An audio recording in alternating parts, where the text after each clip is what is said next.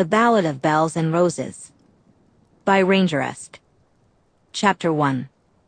It was a Tuesday morning in early September, and Bella Swan was sitting at her desk in Firewatch Post 515, enjoying her morning coffee. The horizon was hazy with the dreary Washington rain, but even through the precipitation, Olympic National Park and its endless sea of trees were breathtakingly beautiful. Sometimes, Bella couldn't believe her luck at landing her ultimate dream job. When Bucky Parsons had retired from the Firewatch Post the previous winter, the ONP Service Committee struggled to find someone to take his place. It was Bella's best friend, Leah Clearwater, who had suggested the position to her. At first, Bella had said no. She had just graduated college with a degree in classic literature and hoped to get a part-time job at the local library.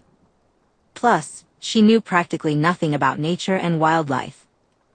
But Leah was insistent, claiming the job was made for her. It was a year-round position that provided room and board, unlimited canned food, and the kind of peace and quiet that an avid reader like Bella was sure to consider heaven. There was a 14-week program to become certified, but after that, life would be easy. A Firewatch Tower attendant in the rainiest climate in the continental U.S. had almost nothing to do but relax. Unfortunately, Leah was the only person in Bella's life who was genuinely happy she had taken the job. Her mother, Renee, who lived in a cushy suburban house in southern Florida with her second husband, was appalled by the lack of running water. Her father, Charlie, the chief of police in Forks, worried about bears and wolves and whatever else lurked in the forest. Bella's friend Angela, along with Angela's boyfriend Eric, took turns trying to talk her out of it. Their main concern was that for most of the year, she would be alone. "What about your love life? What about your future?" they asked. Bella shrugged off their worries. She had never had much luck with relationships anyway. Besides, she reassured herself, she wouldn't be completely alone. She had a walkie-talkie that connected her to the closest ranger. The ranger station was manned on weekdays by none other than Leah Clearwater. Once a month, Bella hiked the full 14 hours to the station to meet Charlie and Leah for lunch. With all of that, along with the bundle of letters that arrived in her weekly supply, Bella felt more than socially fulfilled. She often thought, who cares if I never find love if I can spend all my time reading the greatest works of romantic fiction? Right now, she was halfway through Anna Karenina and enjoying every moment of it. After breakfast, Bella, now Ranger Swan, dressed in her Hunter Green Park Ranger uniform, complete with a wide-brimmed hat, thick waterproof boots, and a hunting rifle slung over her shoulder. She descended all 4 flights of stairs to the forest floor to begin her daily rounds. She took along a journal for field notes and an ink pen to record her observations. In addition to rainfall and temperature, Bella liked to document wildlife sightings and descriptions of interesting flora she encountered. She submitted the journal monthly to the ranger station, mostly as proof of her presence around the watchtower. It didn't need to be detailed, but she enjoyed writing. As she knelt by a rock, describing an intriguing blue flower with red thorns, a startling sound suddenly caught her attention. She stood up, packed her things into her day pack, and took the rifle from her shoulder. Although she had been trained to use it, she had never actually needed to.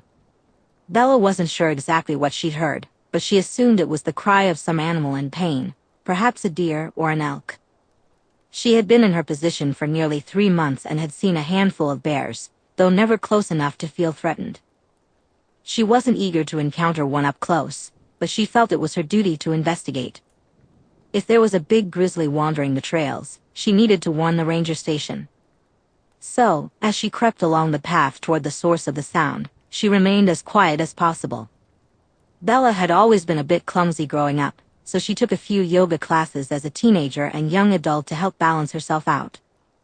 She learned that the key to being steady on her feet was to move slowly and breathe evenly, in and out, in and out. As she headed south, Bella navigated the familiar trails she had walked dozens of times, beginning to memorize each twist and turn. About 100 yards ahead, she knew there was a clearing by the water where deer often gathered to drink. She had spent many peaceful moments watching them graze on the surrounding vegetation. Tiptoeing closer, she finally spotted the opening in the trees where the thicket gave way to a smooth patch of grass, dirt, and underbrush. Kneeling at the edge, one hand gripping her gun and the other pressed against the ground for support, she peered into the clearing. In that moment, several things happened at once. First, she caught a glimpse of something blurring as it darted away from a fallen deer, vanishing from sight.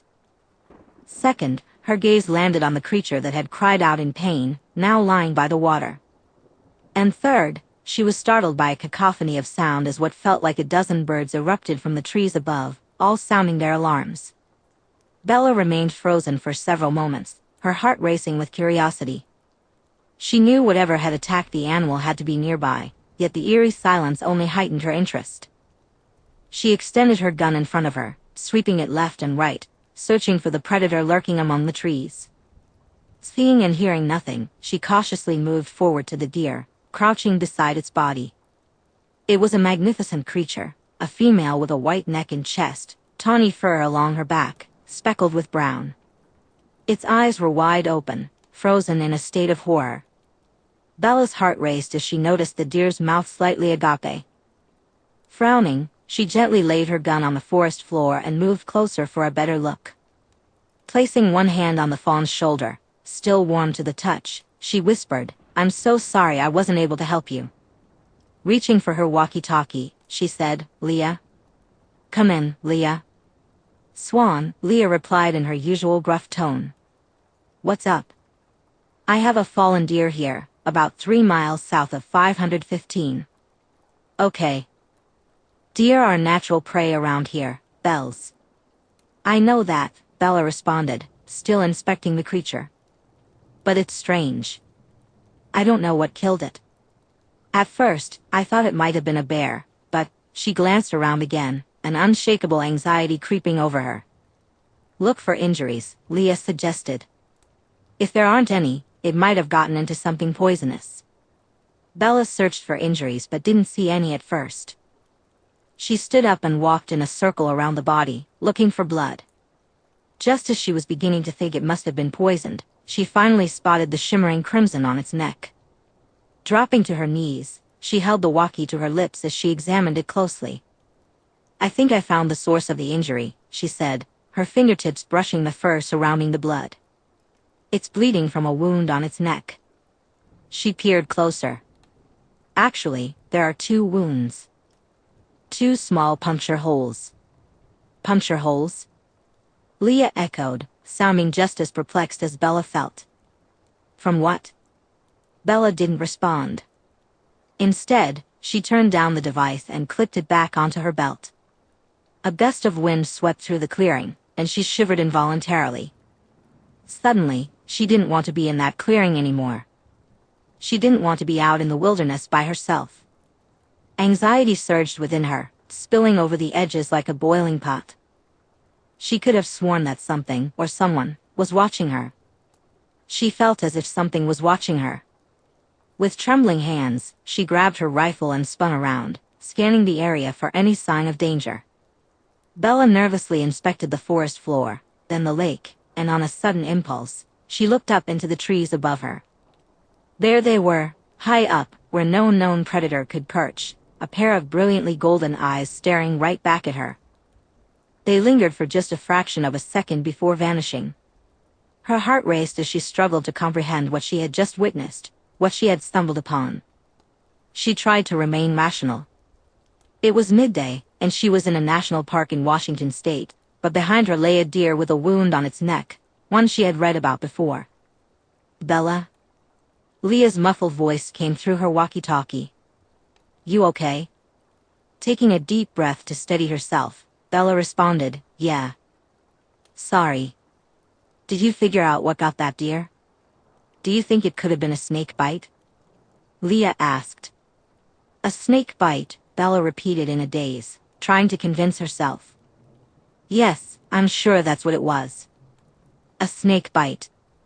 She had read about that type of wound, but it hadn't come from a park ranger manual. It was from a book written in the 1890s by a man named Bram Stoker, a book called Dracula. Chapter 2. Rosalie Hale jogged through Olympic National Park alongside her brother, Edward Cullen. The two of them reveled in the sensation of the wind sweeping back over their angelic faces. Edward's short auburn hair danced in the breeze, while Rosalie's soft, white blonde locks swirled behind her in a cascade of curls. It was late afternoon, and the sun hung high in the sky, with the towering trees filtering the light that dappled the forest floor. Occasionally, in the lighter patches of foliage, the sunbeams streamed down, casting a brilliant glimmer on their smoothly marbled skin, the skin of killers. Rosalie pushed aside any trivial thoughts and honed in on the sound surrounding her, tuning out the rapid beats of animal hearts as she searched for the pulse of a human. "No one?" she silently asked her brother. Edward, with his natural talent for reading her mind, responded without hesitation. "No one," he hissed back. "It's just us. No humans." Feeling a surge of affection, Rosalie reached over and squeezed his lower arm beneath the rolled cuff of his curly white dress shirt. "Find me in 20. He nodded, and with that, Rosalie turned and bolted in the opposite direction. In mere moments, the siblings were miles apart, and Rosalie found herself at the edge of a stream. Hunting had become almost second nature for her. Though she still hated the act, finding it rather barbaric, she had honed her skills over time. With her superhuman charm and emotional control, Rosalie could heighten or relax her senses at will. Filtering out the distractions of the mind, she concentrated solely on locating the heartbeat of her chosen prey. In this instance, it was a deer. Almost immediately, she spotted a group of them grazing lazily ahead, where the stream flowed into a tranquil forest pool. She climbed a tall pine, visualized them about 100 yards east, and quickly settled her focus on a tawny doe speckled with brown spots. Closing her. With her keen senses, the vampire honed in on the rhythmic beat of the creature's heart, letting the sound become the backdrop to the venom surging within her. She leapt gracefully from tree to tree, then, in a stunning display of agility, she dropped onto the deer, sinking her teeth into its throat. The other deer scattered in fright, but the one beneath her surrendered, sinking to its knees and releasing a final, weary cry. Moments later, having nearly drained the creature, Rosalie slowed her feeding to savor the last of the blood. Her hunger, now much more manageable than before, faded to a mere whisper, allowing her to focus on more than just her thirst.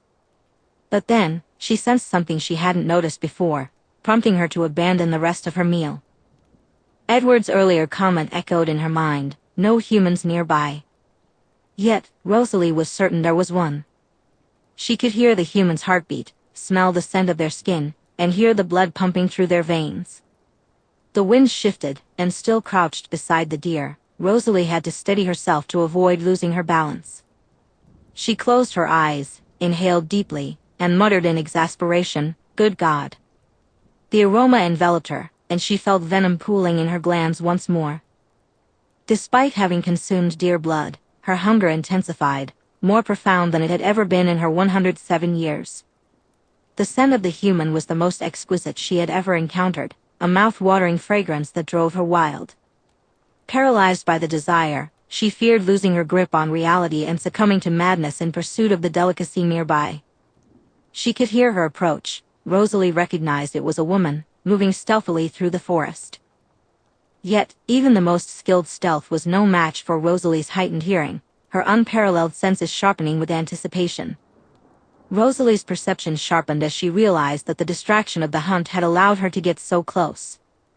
If she had been in her right mind, she would have sensed this captivating human immediately. Slowly, she rose, twisting slightly in the direction of the enticing scent, eager to catch a glimpse of her. Poised and ready, Rosalie felt her tension mount with each step the human took. As the silhouette emerged at the edge of the clearing, her body tensed, almost to the brink of insanity. In a fleeting moment, she caught sight of a stunning pair of brown eyes just as a twig snapped beneath the woman's foot. Instinctively, Rosalie hurled herself into the branches above. A flock of birds, startled by her sudden movement, took flight, their cries echoing in alarm. Directly below her stood the human woman, short, petite, and slender, with long chestnut hair peeking out from under a ranger hat. She held a long rifle, the strap hanging loosely at her side. Breathing heavily, her heart raced in her chest. Fear, curiosity, and hesitation flickered across her face, but it only took her a few moments to muster the courage to approach the fallen deer. As she inspected the creature with gentle hands, a soft statement of condolence escaped her lips. Her words were inconsequential, but her voice, oh, it was the most beautiful sound Rosalie had ever heard. It rang with a sweet femininity, like the soft chime of a bell. The woman continued speaking, this time into a walkie-talkie, communicating with someone miles away. She was all alone. In that moment, Rosalie felt an overwhelming urge to act. The rifle would snap with a squeeze of her hand, leaving the brunette vulnerable to the full effect of her charm. She imagined the woman begging her to taste, to drain her completely. But just then, a hand fell on her shoulder, causing Rosalie to stiffen instinctively. She recognized the touch immediately. It was her brother. Yet, his sudden approach still caught her off guard. "Rosalie," he whispered, just loud enough for her to hear. "Don't do it. Don't give in." Her scent, Rosalie thought, her gaze locked on the human woman inspecting the deer for wounds. "Never in my life have I smelled someone so." "Remember who you are," Edward urged softly and patiently. "Remember what you stand for." Rosalie closed her eyes, willing herself to regain control. She focused on her boundaries, her loyalties, her rules. She didn't feed on humans. She had never, and she would never. "Good," Edward said, soothingly squeezing her arm. "Just leave her alone." The brunette gasped as she discovered the wound on the beast's neck. The quiet sound of her contact buzzed against her hip, and she retrieved the device, muttering a response. Rosalie crept closer, out of Edward's reach, needing to see her face, to draw her attention, to understand what it was about her. The park ranger stepped away from the deer, fumbling with her weapon, swinging it wide with worry. Then she looked up, and for the briefest moment, their eyes locked. The woman had warm, amber eyes, more brown than yellow, but still inviting. They shone like dark golden bronze, reminiscent of the bells in her voice. Rosalie was stunned, her body tingling with anticipation, her entire being urging her to leap forward, to collide, to drink. She had a split second to make a decision, one that she would likely ponder for the rest of her existence. She bit her bottom lip, forced herself back into control, and then slipped back onto the branch, returning to Edward. "Let's go," he urged in a pressing hiss. "Let's get out of here." Chapter 3. It took Bella Swan an unusually long time to fall asleep. She lay in her full-sized cabin bed, covered in plaid sheets, staring up at the numerous skylights. When she closed her eyes, all she could see were those dazzling yellow eyes from the clearing. It was a terrifying image, especially when paired with what she believed had happened earlier in the woods. But it did more than frighten her. As strange as it felt to admit, the memory made her pulse race and her mind foggy in a different way. She was filled with an intense curiosity and a sense of unease, almost simultaneously. Quieting her mind enough to sleep became a struggle. Even when she finally drifted off, she couldn't escape the dreams that followed. They were all nearly identical. She found herself in the forest, the trees forming a maze as she weaved in and out of them endlessly.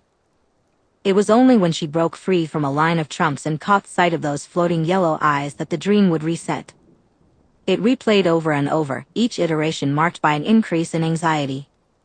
Bella became obsessed with reaching the end of this race, with meeting the gaze of those mesmerizing eyes suspended in the canopy. Her sleep was restless and filled with repetition. She tossed and turned throughout the night. Finally, sometime after 3, she woke suddenly, drenched in a cold sweat. Chapter 4. Rosalie and Edward met Alice in the forest behind the main Cullen house. The small, pixie-like vampire wrapped her arms around Edward, kissing his cheeks affectionately. Then, she turned urgently to her sister. "You're fine," she gushed in relief. "I saw violence." Her voice trailed off as Edward interpreted her inner thoughts. Rosalie came across a human in the park who smelled particularly good to her. But she didn't hurt her. He took Alice's hand and intertwined his fingers with hers. She easily could have, but she didn't. "Oh, Rosalie," Alice replied, her lyrical tone tinged with exasperation. "How could you even consider it? You weren't there, Alice, Rosalie responded, her tone aggravated, her body rigid with offense. The way she smelled. Suddenly, the smaller vampire perked up with interest. Smelled? She quipped. Did her blood sing for you? Edward nodded. Yes. I believe this was her cantante, he explained, using the term the Volturi had for a human who appealed to a vampire beyond reason. Alice exchanged a look with her mate before returning her gaze to her older sister. I'm proud of you, Rose. You were very strong today. Rosalie growled unhappily, then picked up a sizable stick, snapping it effortlessly in her perfectly manicured right hand, reducing the section of the log clutched in her fingers to sawdust. Can you two please explain to me why there were no warnings? If you saw me killing a human, Alice, why didn't you come sooner? And, she turned to Edward, why didn't you hear her thoughts miles away? I honestly don't know, Edward admitted, his tone as perplexed as his expression. Even right next to her, her mind was completely blank. And I didn't see you killing her, Alice added, equally confused.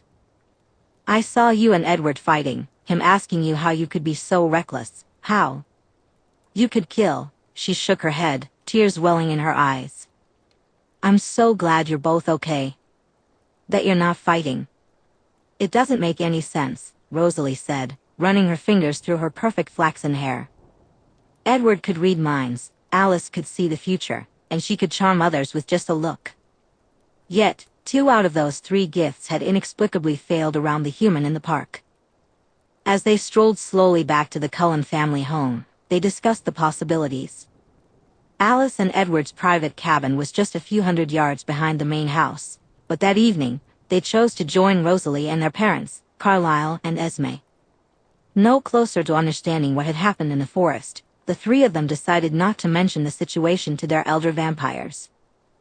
The family had only recently moved to Forks, and Carlisle seemed to be truly enjoying his time in Washington. The younger vampires didn't want to worry him or Esme, who had taken on several city commission roles to help beautify the town. Carlisle had made friends with everyone he met. He was a genuinely friendly and likable guy. His new best friend was none other than the chief of police, and he and Esme were set to attend a small dinner party at the chief's house a week from Sunday. Of course, there would be no dinner for them. Edward, Rosalie, and Alice gathered together, practicing their unique talents. Alice had a high-powered, high-tech laptop open on her small lap, encrypting data and moving funds around in massive intercontinental accounts just for fun. Edward was leisurely playing classical pieces on a grand piano, the notes flowing effortlessly from his fingers. Meanwhile, Rosalie sat nearby, distractedly reading a book. She put it down more than once, her mind drifting back to that afternoon. She had to go back, she had to understand what it was about her. Across the room, Edward's gaze found hers.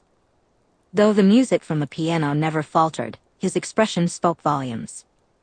Edward furrowed his brows and silently mouthed, "You can't." "I have to," Rosalie thought back, "I need to know who she is. I have to go back. I'm sorry." As the music faded, Edward stood up. Their beautiful mother, Esme, looked up from her Architectural Digest magazine. "Oh, Edward, darling, why did you stop playing?" "It's a beautiful night," he replied evenly. "I think I'll take a walk." Carlisle, their father, had been perusing Gray's Anatomy and humming softly to himself. At his son's words, he glanced up and said, "Good idea. Have a nice time." Edward nodded in thanks and glided over to Alice, pressing a gentle kiss to her cheek. "I'll return in a bit, my love." "Is that all right?" She sighed happily at his touch and replied cheerfully, "Of course, my love. Have a wonderful time." Then she laughed to herself. "I've almost completely transferred the contents of this foreign military account into a charity donation for trans rights here in America." Edward smiled proudly. "That's my girl." He turned to his sister, who was watching him with curiosity. "Care to join me, Rose? I'd love the company." The blonde wondered aloud what he was up to. Once they entered the forest behind the house, she looked at him pointedly, begging for an explanation. "Isn't it obvious?" he replied coolly. If you're going back, so am I. Chapter 5. It was some time after 3 in the morning when Bella stood on the back balcony, clad only in her thong and undershirt, trying to catch her breath. Her hands gripped the railing tightly as she bent over the banister, eyes closed, allowing the cool night air to wash over her face. She had been in bed for hours but felt as though she had barely slept. On one level, she was simply exhausted, but deeper down, a very real fear pulsed through her mind. The more she dwelled on it, the more her anxiety grew, until she felt a tingling terror prickling her arms. Startled, she opened her eyes, twisting in unease. And there she was, the angelic figure standing at the edge of the woods, looking up at her.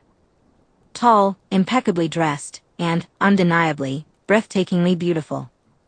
Yet there was something else about her that sent goosebumps racing across Bella's skin. She radiated danger. "Oh my God," Bella gasped, caught off guard. She straightened up, pressed a hand to her chest, and took a deep breath. Shit. For a fleeting moment, she considered bolting back inside, but that thought quickly slipped away. Instead, she called down to the woman, "Hey. Are you okay down there?" Her voice echoed through the dark woods. The blonde looked up at her but remained silent. With a practiced stride, she crossed the clearing and, without hesitation, began to climb the stairs. Bella's heart raced. She mouthed, fuck, fuck, fuck, fuck, fuck, over and over, panic rising within her. In a moment of sudden decision, she turned and dashed back inside her cabin, clumsily snatching the tactical knife from the desk. Stumbling, she hurried back outside, the weapon hanging loosely at her side. When she saw that the blonde was already at the top of the stairs, she blurted out, "Shit," before she could stop herself. "Hello," the woman said, her voice resonating like that of a deity. The tone was mesmerizing, sultry, enchanting, gorgeous.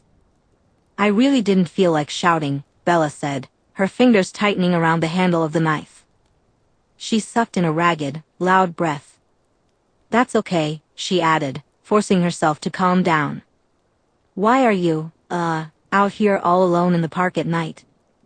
"I'm hunting," the blonde replied, her face shrouded in shadow. She stood elegantly on the wooden deck, wearing fashionable boots and jeans, topped with what looked like a designer sweater beneath a soft linen jacket. She calmly slipped her hands into the pockets of her jacket. "You don't look like a hunter," Bella said quietly.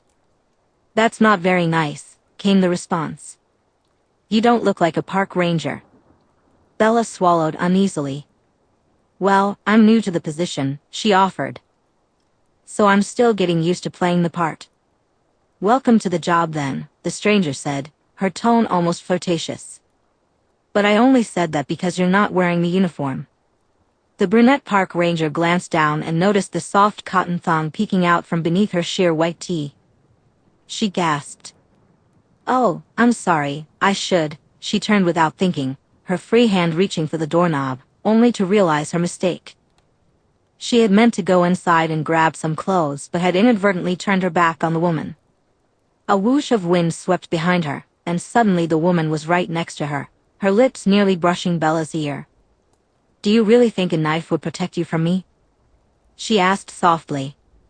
Bella whimpered in fear and weakly replied, "Well, I hoped," her voice trailing off.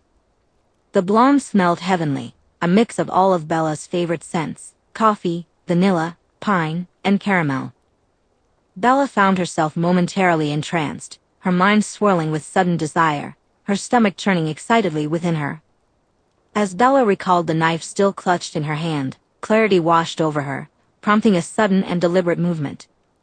She lunged forward, yanked the door open, and slammed it shut behind her, inadvertently dropping the weapon. In her haste, she clumsily locked the door's handle and slid the chain across it.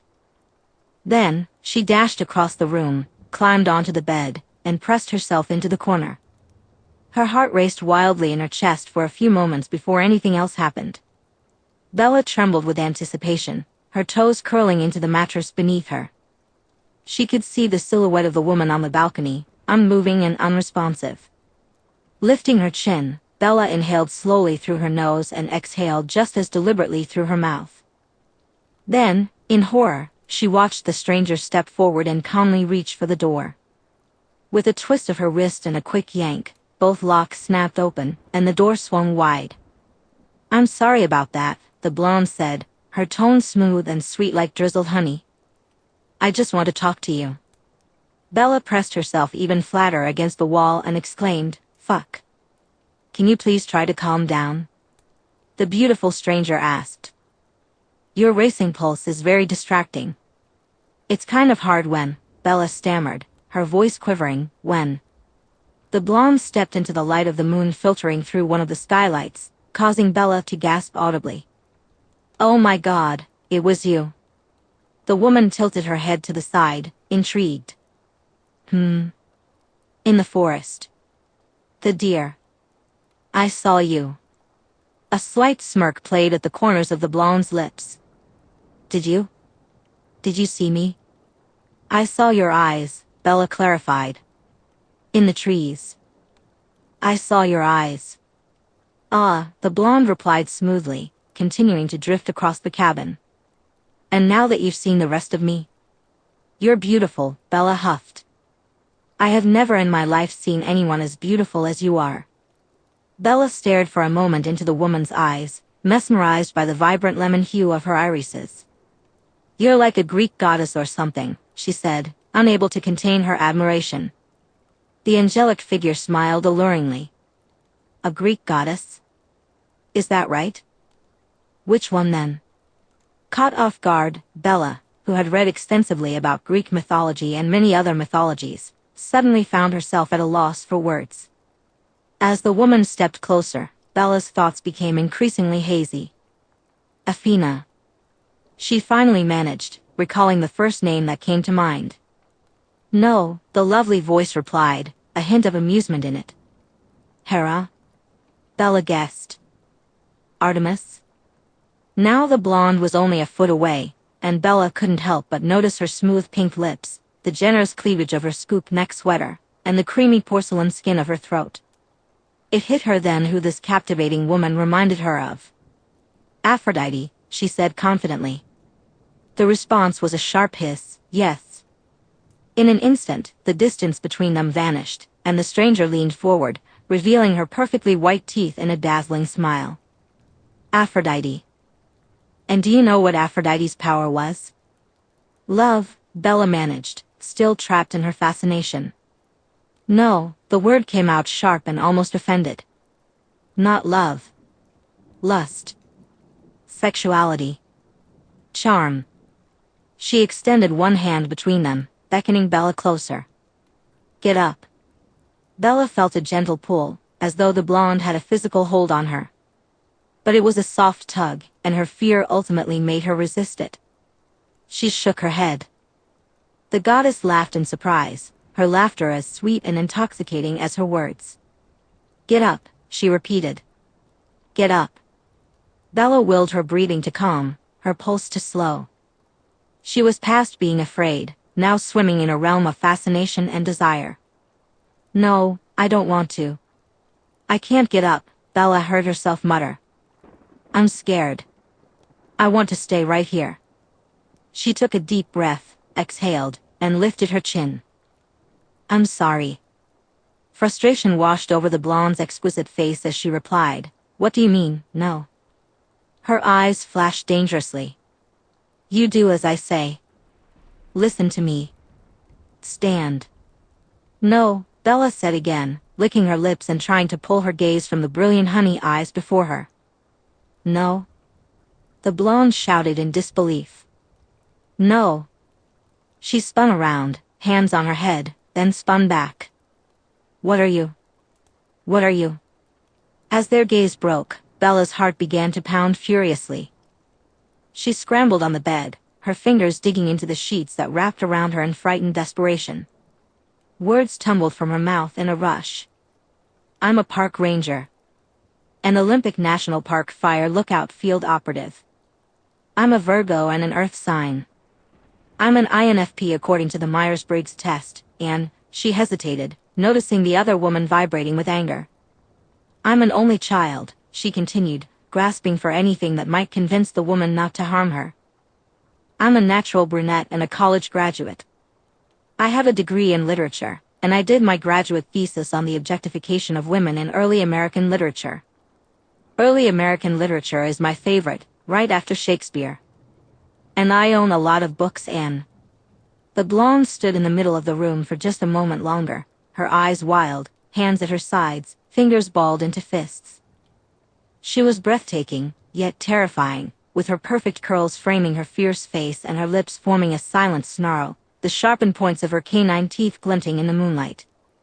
Then, in a blur of motion, she was gone, disappearing before Bella's eyes, only to reappear in a flash of color. As she threw herself over the balcony, Bella leapt from the bed, tripping over the sheets in her frantic rush to reach the banister. She forced herself to look down at the ground, bracing for the sight she was almost certain awaited her. To her immense surprise, she saw only the forest floor below.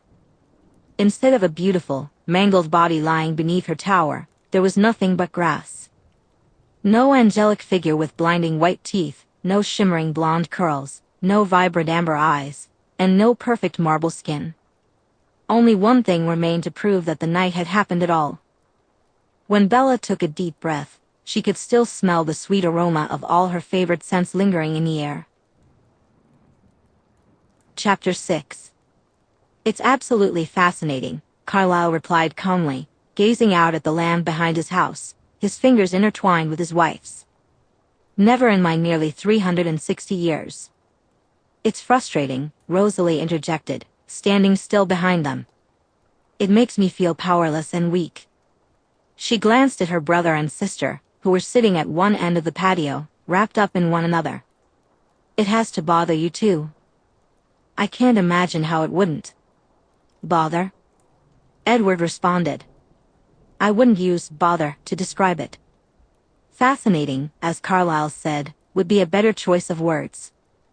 Esme chimed in, her warm, soft tone wrapping around the tense conversation. I too find it very interesting. And when you returned to her, did you sense anything unusual about her? Are you absolutely sure she is human? Esme was referring to the other supernatural beings they'd encountered, werewolves and half-vampires from South America. She was human, Rosalie stated simply. Edward nodded. 100%. Her blood sang for Rose. Carlyle turned away from his post, bringing his bride closer, wrapping his slender arms around her waist. A cantante? He asked. When Edward nodded, Carlyle looked at his daughter with kind eyes. You were very brave, Rose. That's what Alice said, the blonde quipped, a hint of annoyance in her voice. But I don't feel brave. I feel irritated, to put it very simply. I didn't see it happening, but I could see the aftermath, Alice offered, leaning her head against Edward's, one hand tenderly stroking his jaw. I saw Edward and Rosalie fighting about something that happened, but I had no idea what that something was. It's as though the girl has some kind of protection spell on her, Carlyle mused aloud. He turned to his son. When you returned to her, did Rosalie consider? Edward shook his head, cutting him off. No. She had. I considered it in the clearing, but not when we returned. She only wanted to understand. There was no violence driving her. The elder vampire smiled warmly at his daughter. Very good, Rose. I've always said you have amazing composure. He cleared his throat. Edward, would you say that Rose poses a threat to the woman in the forest? I'm right here, the blonde mouthed, grumpily. Edward smiled at her before turning to his father. No, I don't. The doctor slid away from his wife and crossed the deck to Rosalie. He gently placed one hand on her jaw, lifting her face to meet his gaze, which mirrored her own honey-colored eyes. Then I suggest you return, he said, and solve the mystery for us. He smiled warmly, dropping his hand and instead squeezing his daughter's fingers lovingly. Besides, he added with a small wink, it will do you some good to be around someone you can't charm for a change. Chapter 7. 3 days and 3 nights passed before anything else occurred. Each evening, Bella fell asleep on her balcony, her rifle resting across her legs.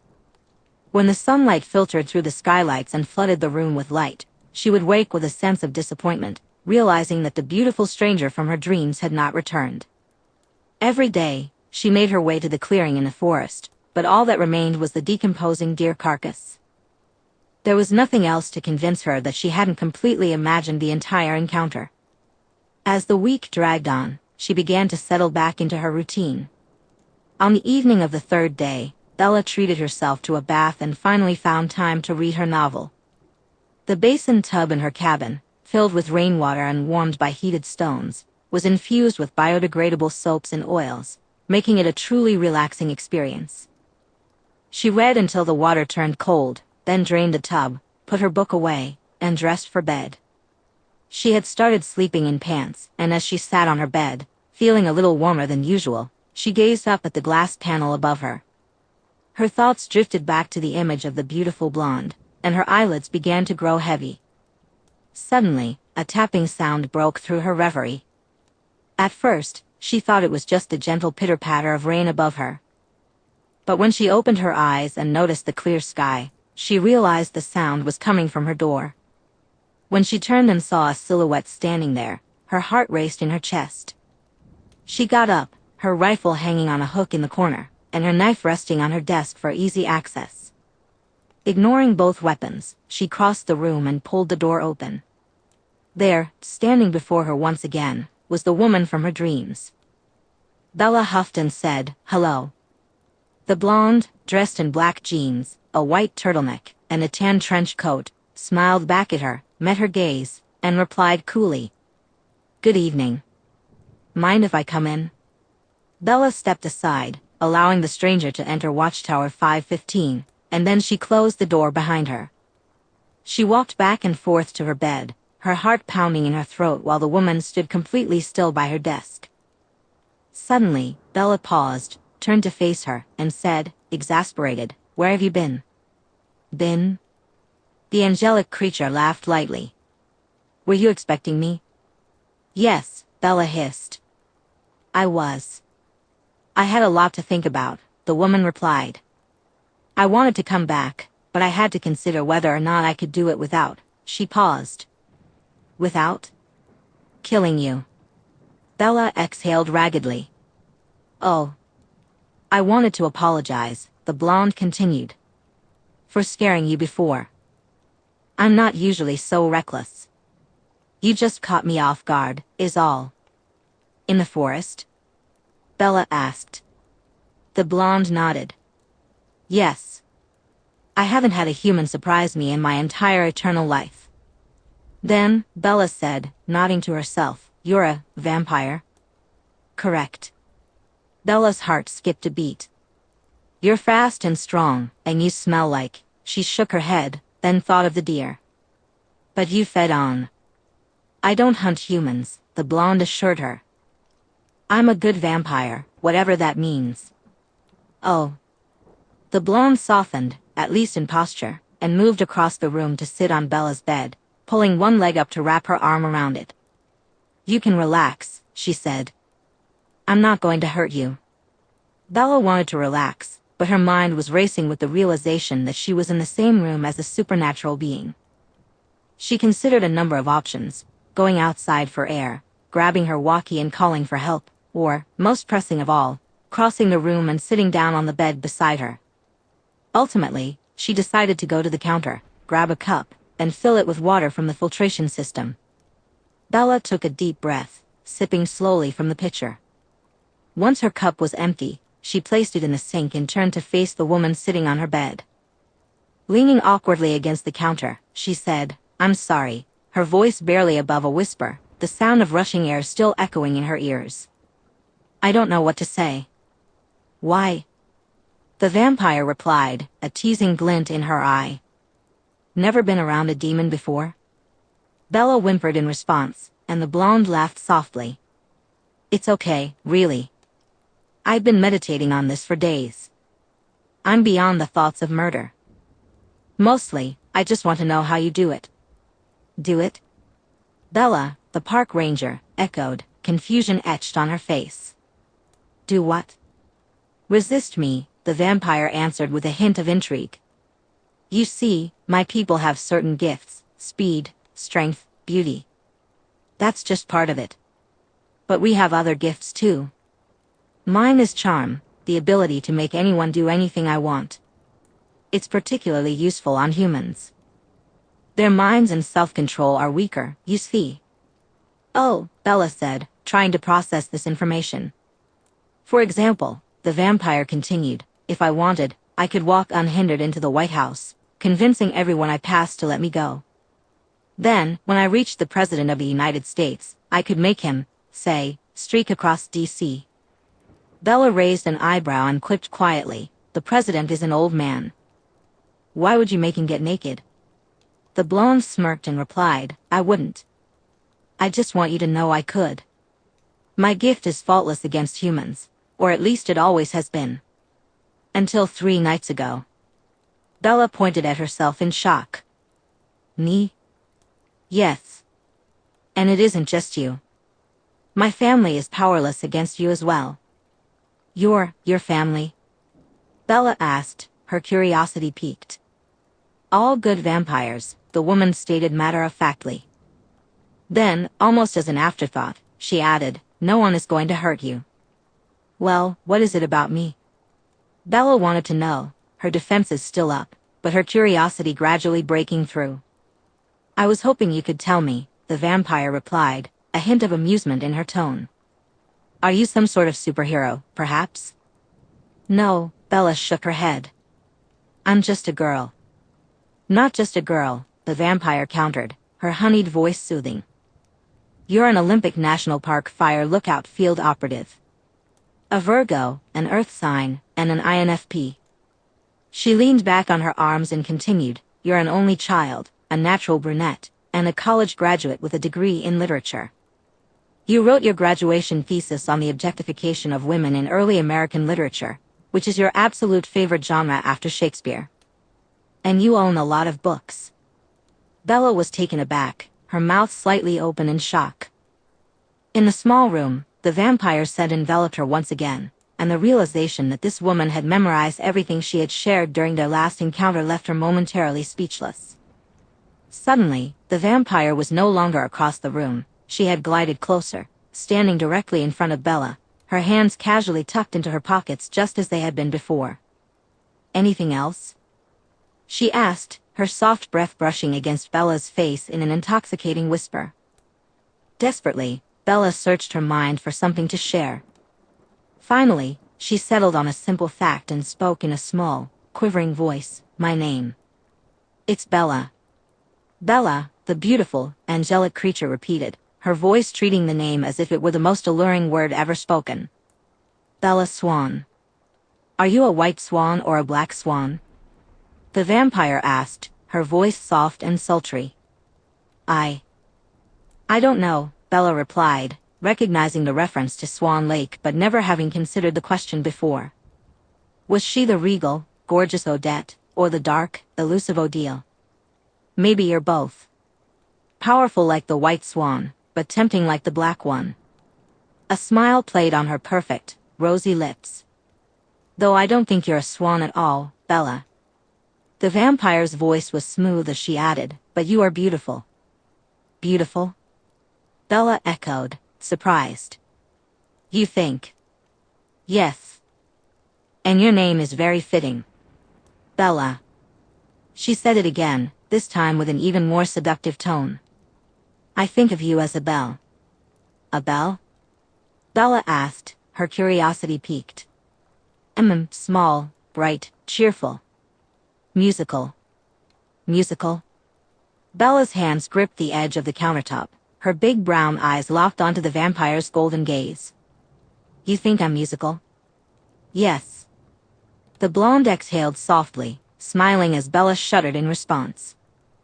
Do you want to know my name, little Belle? All Bella could do was nod, feeling a bit foolish. Rosalie.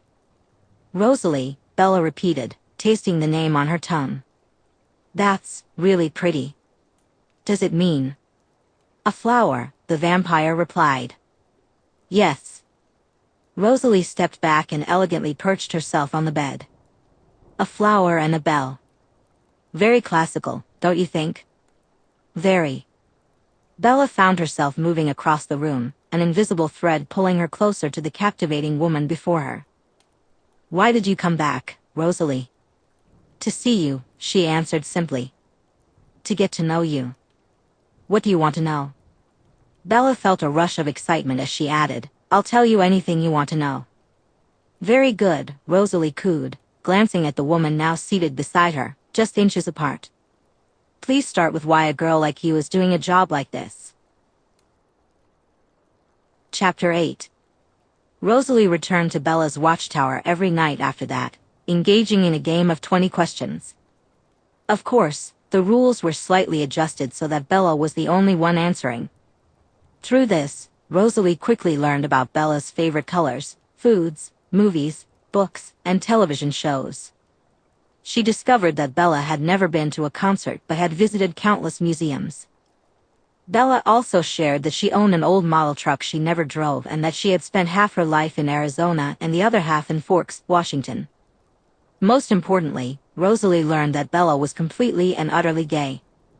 This revelation intrigued Rosalie, who had charmed both men and women, as well as non-binary people, but had always preferred the company of women. It was also terrifying, as Rosalie realized that the thought of Bella possibly being interested in her opened up possibilities that could never materialize. The days dragged on painfully. She spent her time with Edward and Alice or with Carlisle and Esme, yet her mind always drifted back to Watchtower 515. Carlisle often bombarded her with questions, curious if she discovered anything about Bella Swan that could explain her remarkable ability to withstand vampiric influences. But Rosalie never encountered anything that illuminated the human girl's resilience. Over time, she found herself slipping deeper into dangerous fascination. Though she urged herself to take it slow, to temper her obsession, and to allow Bella her space, Rosalie always found herself at Bella's door the moment the sun dipped below the horizon, eager to see her again, to hear her voice, to breathe in her scent. She simply couldn't resist. That evening, as the day faded into night, Rosalie and Esme strolled quietly down the forest path behind their house.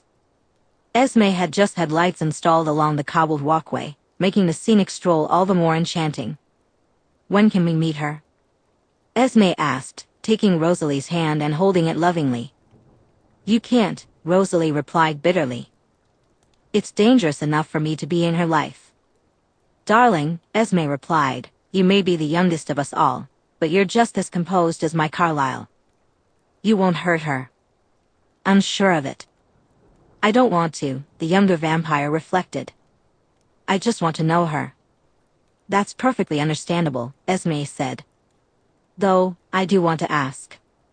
Rosalie interrupted, lifting her hand. Esme, she warned.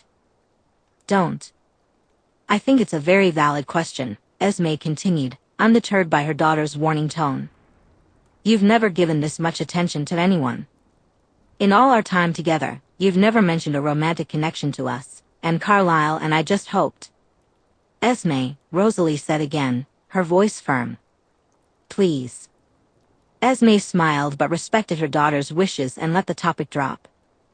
They continued along the path in silence, their hands still clasped together, filled with warmth and affection. As the sun began to dip below the horizon, Rosalie said her goodbyes, pressing a gentle kiss against Esme's temple. After that, it was exactly 20 minutes until she stood on Bella's balcony, tapping lightly on the door. She had returned on one of the first nights to fix Bella's door, growing increasingly concerned about the young girl's safety when she wasn't around. Now, she stood by the door, waiting for the locks to be undone before she could enter.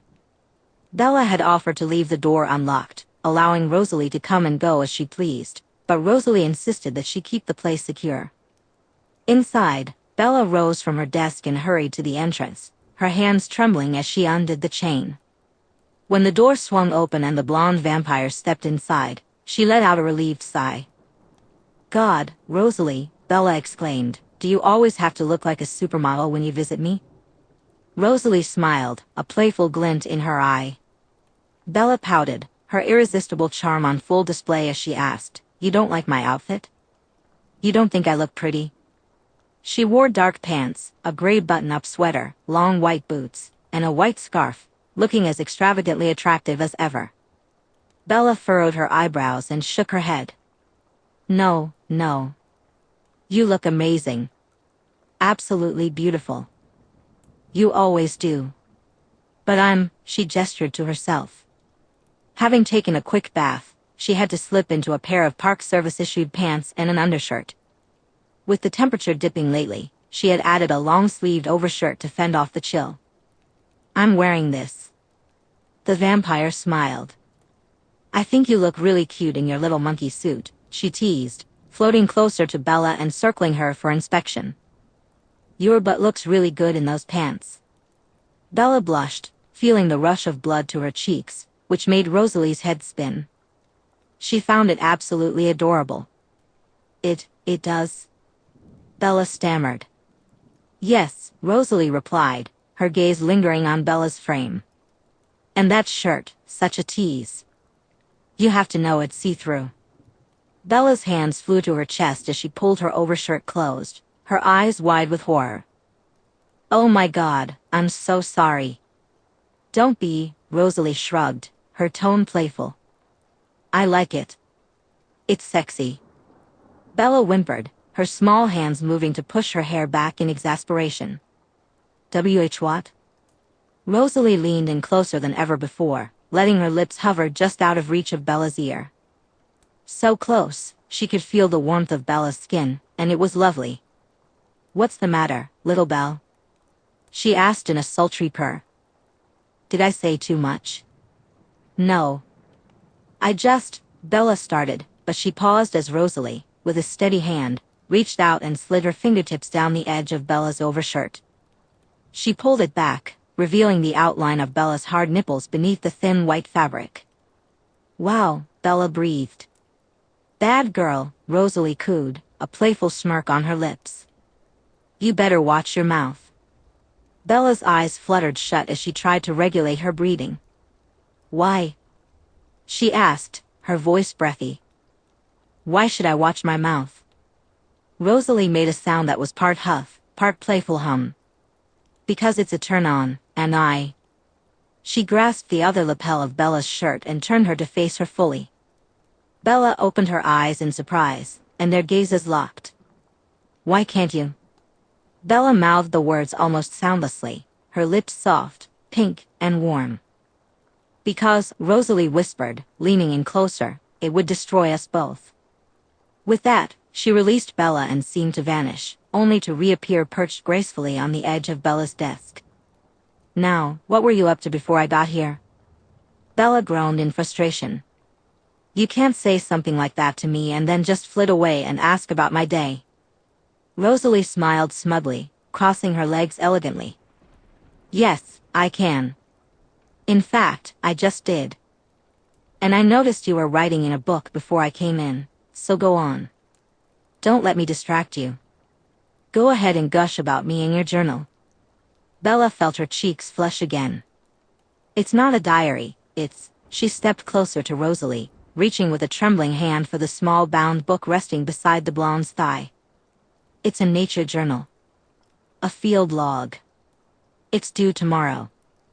She held it up and flipped through the pages. I record a week's worth of nature data and then turn it in every Tuesday at the supply drop location. And where is that? Rosalie asked, her curiosity piqued.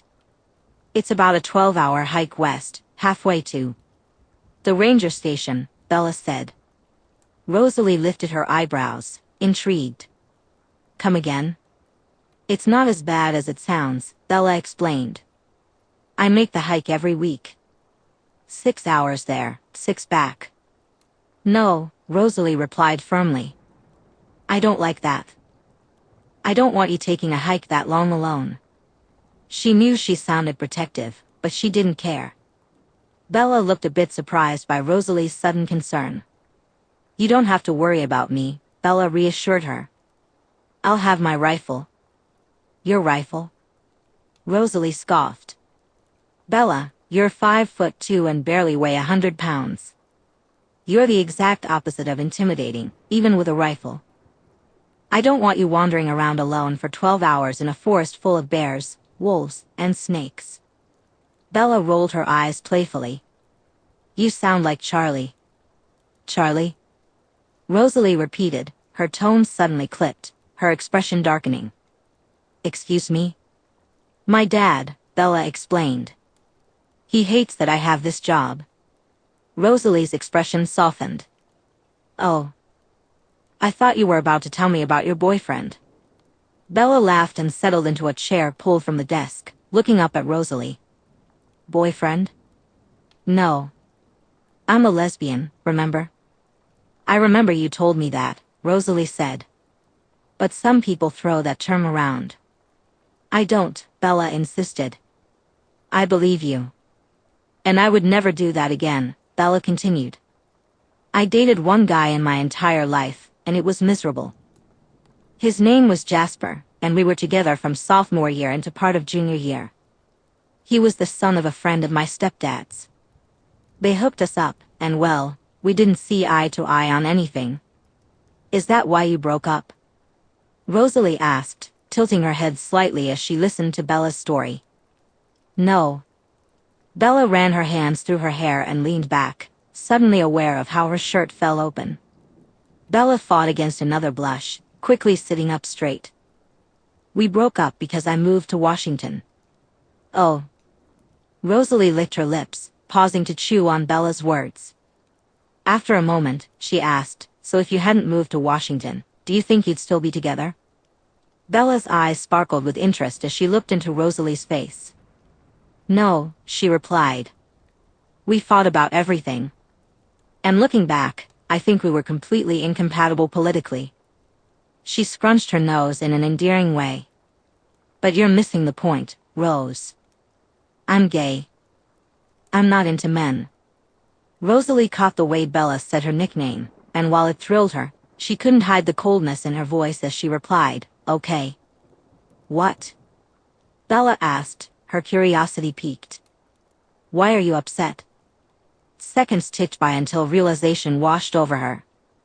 Oh my God, you hate the idea of me being with someone, don't you? The vampire avoided eye contact, jumping down from the desk in real time and dashing across the watchtower to lean against a countertop. I just think there's no human on this planet that deserves you, she finally admitted. Bella stood up from her chair and walked toward Rosalie. Well, I think you're exaggerating, she said calmly. I'm not, Rosalie argued, indignantly. Okay, Bella said, now standing directly in front of her. Maybe there's not. But I can think of a vampire that would deserve me. Rosalie's expression darkened immediately at Bella's words, having the opposite effect of what she intended. No. They don't. No vampire should ever be given the chance to even touch you. To corrupt you. Take it back. She straightened up and leaned in close to Bella, her sweet breath brushing against the other girl's face. Take it back, Bella. Fear flickered in Bella's eyes as she spoke again. Rose, Bella said gently, I meant you. The vampire's yellow eyes glinted with an intensity that felt almost red as she hissed, especially me. A tense moment passed as they locked eyes. Rosalie was heated in her defense, while Bella trembled slightly with fear and anxiety. Rosalie considered turning away, but the worry she saw in the park ranger's eyes surprised her, and she felt her temper begin to crack. I'm sorry, she said through clenched teeth. I don't want to lose my cool with you. I didn't mean to upset you, Bella replied, her voice small and innocent. She reached up and, without prompting, placed her hand on Rosalie's shoulder. Relax, Rose. The vampire hissed at the contact, her eyes immediately drawn to where Bella's hand rested.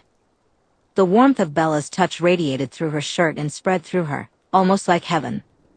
Instead of pushing her over the edge, it calmed her. You are fascinating, Rosalie said, her gaze softening. And wonderful. She inhaled the brunette's intoxicating scent, marveling at how it made her feel. You have no idea how you make me feel. Taking a risk, she extended her hand toward the front of Bella's shirt, letting her pale, marble-smooth fingertips glide along the park ranger's abdomen. Bella whimpered, her eyelids fluttering shut for a moment. When Rosalie pulled back, Bella opened her eyes and asked, "Would it be so bad if we—" But her question was abruptly cut off by a frantic buzz as a static-filled voice crackled through her walkie-talkie. "Bella," the voice said in gruff annoyance, "is Bella Swan. If you don't answer in the next minute, I'm going to—" "Hey," Bella interrupted, bringing the receiver to her lips. "I'm here, hey." "Sheesh," the other ranger replied. "Want to wait a few more minutes next time and scare me half to death? What were you doing that was so important?" Bella glanced at Rosalie, who was now drifting across the room toward her bed. "I was filling out my field journal." "That probably could have waited, considering." "What's wrong?" "There's been a grisly sighting," the woman on the walkie said, revealing the information without needing to be prompted. "It's headed your direction, actually." "Shit. Shit," the ranger agreed. "And I know tomorrow's supply drop day, but I want to make sure you have your rifle ready." "It is." "Good," the ranger replied. "Do you have your flares too? And that bear repellent stuff?" "Yes," Bella urged, her eagerness to return to Rosalie's side growing, hoping for another moment of touch. "Okay, Bells, be careful tomorrow and radio if you see anything." "I will." "Promise me," the voice insisted. Bella sighed. Then, into the walkie, she said, "I promise, Leah." She said goodnight, placed the walkie back on the desk, and turned to where Rosalie had just been. The blonde was now right next to her, their bodies almost touching. Their eyes locked in an intense gaze, and Rosalie could hear Bella's heart pounding in her chest. Very slowly, Rosalie lifted her hand and caught a single strand of brilliant chestnut hair with her middle finger. Gently, she began to twine it around her finger. "Do you know what I'm about to say?" Rosalie asked, her voice a sultry, seductive purr. Bella." Bella swallowed, overwhelmed by the scent of Rosalie's breath. There were hints of cinnamon too, and the fact that this beautiful vampire was playing with her hair. "What?" Bella asked, her voice barely above a whisper. "What are you about to say?" Rosalie leaned in closer, her lips brushing Bella's ear as she whispered, "You're not going on your tomorrow's hike," Bella murmured, a quiet whimper escaping her lips. "But I have to go. My food for the week is in the drop, and I need to turn in my journal." "Something will be arranged," Rosalie cooed, her tone firm. "You're not going, and that's final." She released Bella's hair and gently smoothed the front of her overshirt, her thumbs brushing the fabric with care. "Now, be a good girl and say, okay." "Okay," Bella breathed, her voice barely a whisper. Rosalie stepped back, placing her hands at her sides. "Now," she said, her tone returning to normal, less enticing, "who is Leah?" "My best friend," Bella replied. "We've been friends since we were kids. She's one of my dad's best friend's daughters. His name was Harry Clearwater. He passed away when I was 17, and Charlie sort of took over, helping to raise them. He doesn't have anything going on with their mom, but Leah and I are practically like sisters." "Sisters," Rosalie echoed, feeling a bit better about the situation. "All right." Suddenly, Bella realized the underlying meaning of their conversation. "There's nothing going on between Leah and me," she reassured Rosalie. Then, her eyes brightened. "But I would like you to meet her." Rosalie scoffed, turning to walk to the door before coming back. "Bella," she said, shaking her head, "Bella, Bella, Bella." "What?" Bella asked, confusion evident in her voice. "I can't meet your friends." "Why not?" The vampire sighed. "What would you say, Bella? That you happened to stumble across me in the forest? That we formed an unlikely friendship?" "I'm sure there are crazier stories," Bella replied. Rosalie considered it, truly imagining the scenario. She envisioned walking side by side with Bella Swan, being introduced to a blur of faces as Bella paraded her around as her friend, or her date. It would have to be at night, and she shook her head, realizing she was getting ahead of herself. Anger began to simmer within her once again. Bella felt a wave of resignation wash over her as she accepted how impossible her hopes truly were.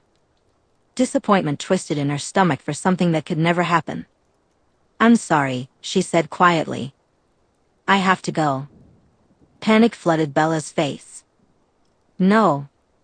Rosalie, please don't go. Please." But Rosalie was already out the door, standing on the balcony. Usually, their nights ended with Bella walking Rosalie out to the balcony, watching as the vampire leaped over the railing and vanished into the night.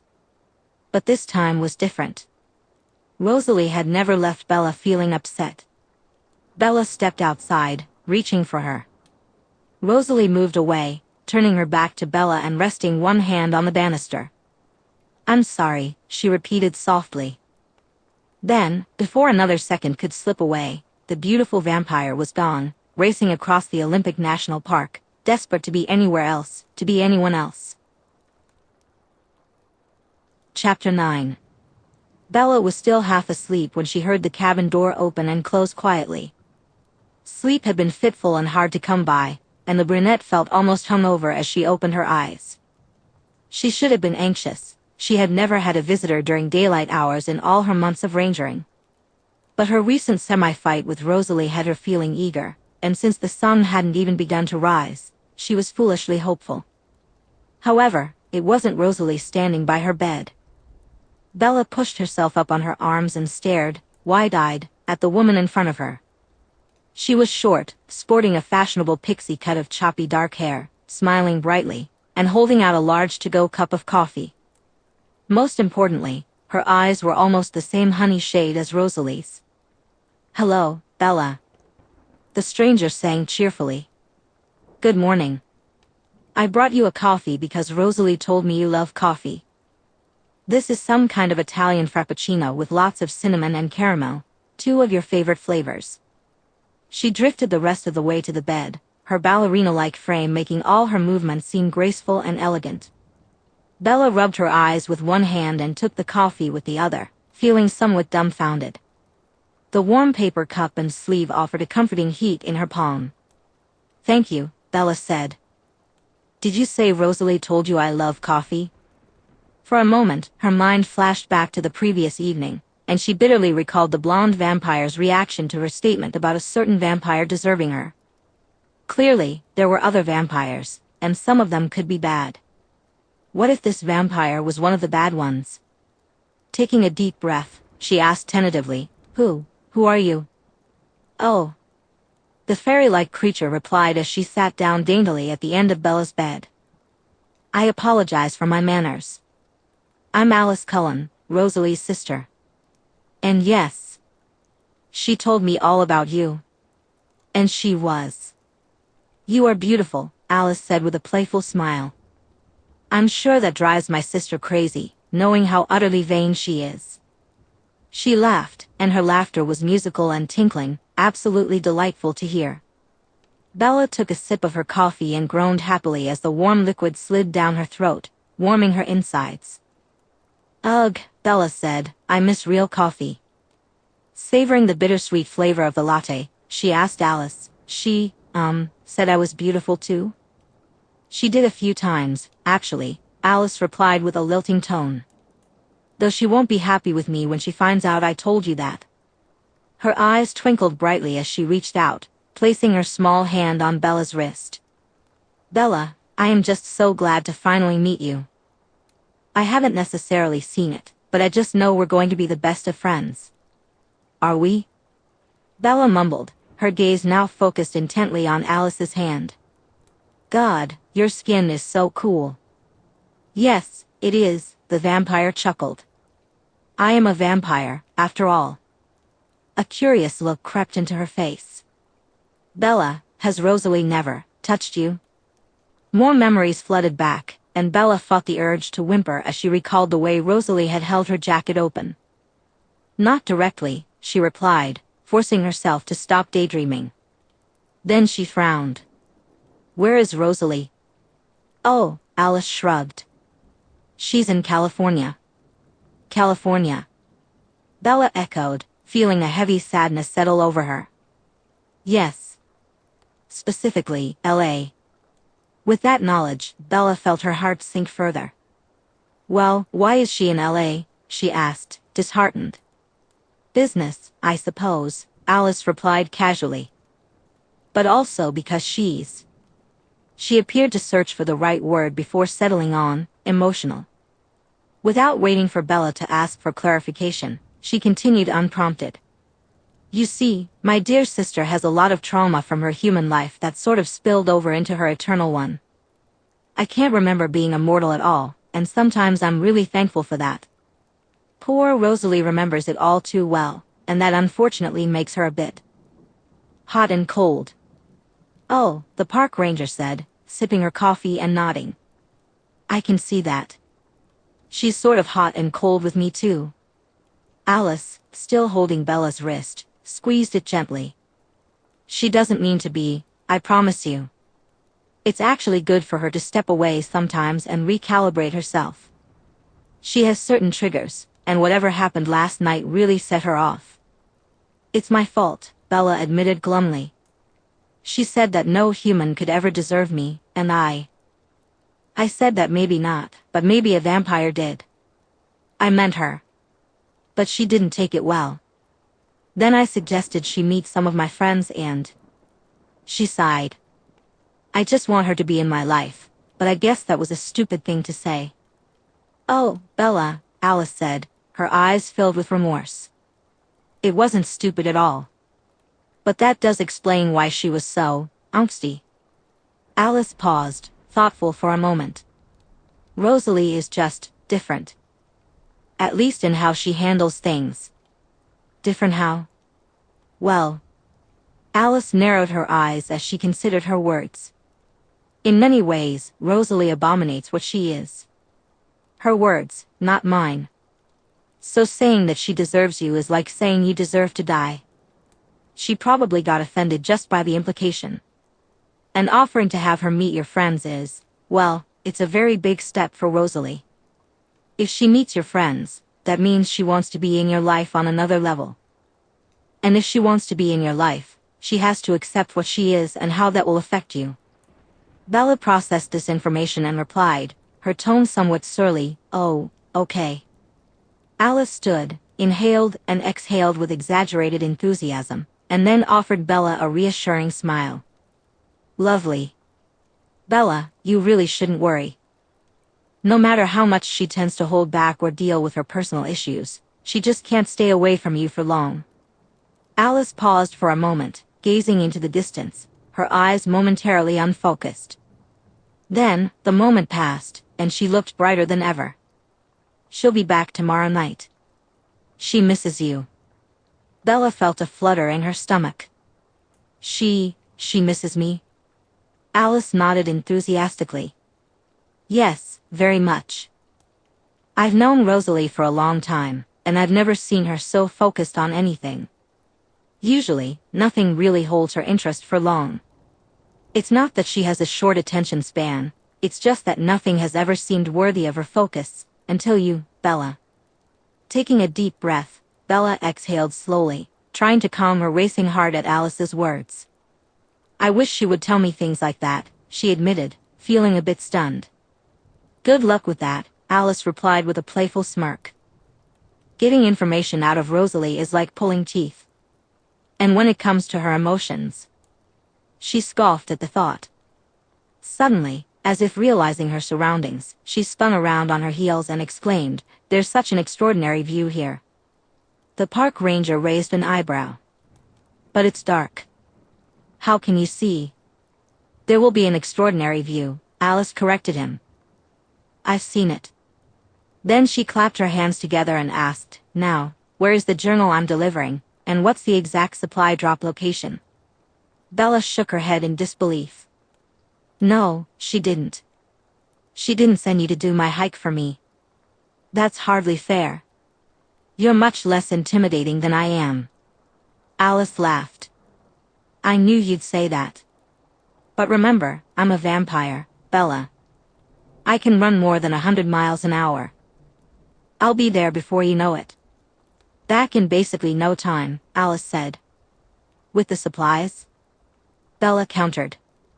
Because they weigh a lot. Superhuman strength, Alice replied. And I won't be carrying those anyway. My Edward will.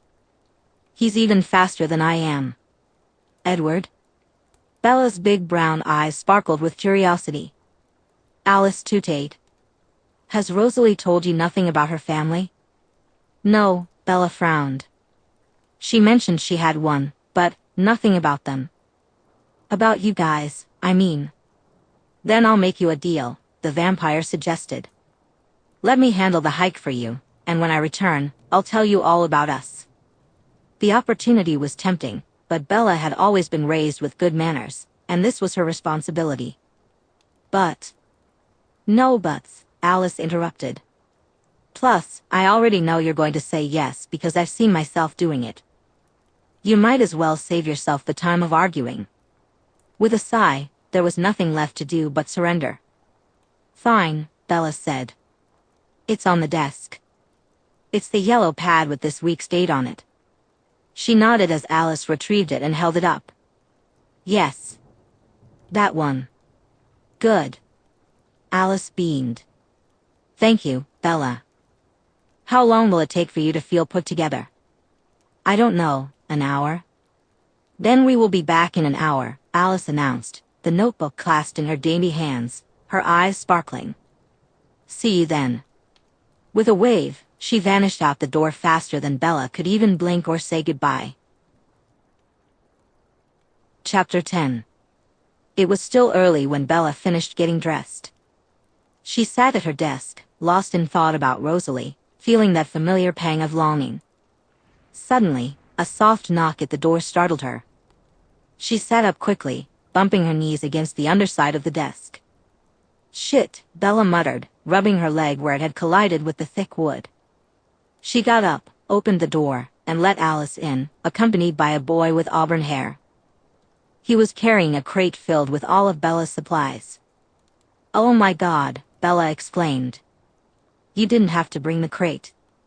Alice's companion smiled slyly and explained, it was, easier this way.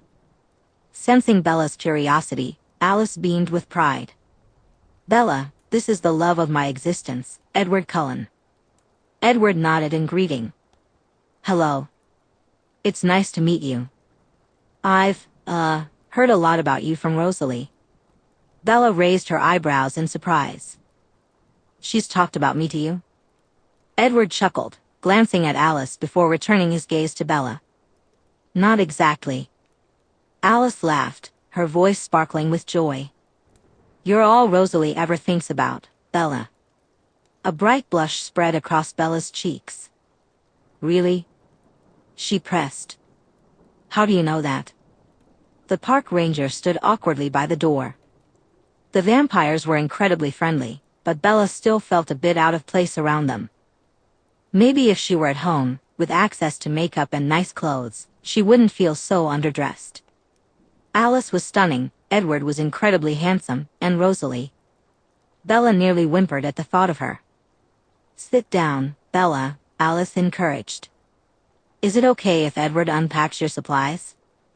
Bella took a seat on the edge of her bed, pulling her knees up to her chest. He doesn't have to, she replied. He can just. Leave them there, Bella said. I have plenty of time, Bella, Edward replied, flashing her a dazzling smile. I insist. To Bella's astonishment, he turned and effortlessly pried the lid off the crate with his fingers. Wow, she found herself saying. You guys are so strong. Alice nodded in agreement. We are. But we have other gifts too. She glanced at Edward, who nodded back, and continued, as if she were about to reveal something astonishing. I have visions of the future, and Edward can read minds. Bella gasped, the words triggering her usual response. Oh my God. But then the reality of what Alice had said began to sink in. Had Edward heard all her thoughts about his sister? Had he shared them with Alice? Her stomach churned as she turned to Edward and asked, Have you read my mind? Alice answered for him. No, Edward can't actually read your mind at all, Bella. And I can't see any visions with you in them. It's like you have this invisible shield around you, and we can't infiltrate it. She paused, narrowing her eyes slightly as she studied Bella, waiting for her reaction. Does that make sense? Kind of, Bella replied. Rosalie said that her gift didn't work on me either. Her charm, Alice clarified, nodding. Yes. A large aspect of it is passive, so many people just adore her without realizing it.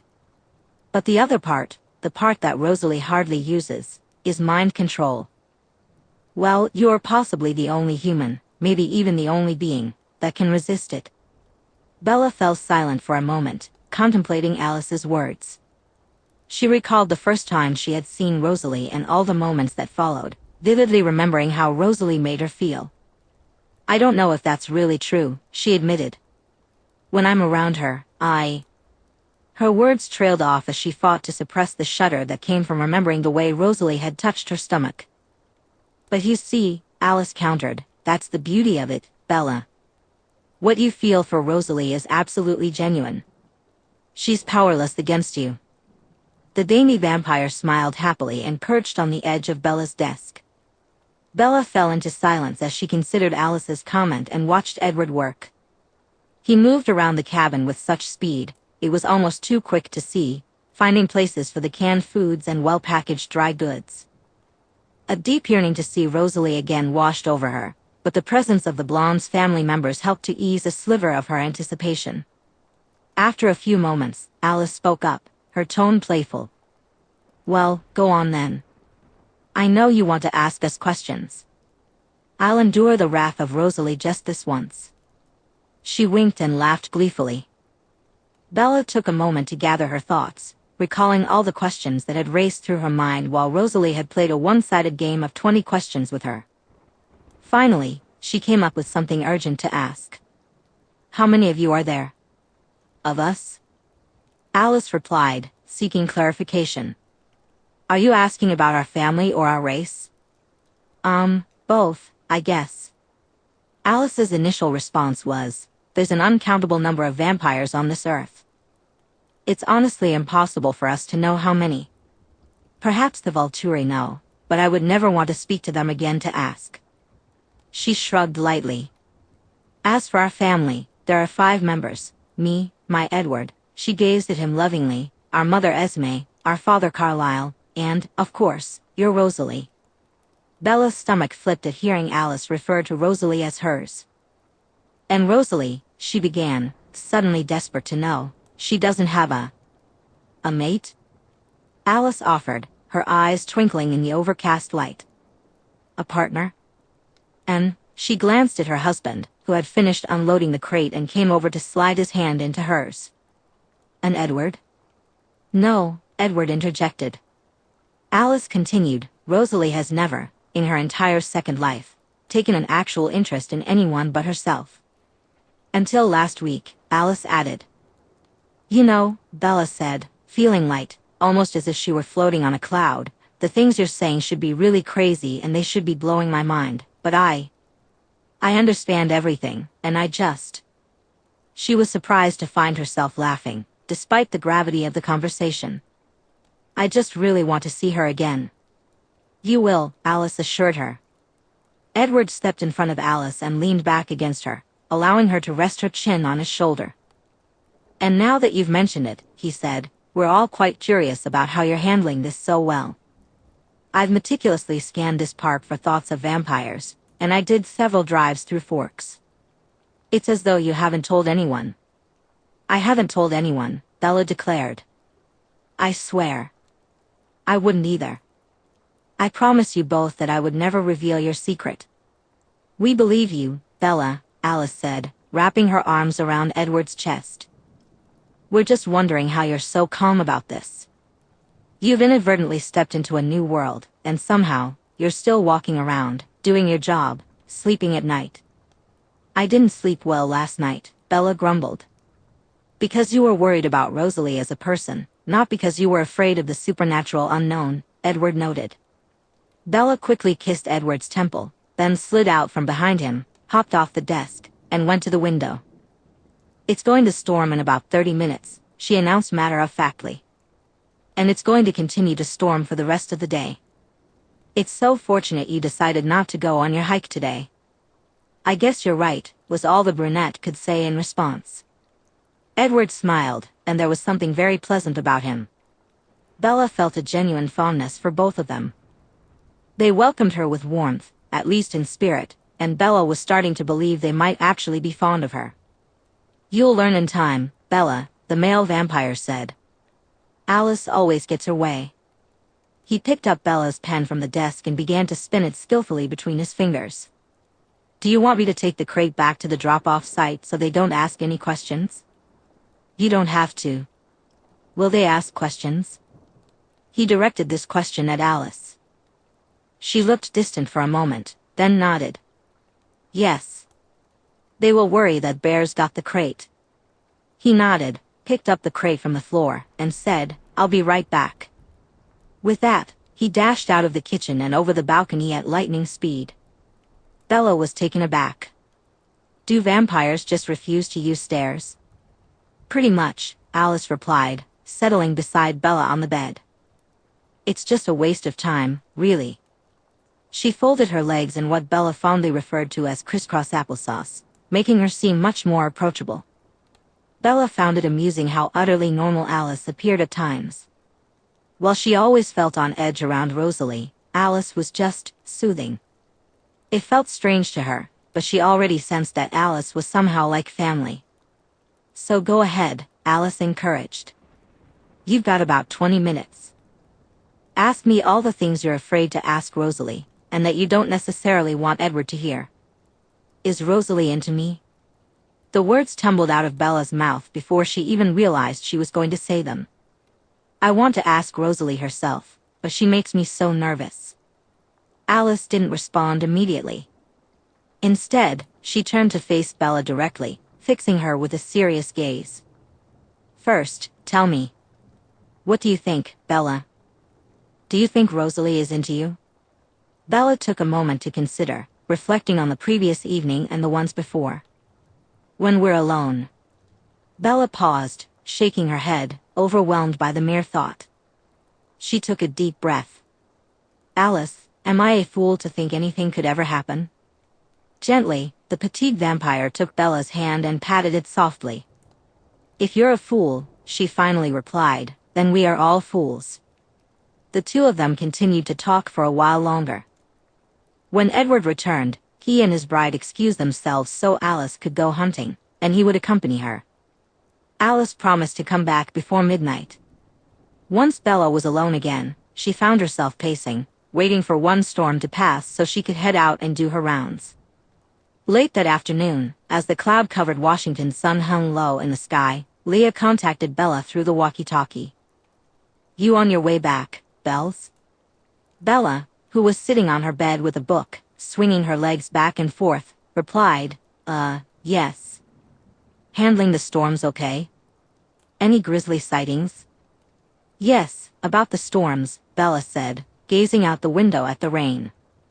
And no bears yet. Good deal. There was a brief pause from Ranger Clearwater.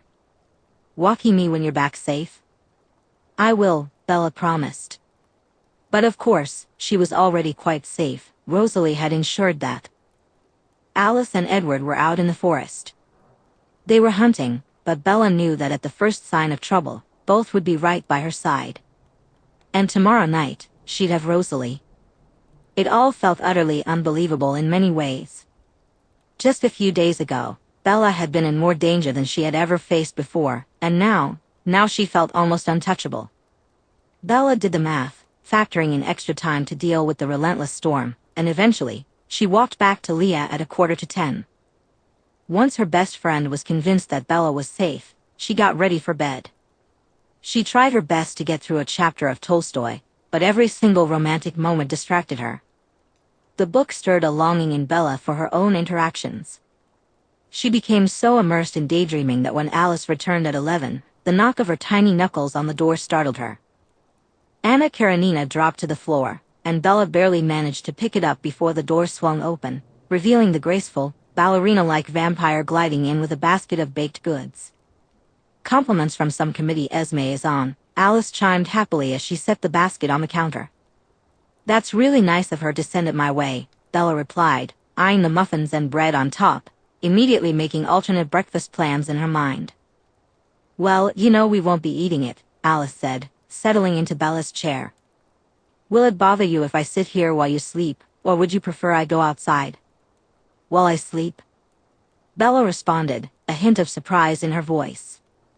You're staying over? Rose asked me to watch over you, Alice revealed, although it was already common knowledge. I am, of course, more than happy to do it. The news sent a rush of excitement through Bella. She asked you? She inquired eagerly. She's back. No, Alice shook her head. Not yet. She called me. She chuckled at Bella's curious expression. Vampires can use phones, Bella. Bella's face fell. Oh. For a moment, she regretted her job and her inability to receive any phone calls or texts while deep in the forest. I wish mine worked out here, she said sullenly. Because I would have definitely given her my number already. Well, Alice said, tilting her head thoughtfully, you do have a walkie. I do, yeah, Bella agreed, but we all have other talents as well, Alice explained. Mine happens to be technology. When it started coming out, I found it fascinating. I guess you could say I have a certain knack for electronics. She shrugged casually. And if you wanted to, she added with a smile, I could switch the secondary line to a cellular channel. So that you can contact Rosalie directly, Alice said. Immediately, Bella's heart began to race. You do that for me? Absolutely, Alice replied, nodding. Right after you get a restful night's sleep. And then I can call her? Once I get my hands on her phone, yes. Bella had thought they would connect right away, and she sighed. Oh. But once she's back, Alice continued, sensing Bella's disappointment, I'll set it up, and she'll practically be at your beck and call 24 hours a day, 7 days a week. Not that she wouldn't be anyway. She chuckled to herself before fixing Bella with a serious gaze. But now I have to insist that you get some sleep. It's recommended that human adults get at least 7 hours to be at their most productive the following day. Bella was eager to get through the night and on to the next day, so she needed little convincing to lie down. But before she did, she asked Alice, if you stay, where will you sleep? Sleep? Alice teased. I keep forgetting how entirely human you are. She shook her head, amused. We don't sleep, she explained. And if it's all right with you, I'd like to read some of your books. She gestured toward a stack of classics haphazardly piled in one corner of the desk. For some reason, that simple fact really threw Bella for a loop. She understood the blood drinking, superhuman strength, and special powers, but not sleeping. She hadn't expected that. Read anything you want, Bella replied, still pondering it. She wondered how a race of beings so beautiful could look that good without ever sleeping. You'll be here when I wake up? Yes, Alice answered. Good night, Bella. Rosalie will be back tomorrow. As Bella closed her eyes, she heard the quiet rustle of Alice picking up a book in the constant hush of rain surrounding her. In time, she allowed the soothing sound of the storm to lull her to sleep. There had been so much on her mind, but her thoughts slowly faded away. Her eagerness to pass the time allowed her to push aside all her thoughts and slip eagerly into unconsciousness. That night, she had a familiar dream and found herself racing to the clearing once more. It was only when she stumbled through the trees and saw Rosalie in her entirety that Bella realized this dream was different. As she approached the vampire, an intense heat began to burn within her. The closer she got, the hotter it became, threatening to consume her completely. The only relief came when she reached out a hand, letting her fingertips brush against Rosalie's perfect jaw. The flames subsided, and Rosalie smiled that pure, unfiltered smile that left Bella weak at the knees, teetering on the edge of collapse. And then, the dream began again. Chapter 11. When Bella awoke, she found Alice still sitting in her desk chair, surrounded by a few classic novels. Beside her lay Chopin's The Awakening and Fitzgerald's The Great Gatsby. Mary Shelley's Frankenstein rested half-finished in her lap. Alice smiled warmly at Bella the moment she opened her eyes. Bella stifled a yawn with the back of her hand and forced herself to sit up. "How long was I out? Did you read all of those?" she asked. "Yes," Alice replied brightly. "I'm much more partial to science fiction, but," she shrugged and held up the book in her lap. "This one is right up my alley." "Frankenstein?" "I love Frankenstein. The misunderstood monster, the prosecuting villagers, Bella paused, suddenly aware of her enthusiasm. "Sorry." "Oh, it's all right," Alice said with a chuckle. "Vampires haven't been openly persecuted since the late 18th century." She stood up, stretched her arms, and placed Shelley's book alongside the others, using a little slip of paper to mark her place. "Actually, Fitzgerald's novel is quite enjoyable as well. I'm sure if I remembered my human life, would recall its release. But I don't." Her light, twinkling laugh filled the room. "You know, Bella, I've always thought this book reminds me of your Rosalie. Would you like to know why?" The brunette park ranger nodded enthusiastically, eager to learn more about the blonde vampire. "Please." "Well, Rosalie is a lot like the titular character in many ways. She's lavish, successful, fabulously wealthy, and loves parties.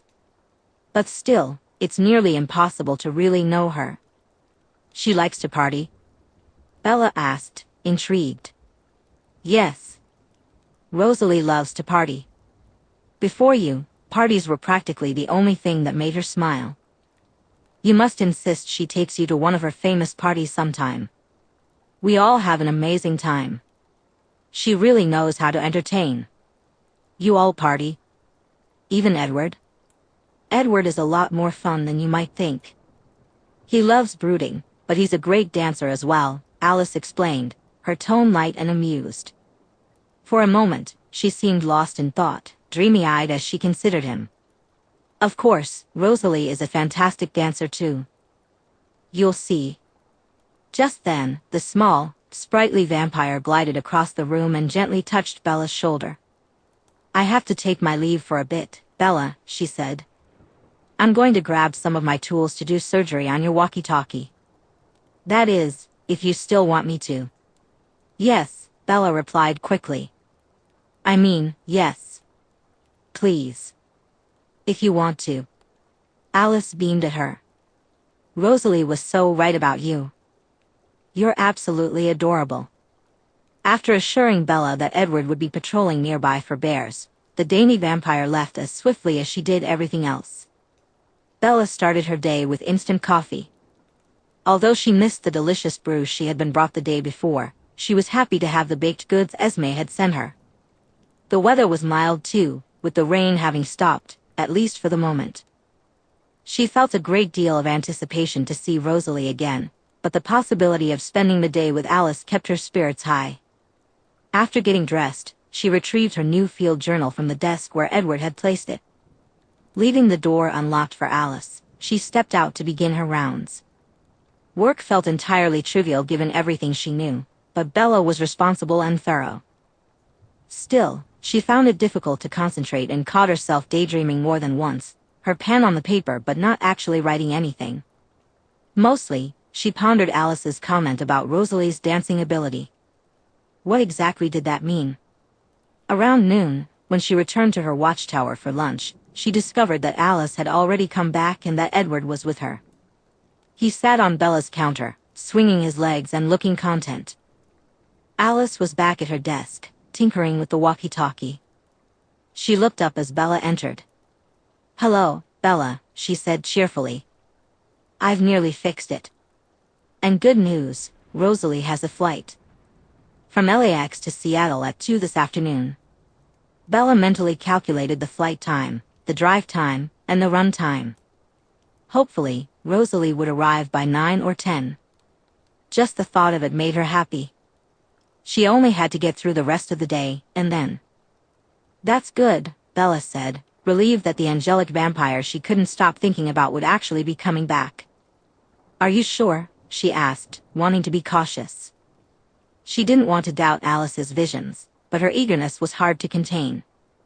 The dark-haired vampire smiled brightly and stood up from the desk, walkie-talkie in hand. There. Got it. She approached the park ranger and placed one hand on her shoulder. Don't worry, Bella, she said reassuringly. Rosalie wants to see you just as badly as you want to see her. She took Bella's other hand and placed the walkie-talkie in it. When she gets back, after your reunion, and I get a hold of her phone, you can contact her on this. Just change the frequency down to channel 4 and voila. She looked proud of herself. And that's all it takes? Bella asked, intrigued. Practically, Edward chimed in, hopping down from the counter to join his wife by the desk. Alice is incredibly skilled when it comes to technology. It's all Greek to me, but... Alice playfully swatted him. You speak Greek, Edward, so that hardly makes sense. You speak Greek? Bella asked as she moved to the kitchenette to prepare some soup on the propane stove. He speaks multiple languages, Edward replied, wrapping his arm around Alice. So do you, Alice. Is being multilingual a familial trait? Bella asked, her curiosity piqued. Suddenly, she found herself with many more questions. Yes, Edward replied, coming over to help. He opened a can with the hand can opener and set it beside her with a grin. Every member of our family speaks at least 5 languages, in addition to English, of course. Carlisle speaks 9. Fluently, at least. Strategic, Alice explained as she took a spoon and stepped around Bella to stir her soup. When we travel as a group, the goal is for at least one member of our family to speak to anyone we come across. And what languages does Rosalie speak? Bella asked, stepping back to watch as the vampires surprisingly took over her lunch preparations. English, French, Spanish, Russian, Gaelic, and Arabic? Sanskrit, Edward corrected. And hieroglyphics, actually, if you want to count that. Alice's eyes twinkled. That's right. She really got into ancient Egyptian linguistics in the 1990s. Though I can't remember what sparked that interest. I can, Edward said, grabbing a bowl and spoon and setting them on the counter by the stovetop. It was a movie she watched. The Mummy. She had a crush on the protagonist. What was her name? Evelyn Carnahan, Bella replied without pause. That's right, Edward nodded. Come to think of it, she bears a sort of resemblance to you, Bella. She does. Alice exclaimed. Dark hair, dark eyes, that gorgeous tan skin. So what you're telling me, Bella said, suddenly feeling a bit down, is that I have to compete with movie stars like Rachel Weisz? The vampires worked together to pour the soup into a bowl and set it on the desk for Bella to eat. Then, patting the back of the desk chair to encourage her to sit down, Alice said, that is absolutely not what we're telling you. Bella lowered herself into her chair and picked up her spoon. The vegetable beef soup smelled delicious, but she honestly didn't have much of an appetite. What are you saying then? She asked, unable to let it go now that the topic had been raised. It was Edward who answered. He leaned against the door, slid his hands into the pockets of his jeans, and fixed her with a steady gaze. Carlisle turned me in 1918, but Alice didn't find me until 1950. Until then, I lived in a constant state of imagining her before I even knew she existed. I must have thought I saw her in the streets 100 times. Women I passed, who now resemble her, caught my eye. Her scent, her voice, whenever I experienced anything similar, it felt like a note being played on a forgotten instrument deep within my soul.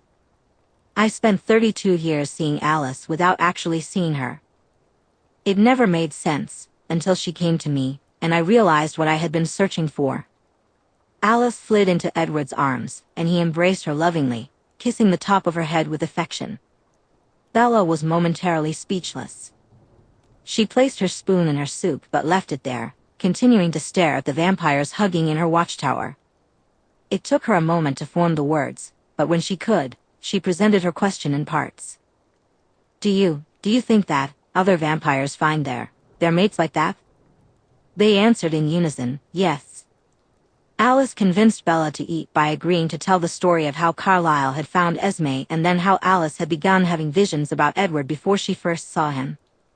When Bella's bowl was empty, she turned her chair backward and draped her arms over the wooden back. So is it just a vampire thing then? She asked the two vampires. I mean, did Esme ever dream of Carlisle? It's different for humans, as far as I can tell, Edward explained. Though Esme told us that she had a very strict type. His eyes danced with amusement at the comment. She said that the human men she took interest in all had very Carlisle-like qualities. I believe one of them was a doctor, and the other was a well-to-do socialite with fashionable blonde hair. So how about you, Bella? Alice inquired, still wrapped up in her lover's arms. Did you experience anything in your past that, now looking back, you think could have foretold Rosalie's entrance into your life? Life? Bella pondered. Memories of the girls she had secret crushes on while growing up flooded her mind. They had all been blonde, but none of them could compare to Rosalie. Then, she recalled a brief fling from college, the only woman Bella had ever been with. That girl had been self-centered and struggled with her own internalized homophobia, keeping her firmly in the closet. There had been a time when Bella was infatuated with her, but it had never reached the depth of feeling she had developed over the past week. Most importantly, she had a striking resemblance to. Wow, Bella said, shaking her head. That's spooky. I guess I have. Alice and Edward exchanged glances and laughed. After that, Bella tidied up her lunch, washing her bowl with sterilized rainwater from the outside basin. She stepped back into the forest to finish her daily notes. It had rained nearly half an inch over the last 2 days, which was quite a bit, even for Forks. She emptied her rainfall gauge, and a sudden rush of excitement hit her as she realized her workday was over. Bella made her way back to her watchtower. Edward was gone, but Alice was sitting cross-legged on her bed, engrossed in Frankenstein. She greeted Bella warmly as she entered and explained that Edward had gone to join Esme on a hunt. It turned out Edward accompanied everyone on their walks. His ability to read minds helped the vampires steer clear of humans, and paired with the other family members' talents, they had managed a nearly flawless human-free hunting record, except for Bella, of course. Alice offered Bella some time to bathe and change, then joined her back in the cabin as Bella snacked on baked goods. As the sun sank lower in the sky, Bella grew increasingly jittery. Her clumsiness took over as she obsessively cleaned the cabin, moving things around and straightening up. That really didn't need straightening.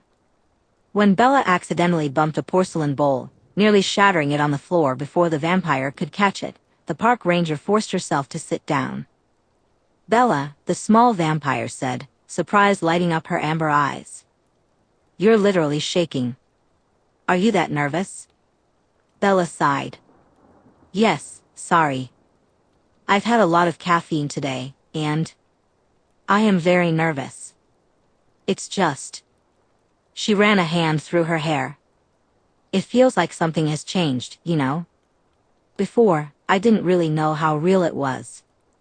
A big part of me didn't even accept that it was real. I felt like I'd been up here in the woods long enough to start hallucinating. But meeting you and Edward makes it feel so much more concrete. And now, knowing I'm about to see her again. It's wild. She took a shaky breath and sat down beside the vampire on her bed, aligning herself to fully face her. Alice, can I tell you something? Of course you can, Alice replied. You can tell me anything, anytime.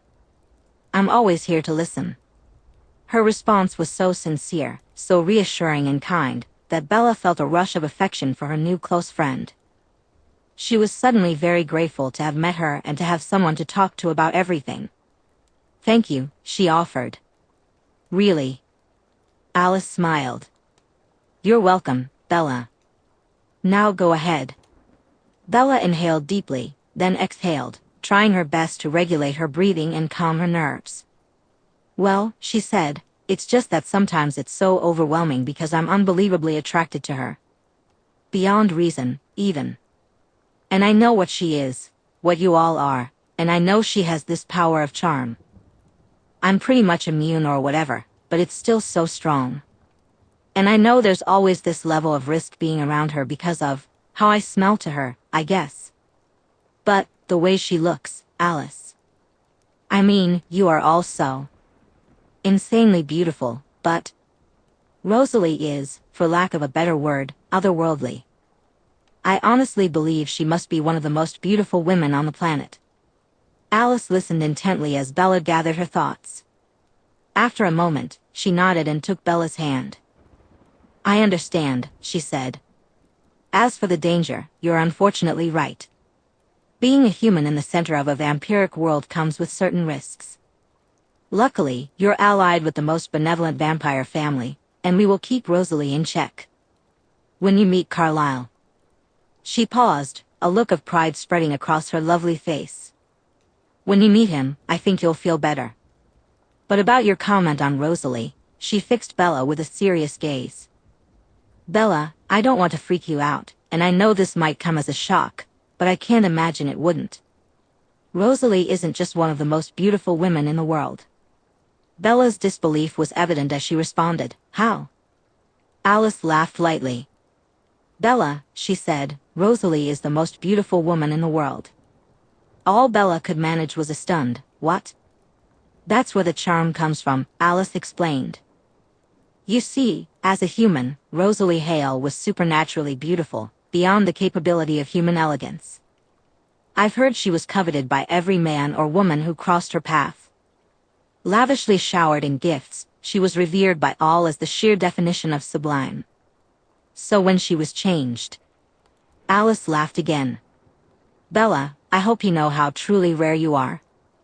Other vampires meet Rosalie and fall all over themselves. I remember a newly changed male in the 70s who cried upon seeing Rosalie for the first time. She's even caused hysteria a time or two. And you?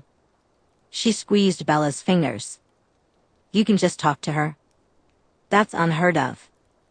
Bella's mind raced as she tried to process what Alice had just told her. The explanation made sense, but she was struggling to fully accept it. Of course Rosalie was the most beautiful woman in the world, that part was clear. What Bella couldn't understand was why someone like Rosalie would be interested in her. Bella had always been pretty. Compliments had come her way throughout school, and on good days, she could even see it reflected back at her in the mirror.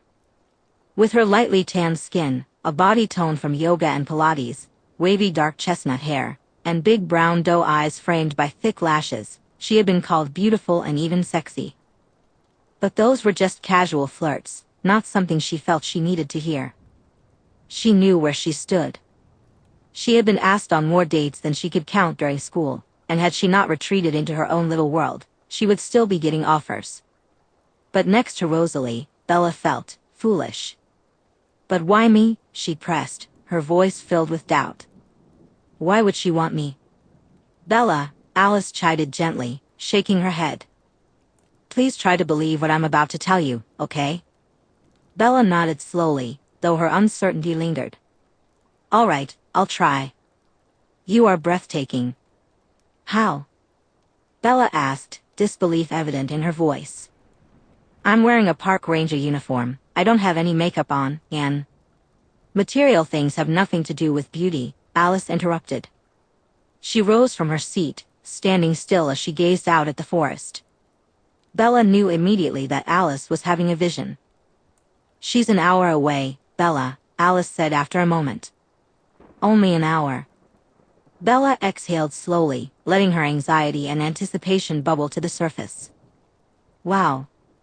The petite vampire took Bella's hands in hers. You're fine, she insisted. Just try to relax a little. Then, she guided Bella through breathing exercises, as if it were second nature to her. After a moment of calm, Alice said, I'm going to leave now so I can patrol until Rosalie arrives. I've had such a wonderful 2 days with you, Bella, and I'm incredibly honored to get to know you. No matter what happens, the happiness you've brought my sister, even in just this past week, has given my family a kind of hope they didn't believe existed.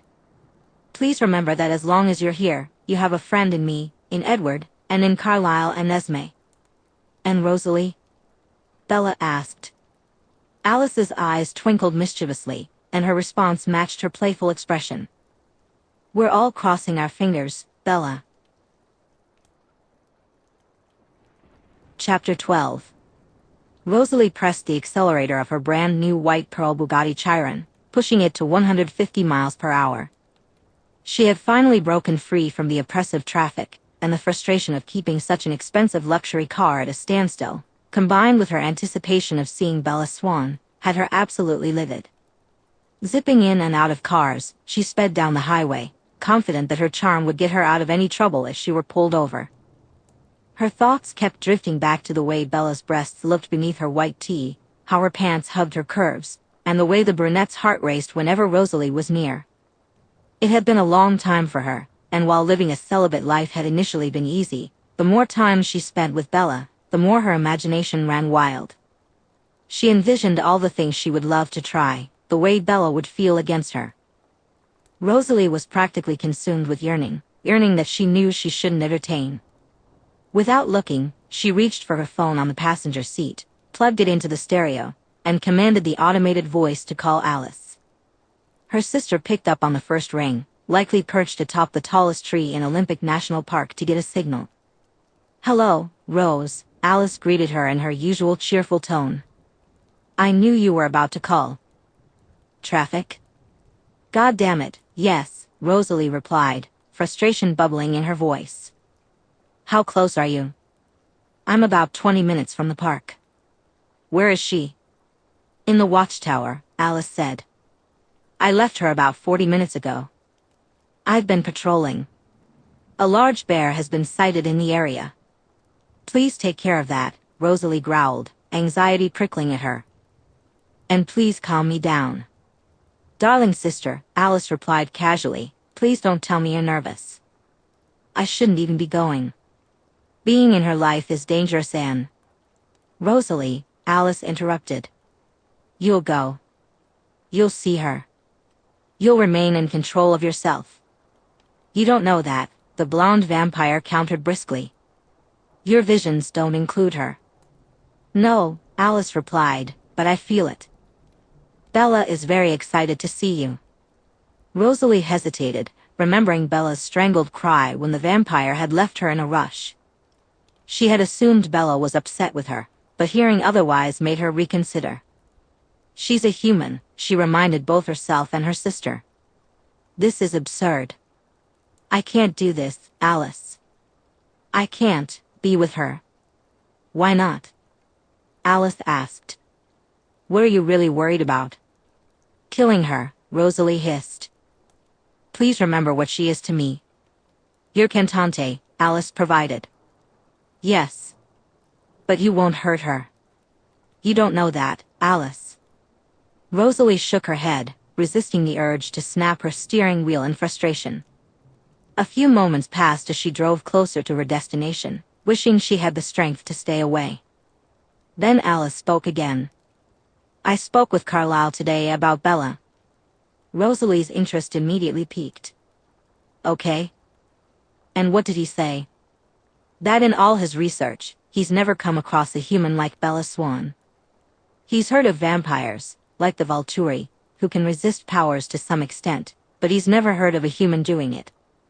And even those vampires have limitations, whereas she has none." "And so what does he think?" Rosalie pressed, desperate for answers. "That she's special, Rose. That she transcends regular humanity. That you were destined to find her. That she's meant to be." Rosalie cut her off. "Don't say it. Just think about it," Alice insisted, somehow managing to keep her tone light. "She's extraordinary. Edward feels the same way. Her mental resilience is unmatched, and in theory, her physical resilience should be comparable." The vampire's thoughts wandered as she considered her sister's theory. What if Bella was physically resilient? What if she could withstand Rosalie's touch, her embrace? Frustration faded, replaced by a sudden, ravenous curiosity. The possibility was too precious, too tempting. "Do you really think I could?" "I touched her, Rose." She didn't even flinch.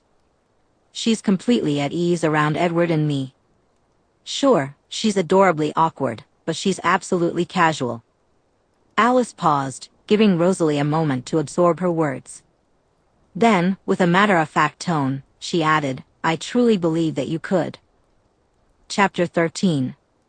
Anticipation made Bella Swan feel lightheaded, and she found herself pacing her balcony more than once in an attempt to calm down. Nothing seemed to work. Alice had assured her that she was fine, but Rosalie's sister was far too optimistic. Bella wasn't fine, she was on the verge of a breakdown. Overwhelmed with anxiety, she felt utterly restless. For as long as she could remember, Bella had felt unfulfilled, as if she were meant for something greater. Now, approaching 21, she realized that while her academic life had been smooth sailing, adulthood had left her feeling rudderless and without direction. Spending time in a national park and checking titles off the 100 books to read before you die list was enjoyable, but she couldn't do that forever, could she? The thought of spending an indefinite amount of time in the middle of nowhere with Rosalie was both thrilling and terrifying. A quick knock on the door sent Bella's heart racing. Outside, a gentle rain fell, its soft rhythm contrasting sharply with the pounding of her heart. Butterflies fluttered in her stomach as she crossed the room to the door, yanking it open without hesitation, desperate to see her, to be near her, to hear her voice. And there she was, after 2 long days of yearning, Rosalie, with raindrops glistening in her perfect blonde hair and her stunning golden eyes reflecting the moonlight above. Bella couldn't help but let out an audible sigh. It felt as though she had been wandering through an endless desert, parched and exhausted, and Rosalie was the cool, clear pool of water waiting right in front of her. An oasis. Hi, Bella breathed, her shaking hand running through her waves of chocolate-brown hair, pushing it back from her face. Rosalie's gaze traveled down Bella's form before returning to rest heavily on her face. Hello, Bella Swan, Rosalie purred. Did you miss me? Yes, Bella replied, her voice barely above a whisper. Much more breathy than she had intended, Bella said. You have no idea. I assure you that I do, Rosalie replied coolly. She reached out, running her hand softly down Bella's sleeve, almost not touching her at all. A smile played on her perfect pink lips. Your heart is racing. I know, Bella nodded, mesmerized. Will you come in? I will. Rosalie stepped inside, pulled the door closed, and locked it. Then she strolled over to the bed, sat down elegantly, and patted the space beside her. Come here. It wasn't a demand, but Bella felt that same warm pull urging her toward the blonde vampire. She wondered if it was the charm Alice had mentioned. Yet, the more she thought about it, the more she realized she could resist it. She just didn't want to. Not at all. What are you thinking? Rosalie asked, angling her body to face Bella as she joined her on the bed. You're shaking. I'm sort of just preoccupied by how close you are and, Bella exhaled raggedly, how good you smell. I don't think I'll ever get over that. Does it make your mouth water? Rosalie whispered. Does it make your entire body ache to taste something you can never have? She paused, tilting her head slightly as she gazed into Bella's eyes. Does it make you fantasize about all the things you want me to do to you? Bella nodded, her heart in her throat. A quiet hush fell over them, and she realized she could feel Rosalie's thigh pressing gently against hers. The contact sent her nerves into a frenzy. She wanted more. She wanted to touch her skin. Of course, she worried about how the vampire would react, but the anticipation was burning her alive inside. Eventually, she reached a point where there was no resisting it any longer. She had to touch her. It was inevitable. And so Bella brought one hand between them, her fingertips gently touching the flawless marble skin of Rosalie's jaw. Instantly, the vampire tensed, her dazzling golden eyes widening, lips pursed in concentration. Time seemed to stretch as she remained still, leaving Bella desperate to know what the blonde was thinking. Fearing she had upset her, Bella hesitated, ready to pull back when, with lightning speed, Rosalie covered Bella's hand with her own. A breath caught in Bella's throat as she mouthed, I'm sorry. The angelic vampire closed her eyes, pressing Bella's hand flat against her cheek, and replied softly, "Don't be. The way you feel." A few precious moments passed in silence before Rosalie made a sound that was halfway between a sigh and a hum. The sound sent a jolt of electricity through Bella's body, awakening an acute awareness of a certain part of her responding to the moment. She tried to swallow her emotions but, unable to contain herself, she whimpered. In an instant, Rosalie pulled her hand back as if it had been burned, her eyes revealing a mix of fear and concern. "What is it? Did I hurt you? Is this too much?" Then, a sudden shift occurred. Bella, in a moment of unexpected courage, became the dominant one. She took her hand from Rosalie's cheek, clasped the vampire's hand in hers, and brought Rosalie's cool, smooth fingertips to her lips. "No," she said, "this is perfect. You feel perfect." Her lips brushed against the vampire's fingers as she spoke. "It was just the way you sighed." Bella had never seen Rosalie like this before, completely lost in sensation, her eyes dreamy. Rosalie's lips parted slightly as she whispered, "I'm sorry." "It's just that." Bella felt Rosalie's other hand, now resting lightly on. Bella gently stroked Rosalie's thigh. "You're so warm," she said softly. Is that a bad thing?" Rosalie's voice was filled with tension as she shook her head, her expression serious and intense. "No." Rosalie furrowed her brows and asked, "Am I too cold? Do you hate it? Do you want me to be completely honest?" Bella replied, "Yes. If you wanted to, I'd let you put your hands all over me." Rosalie leaned in closer, continuing to pet Bella's thigh. With her other hand, she caressed Bella's jaw, her thumb gliding gently up and down her cheek. Her breath was as sweet and intoxicating as ever as she spoke again, her mouth just inches from Bella's. "One step at a time, little Belle." "But you do want me?" Bella asked, eager to hear Rosalie say it. Alice said. Alice said what? Rosalie didn't pull back but arched an eyebrow in curiosity. "That I'm all you ever think about," Bella gushed. "That you think I'm beautiful and that." Rosalie's fingers slipped down to Bella's chin, lifting her face so their eyes met as she finished the thought. "That you're powerless against me." Rosalie replied, her eyebrows lowering into a playful scowl. "I'm going to kill Alice." "Please don't," Bella said, still mesmerized and utterly captivated. "I really like Alice." "More than me?" Bella shook her head and sighed as Rosalie brushed her knuckles along the side of Bella's face, tucking a small strand of hair behind her ear. "No." "Then please tell me," she urged. "Please tell me how you feel about me. Please." The sound Rosalie made was almost like a purr. She let her hand fall, finding Bella's, and intertwined their fingers. "Bella?" "Yes?" "Do you remember what I said the last time I was here? About us not going there?" "Yes," the brunette replied. Rosalie responded quickly. "But I think that she gently placed her fingers on Bella's lips, hushing her. With her other hand, she began to stroke Bella's knuckles. "Shoo," the vampire insisted. "Let me talk, beautiful girl." Bella nodded, mesmerized. "I've been alive a very long time, Bella," Rosalie began. "I've met many humans and vampires alike. I've spent time on nearly every continent, and anthropologically, I've engaged with more cultural groups than seems plausible.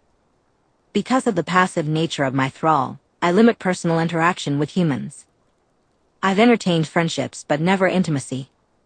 As she spoke, Rosalie brought Bella's knuckles to her lips, placing a soft kiss on them. Bella shuddered expressively.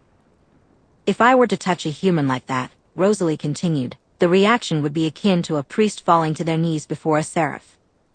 Hysteria by transcendence." Bella started to speak. But her words trailed off as Rosalie placed another kiss on the top of her hand. "Are you going to get on your knees before me?" Rosalie asked, turning Bella's hand in hers to place a cool kiss on the brunette's palm.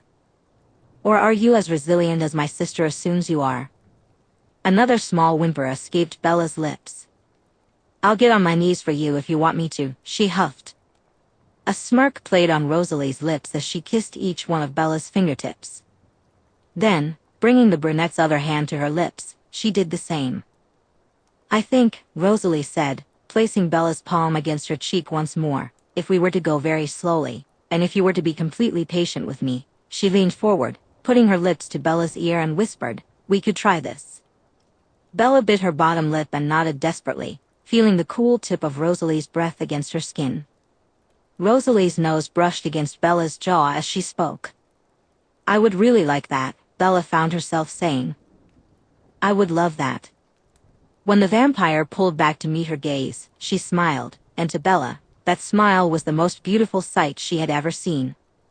It was the purest, rawest display of emotion directed at her, and for a moment, she wondered if this was the hysteria by transcendence that Rosalie had mentioned. But then the vampire spoke again, and Bella realized she hadn't lost her mind. This was all very real. Is it obvious now? Rosalie asked, her tone sweet and gentle. Can you see how I feel about you? Say it, Bella urged, please. I want you, Rosalie finally admitted. She moved suddenly but gently, her hands taking Bella's shoulders and easing her down until she lay flat against the mattress. The vampire hovered above her, her hair falling like a curtain around both of their faces. Bella's hands instinctively slid around Rosalie's jaw, urging her closer. Kiss me, Bella said. Please. Rosalie didn't budge. She remained poised above Bella, her knees on either side of the park ranger's hips, her hands resting beside Bella's shoulders. No, she replied softly. I will, she assured her, but not yet. Bella's lip twitched. Why? Rosalie's eyes were an unbelievable golden hue, reminiscent of a jar of fresh honey in a ray of sunlight. Because I want to do this right. And I want to take my time with you. She lifted one hand and, with the tip of her middle finger, traced the outline of Bella's lips. Is that okay, little Belle? Bella Swan felt as if her body was on fire. Her heart raced, her face was flushed, and a very intimate part of her was twitching impatiently. But when she looked up at Rosalie and saw the kindness in her eyes, everything else faded into the background. Yes, she said, yes, that's okay. We can take our time. She searched Rosalie's face, her gaze lingering on the blonde's lips for a moment. Then, with a hint of determination, she said, I'll wait as long as you want. Rosalie replied softly, good girl. Bella felt a shiver run through her at the compliment, and Rosalie smiled at the effect her words had on her. Now I should let you sleep, I know you must be tired. I'm fine, Bella insisted. You're exhausted. I don't want you to leave, Bella argued. I missed you. I don't want you to go. I don't want to go either, Rosalie admitted. She gently ran her thumb along the edge of Bella's forehead, smoothing her shiny chestnut locks. There was a pause before she continued, I could stay, if you wanted me to. Alice told me she waited in your chair while you slept. I could.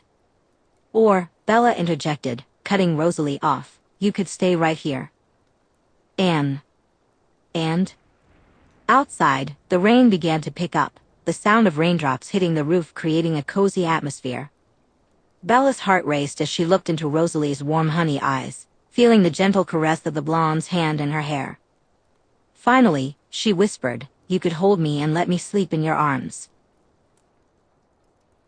Chapter 14. Rosalie wasn't religious. No faith she had ever encountered truly justified her existence. Yet, in the past week, she had found herself turning to prayer more than once. In moments of desperation, she had made several pleas for strength and understanding. Why had she been led to that clearing? How had Bella Swan managed to stumble upon her? And most importantly, why did everything else fade away when Rosalie was near her? Though she didn't consider herself religious, the concept of heaven felt tangible that night. Spooning with Bella was the most rewarding experience Rosalie had ever known. The way Bella smelled, her warmth, the soft rhythm of her breathing, it was heaven enough for Rosalie. Bella was on the verge of sleep, yet she was an expert at fighting it. Rosalie's fingers gently caressed Bella's lower arms as she nuzzled into the warmth of her chestnut hair. "You can sleep," Rosalie purred softly, "you're safe."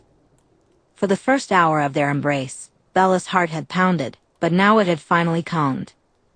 She sounded groggy as she replied, "I don't want to fall asleep because I don't want you to leave."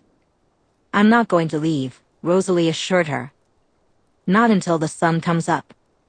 And I'll come back as soon as it sets again." That promise seemed to soothe Bella, and her breathing slowed until Rosalie could tell she had drifted off. They remained curled together for a long time, Bella comfortably nestled in Rosalie's embrace. Hours slipped by, and Rosalie's greatest bliss came at 3:45 when Bella turned in her arms and snuggled closer. Bella's breath warmed Rosalie's throat as she slept, and had it been practical, Rosalie would have chosen to never move again. But the night continued on, and the sunrise was inevitable. Rosalie knew she had to take her leave. Showing Bella her true form, even considering her resilience, was a risk she couldn't afford to take. Rosalie faced a tremendous risk, one she wasn't quite ready to take.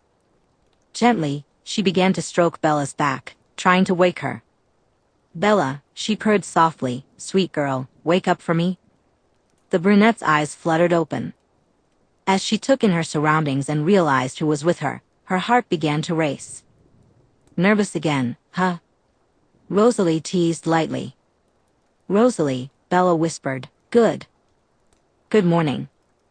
"Not quite yet," Rosalie replied, brushing some of Bella's hair back and pulling her closer until their bodies were pressed firmly together. Rosalie could feel the warmth radiating from Bella's skin through her clothes. "The sun won't rise for another 30 minutes. But Do you have to go?" Bella interrupted, her voice tinged with sadness and a hint of desperation. "Can't you stay? Please?" "I want to," Rosalie admitted, lifting Bella's chin with one hand so she could gaze into her eyes. The starlight above them spilled through the skylights, making Bella's beautiful eyes sparkle. "Then stay," Bella urged, her lips pouting, soft and smooth, with the tip of her nose pink from where it had rested against Rosalie's chest. Rosalie ached to give her what she wanted, but she knew the truth. "I can't be in the sunlight," she explained gently. "But I promise to come back as soon as the sun sets." Bella groaned in response. "That's so long. What if, while you're gone, you decide this is too much, Anne?" Rosalie silenced her with a finger to her lips and then placed a soft kiss on the top of her head. "I won't," she reassured her. "And I'll bring you something good to eat when I come back. How about that?" Bella was fully pouting now, and while Rosalie found it absolutely adorable, she longed to mend whatever was causing her sadness. As time went on, Rosalie realized just how deep her feelings for Bella ran. With a determined smile, she sat up and scooped Bella into her arms. Rosalie cradled Bella in her arms and whispered, "I'll hold you all night tonight too." Bella teased, "Do I have to wait until we're in bed for you to hold me?" Rosalie smiled and replied, "No, I'll hold you the moment you ask me to." She planted a gentle kiss on Bella's temple before continuing, "But right now, I have to leave. And you, sleepyhead, need to get some more rest." Bella grumbled in protest as Rosalie carefully placed her back in bed and tucked the plaid blanket snugly over her shoulders. Before Bella could guilt her into staying any longer, Rosalie slipped out of the cabin, locked the door with the spare key she had made a copy of for Alice, and ventured into the forest. The wind felt invigorating against her cheeks, more refreshing than it ever had before. The residual warmth from Bella lingered on her skin, making it feel as if sunshine itself was kissing her. It was an unbelievably wonderful sensation, and she reveled in that afterglow well into the morning. Alice met her at the edge of the Cullen property, practically buzzing with excitement. "Well?" she pressed, her hands clasped together. "Are you official?" Rosalie sighed. "Alice. Are you?" Alice's eyes sparkled with curiosity. "How is Bella? How are you? I know you stayed over last night." Just then, Edward joined them, calmly adding, "They're taking it slow." "Oh my God," Rosalie groaned. "Is anything sacred?" "Absolutely not," Alice replied, grinning brightly. I'm so happy for you, Rose. Rosalie rolled her eyes. You do realize this is my relationship, right? Then it is a relationship? Alice winked, clearly enjoying herself. Before Rosalie could respond, Alice asked, could I have your phone? Rosalie narrowed her eyes in suspicion. Why? What do you intend to do with it? There was no telling with Alice. Oh, nothing, the petite vampire said, holding out her hand eagerly. Just hacking it to make it usable as a walkie-talkie, Rosalie said, tilting her head as she pieced things together. She pulled out her phone and dropped it into Alice's hands. After all, she only used it for business. Inside the Cullen home, Rosalie found Esme surrounded by a stunning array of floral arrangements. Raising an eyebrow, she asked, does Carlyle know you have a secret admirer? Esme beamed from behind a collection of white flowers. They're for a charity benefit, she explained. Bringing a golden vase of lilies to her nose, she inhaled deeply, savoring their scent. Sighing in appreciation, she added, good morning, by the way.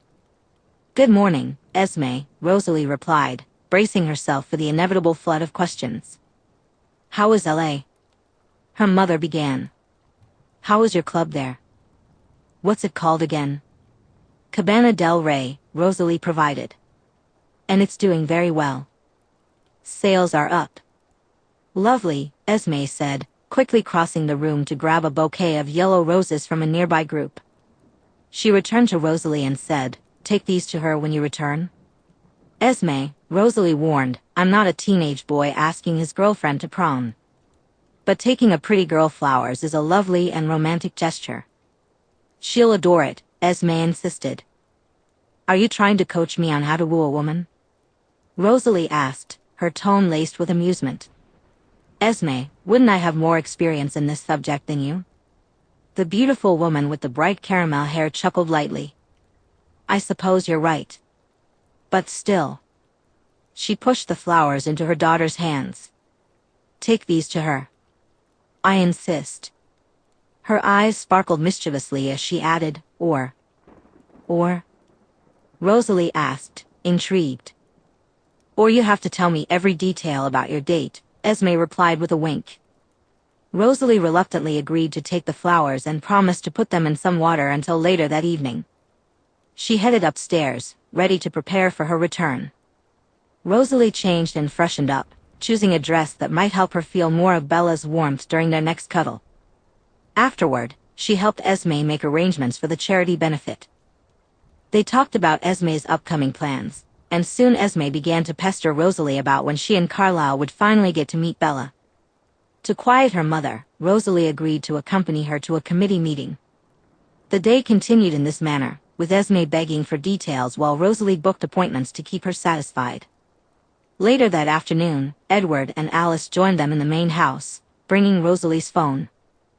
Alice showed her how to use it and explained that until the walkie-talkie and the phone could connect to the same tower, they wouldn't work. She encouraged Rosalie to try them out that night. Then, the energetic vampire shared that a true crime documentary was premiering that evening, focusing on an unidentified serial killer from 1940s New York.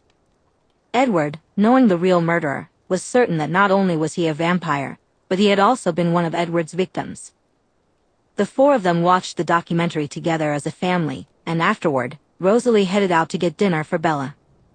There was a little diner in town called the Carver Café, and Bella had mentioned it several times as her and her dad's favorite spot. Rosalie had a good sense of Bella's favorite foods, so she went in with a clear idea of what to order. While waiting for her food, she realized she wasn't the only vampire in the cafe. In a back corner, Carlyle sat with a middle-aged man in a police uniform. Rosalie immediately assumed he was Carlyle's new best friend, the chief of police in Forks. They were sharing stories and laughing over cups of coffee, Carlyle's, of course, untouched. When her father noticed her, he looked up and waved her over. Chief, the beautiful, short-haired blonde vampire said with a bright smile, let me take a moment to introduce my lovely daughter to you. Rosalie, this is the chief of police, Carlyle introduced. He's the gentleman your mother and I always talk so fondly about. Chief Swan, this is my eldest daughter, Rosalie. It's really nice to meet you, the police officer said, nodding politely. He was a handsome man, sporting a thick mustache and warm brown eyes.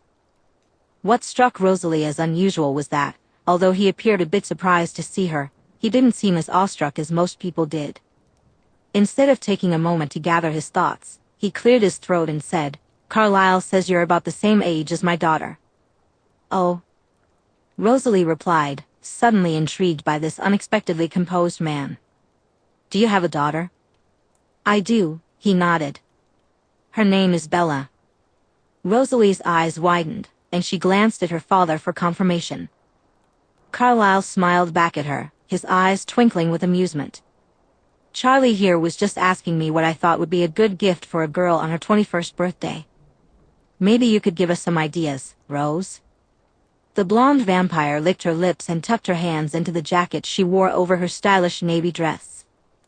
"That depends on her personality," she suggested.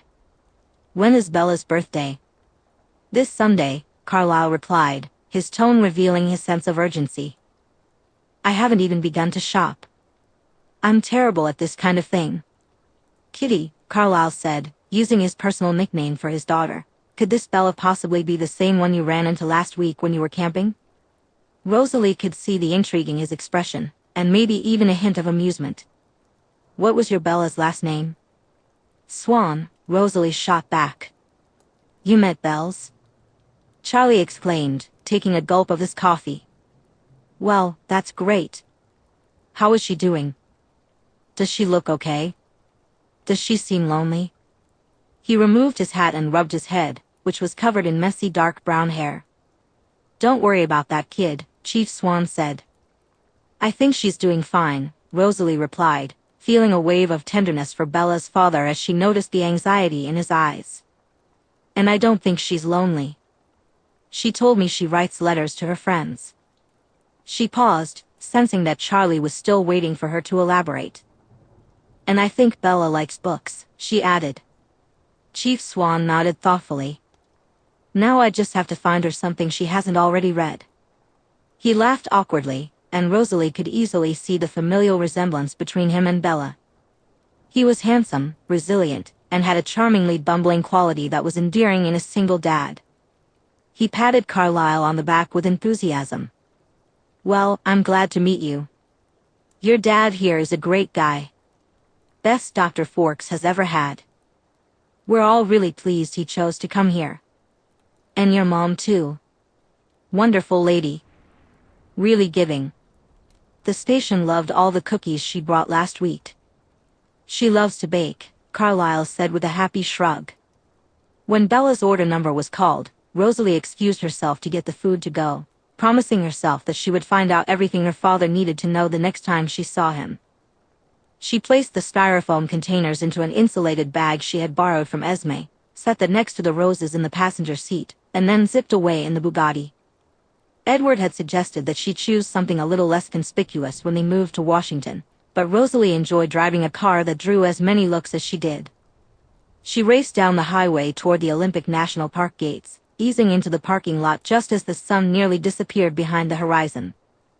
She was eager to see Bella again, eager to hold her, eager to smell her skin, eager to breathe her in. But she wasn't about to let the human get away with hiding her birthday. Chapter 15. Bella spent the day feeling as though she were floating on a cloud. What had happened the night before was hard for her to wrap her mind around. Sleeping in the arms of the most beautiful woman in the world, a vampire who felt something for her, who had called her sweet names, and had spooned and cuddled with her. This vampire had said things and done things that made Bella's body ache for more. She groaned at the memory. If Rosalie kissed her fingertips one more time. Lost in daydreams, the brunette park ranger went through the motions of her job, making her rounds and recording her field notes. She caught herself leaning against the trunk of a tree, openly swooning more than once. She was crushing incredibly hard, and it was threatening to drift into something deeper, something she knew would happen regardless. In the back of her mind, she had stored 1,000 questions she wanted Rosalie to answer. How old was she really?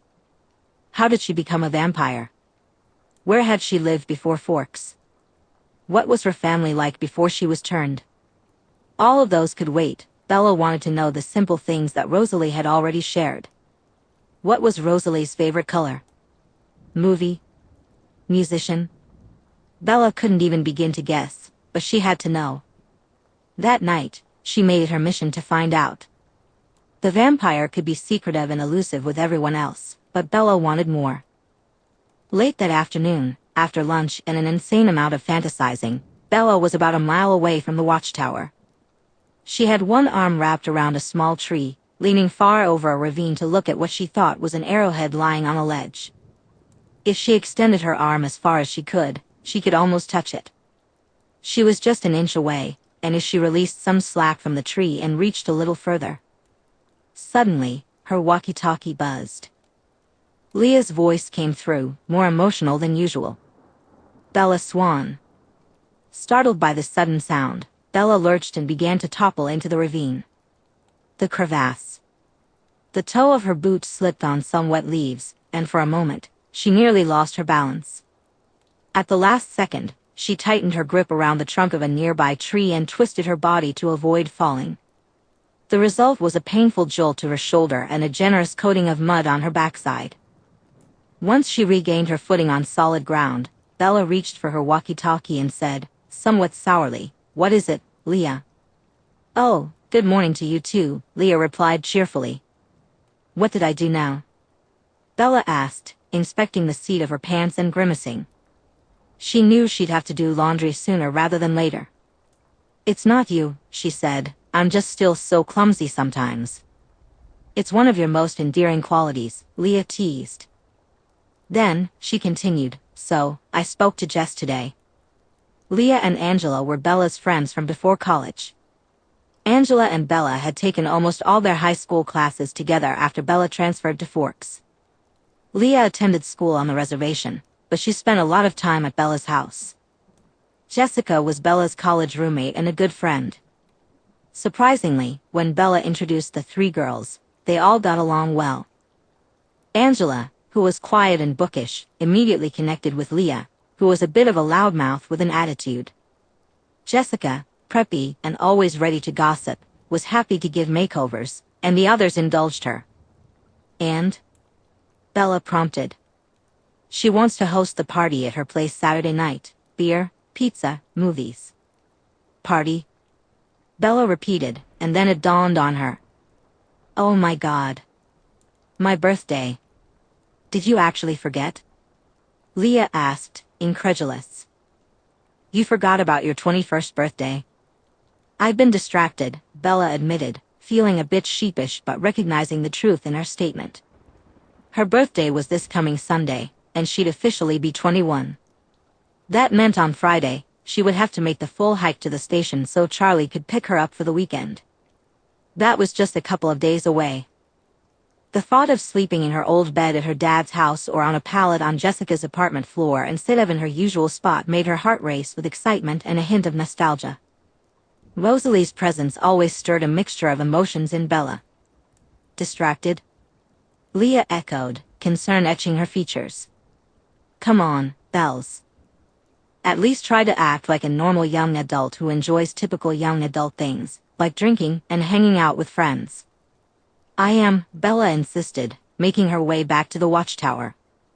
"I've just been busy, working, that's all." But the truth was, she hadn't been distracted by work at all. She had gathered all the details about the sleepover at Jessica's apartment and then wished Leah good night. Afterward, she bathed, dressed, and pretended to read for an hour or so, waiting for the sun to dip below the horizon. As the daylight faded, her pulse quickened, and butterflies swarmed in her stomach. She found herself pacing without even realizing it, until her true distraction arrived at her door. Rosalie stood there, holding what looked like a lunchbox in one hand and a bouquet of vibrant yellow roses in the other. She looked every bit the goddess, with her thick pink lips, striking yellow eyes, and a perfect figure. But what really caught Bella's attention was the dress Rosalie wore. It hugged her waist in all the right places and was snugged across her chest. Were those C-cups? Hello, Bella, the vampire purred, locking eyes with Bella and capturing her panicked gaze. Would you say you're more of an ass girl or? She leaned in closer, adding with a teasing whisper, a breast girl? Bella huffed in response, and Rosalie chuckled lightly, slipping the bag of food into Bella's hand while tilting her chin up with the other. I'd say eyes up here, she cooed, her intoxicating breath brushing against Bella's lips. But I enjoy feeling your eyes on me. You have permission to look at whatever you want. Bella's eyebrows knitted together in frustration as Rosalie straightened. Not fair, she muttered, her heart racing. Who said I played fair? Rosalie smirked, motioning to the bag. So, you said you like carvers, right? Bella's eyes widened in excitement as she pulled the cooler closer and opened it. The warm aroma of roast and potatoes, along with all of Bella's favorite fixings, wafted up to greet her. You did not get me Carver's Cafe. Would you have preferred Ale's Pancake World? The park ranger smiled brightly. Rosalie. Bella's gaze fell on the flowers, which gleamed with affection. You got me flowers too? I was inspired by my mother to bring you a bouquet, the vampire revealed, drifting over to find something to put them in. She settled on a small quart-sized bucket beneath the sink. Then she leaned against the desk and motioned for Bella to join her in unpacking the food. Bella complied, opening Esme's bag and retrieving a styrofoam container along with a pack of pre-packaged utensils and napkins. She quickly sank into the desk chair and began to eat. Halfway through her meal, she exclaimed, "These are all my favorites." I'm aware, Rosalie replied with a playful grin. You're not real, Bella stated after swallowing the last of her mashed potatoes and beef gravy. You're literally not real. Then what am I? Rosalie asked, a teasing lilt in her voice. A myth? A legend? A fairy tale? She extended one hand, gently running her fingers through Bella's soft hair. One of your late-night fantasies? Bella felt her cheeks flush. Definitely one of my fantasies, she admitted quietly. Rosalie's eyes sparkled mischievously, and she stepped away from the desk, crossing the room.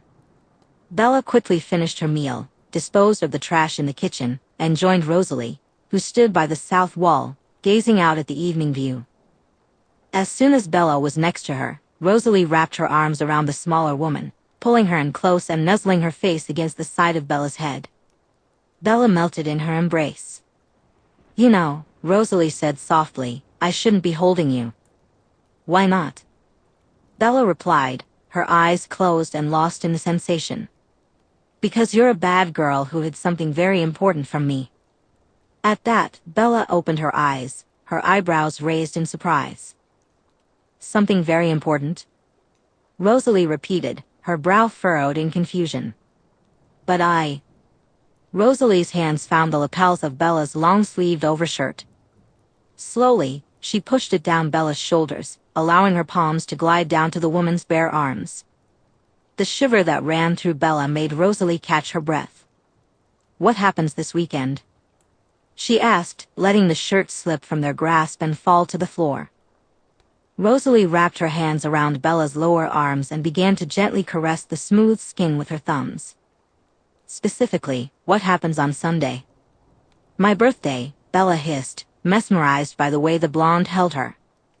She tilted her head, letting her hair fall to the side, feeling Rosalie's warm breath on her neck. Your birthday, Rosalie echoed, a playful smile in her voice. Good girl. And you didn't tell me about your birthday because... Her tone was sweet and innocent, but the brush of her lips against Bella's throat was anything but. I forgot, Bella murmured. I've been distracted by you. Have you? Have you really been distracted? One of Rosalie's hands slid down, her fingers weaving through Bella's. And how have I been distracting you? Bella felt Rosalie's lips press against her skin. It's hard to think about anything when your lips are on my neck. Damn. Rosalie chuckled softly, and Bella could feel the vibrations. Then what's your excuse for every moment before now? Rosalie pressed a deliberate kiss to the skin just above Bella's collarbone and continued, What are you thinking about instead, little Belle? What are you imagining? Kissing you, Bella confessed, her voice steady. And feeling your lips. She paused as Rosalie's fingers slipped under the hem of her tee, brushing against her hips. All over me. You know, Rosalie purred in response, I've been imagining that too. Then Rosalie stepped back, putting several feet between them. Bella spun around, instantly missing the warmth of her touch.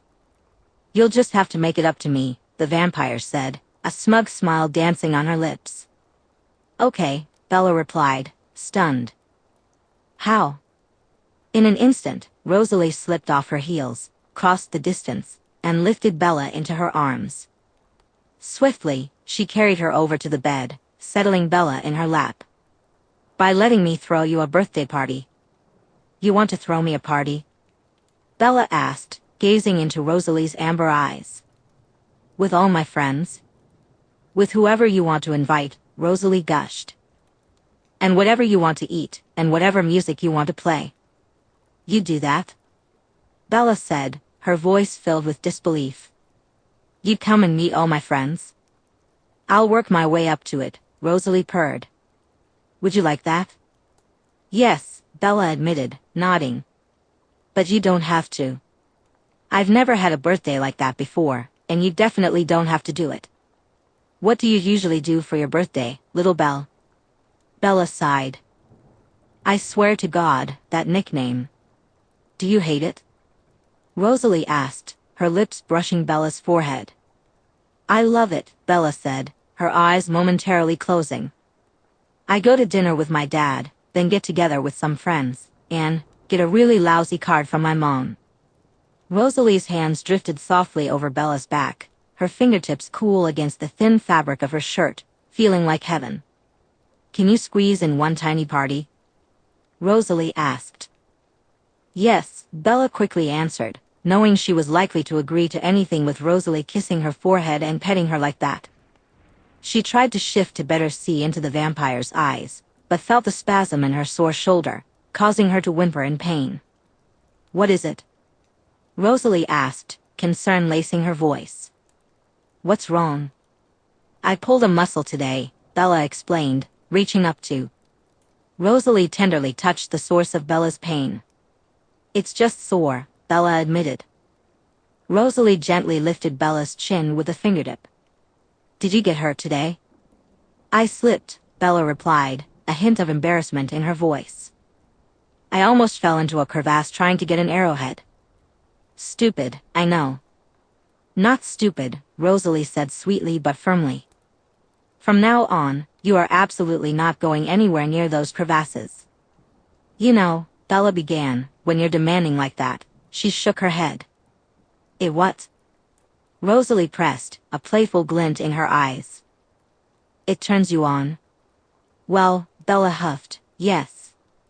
A smirk crossed Rosalie's lips. As if it wasn't already obvious that you're submissive, she teased as she stood. I can be dominant, Bella argued, her heart racing. Rosalie laughed and gently pushed Bella back onto the bed. Then, without any context, she said, take off your pants. My pants? Bella stammered, her hands already moving to the button. Rosalie's eyes twinkled with amusement.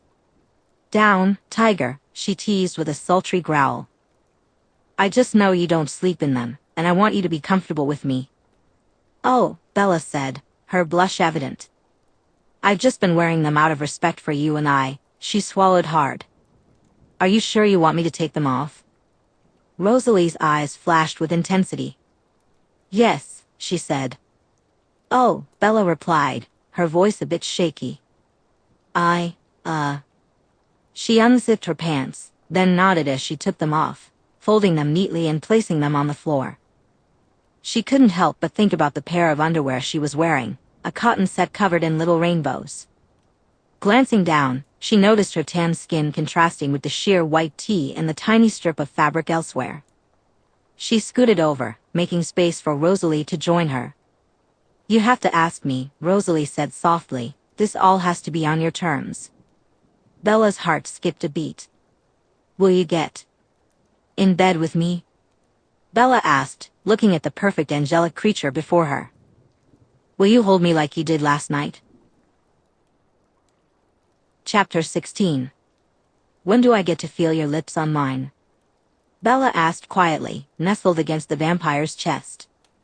"When I'm absolutely sure I can handle it," Rosalie replied, holding the smaller woman in her arms and savoring every moment.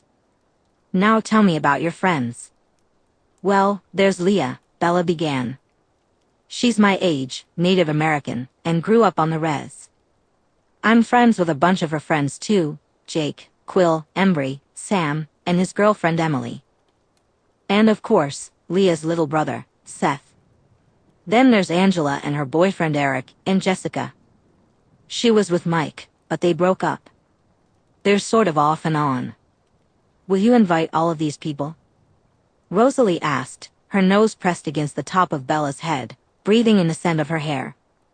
She was practically entranced by the way Bella's legs felt tangled with hers, her warm, smooth skin, and how her shirt kept riding up, revealing her underwear.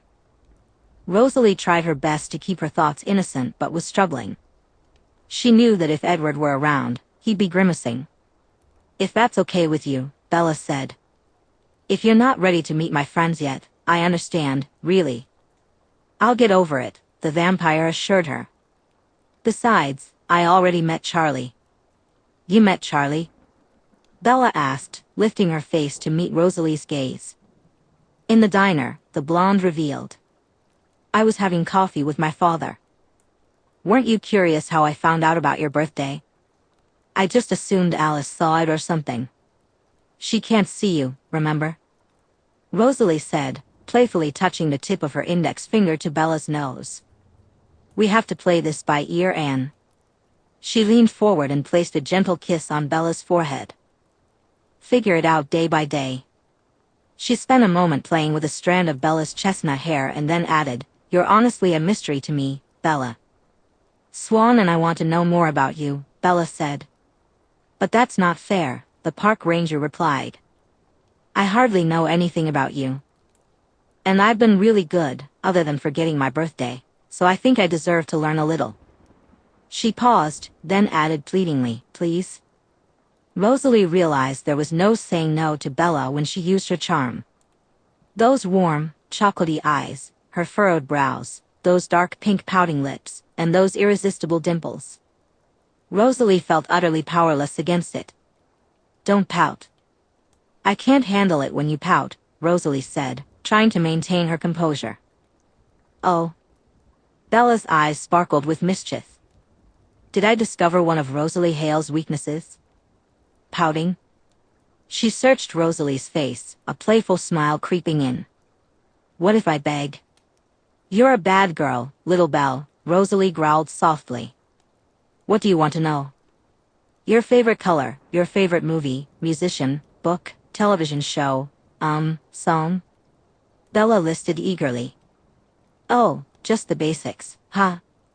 Rosalie prepared her answers. "Because you're so cute, I'm going to treat you. But don't let it go to your pretty head, all right?"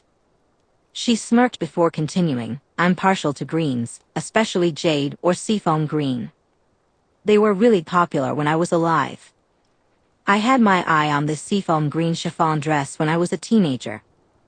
I always fancied it as the perfect wedding dress.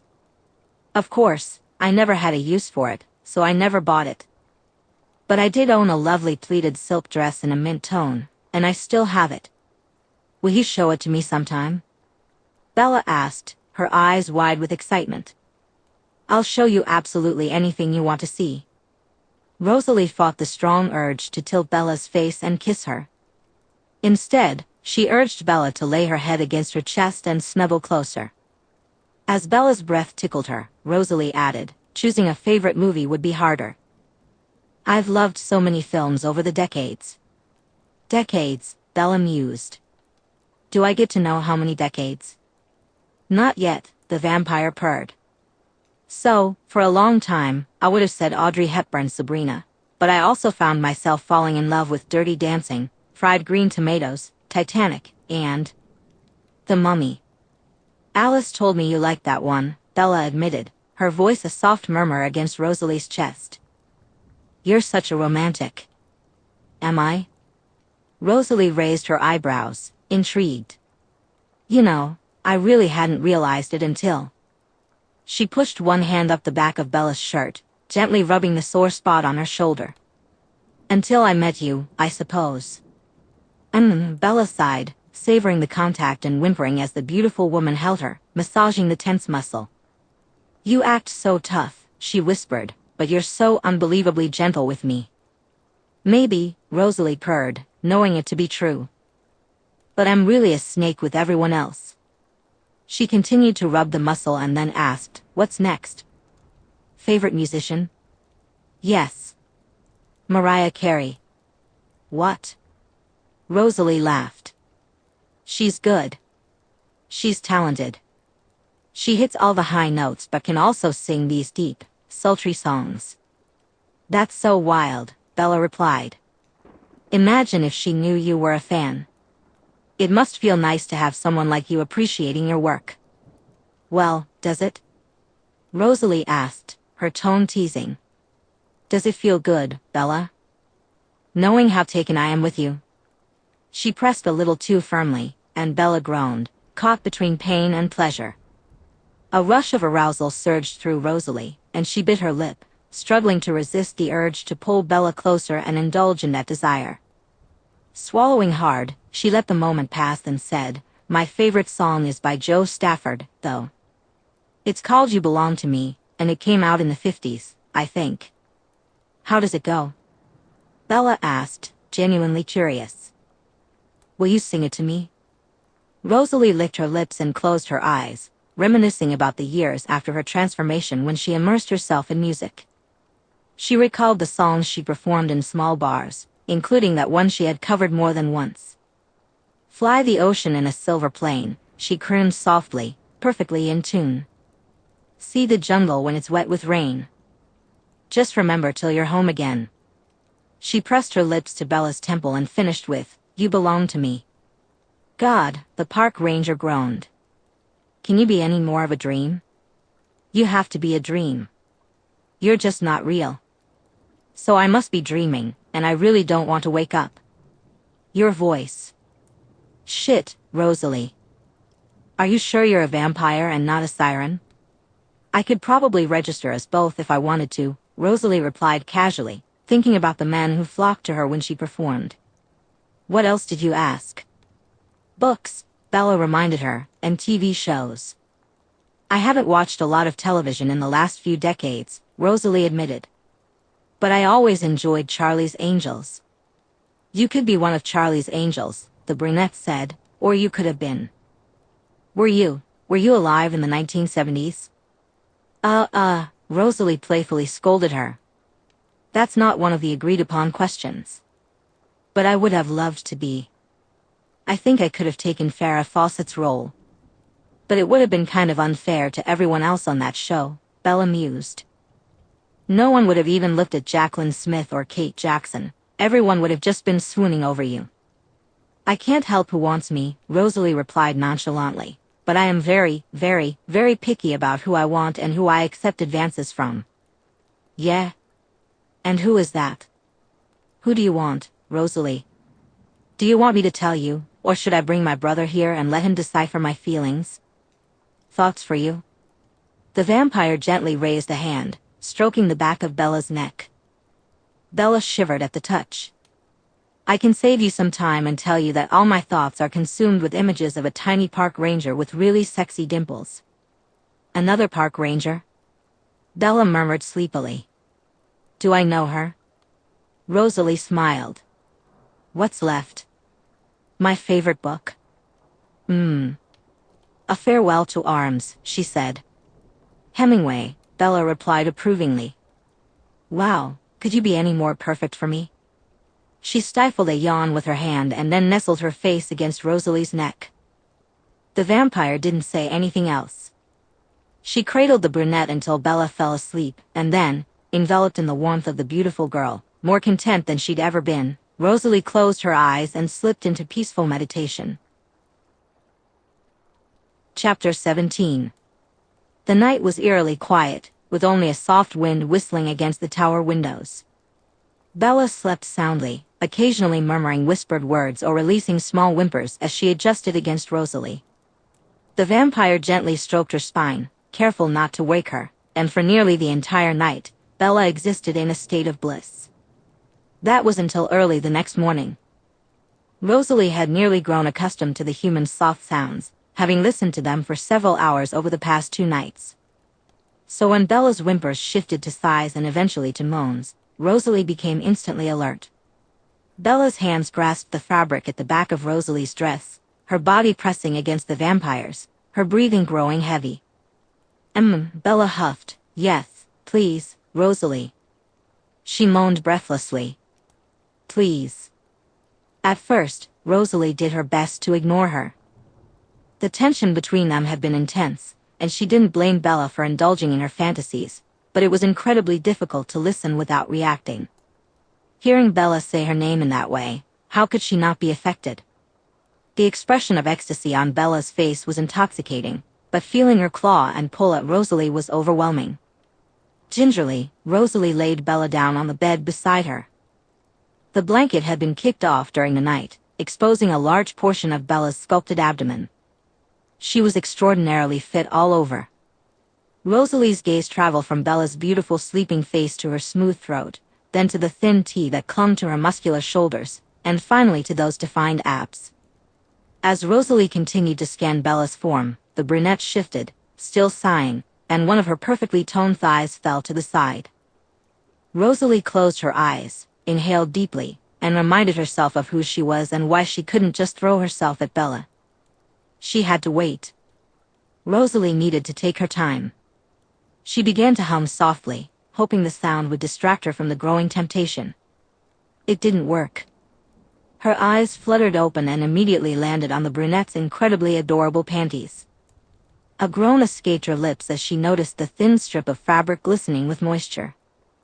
"God damn," she mouthed, one hand drifting toward Bella's hip, her self-control slipping away. For decades, Rosalie had reigned as a seductress. She and a companion would often bet on who could woo the most women, and Rosalie always emerged victorious. She was charming, and with countless women throwing themselves at her, she considered herself quite skilled. She knew, with acute certainty, that what she could do to Bella would surpass anything the brunette could ever imagine. Rosalie could take her to a place beyond thought, where only passion existed. It would be easy, she mused, to win Bella over. Bella would wake to a kiss, and in that moment, she would be ready to go further, begging and pleading for Rosalie's touch. When Rosalie slipped her fingers inside her, Bella would thank her, perhaps even weep for her. The blonde's hand hovered over Bella's waist, her fingertips itching to touch the band of the thong, to pull it down. But Rosalie sucked in a breath and closed her eyes again. She needed to regain control. She wasn't ready to go that far, knowing that if she gave in, she might move too quickly, too forcefully. She could hurt Bella, bruise her, break her. Though she had been with many women before, they had all been vampires. She couldn't take Bella like that, she couldn't take her tonight. But she had to do something. Rosalie opened her eyes again, leaned down over Bella, and whispered into her ear, "Bella. Baby doll. Wake up." A wave of desire washed over her as the brunette moaned, tilting her chin and exposing her throat. Rosalie swallowed hard, shook her head, and placed her hand on Bella's waist, desperately trying to resist the urge that threatened to consume her.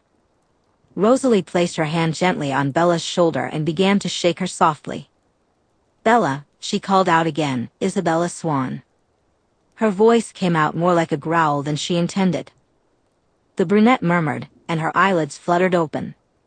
She was out of breath, her chest rising and falling with each labored inhale. For a moment, confusion washed over her, likely a mix of the remnants of her dream and Rosalie's own frustration. Once she caught her breath, she asked, "What's the matter?" Her eyes searched Rosalie's face. "Rose. Are you okay?"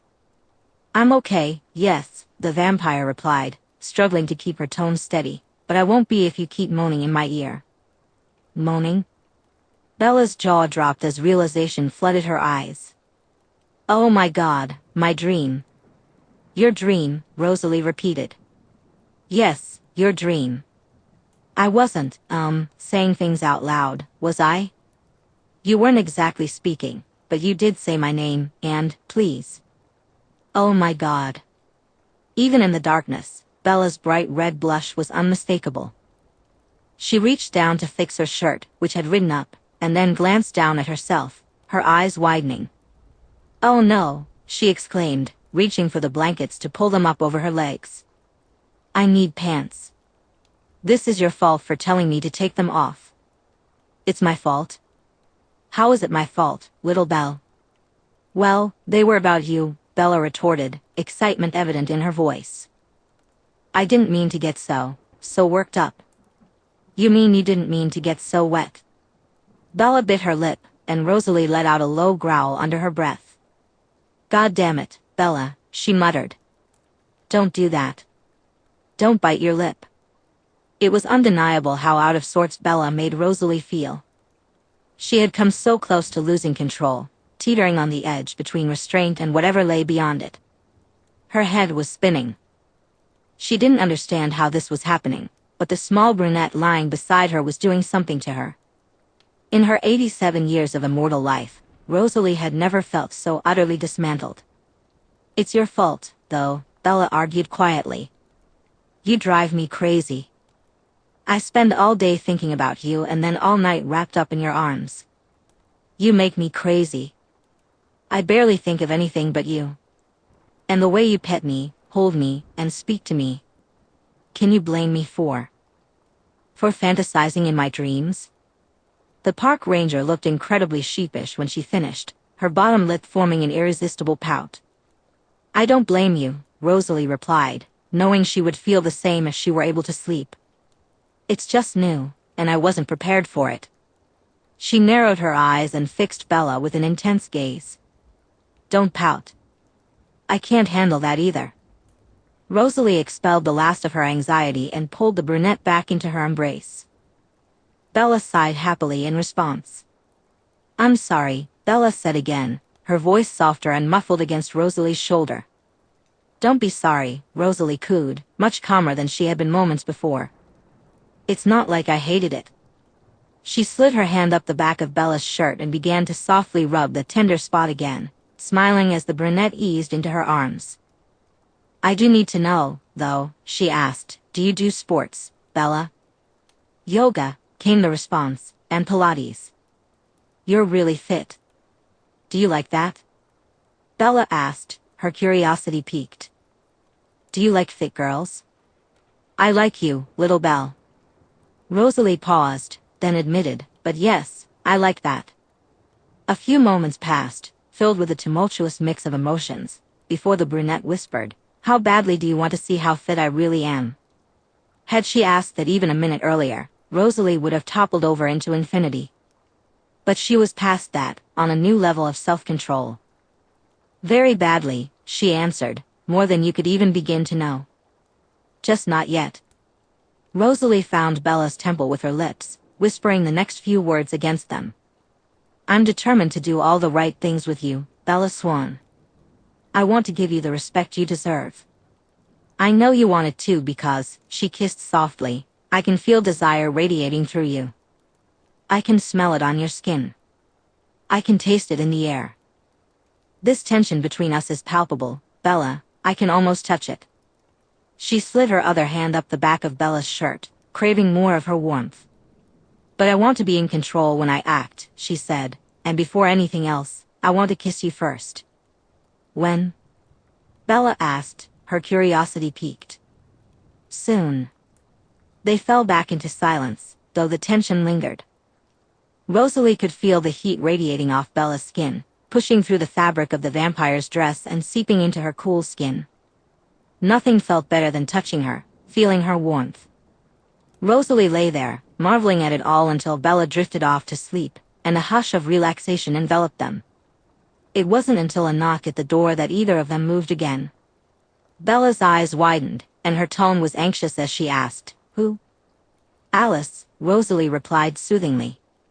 It's okay. You're safe. I won't let anyone hurt you. But Bella's eyes remained worried. I don't have any pants on. That's okay, the vampire purred. Come here. She pulled Bella closer, helping her sit up, with her body leaning against Rosalie, her legs draped over the vampire's. Rosalie adjusted the blanket to cover them both, then rubbed her palms up and down Bella's arm to calm her. Come in, Alice, she said in an even voice. The lock turned, and the door opened, revealing the petite, short-haired vampire who danced into Watchtower 515, holding a steaming paper cup of coffee. She approached Bella, placing the warm beverage into her hands before turning to the desk to flip through some papers. Rosalie adjusted the small lamp, then took the desk chair and angled it to face the bed before sitting down gracefully. Good morning, Bella, she sang. Rosalie, have I mentioned how good you two look together? What do you want? Rosalie asked, her tone pleasant, but her patience was wearing thin. She longed to be alone with Bella again, eager to test her resolve one more time before the day took them away from each other. Why are you here, Alice? To bring Bella coffee, the sprite-like vampire replied cheerfully, and to see my beautiful sister and her new friend. Alice winked. And to swoon at the sheer romance of it all. And? I had a vision, Rosalie, she finally revealed. You're going to throw a party here in Forks. As soon as I saw it, I knew it had to be for Bella, just based on how happy you looked, she sighed enthusiastically. It's a birthday party. Bella's birthday is on Sunday, Rosalie told her. Bella, Alice said sternly, I can't believe you didn't tell me your birthday is on Sunday. Were you even going to let us know before it happened? Probably not, Rosalie quipped, still petting Bella's arm with one hand while the other slipped beneath the sheet to rest comfortably on Bella's thigh. Bella huffed quietly in response. And don't feel bad, Alice. Bella didn't tell me either. I had to get the information from Charlie. Charlie, Alice repeated, her tone amused and musical. Do you mean Carlisle's new best friend, Charlie? Bella lowered her coffee cup, raising her chin as if to ignore the vampire's hand as her fingertips began to gently stroke her thigh. My dad is best friends with your dad? Yes, Rosalie confirmed. It was innocent. She was just so smooth, soft, and warm. Best friends forever, Alice sang. How? Bella asked, leaning her head against Rosalie's, her heart rate quickening. The vampire hid a small smile. Alice smirked. Your father is the chief of police, she explained cheerfully, and ours is the new head doctor at Forks Hospital. Their paths were destined to cross. A smile spread across her face, and her eyes twinkled. But I digress. The party. I need all the details from you, Rosalie. And Bella? Bella's gaze had fallen to the blanket, where Rosalie was absent-mindedly drawing patterns on the inner side of her left thigh. Bella replied, barely breaking her focus. I'm going to need a list of everyone you want to invite, Alice continued. She rose from her chair and returned it to the desk. But I won't keep you. I just wanted to stop by while I could get both of you together. Now that I have and I've seen how perfect you two look together, I really want to get back to Edward and remind myself how perfect we look together as well. You can send the list with Rosalie, okay, Bella? Bella nodded without speaking, still lost in her thoughts. Alice blew them both kisses, flicked off the light, and disappeared into the night. That's very distracting, Bella said, still leaning against Rosalie and breathing a little heavier than before. It's hard to understand what your sister is asking me when you're touching me. I understand that, Rosalie purred, taking the coffee from Bella and gently moving her to lie flat on the bed. But if you want me to touch you, I'm going to need to practice first. They settled back together, Bella loosely in Rosalie's arms, the vampire tracing patterns on her upper thigh while humming quietly into her ear. Chapter 18. If you leave tonight, Leah suggested, you could sleep halfway through and be totally rested for the party. But that means traveling in the dark, Bella reasoned. She didn't want to miss the comfort of Rosalie's warm, cozy watchtower bed or the way she would practice drawing on Bella's thigh. She wondered if Rosalie could squeeze into her one-person tent. Either way, you're starting or ending in the dark, Leah countered. And if you leave tonight, it gives us more time. You've walked these trails a million times. Aren't senior rangers supposed to be the more level-headed ones? Bella asked. Level-headed? Nah, Leah laughed. I just know what you're capable of, Bells. It's a straight shot along the trail. You'll get to the drop location or further, pop your cot, and then head to the station. I'll pick you up, and then it'll be me, you, Jess, and party time. Bella's birthday was Sunday, and her friends had planned a sleepover to celebrate. They were all 21 now, ready to provide her with as much alcohol as she could handle, with the goal of getting her completely wasted. Afterward, she'd have all of Sunday to recover, and since she didn't have to be back at the tower until the following evening, she and Charlie had even planned to go out for breakfast Monday morning. Everything seemed to fall into place perfectly. Rosalie's spontaneous party fit seamlessly into her plans. Rosalie herself fit perfectly into her plans. And Leah's idea was pretty flawless. If Bella left around 10 or 11 tonight, she could sleep around 5 or 6 a.m. and wake up to get to the ranger station by late afternoon.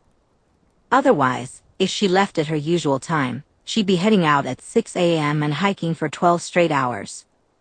After a trek like that, she'd be ready to crash the moment she arrived at the station, just like always. Okay, she finally said, giving in, I'll try to leave tonight. Then, chewing her lip, she thought about the real topic that needed to be discussed. If Bella wanted Leah to come to her other party, but she knew she needed to fill her in on the details. If Leah knew who was throwing it, it might complicate things. Just thinking about it made Bella's head spin. She was confident about who she was and how she felt, but she had never actually come out to anyone, not even Leah. Taking a deep breath, Bella said, Hey, Leah. Bells? I need to tell you something. Cool, Leah replied casually. Let me guess, you ran into Bigfoot? No, Bella said, chuckling. While she hadn't met Bigfoot, she had encountered a cryptid. Did vampires count as cryptids? Too bad, Leah said. So what's up? I didn't meet Bigfoot, but I did meet someone. Leah fell silent for a moment, then the walkie buzzed. You met someone? In Olympic National Park? Yes. What did they do? Come up to your tower and knock on the door to borrow a cup of sugar? More like they broke down my door and almost killed me, Bella thought. We ran into each other on the trails, she said, stretching the truth a little. And what? Exchanged walkie signals? Kind of. We talked. Right. Leah took a moment to process Bella's words. So let me get this straight. You met someone on trails so deep in the park that no one uses them except park rangers and field operatives, and you hit it off? Kind of. Okay, Leah said, intrigued. I'll bite. Tell me more about them. Bella seized the moment and shared everything she felt ready to disclose.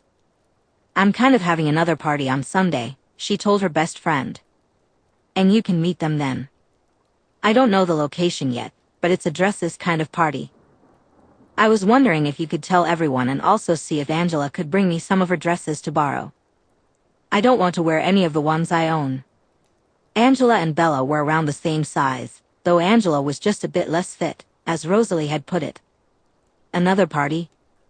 Leah asked, intrigued. Leah replied, her voice filled with interest. Going all out this year, Swan. Will there be booze? Bella thought for a moment. Maybe some alcohol would make it easier for her friends to be around the Cullens, especially Rosalie. She imagined all the boys from the res seeing her for the first time. I'll mention it to Alice, Bella decided. Sure, she said to Leah. Will you tell the guys? Yep. Sunday night? Yes. There will be invitations. Invitations? Who the hell did you meet in this forest, Bells? A prince? Bella took a deep breath. You'll see. She returned to her tower and wished Leah good night. Then, stepping into the tower, She spun the dial on her walkie-talkie, switching the channel down to 4.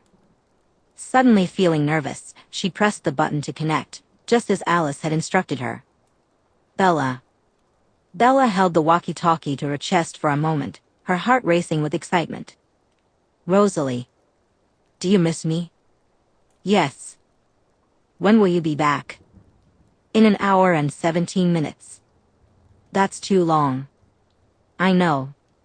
She packed her bags, got her tent cot ready, and then stepped outside to gaze at the horizon.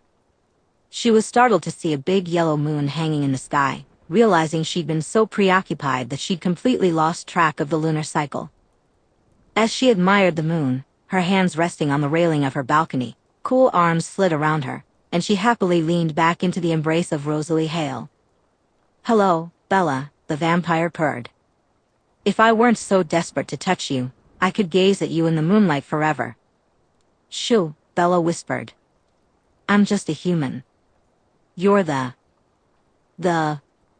Her words trailed off as she tried to suppress a shudder while the blonde slid her hand up Bella's stomach, between her breasts, and around her throat. And I missed you too, Rosalie said, her whisper somehow both soothing and unbelievably seductive. Rosalie tilted Bella's head to the side and pressed her cool lips against the soft skin of her throat. So, I've been wondering all day, she said, her lips brushing against Bella's warm skin as she spoke. Do you still do yoga and Pilates? Bella laughed lightly. Yes, I do. And how limber are you? Rosalie's tone was playful. Do you want to find out? Bella teased back. With a mischievous smile, Rosalie let her hand slide down and gently lifted the bottom of Bella's shirt, beginning to pet her abdomen. Yes. Then, unprompted, Rosalie asked, so how did you intend on getting home this weekend? I wanted to talk to you about that, Bella replied, glancing down at her shirt and the vampire's hand. Once a month, I hike to the ranger station, and Leah or Charlie picks me up. That ranger station is over 30 miles away, Rosalie said. Yes. No. Bella felt content to follow the angelic creature's demands. In fact, hearing them had a direct effect on her, and she was more than willing to comply. You don't want me to go? She asked. No. When would you leave? Tonight. At 9 or 10. I'd hike halfway, sleep, and then continue to the station. You could. You could go with me. Or, Rosalie said, spinning Bella in her arms so she could see her face, you could stay here with me, and then tomorrow, right before you plan to arrive at the ranger station, Alice could carry you there. Alice. Bella started, but Rosalie leaned in, placing a soft kiss on her temple, and whispered, It has to be Alice because I can't go in the sunlight. Not even for a moment. But you'd be so beautiful in the sunlight, Bella couldn't help but reply. I can't even imagine it. Don't, Rosalie said, her amber eyes darkening and her eyebrows furrowing. Don't imagine it. Why? Because you can't. See me like that, Rosalie said, stepping back as she began to lead Bella inside. Once they crossed the threshold and Bella found herself in the middle of the room, Rosalie released her and walked to the door. She closed it and turned to face Bella. Your eyes are so dark, Bella remarked. Darker than I've ever seen them. That's because I'm hungry, Rosalie replied. Noticing Bella's hesitant expression, she moved closer. Not for you, little Belle, though we both know how delicious you would be.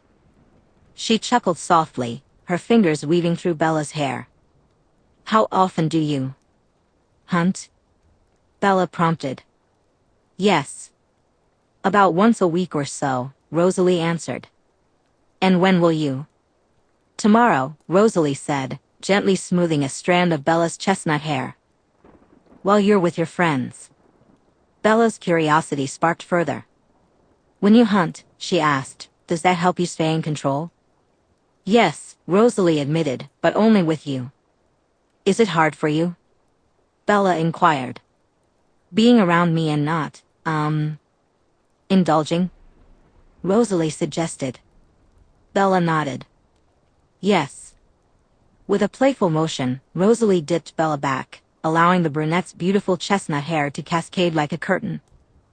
Leaning in, she pressed her lips to Bella's throat and, very gently, she bit. Bella shuddered, a tingle racing down her spine, feeling the vampire's lips curve into a slight smile. Resisting the urge to drink your blood, Rosalie whispered sweetly, is the second hardest thing I've ever done. She straightened Bella back up, and they locked eyes for a moment. What's harder? Bella asked, intrigued. Rosalie's eyes sparkled mischievously, one eyebrow lifting slightly. I think you can probably guess, she replied softly. A blush crept onto Bella's cheeks. Taking Rosalie's hands, they moved to the bed and sat facing one another. Their fingers interlaced, Rosalie finally broke the silence. So, I told Leah about you. About me? Bella raised an eyebrow, intrigued. Really? Rosalie smiled snugly. Sort of. She thinks you're a prince. Bella couldn't help but chuckle at the absurdity of it all. A prince, hmm? Rosalie's eyes smoldered as her brows knitted together. When she pretended to be stern, she was undeniably sexy. Did you tell Leah that I'm a man? No, Bella replied, a hint of mischief in her voice. She, assumed. I see. And what will your friend do when she realizes I'm not a man?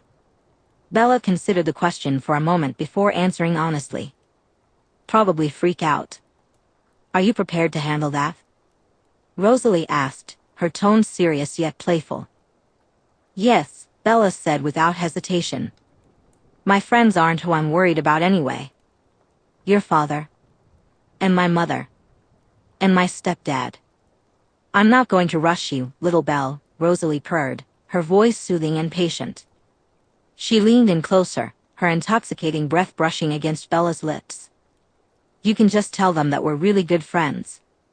Bella let out a half laugh, a bit exasperated by the idea. Sure, they'll believe that. Until you touch me.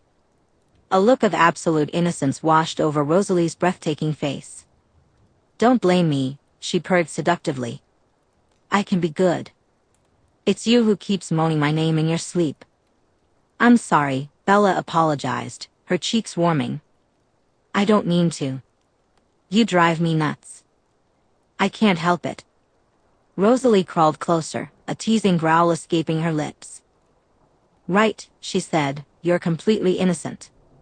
Bella fell back on her arms, her breath catching in her throat as Rosalie straddled her thighs, casting shadows on her cheeks with her long eyelashes.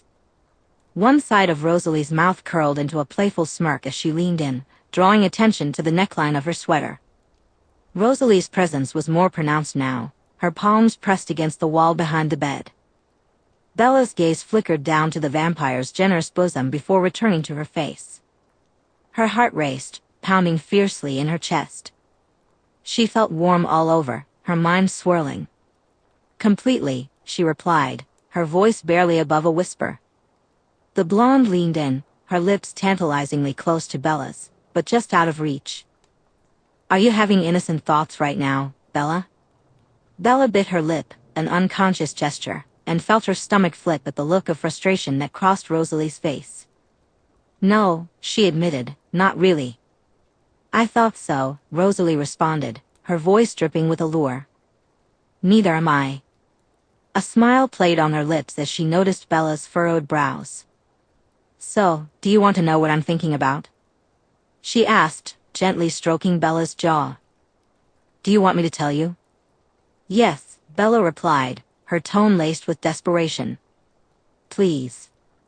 Rosalie's lip twitched playfully before she stated matter-of-factly, her seductive tone now tinged with confidence. I want to help you do yoga.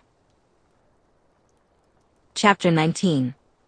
When yoga gained popularity in the 1960s and 1970s, it sparked Rosalie's interest. She saw it as a wonderful complement to meditation, and although she didn't feel the need to stretch, she loved the way it made her body feel. That evening, as she and Bella began their yoga practice together, Rosalie quickly realized that being behind the flexible brunette during transitions from balasana, or child's pose, to svanasana, or downward-facing dog, was a terrible idea. Yet, the vampire must have had a bit of a masochistic streak, because she endured the torment of desire just to watch the smaller woman stretch.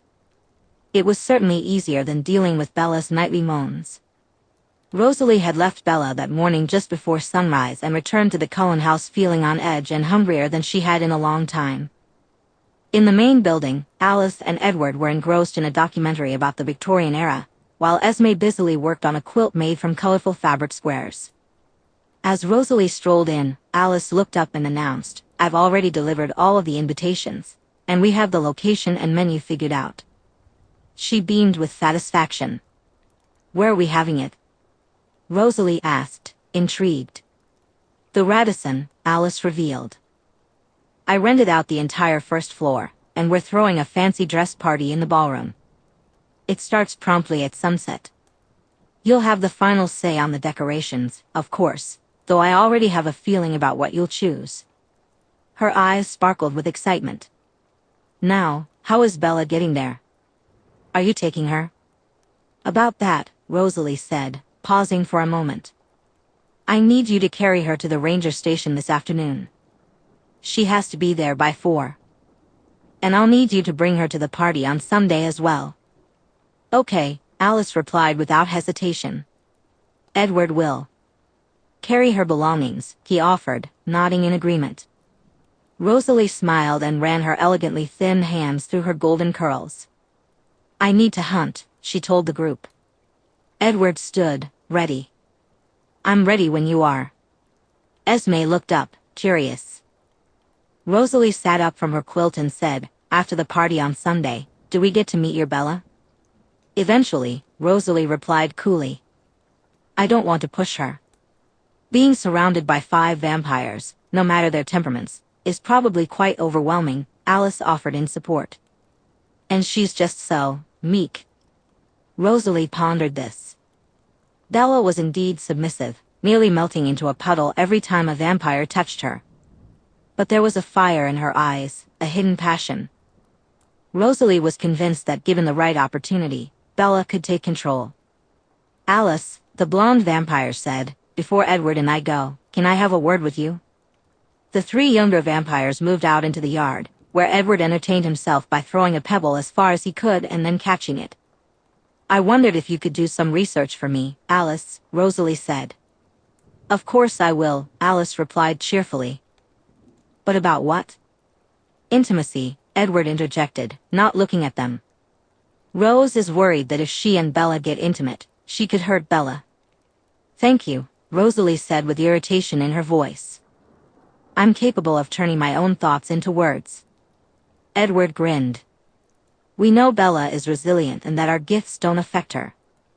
But, physically, it's dangerous," Edward continued. "When Emmett was with that human woman in 1964, he nearly killed her. Even the most experienced vampire can leave a human injured. From everything we've learned, it's extremely hard to control oneself in the heat of the moment." "Emmett is a male," Rosalie growled. "I'm a woman." Her eyes narrowed and her jaw set as she added, "It doesn't have to be so, carnal." It was clear that this conversation was awkward for her to have with her brother. "I know you can't possibly understand, but lesbian intimacy is different." "It is," Alice agreed. Edward glanced at her with curiosity. "I would say that if you were extremely careful and gentle, it would be totally fine." A troubled look crossed Rosalie's face. "Though you do know that, with her, you could technically never experience a..." She let her words trail off when the blonde vampire shot her a pointed look. "She's aware of that," Edward translated. "She just doesn't want to hurt Bella. And she's curious if there have ever been any cases like this one, with 2 women, one of them human."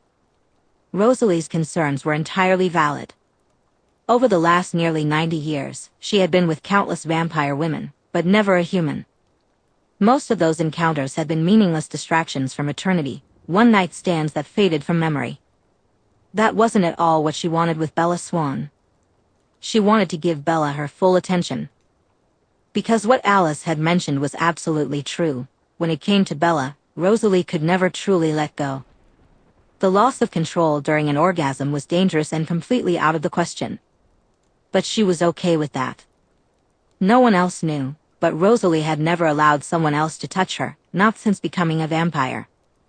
She had mastered the art of taking care of her own needs. Honestly, she didn't care if Bella never touched her. She didn't expect anything in return. All she wanted was to give Bella exactly what she desired. And the ways she could touch her, if she was careful, if she was soft and gentle. "I could do some research," Alice suggested matter-of-factly. "I'll find out, I'm sure of it." "But Rose, I'm certain if you can handle kissing her, then—" "She hasn't kissed Bella yet," Edward interjected, glancing at his wife. Rosalie glared at him. "Edward, I swear to God." "Rose," Alice shook her head disapprovingly. "I'm sure she is practically losing her mind." "I think it's romantic to wait," Edward remarked. "It can be," Alice agreed, "but it can also be. It's very frustrating when all you want to do is get in their pants," she said, tossing him a knowing look. She let out a light, twinkling laugh as he cleared his throat and slid his hands into the pockets of his jeans. "If you want my honest opinion," she continued, her voice lilting and pleasant as she turned to Rosalie, "if Bella hasn't already spontaneously combusted from sexual tension, I think she can probably survive anything." She smiled, her eyes sparkling with mischief. Meanwhile, Rosalie and Edward were out hunting in Olympic National Park. Throughout their time there, Rosalie battled an intense urge to go to Bella. She knew with absolute certainty that letting the humans see her in the sunlight was out of the question, but she couldn't help but imagine it anyway. What if Bella was immune to her family's powers? What if she could touch Rosalie without any consequences? What if she could look at Rosalie and truly see her without going blind? No human had ever gazed upon Rosalie in her true form without immediately losing their sight. Yet, there had never been anyone who could withstand Rosalie's charm or Edward's mind-reading. And never had a human been elusive enough to escape one of Alice's visions. There was a chance. The vampire siblings spent a few hours in the national park. Edward didn't need to feed, but Rosalie drank from 2 deer until she felt satiated. She was determined to keep herself under control on Sunday, knowing that if something were to happen, she had to avoid any mistakes. When she returned to the house, Alice was already there, just before she and Edward were due to take Bella to the station. They discussed party planning details, making final decisions together. Esme was thrilled to be providing live flowers for the occasion. The garden at their rental space needed decorating, of course. As Alice prepared to leave, she took Rosalie's hands in hers. "She'll be wishing it was you the entire time. And you'll see her very soon." It was a comforting statement, but in reality, it wouldn't be that soon. Bella was staying at her. In her friend's apartment, the beautiful blonde vampire had been counting down the moments until sunset, though she knew that night there would be no Bella waiting for her. When the realization hit, an unmistakable longing welled up in her chest. As the sun dipped below the horizon, the ache inside her grew so intense that she contemplated going to Bella's tower, just to be near her scent. Stepping out onto the balcony to gather her thoughts, Rosalie hesitated before heading toward the park. Just then, her phone vibrated, grabbing her attention. She checked it absent-mindedly, assuming it was a business-related message. But when she saw the unknown number on the screen, her initial assumption seemed confirmed. Yet, something piqued her curiosity. With her message previews turned off to avoid any slip-ups regarding their secret, she opened the text. "Alice gave me your number," it read. To Rosalie, it sounded like a business inquiry, perhaps someone interested in investing or something similar. If Alice had shared her number, this person likely had some tech-savvy skills. It all made sense, but she wasn't in the mood for business at that moment. So, she tucked her phone away, ready to return to her brooding. But before she could settle back into her thoughts, her phone vibrated again. When she read the new message, she couldn't help but let out a soft whimper. "How am I supposed to sleep tonight without your arms around me?" It said. Bella. Chapter 20. Alice gave Bella a piggyback ride to the shelter while Edward carried all of her gear. It was a somewhat terrifying experience, and Bella kept her eyes closed the entire time. She adored the wonderful vampire with the pixie cut, but Alice Cullen was no Rosalie Hale, and she longed to be curled up in the arms of the blonde vampire instead. Bella had become so addicted to Rosalie's touch that going too long without it felt like torture. When Bella and the vampires finally parted ways, Alice hugged her tightly and said, "You have to have patience with Rose. She's all in, but she's guarded." Bella was more than willing to wait. "I know," she replied. "I understand that. I don't mind waiting for her at all. I'll wait as long as it takes. I just want her." Alice beamed at her response. Then she reached into her pocket, pulled out a slip of paper, and placed it in Bella's hand. "This is her number. She doesn't know I'm giving it to you. I know you have your walkie, but I thought texting would be easier this weekend." She winked. "Are you all right from here?" Bella's heart skipped excitedly at the prospect of texting her beautiful blonde vampire. She said goodbye to Alice and Edward, then eagerly looked forward to digging her phone out of her bag. Leah met Bella at the shelter and wrapped her in a big bear hug. "I'm so glad to see you," she gushed, squeezing the brunette tightly. Leah was muscular and strong, and she had a knack for accidentally crushing Bella whenever she got excited. "Leah," Bella coughed, "can't breathe." "Sorry." Leah quickly released her and stepped back. "You look good. You look really good, actually. The first few weekends you came down, you looked beat, but now..." She narrowed her eyes in suspicion. "What have you been doing? Taking midday naps?" Bella shook her head. "No, I've just been sleeping really well. Out in the middle of the forest. Nature is relaxing," Bella replied, smiling. The brunette shrugged and led the way to Leah's park-issued jeep, tossing Bella's backpack and supplies into the back. "Wow, this stuff is heavy. It's funny to think of you carrying all this for 30 miles, Leah remarked. "Right," Bella agreed. She had done it before and was incredibly grateful that Edward had offered to carry it for her this time. First, Leah took Bella to Charlie's house to grab some clothes. Since he wasn't home, she let herself in with a spare key. Bella stored her backpack and camping gear in her bedroom and packed a small bag for the night. She made sure to grab her phone before leaving, even though it was regrettably dead. Next, they drove to the nearby town of Lancaster. It was the closest city and featured a small mall, a Radisson hotel, and a supersized Walton's department store. Jessica lived in a nice apartment complex that had a pool and gym, with her dad covering most of the rent. When they arrived, Angela's red Volkswagen Bug was already parked outside. The two girls came out to greet Bella and Leah, exchanging warm hugs. "I'm sorry I smell like nature," Bella apologized. "I'm going to take a shower if that's okay." "Of course," Jessica replied cheerfully. "You know where it is. But honestly, you don't smell like nature. Just different.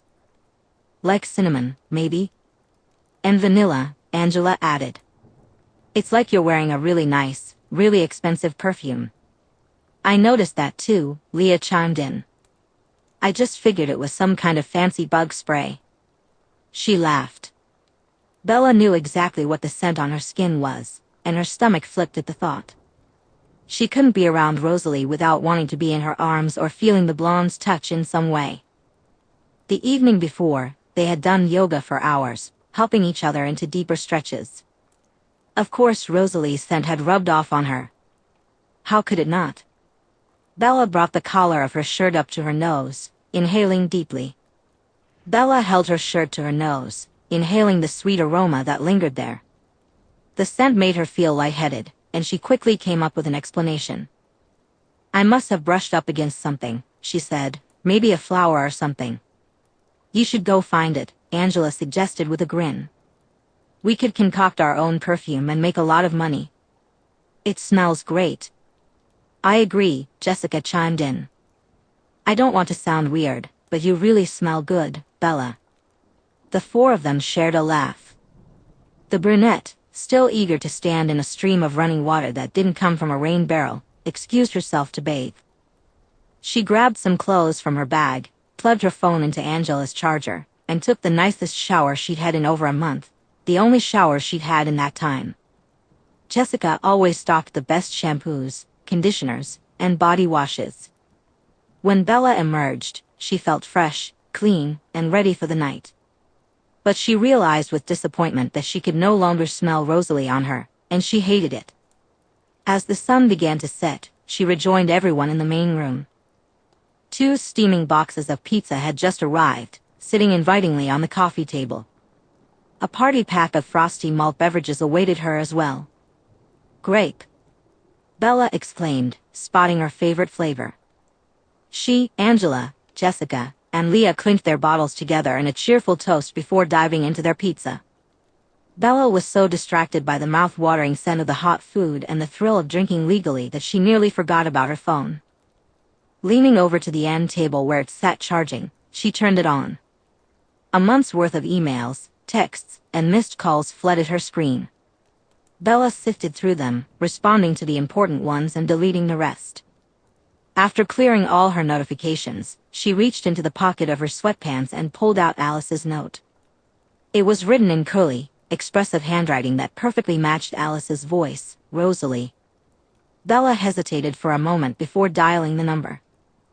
Hale 5552022, she murmured to herself. With fumbling fingers, she typed the number into the address box of a new message and hit send. Alice gave me your number, she wrote. Biting her lip and feeling her heart race, she began another message. How am I supposed to sleep tonight without your arms around me? In the background, Jessica, Angela, and Leah were engrossed in an episode of Buffy the Vampire Slayer, a group favorite. Bella sat there, kicking her leg absent-mindedly while munching on a slice of pizza, a second beer open in front of her. But her focus was on the screen in her lap. When her phone vibrated, her heart did a somersault. She quickly read the incoming message and sucked in a sharp breath. How am I supposed to handle the next 12 hours without placing my lips to your throat? Suddenly, Leah broke the silence.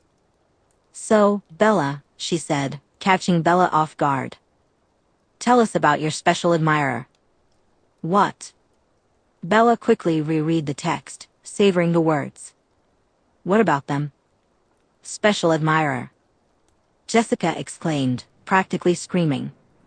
Bella Swan, you tell us right now, or I'll never speak to you again. You're talking to someone. She playfully smacked Angela in excitement, causing Angela to yelp and clutch her sore arm. In all the time I've known you. Jessica continued. In all the time I've known you, Angela agreed, nodding. Leah chimed in, Bella dated someone in high school before she moved to Forks.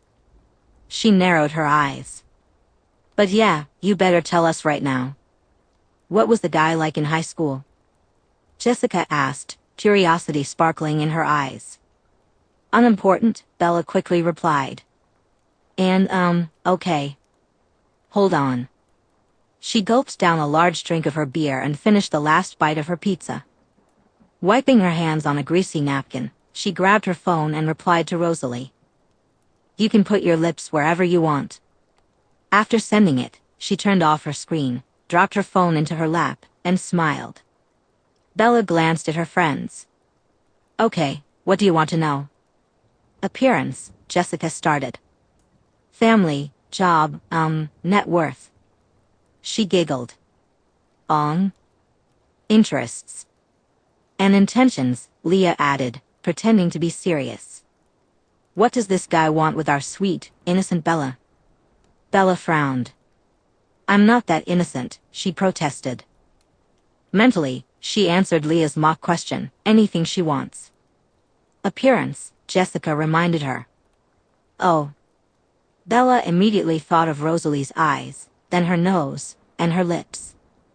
Her mind wandered to other parts. Blonde, she said quickly, stopping herself. Amber eyes, perfect body. Very nice dresser. Long hair or short?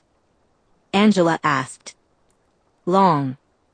Show us a picture, Leah suggested, just as Bella felt her phone vibrate again. Bella tapped her fingers on her phone, then said, no social network accounts. Damn, Jessica exclaimed. Fine. Family, job, and net worth. Mother, father, a brother, and a sister-in-law. Entrepreneur, Bella guessed. And, a lot. She wasn't sure about that last one, but Rosalie was always impeccably dressed. The other three girls exchanged knowing looks. Interests, Angela prompted again. Right, Bella said, grabbing a third beer from the box, twisting off the cap, and taking a big drink. She lifted her phone, and as she read the message, she bit her lip. "You're a bad girl taunting me when I'm not there to do it," it said. Bella felt a little dizzy from the alcohol, and without thinking too much, she replied, "Can I have your tongue too?" "Interests," she said to Angela, already searching for answers. To be honest, she didn't know much about Rosalie.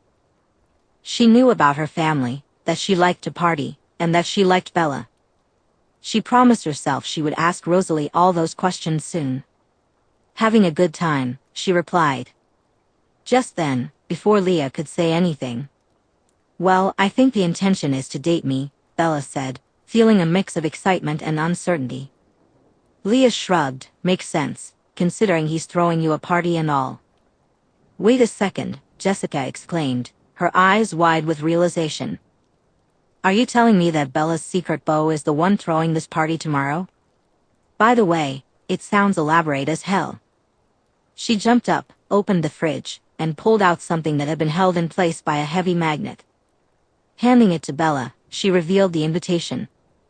It came in a stunning black lace envelope, and inside was a card printed on pearly, cream-colored paper that had a marble-like appearance.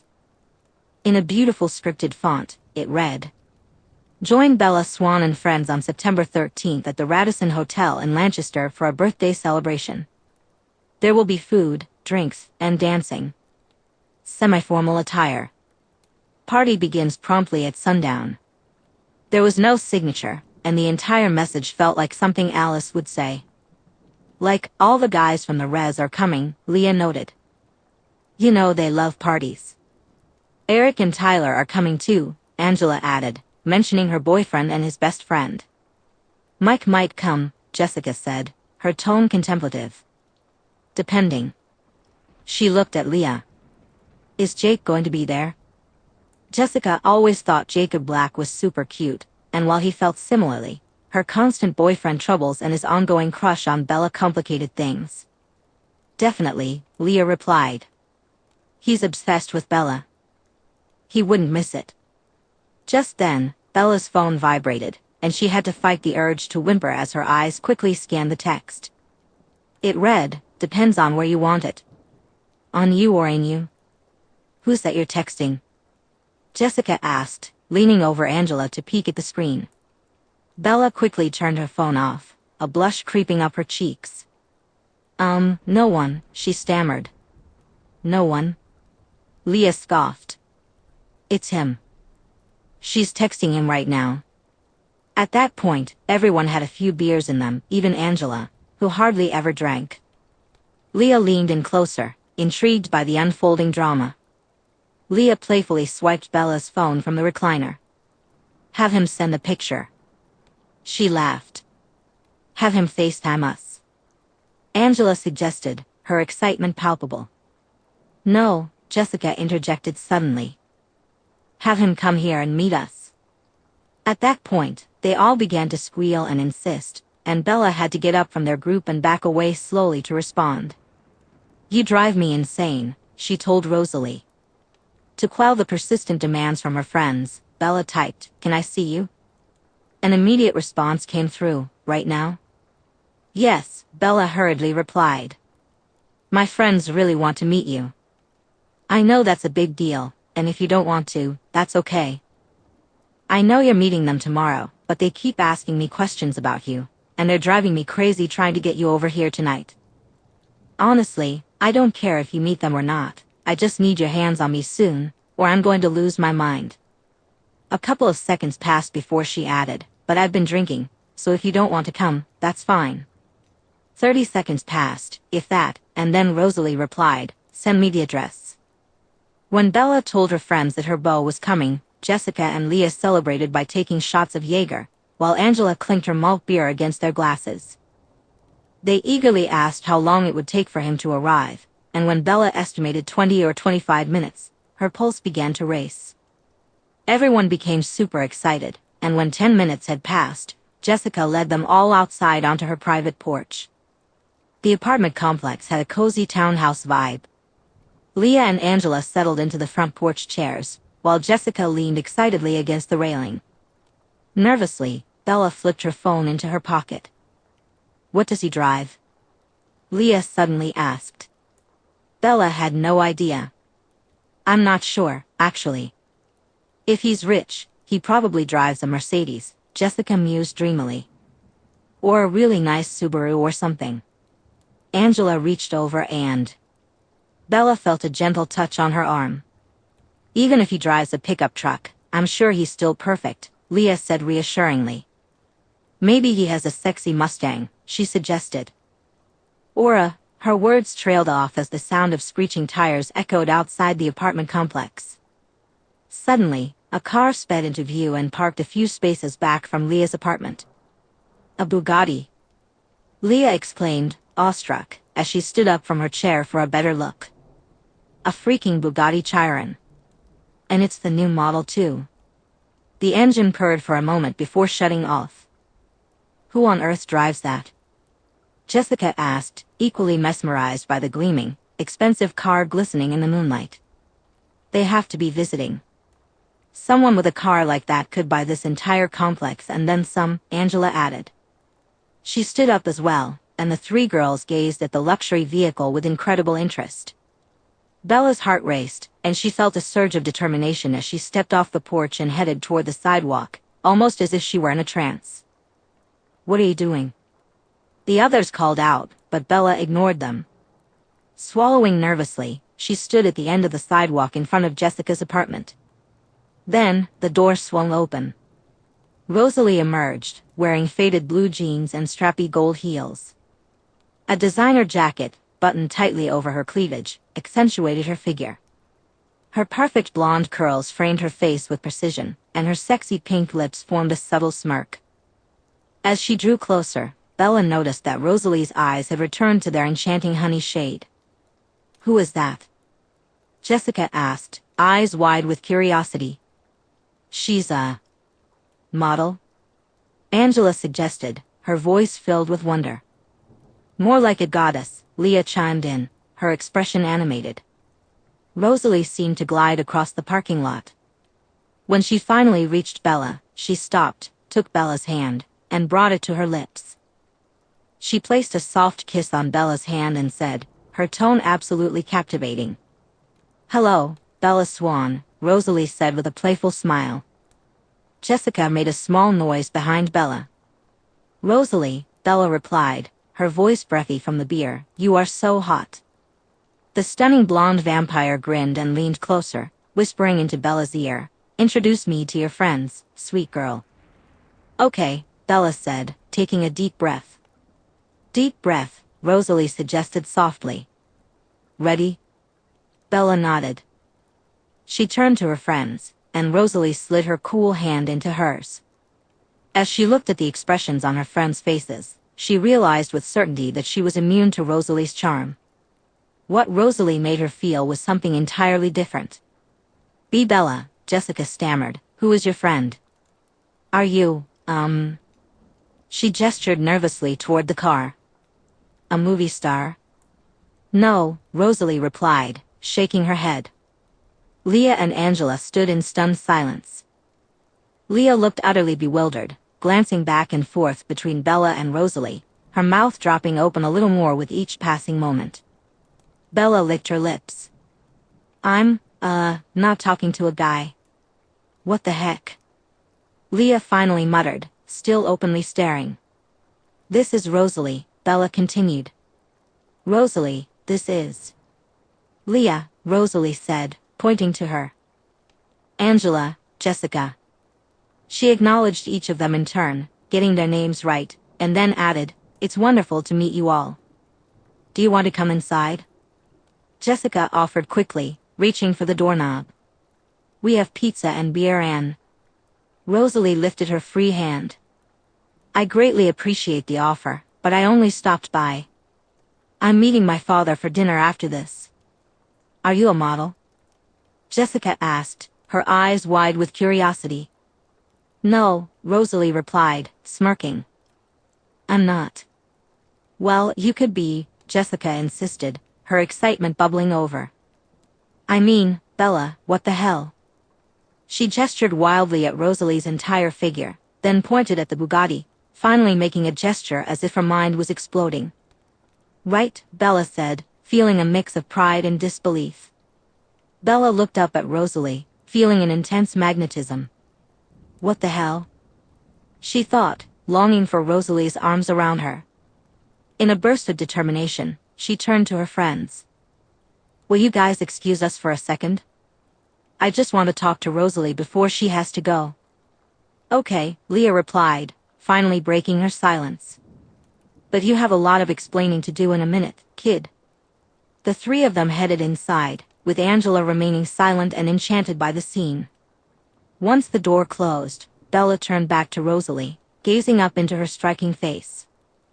Rosalie wrapped her arms around Bella, lifting her slightly and spinning her around before gently setting her back down and kissing her forehead. To find a more private spot away from Jessica's watchful window, Bella led Rosalie around the side of the building. Do you have to leave? Bella asked, her heart sinking. I do, Rosalie replied softly. But I thought you hunted earlier today? Bella pressed. I did. Rosalie pulled Bella closer, her fingers stroking Bella's hair. But I can't be around you tonight. Bella closed her eyes, burying her face in Rosalie's cool neck. Why? She murmured. Because you're drunk, Rosalie purred quietly, and you're relaxed, and you want me. Bella huffed in response. Yes, I do. I'm at the end of my rope, Rosalie confessed. Just wait a little longer, baby doll. She placed her hands on Bella's waist, sliding her fingers under Bella's shirt. When her cool fingertips brushed against Bella's warm skin, they both gasped softly. Alice told me I'm driving you crazy, Rosalie whispered, her lips close to Bella's ear. Am I? Am I driving you crazy, little Belle? Yes, Bella breathed, her heart racing. Everything you say, everything you do, your texts. She pulled back to meet Rosalie's golden gaze. I'm so into you. Rosalie smiled and brought one hand between them, gently stroking Bella's arm. Are you excited for your party, Bella? Yes. Are all my friends going to act like that around you? Just for the first hour or so, Rosalie replied. They'll start getting used to it by the end of the night. She paused for a moment before adding, I'm sorry. Don't be, Bella shot back. I don't care as long as you're there. Bella's eyebrows knitted together as she continued, but listen, you don't have to buy me anything. I just want to spend the night with you. Rosalie didn't respond with a yes or no. Instead, she gently cupped Bella's chin, bringing their lips tantalizingly close. In a voice that was a velvety, seductive purr, she said, But Bella, I've already picked out what you're getting tomorrow night, and... One of Rosalie's hands slipped down Bella's waist to her backside, and she squeezed gently, causing Bella to let out a soft whimper. I think you'll really, she nuzzled gently, her nose brushing against Bella's neck just below her ear, really like it. When Rosalie finally said goodbye, she pressed her lips briefly against Bella's neck. As Bella floated back inside, she was intoxicated by more than just beer. The three women immediately pounced on her, demanding details, declarations of love, and more information.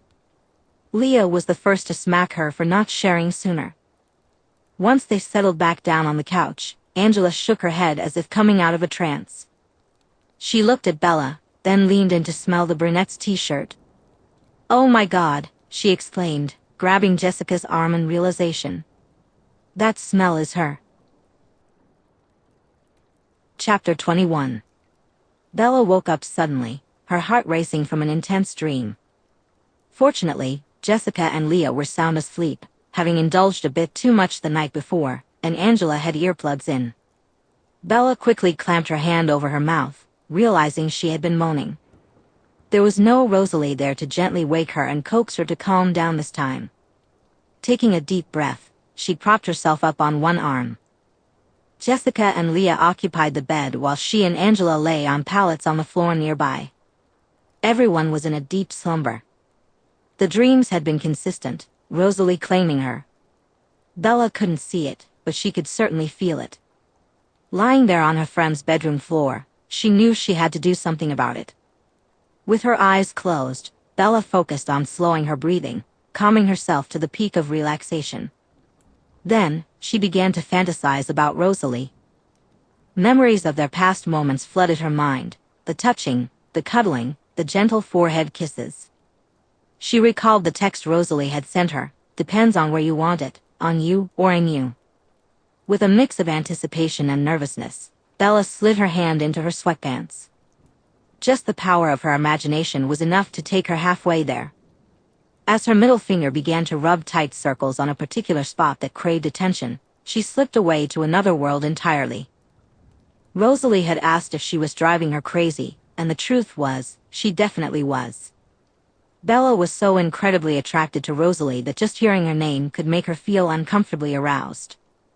Her mind had wandered in the forest before, considering relief more than once, but with Alice and Edward's visits, her job, and Rosalie's presence at night, she hadn't found the opportunity. But now, in the early morning hours of her 21st birthday, Bella decided to give herself a small gift. Lost in her thoughts, imagining Rosalie Hale. After 9 that morning, Leah and Jessica were still fast asleep, so Bella and Angela decided to tackle Jess's coffee pot on their own. The sun was shining brightly as they took their drinks out to the porch. Angela was bursting with questions for Bella. They hadn't had much chance to talk the night before, as everyone had indulged a bit too much to form coherent thoughts. "Has she met Charlie?" Angela asked. "Does Charlie know?" "Sort of, and no. Charlie is friends with Rosalie's dad, Dr. Cullen. Rosalie ran into him the other day at the diner. But no, I haven't told him yet. I'm not sure how to go about it." "Coming out as gay?" Angela inquired. "I mean, are you gay? Have you done this before?" "Yes," Bella replied. "I've known for years, and I had a sort of girlfriend in college. It just didn't work out because she was a huge jerk. But I have no doubts about my sexuality." Angela nodded in understanding. "But how didn't Jess know in college?" "She was your roommate." "Jess is kind of oblivious," Bella said, and they both laughed. Afterward, Angela pulled out the dresses she had brought to lend Bella. The brunette tried them on. One was a dark teal with lace sleeves, and the other was black with an autumnal floral design. Both fit perfectly, and they decided on the floral one for the party. They made breakfast and eventually roused Leah and Jessica from their slumber. With everyone having things to do before the party, Leah took some migraine medicine, and then they all headed out. Leah drove Bella back to Charlie's house, where she found a note on the fridge. It wished her a happy birthday and mentioned that he was out fishing with some friends for the day, but would be home later that evening. He encouraged her to have fun at the party and promised he'd have a gift for her when she returned. Feeling a mix of excitement and nerves, Bella spent some time tidying up the house.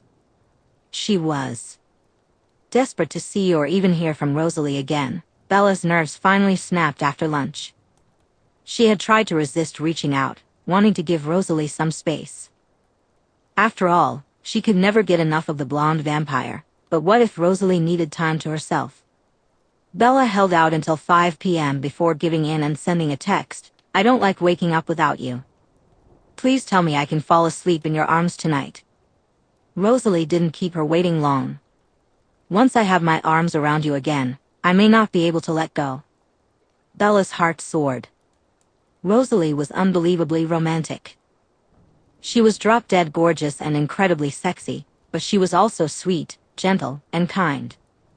She was simply wonderful. "Can you come hold me now?"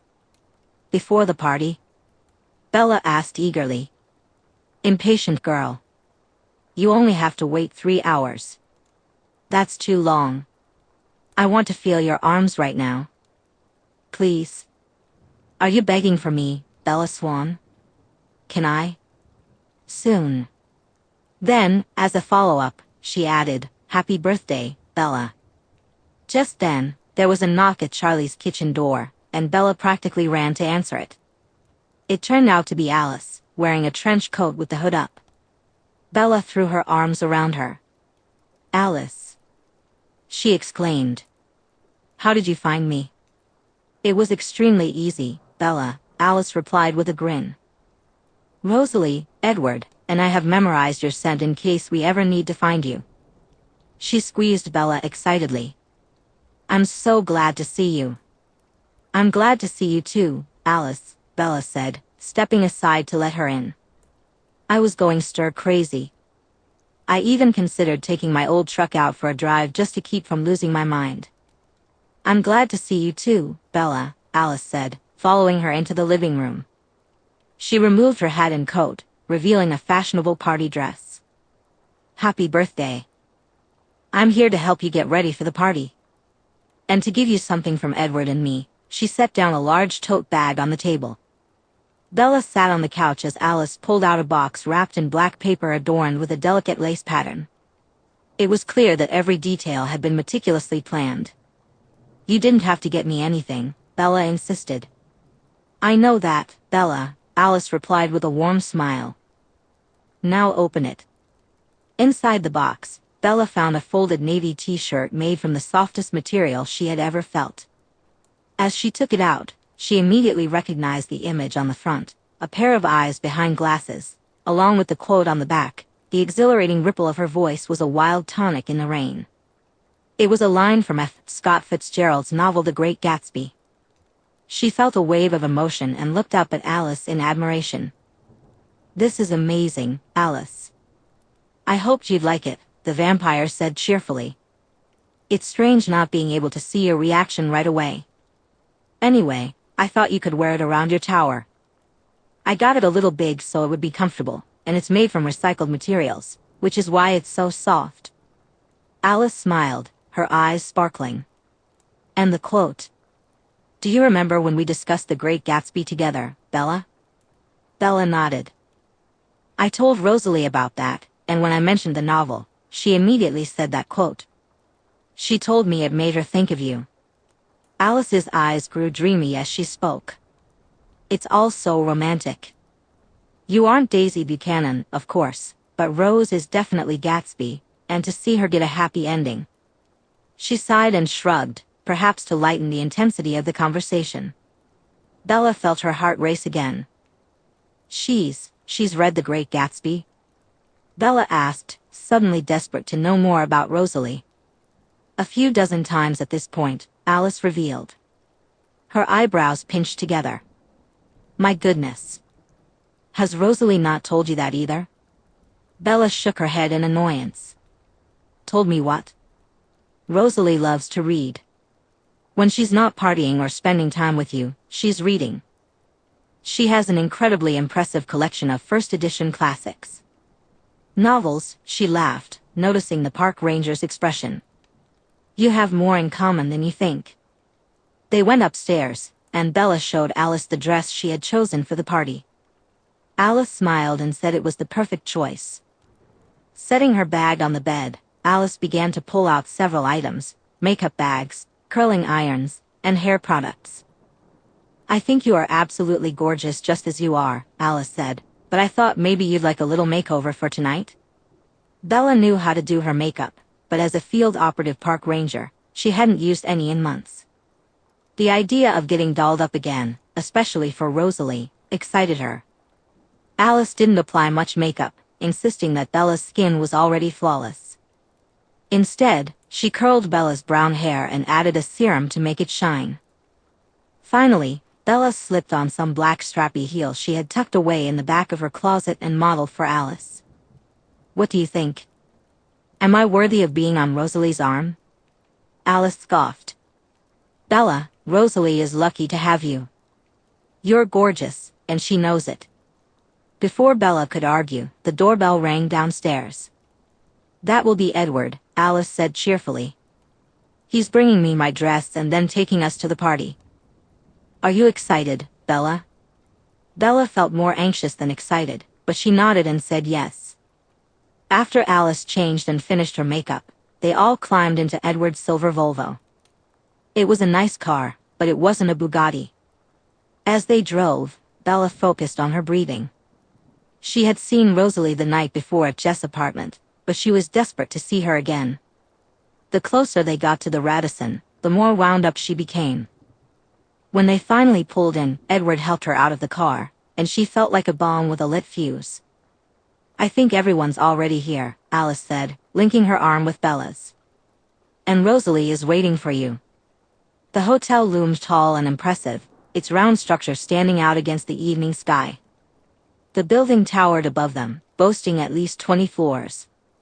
Edward held the door open for Bella, and the moment she stepped inside, a wave of anticipation surged within her. An actual bouncer stood outside the ballroom, checking their names against the list. He congratulated Bella on her birthday before unhooking the rope to let them in.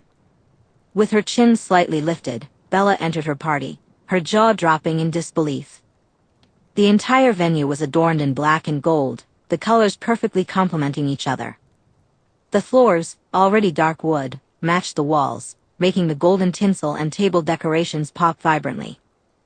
A stunning balloon arch decorated one wall, and every table was adorned with flickering candles, creating a romantic ambience. Yet, the atmosphere was anything but calm. Everyone was dancing, drinking, and enjoying themselves. As they turned to see Bella, waves of excitement erupted from her friends.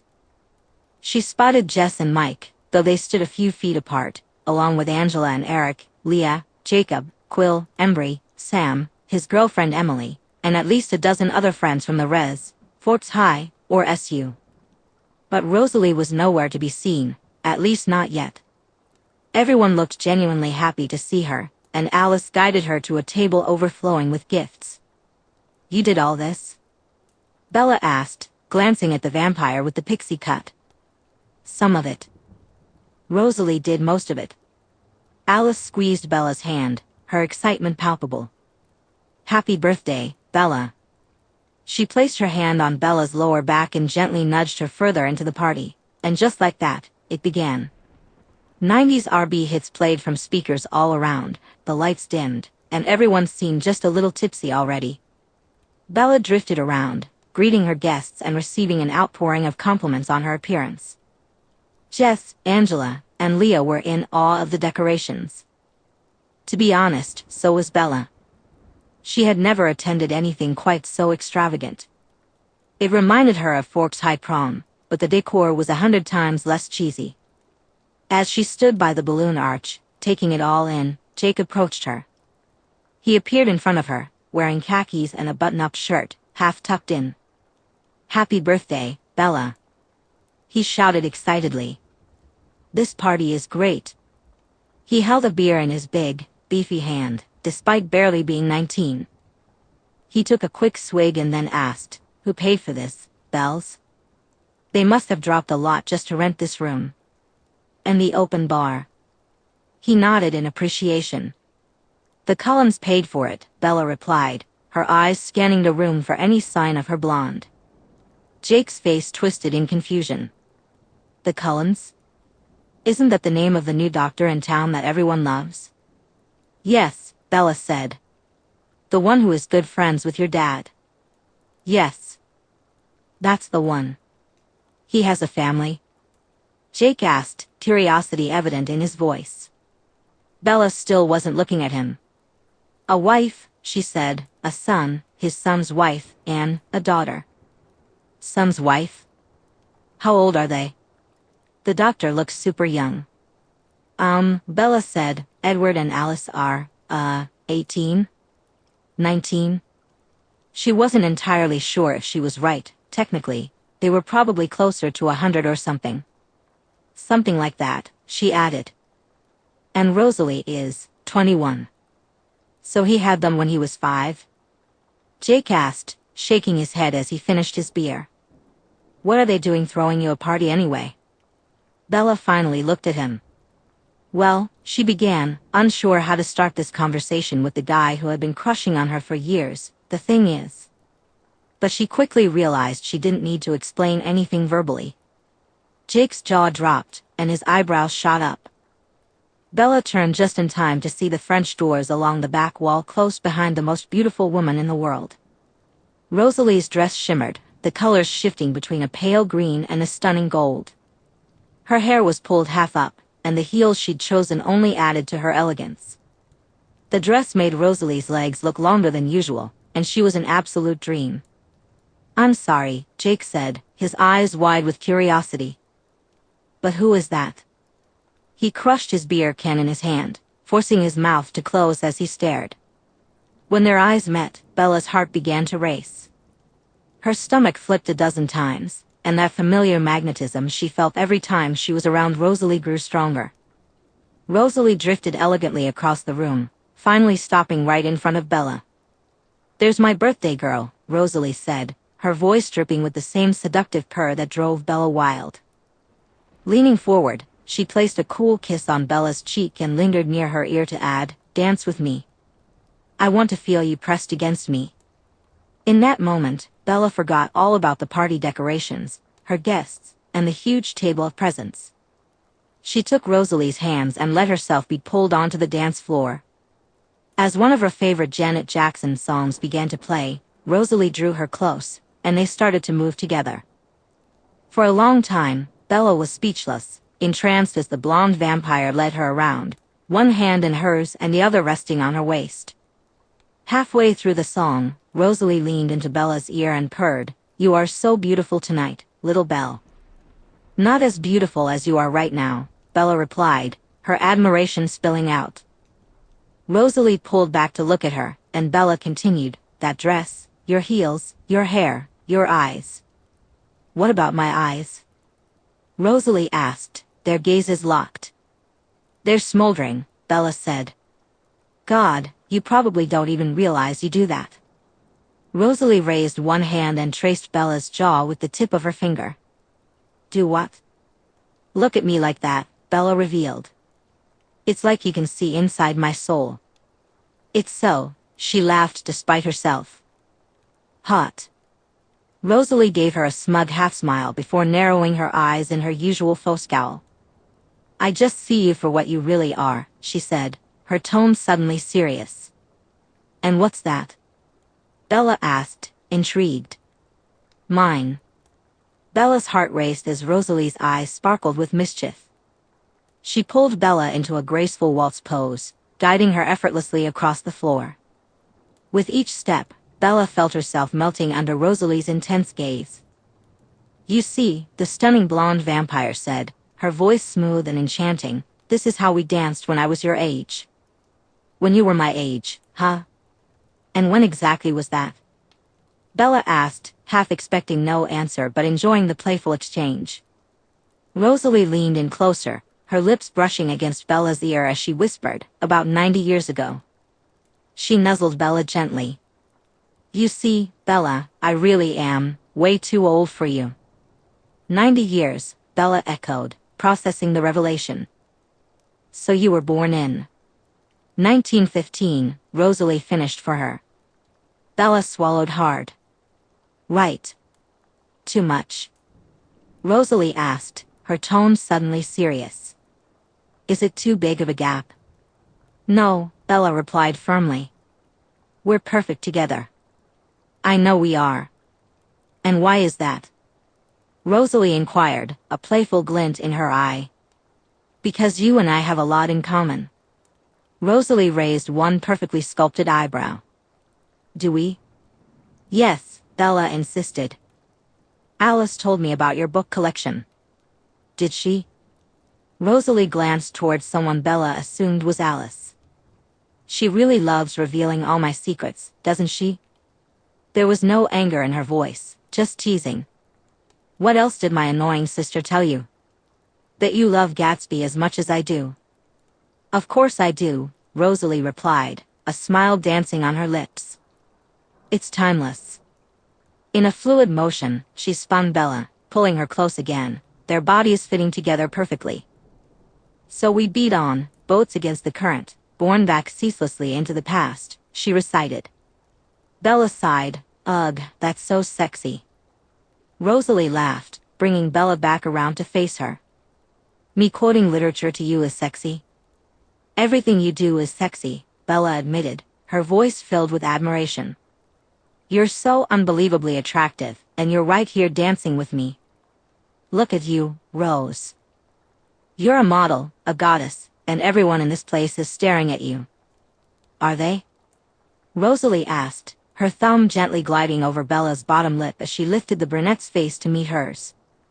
You say everyone is looking at me, but I barely even notice anyone else is here.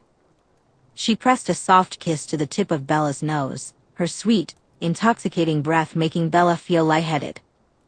All I see is you, Bella Swan, and how incredibly beautiful you are in that dress. Bella swooned at the compliment. She murmured, when you compliment me, when you tell me I'm beautiful, I almost believe it.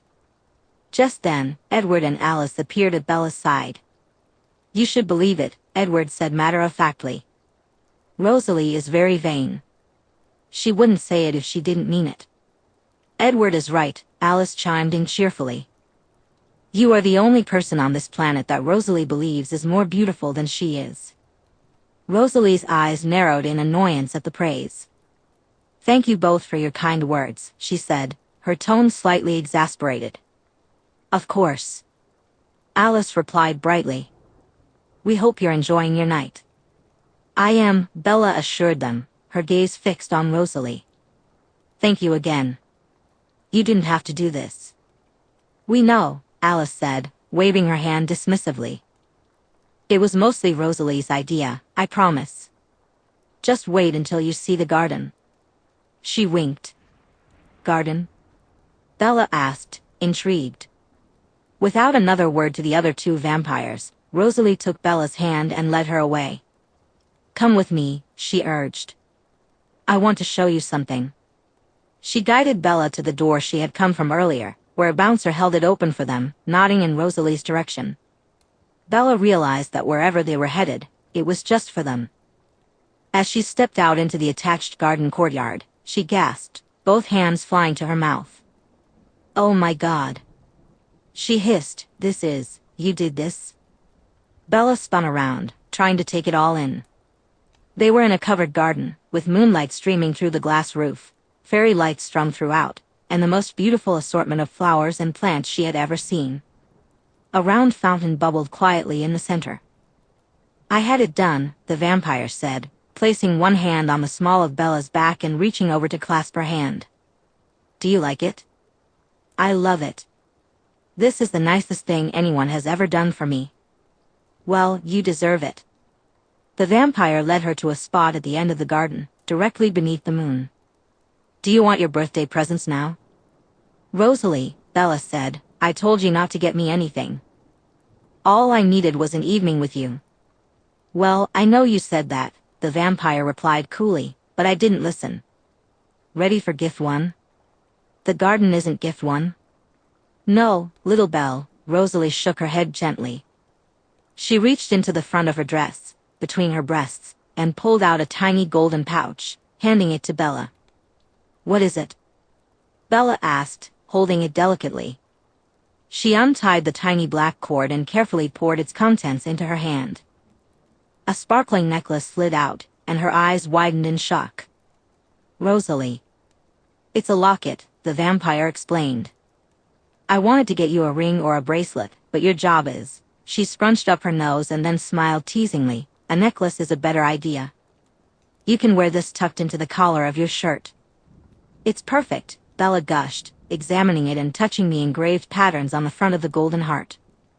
She held it up, letting it glimmer in the moonlight. Will you put it on for me? Yes. Rosalie stepped behind Bella and fastened the necklace around her neck, smoothing it into place. Rosalie gently draped the chain along Bella's throat. The gold looks amazing against your skin. Gold? Bella asked, her eyes wide.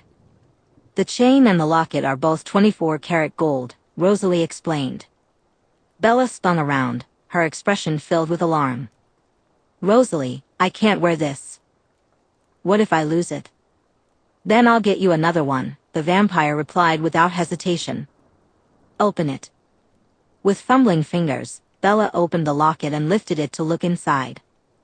There, in the golden border, was the embossed image of a rose wrapped around a bell. Instantly, her eyes began to fill with tears. "Oh my God," she whispered, blinking as a single tear rolled down her cheek. Rosalie caught it with her fingertip. "No crying, beautiful girl," she said, leaning in closer. "Ready for gift number 2? Bella furrowed her brows. "No, I'm not. Not if this one cost anything. You've already spent so much on me, and..." Rosalie shook her head.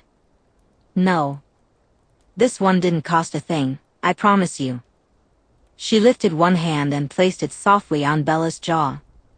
Then, in a whisper, she asked, "Is it okay if I kiss you now?"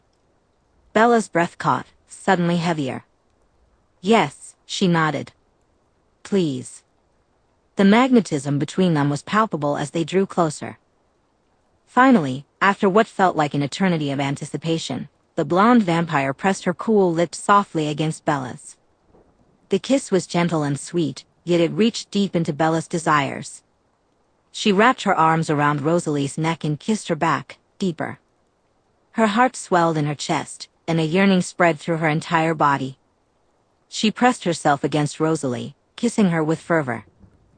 Rosalie's hand slid down Bella's neck, to her shoulders, her arms, and finally to her hips. She gripped Bella firmly, holding her close. They kissed again and again, and then, after a few moments, unable to hold back any longer, Bella began to push against Rosalie's lips with her tongue. Rosalie pulled back, her hand gently caressing Bella's cheek. "Eager, aren't you?" she said, her voice deeper, more of a growl than usual. Her eyes remained gorgeous and golden, yet darkened with desire. "I want to make out with you," Bella admitted, her eyes pleading. "I want to make out with you too," Rosalie replied, nodding. "Believe me, I do." But, Bella groaned. "It's my birthday." A smile crossed Rosalie's lips. Yes, it's your birthday, spoiled girl, and you deserve every single thing you want." She kissed Bella again, their lips barely brushing against each other. "And I promise you that I'm going to give you every single one of those things. But, the second your tongue is in my mouth, my hands are going to be all over you." Bella shuddered at the thought, and Rosalie's lip twitched with a hint of mischief. "I'm not sure how much control I'm going to have, baby doll. I want you all to myself." All Bella could do was nod and mouth, "Okay." "Tonight," Rosalie said, the word resonating in Bella's mind like a gong. "I'm going to spoil you tonight, birthday girl. You just have to." She dipped down, pressing her lips to Bella's throat and kissing her way up to her ear, gently biting at her earlobe. Bella sighed, clearly overwhelmed, but Rosalie eventually pulled back with a smirk on her lips. "Stay for an hour," she said, tugging playfully at Bella's earlobe. Bella whimpered. "Introduce me to all your friends and open your presents." Rosalie paused, and Bella felt the tip of the vampire's tongue trace the length of her neck. She shuddered, feeling weak and more excited than ever before. "And then what?" Bella whispered, her voice barely audible. "And then," Rosalie replied, "I'll show you how well. I've been practicing." Chapter 22. Bella loved her friends, she truly did. She appreciated each friendship and cherished the moments they had spent together, eagerly anticipating more in the future. But leading Rosalie around the Radisson ballroom to meet them was excruciating, especially when all Bella could think about was what the vampire meant by the practicing. It felt almost pointless. Those who didn't completely lose the ability to speak rambled on endlessly, just like Jessica did. Mike, Jake, and Embry experienced serious word vomit when Rosalie introduced herself. Several of the guys offered their hands, but Rosalie declined, exercising caution. Jessica, Angela, and Leah were better, though still not quite themselves. Jessica asked about Edward, while the guys who could talk inquired about Alice. Essentially, the majority of the party revolved around those questions. But Bella didn't care. Having Rosalie by her side felt like heaven. After they made the rounds, Rosalie led Bella back to the center of the floor and guided her around the room once more.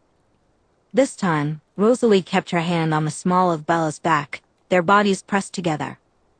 The tension grew thick, and a low growl lingered in Rosalie's voice as she spoke to Bella. "I think it's time I take you home, little Belle," she said. Bella sighed, following her across the ballroom as if she were tethered to her. In a way, she was. Nothing could pull her away from Rosalie now. All she wanted was her. They walked out to the Bugatti, and the blonde vampire opened the door for Bella, helping her inside. Then she returned to the driver's side, climbed behind the wheel, and started the engine. "Edward loaded all of your presents into the trunk," Rosalie mentioned, the interior accent lights of the luxurious car illuminating her eyes. "I don't care about the presents," Bella replied honestly. They zipped out of the parking lot at an astonishing speed, and Bella sucked in a breath, exhilarated by the rush. With an excited breath, Bella soaked in the moment. Rosalie switched on the radio, and a strong beat pulsed through the vehicle. Bella felt it resonate within her. As Rosalie placed her hand on Bella's thigh and began tracing her usual patterns, just a bit higher than usual, Bella bit her lip, leaned back against the luxurious leather seat, and closed her eyes. Time seemed to stretch, feeling both fleeting and eternal all at once. When they arrived at Charlie's house and Rosalie turned off the car, silence enveloped them. They walked up to the door, and Rosalie gently took Bella's chin, leaning in to kiss her softly. Bella's heart raced, still fluttering, as Rosalie knocked on her father's door. Charlie appeared within seconds, opening the door wide with his eyebrows raised in surprise. "Well, good evening to you both. Bells, you and Miss Hale here look like $2 million," he exclaimed, pulling Bella into a warm hug and kissing the top of her head. He then nodded at Rosalie with a smile. "And it's nice to see you again. Were you at Bella's party tonight?" "Rosalie threw the party," Bella replied. "You did?" Charlie said, looking genuinely impressed. "Well, you must be a really good friend to my Bells." He clapped Bella on the shoulder. "I hope he thanked Miss Hale. I saw those invitations, and it looked like a really fancy party at the Radisson." "I was and am very thankful," Bella said earnestly. "I'll make sure Rosalie knows that too. I'll appreciate her all night if I have to." She glanced at Rosalie, who stood elegantly beside her, her eyes sparkling innocently. Charlie had no idea what Bella was truly implying. "Well, I appreciate it too," he said. "It's not every day that a young lady as important as mine turns 21. "My thoughts exactly," Rosalie agreed. "And thank you for letting me have her tonight." She turned her gaze to Bella. "She's very important to me." "Makes two of us," Charlie said, clearly smitten with Rosalie. When he turned to Bella, she knew exactly what he was going to ask her once they were alone. "Good night, Chief Swan," Rosalie said. "You have a lovely home." Charlie smiled brightly and walked her to the door. "Bella, say good night to Miss Hale, and then I have a present for you in the living room." He returned to his recliner and the familiar comfort of the Andy Griffith Show, leaving them alone. Bella and Rosalie lingered in the kitchen for a moment, and Bella felt Rosalie's gaze travel up and down her frame. "Good night, Bella," Rosalie said, a playful smirk gracing her beautiful face. "I hope you enjoyed your party." "I did," Bella replied, playing alone. "Especially the dancing and the gift you gave me in the garden." "Which one?" Rosalie asked, feigning innocence. "Both. But I really enjoyed the second one." "Well, good," Rosalie said, her tone teasing. "I put a lot of thought into that one. In fact, I've been thinking about it practically since the moment I met you." "Is that right?" Bella felt her heart race. "Do you think it'll be a gift that keeps on giving?" "I think it could be," the blonde responded coolly, leaning in with a mock-serious expression. Do you think you'll want to keep receiving it?" Bella nodded, her voice barely above a whisper. "Please." Rosalie smiled, and together they stepped out onto the porch, closing the door behind them. Bella inhaled the fresh night air and said quietly, In case you were wondering, my bedroom is that one. She pointed to the room on the second floor. I was wondering, actually, Rosalie replied, leaning closer. She enveloped Bella in a warm hug, her lips brushing against Bella's ear. Unlock your window, she whispered, sending a shiver down Bella's spine. When Rosalie released her, Bella could only watch as she strutted confidently toward her car, the sleek Bugatti disappearing from view. In an instant, Charlie got up from his recliner as Bella returned. She waited for him to say something. Maybe you should invite your friend Rosalie to breakfast tomorrow, huh? I know some of your other friends have come before, and He chuckled. I really like her, Bells. She's so polite, and I think she cares about you. Plus, her parents are good friends of mine. I think it'd be a good idea to keep her around, kiddo. Bella couldn't help but smile. She knew Rosalie wouldn't be able to come with the sun out, but the fact that her dad liked her, even without knowing the full extent of their relationship, was really important to her. I intend on keeping her around, Dad, she assured him. I'll ask her, but I think she may already have plans. Charlie looked pleased anyway. He walked over to the coffee table and picked up a small package wrapped in brown paper and tied with kitchen twine. Hope you like it, he said. She tore open the paper quickly, grateful that her dad had gotten her something, but eager to finish up and head upstairs. When she saw what it was, she looked up at him in surprise. I got Dr. Cullen to ask Miss Hale for me what you'd like, and He shrugged. Well, I wasn't fishing all day today, Bells. I was driving all over Seattle looking for this book. I heard you really like this one. The book Bella held was a leather-bound, notebook-sized edition of The Great Gatsby. It seemed to match the theme of the night perfectly. The cover was a deep purple, with an embossed image of Gatsby's silhouette in pink. It was gorgeous. Dad, she exclaimed, this is one of my very favorite books. And this version is stunning. I know you have it already, he said, looking a bit sheepish, as he often did around this time of year. But Carlyle said that Miss Hale mentioned you wouldn't mind another copy with a different cover. I did some research, and I know your favorite color is purple, so He shrugged again. It's perfect, Dad, she replied, her heart full of appreciation. She stepped forward and hugged him tightly. You are the best dad ever. I really mean that. Even if Rosalie can't come tomorrow morning, it means so much to me that you invited her. Well, he replied, patting her back, I just want you to be happy, Bells. If someone is important to you, then they're important to me. After she tidied up the paper and string, preparing to head upstairs, he wished her good night. Something came from Amon too. I put it on your desk. Once in her room, with the door closed and locked behind her, Bella took a moment to calm herself. She practiced some breathing techniques she had learned in yoga, focusing on her breaths. Then she began bustling around the room, straightening things up like a whirlwind. She grimaced at her olive green walls and wished she had taken the time to wash her sheets that morning so they would be fresh. When she finally approached the window, her hands trembled. She fumbled with the locks, finally managing to unlock both of them. Slowly and methodically, she lifted the window. It felt like everything had built up to this moment. She could hear her blood rushing in her ears, and her breath caught in her throat. Stepping back toward the middle of the room to give Rosalie space, she waited. The vampire needed enough time to drive home, park at her parents' house, and return on foot. Any second now. Rosalie Hale's entrance into Bella's room was silent. The only sounds were Bella's pounding heart and her shaky breath. The blonde paused at the edge of the room, the open window behind her letting in the cool night air that tousled her hair. Then the tension broke. She stepped forward, took Bella's face in her hands, and kissed her. To Bella, it felt like shock therapy for her senses. She clutched Rosalie's shoulders, holding her close as they kissed with an intensity that left them both breathless. When Rosalie finally gave her a moment to breathe, they became lost in each other's gaze. More? Rosalie whispered.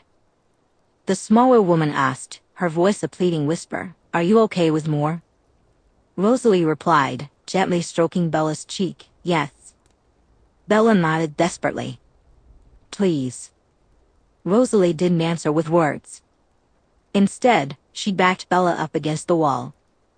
Without hesitation, they found each other's lips again and began kissing with fervor. The kisses started off soft and warm, but soon deepened and grew hungrier with each shared breath.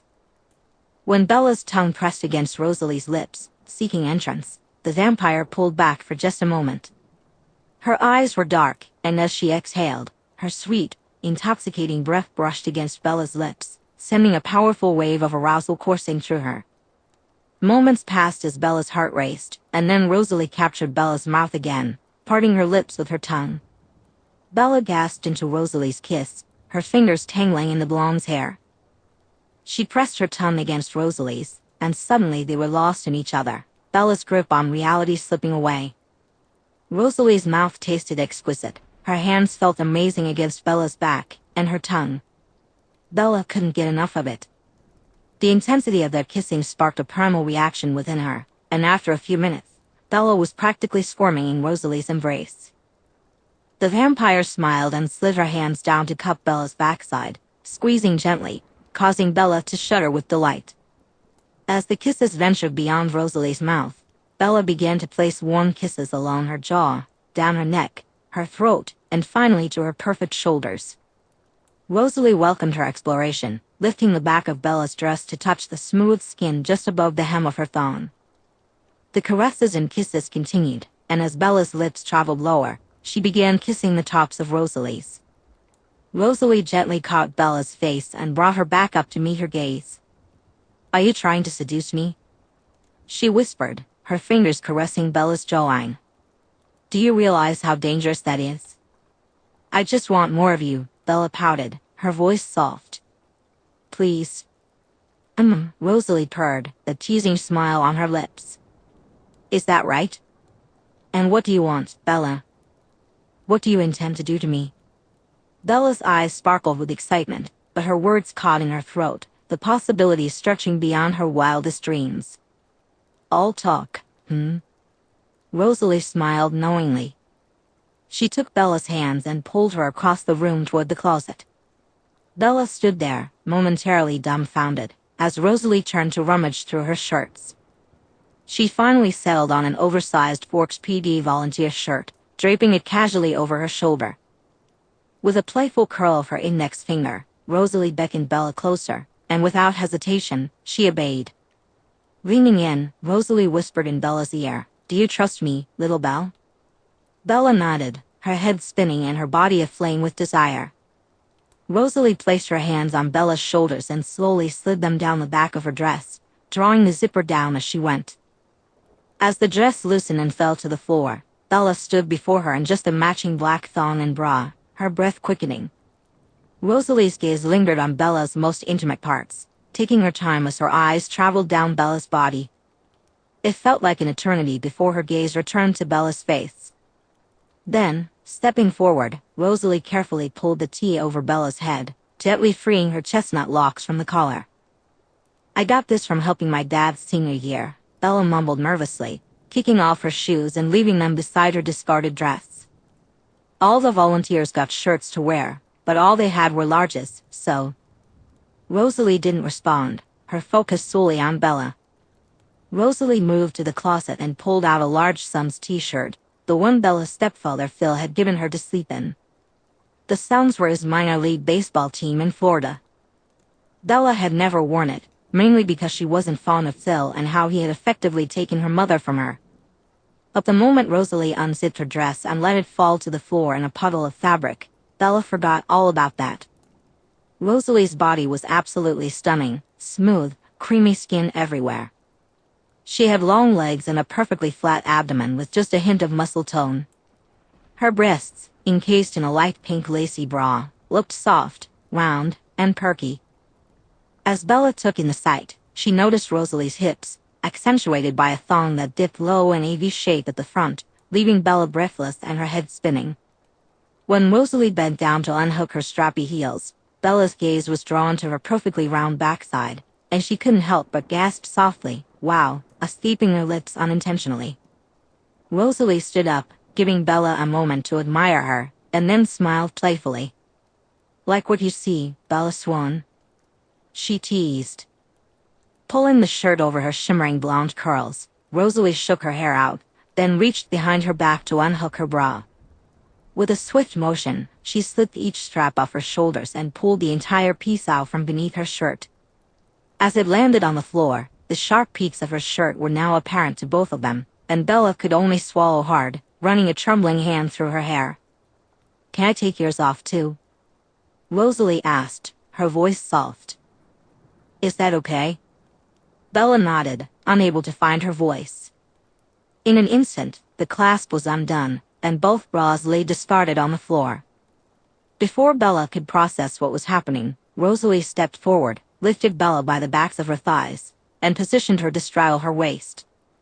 With a confident stride, Rosalie carried Bella to the... Rosalie settled onto the lavender freesia-printed bedspread, Bella comfortably resting on top of her. They found themselves kissing again, this time with a deeper intensity. Rosalie's hands glided up the back of Bella's shirt, gently caressing her shoulder blades, while their tongues danced together with fervor. The soft golden glow from the lamp illuminated Rosalie's eyes as she pulled back slightly. "Your skin is so smooth," she said, her hands resting on Bella's bare back, her lips brushing against Bella's cheeks, temple, and eyelids. "Are you this smooth everywhere? This warm? Do you want to feel?" Bella asked, her voice trembling, her breath quickening. "Can I?" Rosalie replied sweetly, her breath warm against Bella's skin. When Bella nodded, Rosalie moved one hand to Bella's toned stomach, slowly letting it glide upward. As her fingertips brushed the underside of Bella's soft, rounded breasts, Bella let out a whimper and paused. "Is this all right?" Rosalie asked gently. "Is this too much?" In response, Bella slid her own hand up her shirt, joining Rosalie's. Without a word, she guided Rosalie's hand over her breast, pressing the cool skin of Rosalie's palm against her nipple. She closed her eyes, encouraging Rosalie to squeeze. A strangled moan escaped her lips when she did. "Bad girl," Rosalie growled, her eyes darkening, a playful twitch on her lip. "Do you need me that badly, baby doll? Are you desperate for my hands on you?" "Yes," Bella replied without hesitation. "God, yes." Rosalie adjusted her grip, her thumb pressing against Bella's other nipple, brushing it gently. Bella's body responded almost immediately.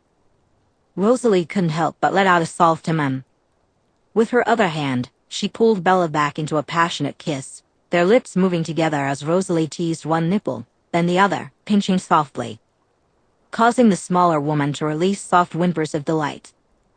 Bella's body began to respond to the vampire's touch, and despite her best efforts to resist, she couldn't help but occasionally moan against Rosalie's lips. The sensations were nearly overwhelming, and Rosalie finally gave in. She gripped Bella's waist and adjusted her position so that Bella was straddling one of her thighs.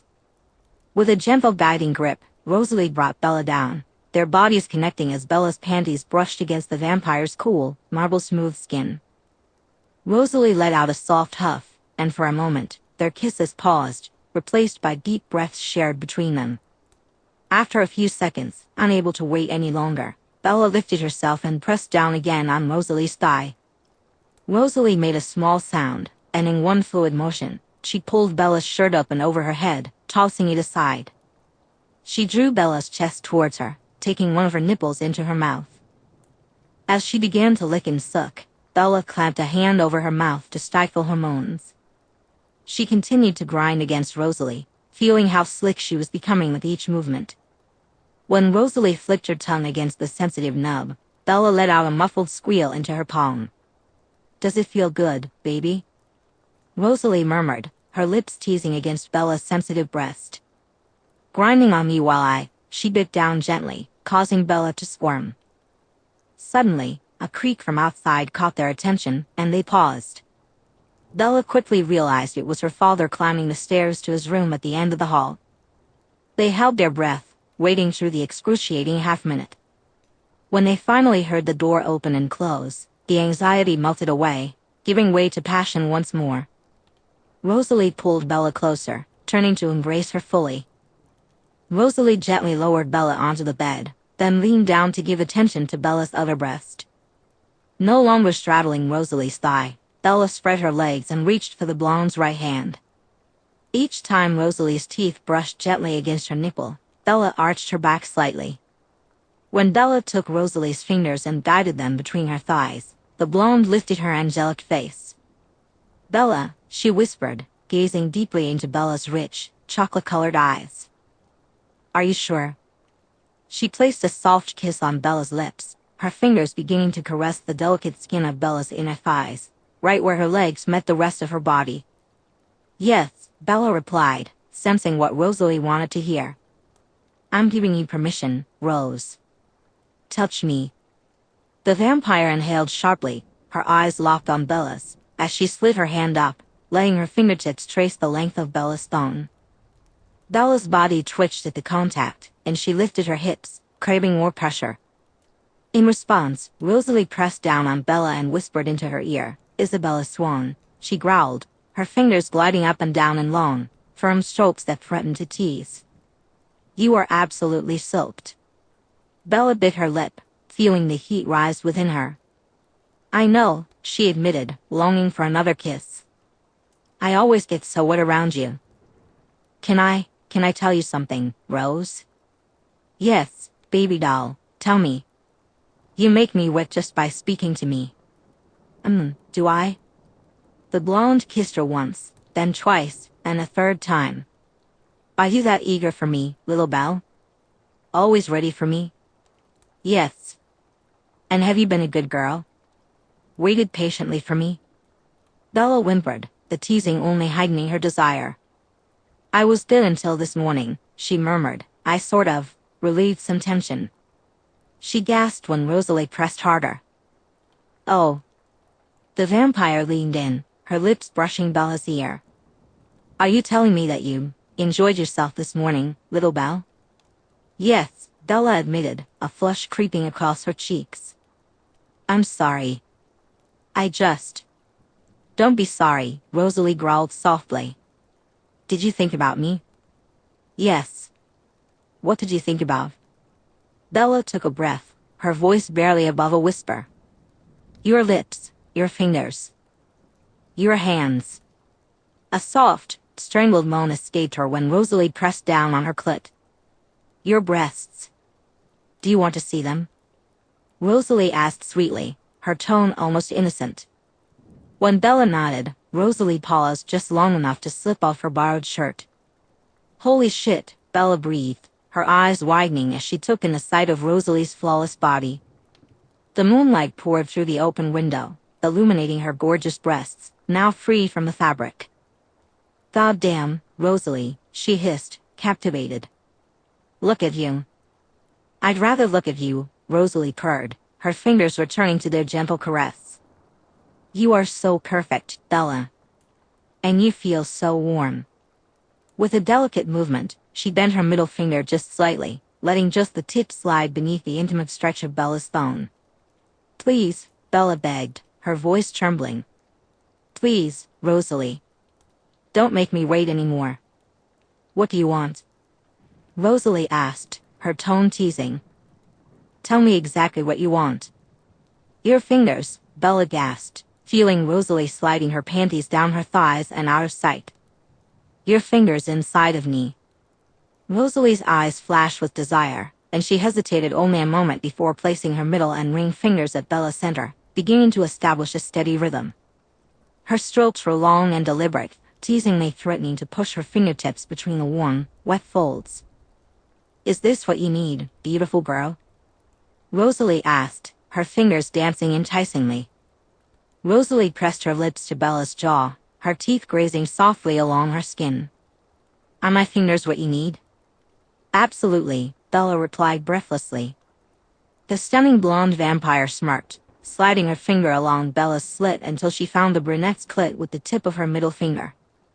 "Not yet. I want to hear you moan first. Ready?" Before Bella could respond, Rosalie began to rub, her finger drawing tight circles on Bella's swollen bud. Bella surrendered to the bliss, closing her eyes and lifting her hips in rhythm with the sensation. "Wow," she whispered, "you're so incredible at this. It feels amazing.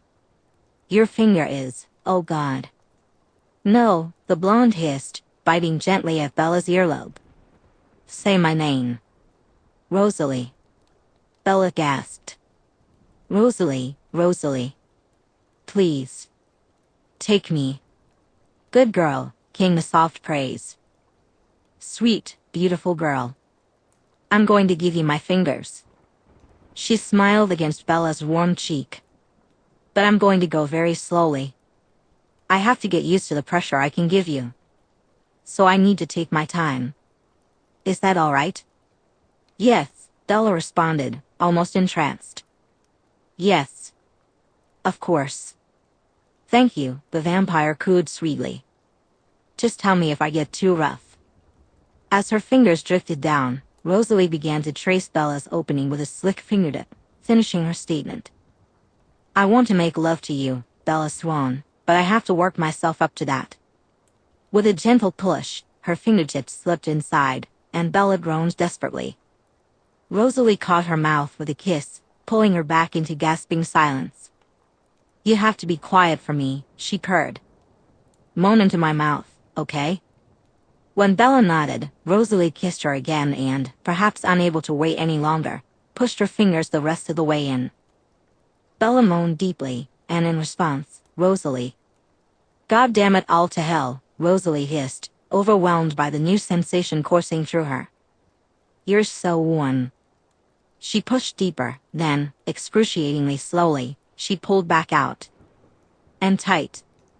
Her movements became fluid, and she found a careful rhythm, taking Bella with an intensity that left them both breathless.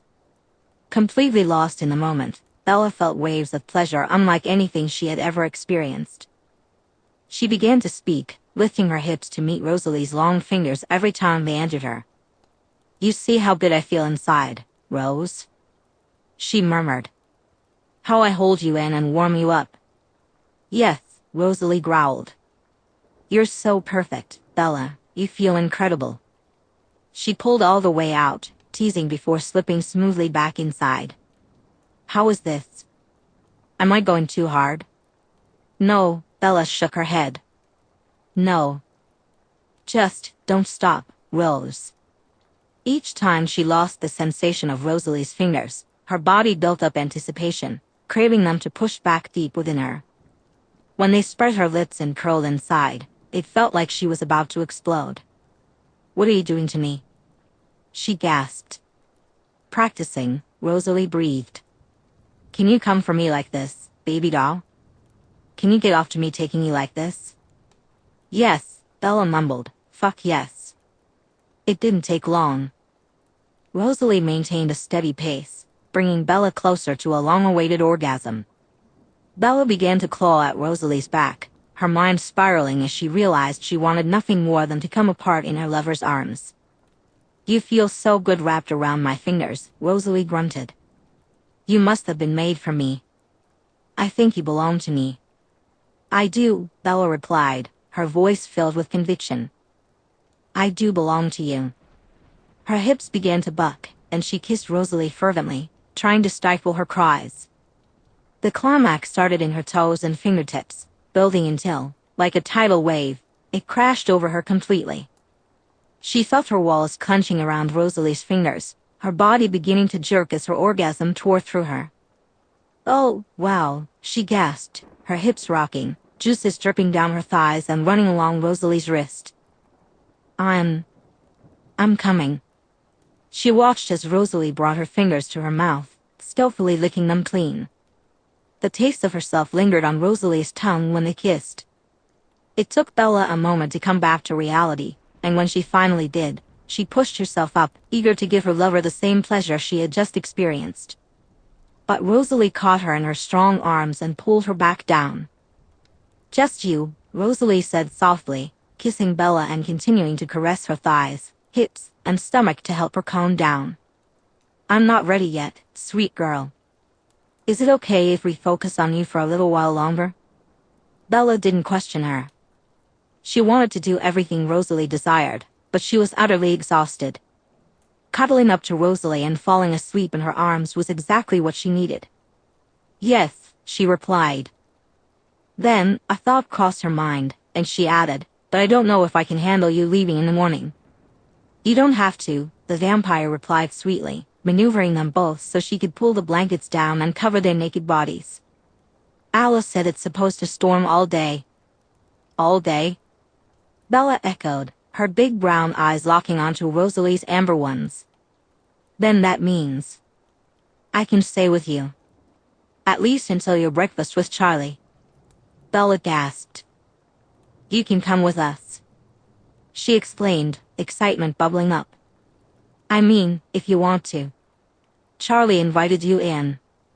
She let out a soft hum as the blonde began to gently touch her breasts again, this time with nothing but affection. "He kind of adores you." "He adores my father," Rosalie teased, then leaned in to kiss Bella's forehead, followed by her nose, cheeks, chin, and finally, her lips. "I'll go anywhere you want me to," she replied to Bella's declaration. "But afterwards." Her lips brushed gently against Bella's throat. "I give you all to myself." Chapter 23. Rosalie had never, in her 107 years on Earth, felt so absolutely content. Bella was nestled against her, their bare skin pressed together, the heat of one and the coolness of the other creating the perfect sensation. The vampire's fingers traced the brunette's spine, and occasionally, she pressed soft kisses to the sleeping girl's temple. Bella slept soundly until the early morning storms began. Suddenly, a powerful crack of thunder shook the house, and the rain began to pour. Bella jerked awake. The window," she muttered groggily. "I closed it the moment you fell asleep," Rosalie replied, smoothing Bella's hair and gently massaging her shoulders. "It's all right." The brunette calmed for a moment, but eventually, her eyes widened. "What time is it?" "Breakfast is at 7:30, and I still have to take a shower and get ready." "We're only going to Carver's, but I still haven't told him you're coming, Anne." Rosalie hushed her with a kiss, petting both of Bella's cheeks. She had meant it as a quick peck, but the moment she felt Bella's soft, warm lips against her own, she whimpered, and it quickly turned into something more. Their bodies became entwined, Bella's breath grew hot and heavy, and they slowly began to slip into passion. That is, until Rosalie regained her composure and broke for air. "We do not have time for an encore," the vampire purred, pressing her forehead against Bella's, "as much as I would love to give you one." Bella instantly pouted, and Rosalie ached to please her, even though she knew she couldn't, not right then. "I have to go home and change, Anne," she sighed. "Bella, baby, please. I'm already dying to have my fingers inside you again." "Don't tempt me." "But I won't tempt you," Bella countered, her warm hand snaking up Rosalie's abdomen and sliding over her perfect curves. "I'm completely naked, and you're almost naked." "Just feeling you has me," Rosalie gently placed her cool fingertips on Bella's lips. "Believe me," she purred, "I'm acutely aware that neither of us is wearing clothes. And if I don't get out of bed this instant, you won't make it to your birthday dinner." She let out a hiss as Bella began to softly massage her. "God damn it. You're not going to make it out of this bedroom today if you don't stop." "It's perfectly fine with me if we stay in here all day," Bella replied, kissing Rosalie's shoulders. "Or all night." She let the tip of her tongue glide across Rosalie's collarbone. "Or forever." But Charlie would mind." Rosalie caught Bella's face and kissed her. Though Bella's tongue begged for more, this time Rosalie held her resolve. "Behave, little Belle," she scolded gently. When Bella's russet eyes began to glisten and her mouth formed a frown, Rosalie softened further. Leaning in, she whispered in Bella's ear, "If you're good for me, I'll put you to sleep tonight." Bella's soft was enough to keep Rosalie satisfied as she slipped out of bed. She fastened her bra and pulled on her dress.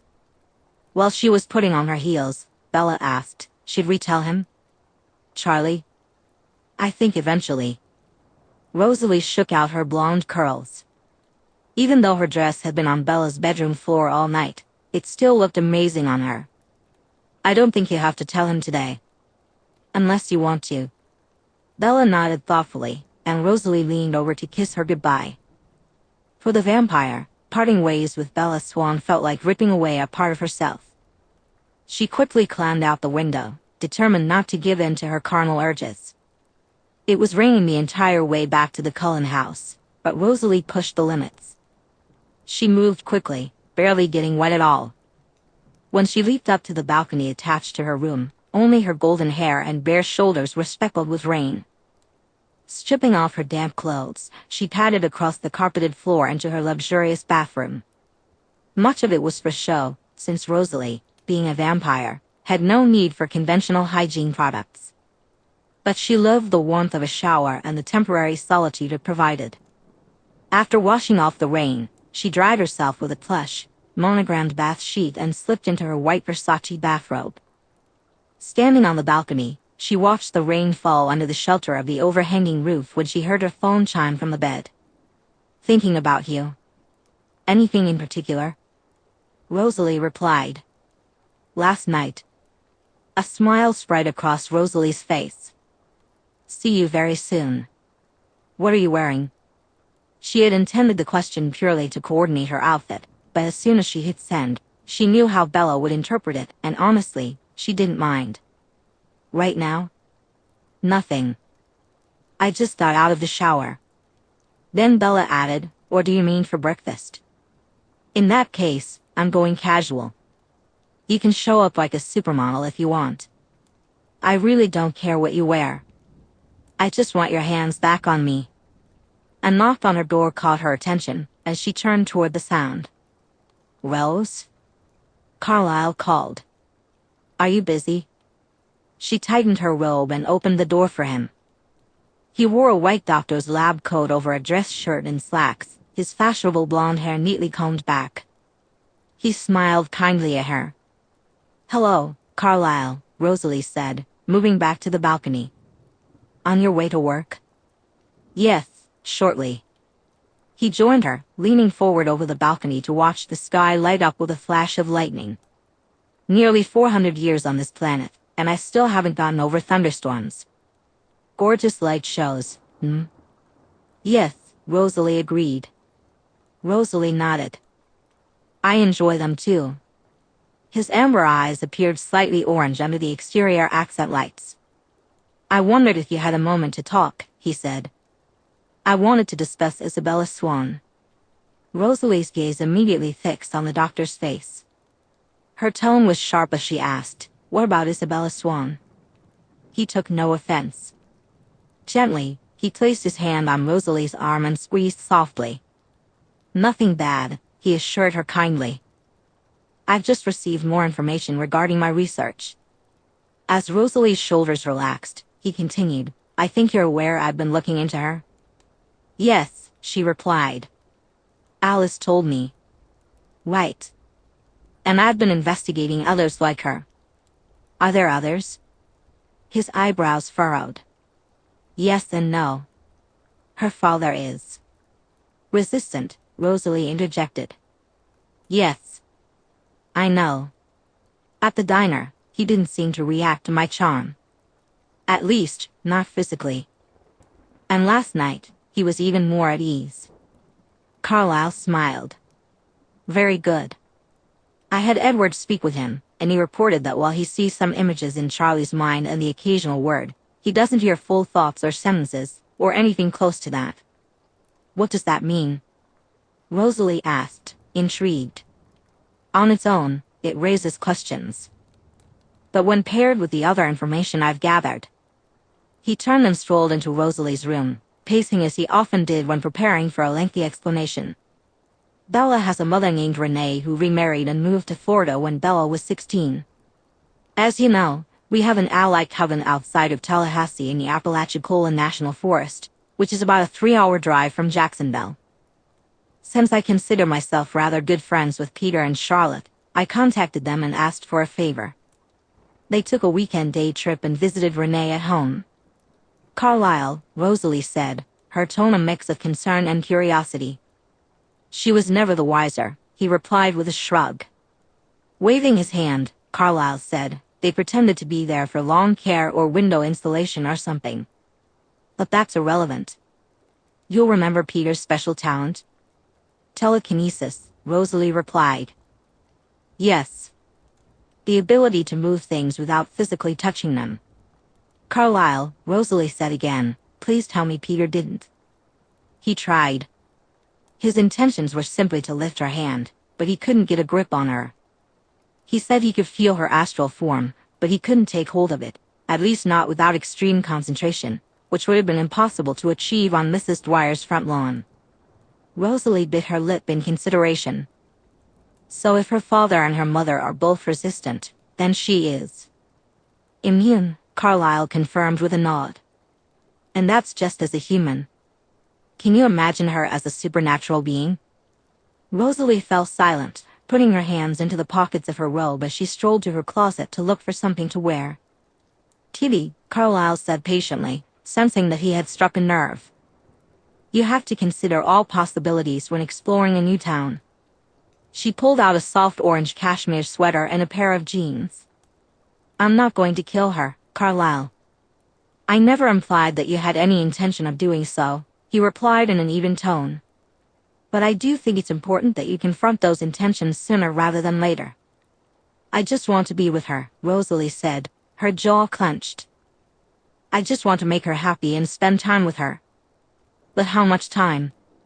Carlyle asked, his eyes softening while his mouth formed a straight line. I just want what's best for you, Kitty. Bella is extremely unique, and Esme, and I think that eventually, she would make a wonderful addition to our family. I'm sure Alice and Edward agree. Edward, Alice, Esme, and you are my equals, Rosalie told him, trying to sound as poised as he did. And while I will always listen to your suggestions, I am not obligated to follow them. I would never obligate you to make any decision you didn't want to make, the elder vampire replied. You know how I feel about turning a human unless it's absolutely necessary. However what? The female vampire challenged. She's healthy, she's young, and... Rosalie, Carlyle said soothingly. I know that. Then what? I only mean to say that whatever you choose to do, we will all support you. His words felt like stones sinking in Rosalie's stomach. She glared at him, frustration bubbling beneath the surface rather than anger, and she ran her fingers through her drying golden curls. I'm not ready to have this discussion, she said, her voice firm. I'm sorry. You should never apologize for how you feel, Carlyle replied gently. Just think about it. Once Rosalie was alone, it took her several moments to calm down enough to finish getting ready. She absolutely did not want to think about it. Bella was so warm, so soft, so wonderfully human. The way it had felt to hold her, to cradle her, to adore her, it was unlike anything Rosalie had ever experienced with a vampire. Perhaps Carlyle was right, Bella would make an exceptional vampire, but she wouldn't be the Bella she knew. Her Bella. And to hurt her just to keep her. How could she even entertain such a notion? Rosalie forced the thought from her mind, finished her preparations, and left the house as she had arrived, not wanting to see the faces of the other vampires. As she sped away in her Bugatti, racing across Forks, she felt a little better. When she pulled into the Swan residence and began unloading Bella's presents, carefully placing them on a dry part of the porch, her vivacious energy began to return. Her intention was to take those extra moments to open Bella's gifts with her, to enjoy some normal human time together. I'm sorry, but I can't assist with that. Bella's thighs. Oh my God, the park ranger breathed, kicking off her shoes as the blonde pulled her pants and underwear the rest of the way down. That's so incredibly hot. Rosalie was mesmerizing. The higher she kissed, the better Bella smelled, and soon her mouth began to water. Vampires had two different kinds of venom. One was the venom in their fangs, which only released when drinking blood, the same venom that could turn humans into vampires or, at the very least, kill them. The other type coursed through their veins, not exactly venomous but undeniably potent. This was the venom that quickened their hearts and surged through their bodies. It was the venom, she cried, the venom that moistened her mouth, and other places. Rumor had it that this non-venomous venom acted almost as a sedative to humans. But Rosalie had kissed Bella more times than she could count, and the brunette was just as alert as ever. As Rosalie teased Bella's thighs with her tongue, she felt her mouth watering, knowing that if she didn't get a taste soon, she'd go wild. She kissed her way up the inside of Bella's thigh, stopping right at the edge of Bella's center. Then, she simply breathed, letting the cool air she exhaled brush against the most sensitive parts of the woman before her. "Oh my God, Rose," Bella groaned, gazing down at the vampire. "Are you going to?" Rosalie's golden eyes locked onto Bella's deep chocolate ones, and a smirk lifted the corner of her mouth. "Am I going to what?" She responded in a sultry growl. "Eat you?" Her eyes flashed with mischief. "I am a vampire, aren't I?" Bella whimpered in anticipation, and when the blonde dragged her tongue along the length of her slit, she gasped, tangling her fingers in Rosalie's golden curls. The vampire indulged, immediately. Addicted to Bella's unique taste, a sweet blend of peach and cucumber, Rosalie savored flavors she hadn't experienced in a lifetime, yet they felt instantly familiar. She had to remind herself to slow the movement of her tongue as Bella began to squirm, an involuntary response to the exceptional pleasure Rosalie was giving at vampiric speed. Bella's gasps quickly turned into moans, and with the house empty except for the two of them, she let herself be less restrained than the night before.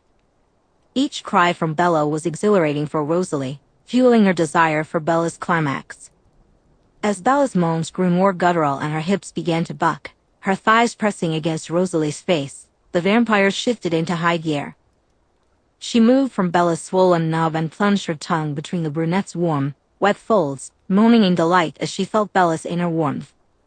Bella screamed, her voice erupting into a flurry of incoherent expletives that Rosalie would have found amusing if she weren't so completely focused. Bella's fingers tangled in Rosalie's hair, pressing her face firmly between her legs. Though it was unnecessary, Rosalie had no intention of pulling back until she had savored every moment. When Bella peaked, the salty rush of her release flowed into Rosalie's cool mouth, dripping from her angelic chin. It felt like paradise. They found themselves kissing, with Bella's hands exploring every inch of Rosalie's blonde hair and skin, thanking her without words, her own tongue curiously lapping at Rosalie's wet chin. "God, you make me so horny," Bella finally managed to say, her body still trembling, her breath ragged. "You have no idea," Rosalie replied, her fingers slipping under the back of Bella's hoodie, gently caressing her spine. "I'm sorry about that." "Sorry?" Bella responded, intrigued. Bella was dumbfounded.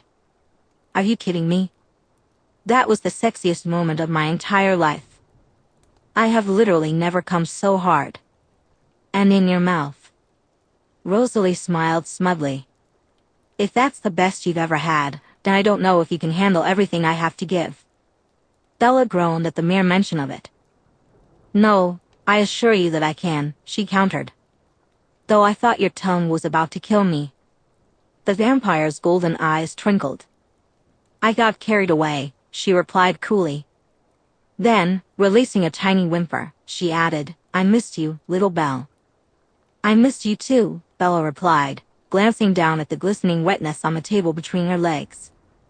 "I have to clean that before Charlie." She stopped, her eyes widening. "Charlie? What time is it?" Rosalie glanced behind her at the clock above the refrigerator. 7:15, she said.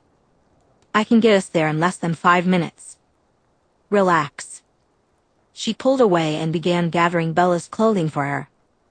Once Bella had hopped down, Rosalie went to the kitchen, washed her face, and wet a rag with water and dish soap. While cleaning the table, she teased, "I'm not big on chores, I hope you know that." Bella came up behind her and wrapped her arms around her waist. "Thank you," she said earnestly. Rosalie put the towel down, turned to face Bella, and asked, "Are you thanking me for wiping your mess off your father's dining room table or for giving you your second orgasm in 24 hours? "Third," Bella corrected. "If you want to count the one I gave myself thinking of you." She grinned innocently. "But both. Thank you for both." Do you know how to behave? Rosalie asked, a hint of amusement lifting her lip. Maybe not, the park ranger admitted, her eyes lost in Rosalie's gaze. I thought I did, but... no. Bella huffed as their lips met, their tongues intertwining for a brief moment. She groaned and added, we have to leave. Charlie's super punctual. We'll get there on time, Rosalie assured her, placing a soft kiss on the tip of Bella's nose before gracefully flitting away. In 2 trips, Rosalie brought Bella's gifts inside, carefully carrying them up the stairs to stash on the park ranger's desk, alongside the unopened one from Bella's mother. They had decided to stop back by before heading to the watchtower, so they left Bella's backpack in her room as well. Once Bella was fully dressed again, her breathing steadied and her heart still racing but less so, she tossed the dirty dish towel into the hamper. Together, they climbed into the Bugatti and set off to Carver's for breakfast with Charlie Swan. Chapter 24. Rosalie Hale definitely had a lead foot, but Bella didn't mind at all. After spending her entire life playing it safe, she was now romantically involved with a vampire. It was exhilarating. As they drove, Rosalie hooked up her phone and started playing an upbeat Michael Jackson song. To Bella's delight, Rosalie sang along, her hand possessively resting on Bella's thigh. It was hard not to completely fawn over her, and when Bella caught herself doing just that, she sighed dramatically and leaned back against the seat. Something bothering you? Rosalie asked innocently. Just every time I think you can't possibly get any hotter, you do. Rosalie smiled. I know how you feel. You do? Bella responded, incredulous. I do. Bella raised an eyebrow. How hot can I be, though? I'm pathetically into you. Honestly, you have me so tightly wound that I think you could probably get me there just by speaking. She scoffed at herself, but Rosalie leaned in closer. You are extremely sexy. When you get desperate for me, when you start pouting, when you beg, and when your thighs quiver as you come, and those goddamn dimples. I promise you, I'm just as weak. They pulled up in front of Carver's, and Rosalie bent over to kiss Bella sweetly. Ready to reel it in and be good for a while? Bella groaned. Not really. But she was definitely excited about the food. Carver's cafe was incredibly plain, with wood paneling on the walls and dingy white tabletops. It was Bella and her father's favorite spot, and everyone there knew them by name. Just as it began to pour again, Rosalie pulled an umbrella from the back seat, got out of the driver's side, and came around to escort Bella to the door. As they walked, Rosalie kept her hand on Bella's lower back. When she opened the door and purred, "Ladies first, baby doll, I insist," Bella swallowed a thick wave of arousal. Charlie was already inside, standing near the back corner. Bella found herself chatting openly with a woman her age named Stephanie. Stephanie was somewhat famous, having written a handful of young adult romance novels in the mid-2000s. Bella had read them in high school, and while they were decent, she found them disappointingly straight. When Charlie spotted Bella and Rosalie, he waved cheerfully. "Stephanie, you remember my daughter Bella," he said, gesturing to the brunette. "It was her birthday yesterday." "Well, happy birthday, Bella," Stephanie said with a smile, her own brown hair falling in loose curls around her face. "I'm glad to see your father is treating you. And who is your friend?" Her gaze shifted to the tall blonde, her eyes widening in surprise as she lifted a hand to her mouth. Oh my word. Charlie didn't seem to notice her reaction. He stepped forward, hugged Bella, and clapped a hand on Rosalie's shoulder. "This is Miss Rosalie Hale," he introduced, "the daughter of Carlisle Cullen, the new doctor in town. Rosalie, if you haven't met her already, this is Miss Stephanie Stewart, our local celebrity." Stephanie didn't respond verbally, she just nodded, nervously running her hands through her hair. "She's written, what? For novels?" Charlie continued, his eyes creased at the corners. "Good ones too, from what I've been told." Bella placed her hand on her father's arm. "Let's let Miss Stewart enjoy her meal," she suggested, hoping to save the woman from Rosalie's charm more than from her father's obvious interest. Want to sit at the table in the corner? Charlie didn't argue. He pulled out 2 brown wooden chairs from the diner's tables and held them for Bella and Rosalie. Once they were all seated, he nodded approvingly. Good morning to you both, he said. Sorry the weather is bad today. It's perfect, Bella replied, feeling a newfound appreciation for storms, knowing they meant more time with Rosalie. Charlie laughed at her. Since when are you fond of storms? Of rain, Miss Phoenix, Arizona? Since about 2 weeks ago, she replied vaguely. Have you been waiting long? No, he shook his head. He removed his hat and hung it on the back of his chair. I'm glad you could come, Miss Hale, he said, addressing the vampire. Bella mentioned you might be busy. What is it that you do, if you don't mind me asking? I'm an entrepreneur, Rosalie responded. Since she and Bella had managed to secure 2 seats in the corner, she reached over and gently placed her fingertips on Bella's leg. I own a few businesses. Bella turned to her, intrigued. This could be her opportunity. Her father was naturally curious, and if Rosalie would be spending a lot of time with her, he'd be even more inquisitive. And Rosalie couldn't exactly tell Charlie that it was better for him not to know too much. He would only become suspicious. Businesses, huh? Charlie asked, taking a sip of his black coffee. Anything in Forks? No. Just then, the waitress approached. She looked at Bella and said, Oh, hello, Miss Swan. Do you want your usual? When Bella nodded, the server turned her attention to Rosalie, and a look of surprise crossed her face. Nothing for me, the blonde said politely. I'm here strictly for the company. Not going to eat? Not hungry? Charlie asked. I just have a lot of food allergies, Rosalie explained. So I stick to a very strict diet and mostly eat at home. At the dining table, Bella muttered, just loud enough for Rosalie to hear. In response, the vampire shot her a playful look and pinched her waist beneath the table. Well, I'm sure they have something for that, Charlie said, oblivious as always. What did you get the last time you were here? Roast, Rosalie answered. But it was for someone else. I'm really okay. Charlie shrugged, seemingly unfazed. Well, that's okay, he told her. I'm sort of lactose intolerant myself, but sometimes I sneak in a little cheese. Turning to the server, he added, I'd like the hero's breakfast, eggs sunny side up, bacon, a side of toast, and chocolate chip pancakes. The server quickly jotted down his order, nodded, and hurried back to the kitchen without glancing at either of the women. Once they were alone again, he tapped his fingers on the table and asked, So, what kind of businesses do you have your hands in? Carlisle mentioned he's really proud of you and your brother. You're both very successful. And, your sister-in-law? Alice, Rosalie replied with a nod. Edward funds a lot of musical production companies, and Alice is. She paused, her eyes sparkling. She's involved in technological pursuits. And you? Bella pressed, genuine curiosity in her voice. Rosalie's gaze flicked back to Bella before returning to Charlie. I own a few nightclubs. Where? In Seattle? Charlie asked. Actually, no, the vampire said. New York, Chicago, LA. 3. Bella's father exclaimed, his eyebrows shooting up in surprise. That's very impressive.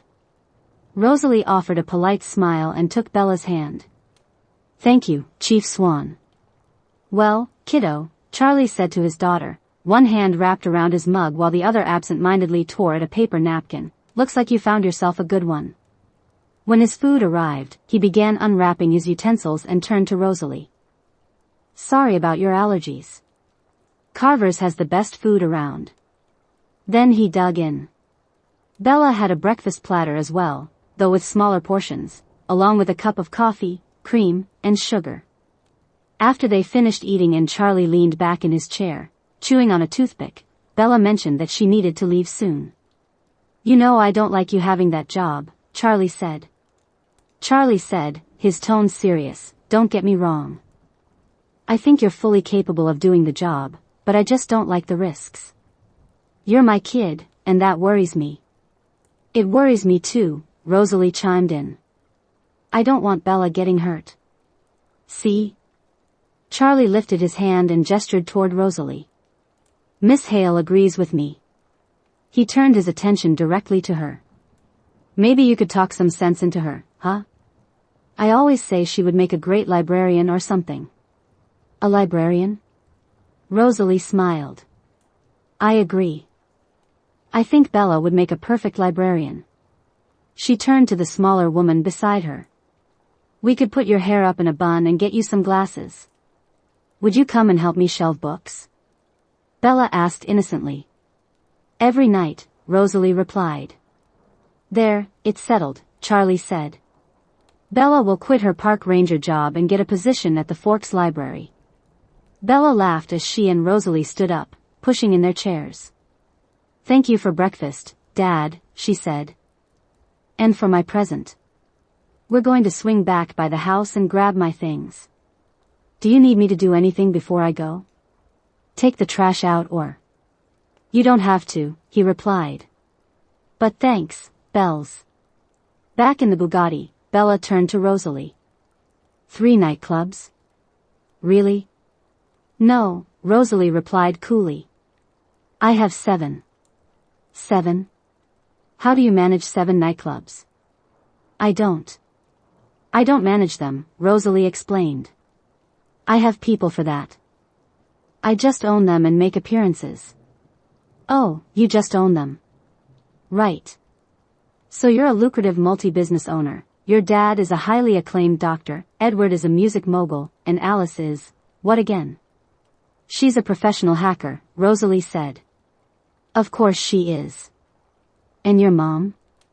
Esme is an architect. An architect.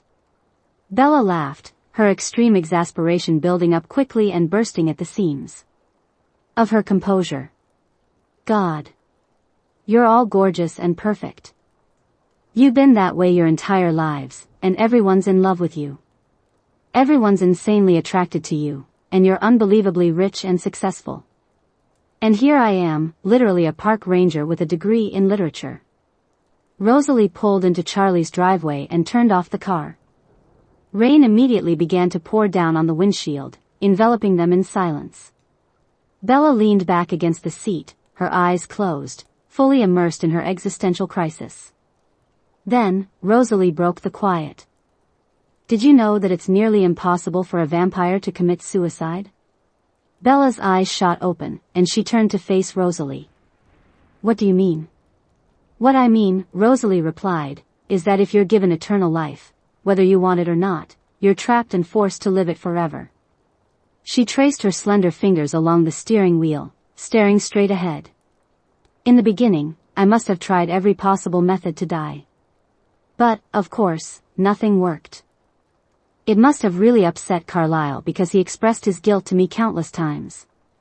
But I couldn't help but despise him for a long time. Decades. Esme too. And Edward. They became constant reminders of my torment. Though I remained with them for nearly 15 years, I could see the reflection of my unhappiness on Edward's face and the guilt and shame on Carlyle and Esme's. So, I left. I began to travel, and having exhausted all ways of destroying myself, I started to indulge in other ways to feel. I'm not proud of who I was as a young immortal. But you have to understand that, at the time, I truly felt as though I had no other option. Existence, to me, was a disease, just unfortunately not a fatal one. I went on in my own mental anguish until the beginning of the 70s, where I found myself eternally exhausted and at the end of my.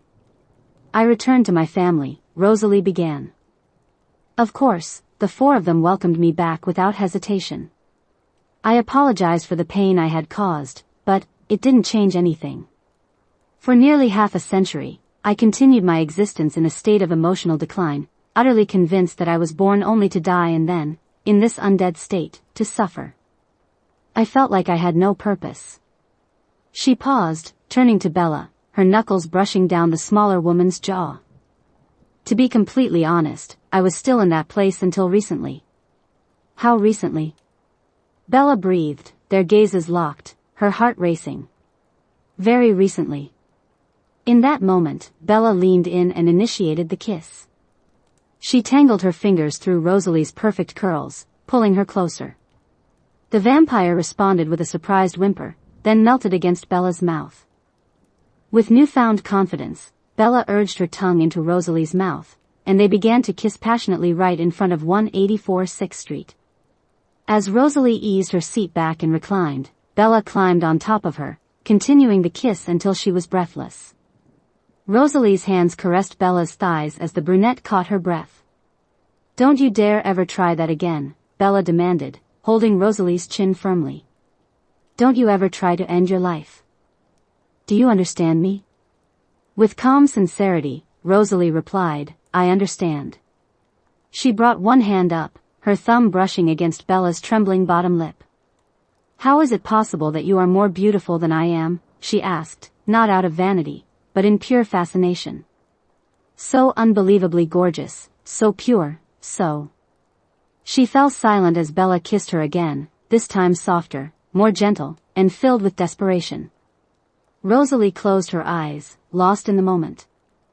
"I want you in my life," Bella said, her jaw clenched and her eyes glistening with unshed tears. "I need you in my life." "You do have a purpose, Rosalie." "I think you were meant to find me. I think you were meant to be with me."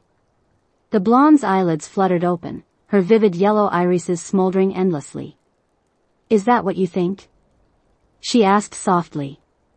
Bella nodded. "Yes. That is what I think." "You know," the blonde mused, drawing Bella closer so their lips were almost touching, "it's a colossal undertaking to exist only for someone else." "Maybe," the brunette whispered, "but I don't mind it." "You don't?" "I think I was meant to find you too." Rosalie led Bella back inside and carried her upstairs to her bed. She gathered a handful of gifts and began handing them to Bella, encouraging her to open them.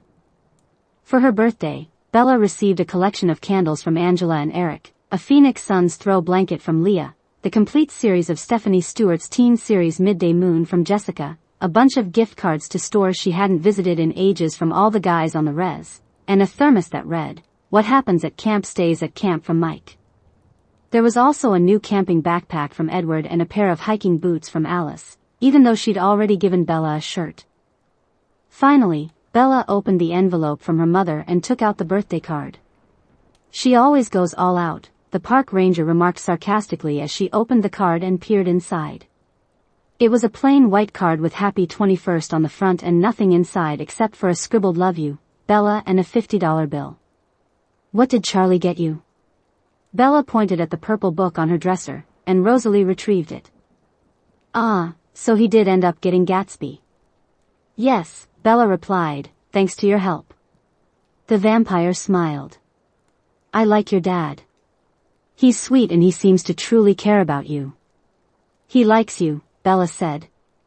"He loves you. When you told him you owned nightclubs, didn't you say you agreed with him about me quitting my job?" "He's probably your biggest fan," Bella remarked. "That's saying a lot," Rosalie replied, "considering my charm has very little, if any, effect on him." Bella suddenly realized the truth in Rosalie's words. "That's right," she said, "it doesn't work on him, does it?" Rosalie shook her head. "No. And according to my father, your mother has the same level of resistance." Bella didn't even ask how Rosalie knew that. Instead, she quickly asked, "What does that mean?" "We don't know," Rosalie answered. "Genetically, both of your parents were born with high levels of vampiric resistance, which means you were born immune. There's a strong possibility that you have other gifts as well." "Gifts?" Bella inquired, her curiosity piqued. "What kind of gifts?" "Powers. Talents. You know about my family, but there are others with abilities like telekinesis and invisibility, sensory deprivation. Things like that. Carlyle believes you might possess a significantly strong vampiric ability." Bella nodded slowly. "Okay. So how do I access it? You don't, Rosalie said. The park ranger's dark eyes searched the vampire's face. What do you mean? These gifts, they aren't accessible until after. After? Bella echoed, and then it dawned on her. Oh. She stood up from her bed, accidentally knocking several gift cards to the floor but not bothering to pick them up. So then. I could, in theory, access this power as a vampire? Rosalie remained silent, leaning against the desk with her hands in her pockets, her gaze drifting past Bella, seemingly lost in the pouring rain outside. Is it hard to become a vampire? Bella asked. Yes, Rosalie replied. And it's painful. More painful than any living human could ever imagine. Moments passed in silence as the two women absorbed the weight of the conversation. Finally, after what felt like an eternity, Rosalie shifted her gaze back to Bella. You are extraordinary enough as it is, you know. Rosalie stepped away from the desk and embraced Bella gently. I live for you. Is it enough that you simply live for me too? Yes, Bella replied, her voice soft. She wasn't entirely sure how to express herself or what to say next, but an aching magnetism pulled her toward Rosalie. It's enough. The rain continued to fall as they repacked Bella's gear into her new bag, putting away all of her gifts and taking out Charlie's trash. As they drove along the highway toward the park, Bella found herself lost in thought about their earlier conversation. She wasn't a fanatic, and she had no intention of begging Rosalie to change her so she could start her immortal life. But, wouldn't it be better for both of them if she did? If Bella truly was special, and if they were meant to find each other, wouldn't that mean she would have to die? She wasn't afraid of death. For the past 21 years, she had been living only half a life, waiting for something to happen, waiting for a reason that could explain why she had never quite fit in. But now, what if she had a reason to change? A reason to become who she was meant to be? And what if that reason was Rosalie Hale? Lost in her thoughts, Bella felt Rosalie's fingers gently tracing patterns on her knee, pulling her from her musings. What are you thinking about? Rosalie asked, her voice light. You, Bella admitted, her heart racing. What about me? Bella swallowed hard. I want to know everything about you, she began. All the cities and towns you've lived in and visited, your favorite places to hunt, your favorite bookstores. I want to hear about all the sunsets you've seen so I can tell you about every single sunrise you've missed. I want you to know they're still happening and that they hurt me as much as they do now. I want to know every single minute you spent without me, so I can make sure that every minute you spend with me will be 1,000 times better and make up for all your sadness. I want to know who Rosalie Hale was as a human, as a young immortal, and as a Charlie's angel. I want to learn all about your interests, your pastimes, and your business endeavors. I want to hear about everything you dislike too, your least favorite places to live, the worst animals to hunt, and your pet peeves. I want to hear you speak to me in every language you know, and I want you to list every single book you've ever read so I can start catching up. And most importantly, Bella gushed, I want you to tell me every single time you feel like you don't have a purpose because I'll show you, Rosalie. I'll remind you. The vampire brought the car to a stop in the Olympic National Park parking lot. Without a word, she turned off the engine, got out of the driver's seat, and walked to Bella's door. She opened it and extended her hand, pulling the brunette out into the pouring rain. Bella squealed in protest as Rosalie led her into the downpour, the rain quickly soaking through their clothes. Bella stopped resisting when Rosalie lifted her up and kissed her, spinning them both around beneath the dark and cloudy Washington sky. Thunder rumbled overhead and lightning flashed angrily on the horizon, but Bella didn't notice. When she was back on her feet, Rosalie, raindrops clinging to her eyelashes and running down her beautiful cheeks, asked, Do you want to see what it's like? Do I want to see what is like? Bella shouted over the sound of the rain. Being me, the vampire replied, a smug smile spreading across her face. She turned her back to Bella and knelt down, inviting her to climb onto her back. Bella did so without hesitation, wrapping her arms securely around Rosalie's neck. You better hold on tight, baby doll, the blonde purred, her hands resting on Bella's thighs as she rose to her full height. And then they were off. Bella had never been a fan of roller coasters. She disliked the jolt of the carts and the constant twists and turns. But this was different. The threat of mechanical malfunction was one thing, but this was something entirely different. Rosalie's movements were fluid and smooth, and they were moving so fast that the trees on Bella's right and left blurred into a vibrant green haze. The ground seemed to vanish beneath them, and the sky stretched out endlessly, making it feel as though they were flying. At first, Bella kept her eyes closed, but when she finally opened them, she couldn't help but stare in awe. She felt her heart pounding fiercely against Rosalie's back, and despite the rapid beat, an unexpected sense of peace washed over her. They came to a sudden stop some time later, and Rosalie set her down.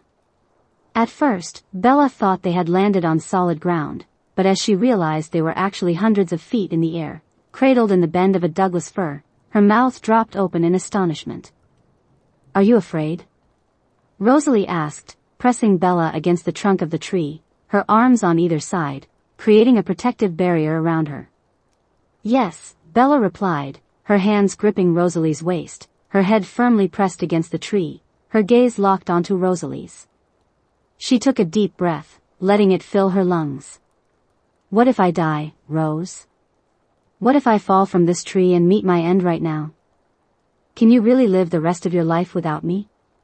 Rosalie let out a low growl before leaning in, her lips brushing against Bella's ear, her cool breath sending shivers down Bella's spine as their bodies pressed together.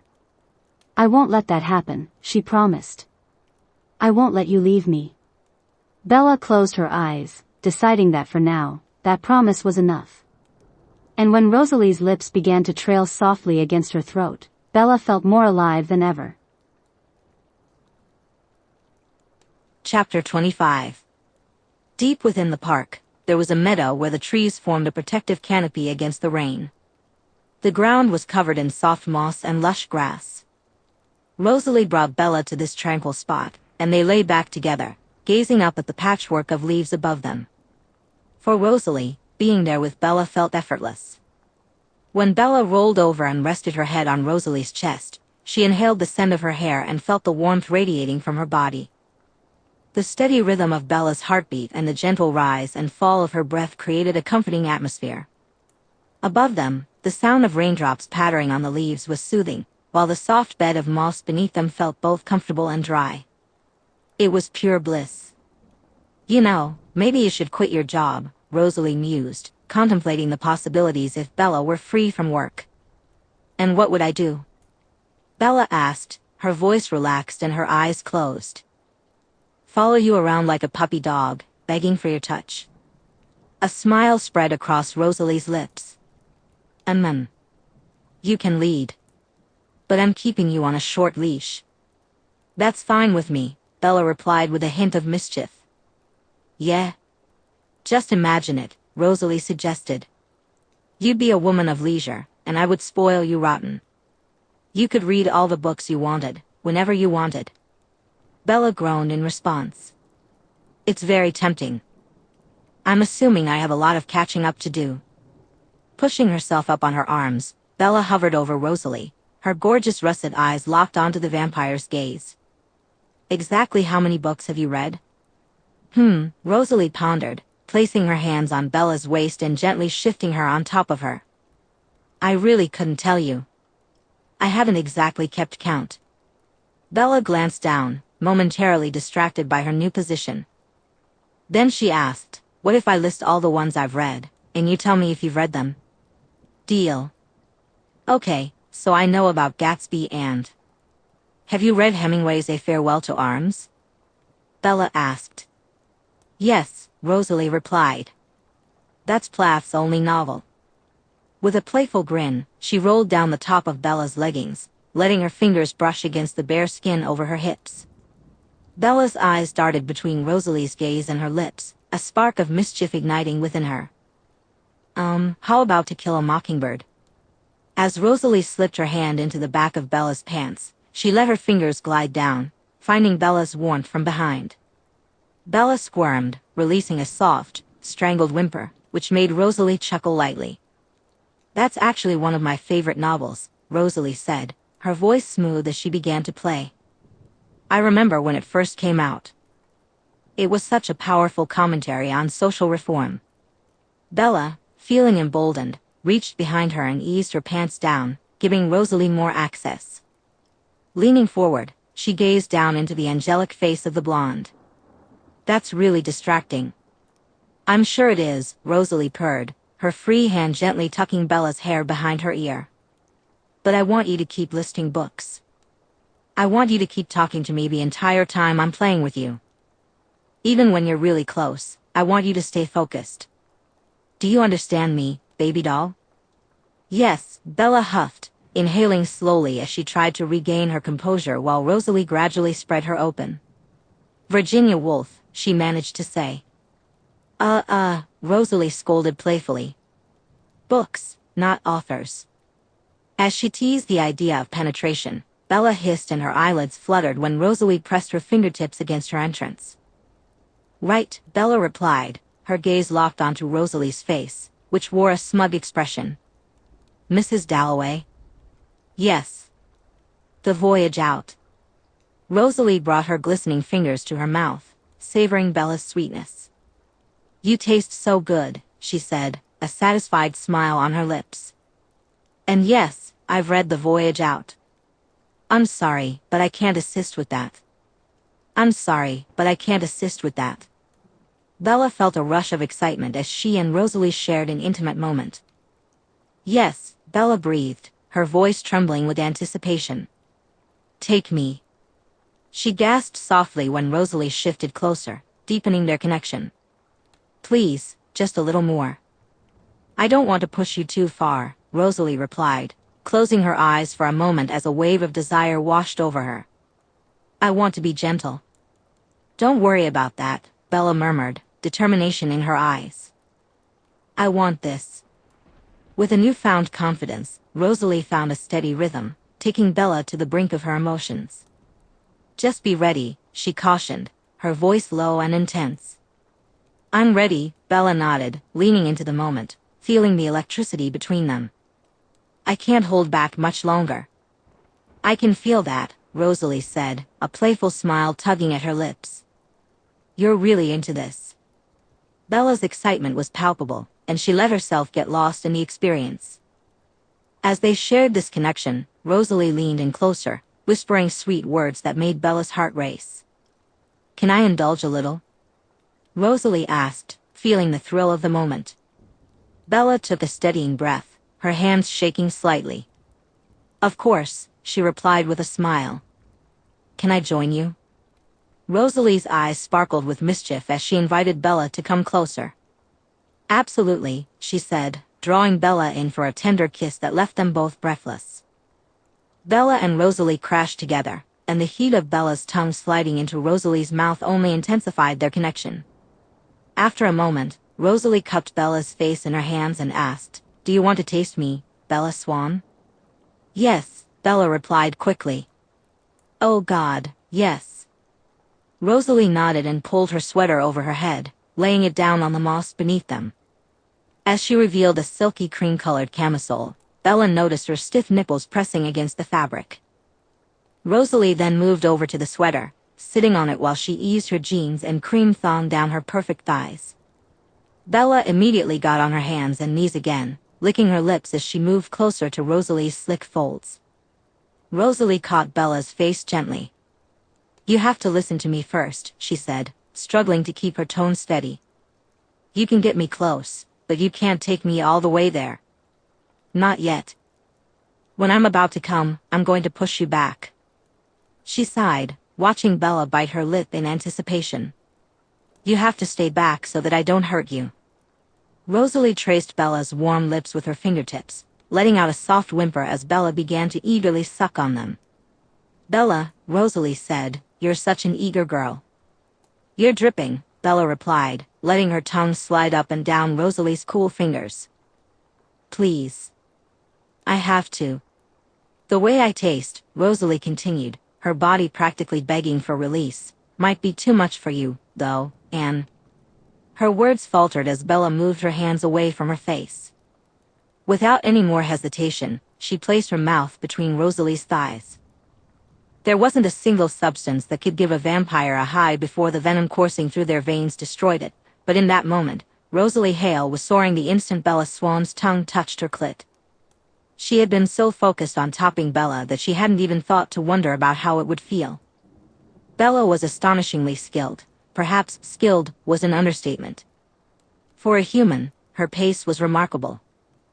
She moved with a rhythm that had Rosalie lifting her hips, simulating the penetration she longed for but couldn't receive.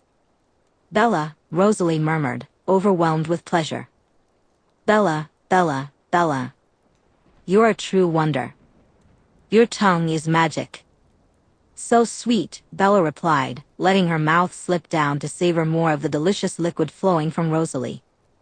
"Like nectar." She plunged her tongue inside the vampire's cool channel, and the sensations became too much for Rosalie to bear. "Magic," she repeated, "the way you taste me, the way you feast." She could feel herself getting closer, the venom coursing through her, coating Bella's tongue, threatening to build to an overwhelming climax. Rosalie caught Bella's face in her hands, forcing her to stop. When Bella looked up into her eyes, Rosalie's undead heart lurched in her chest. She pulled Bella closer and kissed her softly. "Back up and watch me come, okay?" She pressed one last kiss to Bella's sticky lips and then gently urged her away. Rosalie came undone like a tightly coiled spring, releasing all her pent-up desire. Her hips bucked as her orgasm rolled through her with incredible force. Her free hand dug into the earth, tearing it apart. Her head tilted back, and she spread her legs wider, unintentionally giving Bella an incredible view. She came for Bella Swan, in front of Bella Swan, a show she had never performed for anyone else, a privilege she had reserved just for her. As the waves of pleasure subsided and her body relaxed, she felt Bella blanket herself over her, offering soft praise. "Thank you," Bella whispered, nuzzling against Rosalie's neck and planting warm kisses there. Bella looked into Rosalie's eyes and said, "You're so perfect, Rosalie Hale. You're beautiful, your body is mind-blowing, and your allure is simply gorgeous. You're incredibly sexy, and you taste like pomegranate?" Rosalie interjected, her eyes closed, a hint of a smirk playing at the corner of her mouth. "Yes," Bella confirmed eagerly. "Pomegranate. That's it. The symbol of life," Rosalie continued. "Blood, death. Persephone ate 6 seeds and condemned herself to hell for half the year. I'd eat the whole fruit and stay down there forever if you were with me," Bella declared, leaning over the stunning blonde. Rosalie's eyes fluttered open. "You know, according to legend, the venom a female vampire produces during intimacy is toxic and could put a human into a coma at first taste." Bella raised an eyebrow, her chin still glistening. "Am I immune to that too, then? Am I meant to go down on you?" Rosalie smiled softly. "Maybe you are." She pulled Bella close, wrapping her arms tightly around her, longing to simply cuddle. "You continue to astonish me," she said, running her fingers through Bella's hair, stroking her shoulders and spine. "You are the most amazing person I have ever had or will ever have the honor of knowing." Bella felt a rush of warmth as her hand slid up Rosalie's shirt, gently caressing her stomach. "Do you want to meet my parents tomorrow?" Chapter 26. Bella didn't bruise, but she nodded when Rosalie asked if she was sore. "It's like this deep ache," the brunette confessed the next morning as they cuddled in the watchtower bed. "I actually kind of love it. That way, I can feel you all day while you're gone." Then, as she mentioned that their seemingly endless day of rain was over, she began to pout. "I don't want you to leave." The vampire placed countless kisses on her temple and forehead. "Parting is such sweet sorrow," she murmured into Bella's ear, "that I shall say good night till it be morrow." And she quotes Shakespeare, Bella groaned to herself. Then, her fingers tangled in the blonde's hair as she pulled Rosalie in for a deep kiss. "What time are we going? When do I get to see you again?" "I'll be here at 7:19, Rosalie replied. "Do you want to eat there or eat here before we go?" "Eat there," the park ranger said, one eyebrow raised. But they won't. They won't eat, Rosalie agreed, no. But Esme adores cooking, and if I let her cook for you, she'd be absolutely delighted. She likes to cook. But how does she know what she's cooking? Contrary to popular belief, the vampire explained, we can eat small amounts of food. The venom in our digestive tract dissolves it before it even reaches our stomach. Esme tastes what she cooks, she just doesn't fix herself a plate. And she remembers some recipes from being human. Is it hard? Bella asked. To be around food and not be able to eat it? Do you ever crave something? Do I ever crave food? Rosalie responded, both of them lying on their sides, facing each other, their legs entwined. No. But there is something I crave. She slipped one hand between Bella's warm thighs. The way you taste drives me wild. You make my mouth water. Bella let out a breathy whimper. So, taste me again, she suggested. I don't have time, Rosalie replied. I only have minutes until daylight, Anne. Bella took Rosalie's hand and gently guided it, prompting her to rub against her through her panties. Get me wet, she instructed, get me wet, and then taste me one more time before you leave. Are you asking me? Rosalie inquired, her lips brushing against Bella's throat. Or are you telling me? Bella groaned as the blonde's nimble fingers slid up and then back down into her underwear. Telling you. Rosalie found a rhythm, and soon Bella was gasping, her panties soaked, while Rosalie's venom pooled in her mouth. In the distance, the sun threatened to rise. There were so many things Bella wanted to do in that moment, but time was limited. Rosalie slipped 2 fingers deep inside Bella, relishing the accompanying hiss of pleasure. Then, she withdrew them and pressed her fingers into Bella's warm mouth. I want to taste you on your tongue, the vampire said, enjoying the way Bella eagerly sucked. When she replaced her fingers with her tongue, they kissed desperately, savoring each moment for as long as they could. As daylight broke, Rosalie nuzzled against Bella, who was still trying to calm down after their passionate encounter. Goodbye, Bella, she said softly.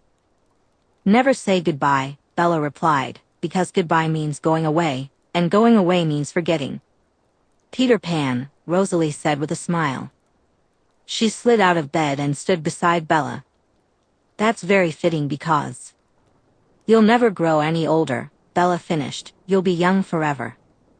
That is true. I want to. Rosalie bent down and placed her cool fingers against Bella's lips. Don't, she hushed her. Not yet. Bella's eyes glistened, her eyebrows raised in anticipation. Rosalie pulled Bella close and kissed her affectionately. I'm not ready to have that conversation yet. That conversation? Bella echoed, anxiety creeping into her voice. The conversation about when I'll get too old for you and when it'll be time for you to leave me? No. Rosalie's response was firm and unwavering. I will never leave you. I will never leave you, Bella. But never. In the beginning, the thought of feeling something so close to absolution would have terrified Rosalie. But now, she was humbled by it. Every time Bella touched her, it felt as if a part of Bella's warmth lingered with her. Rosalie knew that in time, the slow burn of their desire would consume her completely, and she had no intention of stopping it. On the contrary, all she wanted was to stretch her fingers and help that fire spread. When Rosalie arrived home, Carlyle was the only one in the main house. She found him in his private study, lounging in one of his 1930s English tufted brown leather chairs. In one hand, he held a ceramic cup of pig's blood, sipping it as though it were coffee, while the other hand grasped today's newspaper. His eyebrows lifted slightly when he noticed Rosalie, and after a moment, he laid the paper on his thigh and smiled warmly at her. Good morning, Kitty. Did you have a good evening with Miss Swan? Yes, she replied. It was perfect. She slipped her hands into the pockets of her jeans and leaned back against one of the mahogany bookshelves. Carlyle, are you able to take some time away from the hospital this evening? Curiosity flickered in his eyes as he asked, of course. What's the matter? Nothing at all. I just thought if you weren't busy, you might want to meet her. He stood up, setting the cup on the corner of his lawyer-style desk and leaving the paper on his chair. Then he approached Rosalie, taking one of her hands in both of his. We would be honored to meet her, Rose. And Esme will be so pleased. Where is Esme? I was at a committee meeting but should be home shortly. Would you like me to tell her, or should I have her find you? All vampires have true forms in sunlight, but the intensity of their brilliance varies from person to person. Rosalie was by far the most radiant of all the vampires, while Esme was perhaps the least dazzling. This didn't mean Esme was boring or less beautiful, rather, she had the ability to regulate her vampiric shine. Esme's power lay in emotional control, manipulation, and the regulation of her vampiric abilities. She could dim her glow in sunlight until it looked as though she had just applied a shimmering lotion to her exposed skin. Her talent for smoothing over difficult situations stemmed from her ability to dissolve stress, anxiety, and, in some cases, depression. This was one of the main reasons Rosalie had stayed with the Cullens for so long in the beginning. It was also what allowed Esme, who was barely older than the rest of her family, to appear motherly to the other vampires. Have her find me, Rosalie said. Then, looking into his kind eyes, she added, I'm sorry about yesterday. But I imagine you are, he nodded. It's Edward who has the telepathy, she reminded him. The vampiric patriarch smiled. You're afraid. Rosalie didn't respond. Instead, she lifted her chin defiantly. Because you know it will ultimately be you who makes the decision or commits the act. What would you have done, Carlyle? If you had found Esme back in the day and she was alive and healthy, what would you have done? He released her and stepped back, running one hand through his perfect golden hair while retrieving his coffee with the other. It's a difficult situation, he replied. Esme was also my cantante, if you remember, which is why her transition was so incredibly difficult for me. But the moment I saw her, I was absolutely certain that Esme was my soulmate. Keeping that in mind prevented me from killing her when I changed her. But before I tell you what I would do, tell me, Rose, do you feel? Yes, she interrupted, not allowing him to finish. Yes, I feel the same way, Carlyle. Bella is. She licked her lips, her anxiety evident. Carlyle, if I lose her. The doctor took a drink, surprisingly managing to avoid staining his teeth or lips with blood. Rosalie, if I found Esme and she was alive and healthy, I would have shared the same reservations you have, at least initially. He placed both hands on his coffee cup and fixed his daughter with a serious gaze. It should always be a choice. It should always be up to them.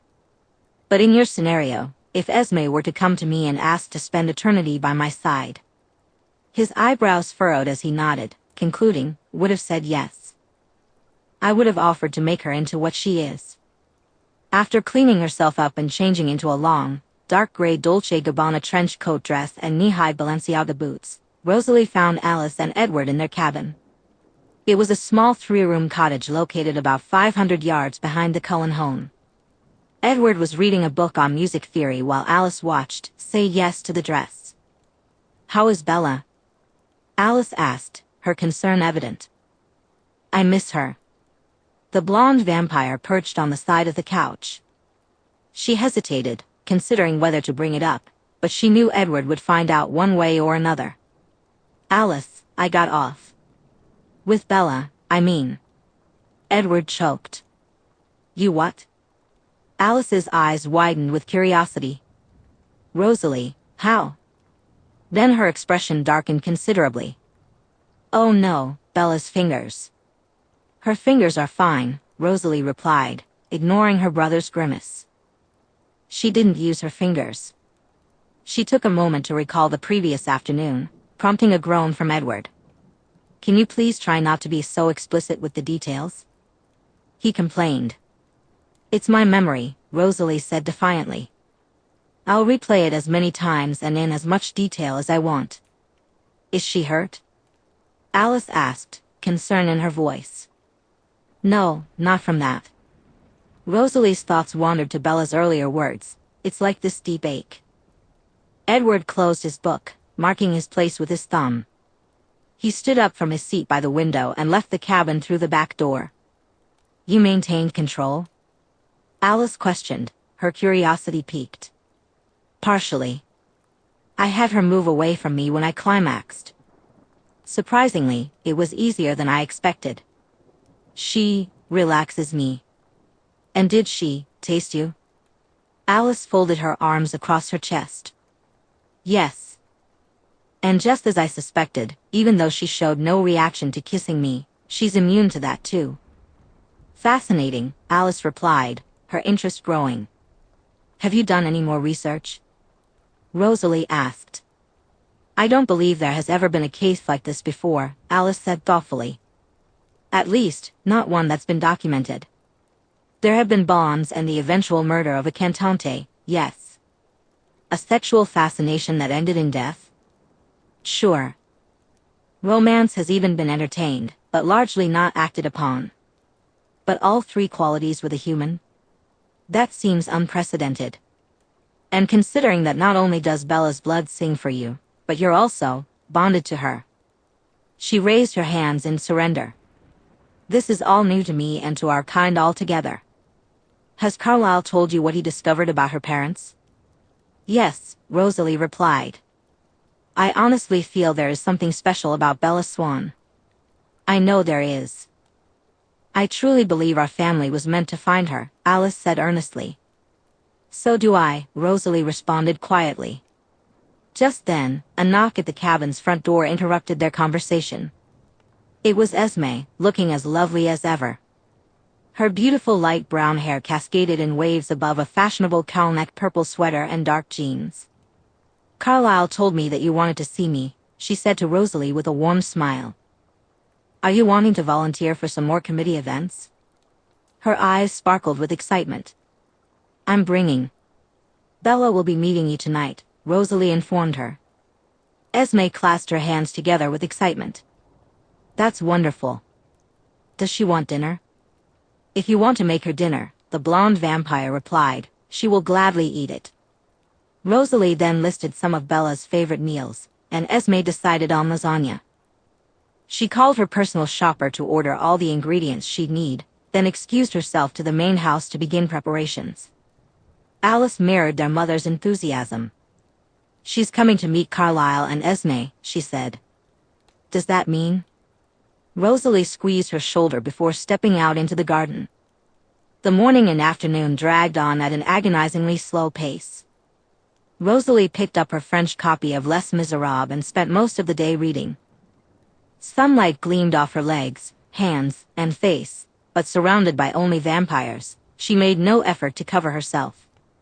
Her brilliance was evident to her family and fellow vampires, yet it wasn't blinding. At 6, Bella's walkie requested a connection to Rosalie's phone. Rosalie opened the channel on the app and waited for Bella to speak. Are you alone? The brunette asked. Rosalie smiled, just the sound of Bella's voice made her body ache. Yes, I'm alone. I don't have anything to wear, Bella admitted, panic creeping into her tone. Then come naked, sweet girl, Rosalie teased. No, Bella replied stubbornly. I want you to have something to take off me later. And I want to look good for your parents. Do you want Alice to bring you something? Rosalie suggested. Would she? You know she'd love to. Rosalie turned towards the cabin and called out in a voice that was barely louder than normal, Alice? The pixie vampire appeared at Rosalie's side, where she sat on a stone bench in the garden. Hello, Bella. She said cheerfully into Rosalie's phone. What am I bringing you? Hello, Alice. Something to wear tonight. A brief pause filled the air. If you want to, Rosalie said. Of course I do. Any preferences, Bella? The walkie-talkie buzzed, signaling Bella's hesitation as if she had her finger on the button but wasn't quite sure what to say. After a moment, she finally responded, I don't know. Surprise me? The Cullens all had their own distinct styles. Rosalie's wardrobe was filled with luxury brands. Alice kept a rotating selection of seasonal favorites. Edward sported a Victorian chic look. Esme embodied the high-class working mom aesthetic, and Carlyle favored expertly tailored, exquisitely expensive suits. Alice quickly put together an outfit without needing Rosalie's input and then excused herself to head over to Bella. Rosalie returned to the garden but, instead of picking up a book, she opted to meditate. She had a lot on her mind. Carlyle's earlier discussion had stirred something deep within her. Of course, she had her reservations. After what felt like an eternity of darkness, Bella had appeared to her like a pinprick of light, growing brighter and more intense with every moment they spent together. The thought of extinguishing that light, even if it meant possibly making it shine even more, was daunting. She wasn't ready for that yet. When Alice returned, she wore a satisfied smile. "Bella is such a dreamboat," she exclaimed, standing at the edge of the Cullen's pond and gazing out at the dark water. "She looks good in anything, and she has the prettiest face. And her manners? Absolutely lovely." "I know," Rosalie agreed, rising from her bench to stand beside the smaller vampire. "Believe me, I know." Once she was back in her Bugatti, a sense of relief washed over her. Pulling into the park and getting out to run the rest of the way, she felt invigorated. Leaping up to the balcony of the watchtower, Rosalie tapped lightly on Bella's door. The moment their eyes met, she sighed with anticipation. Alice had dressed Bella in a ribbed burgundy turtleneck tucked into high-waisted medium-wash jeans. Bella wore brown ankle boots with pointed toes, completing the look beautifully. The clothes hugged every curve, accentuating Bella's figure perfectly, especially the tight shirt that highlighted her chest. When she noticed Rosalie's gaze on her, she smiled shyly. "Do I look all right?" Bella asked. "You look absolutely perfect," Rosalie replied, her excitement palpable. She stepped forward, eager to pull Bella into her arms. As Bella melted into the embrace, she suggested, "What if I just keep my eyes closed during the day? What if I promise not to look? I've seen Alice and Edward.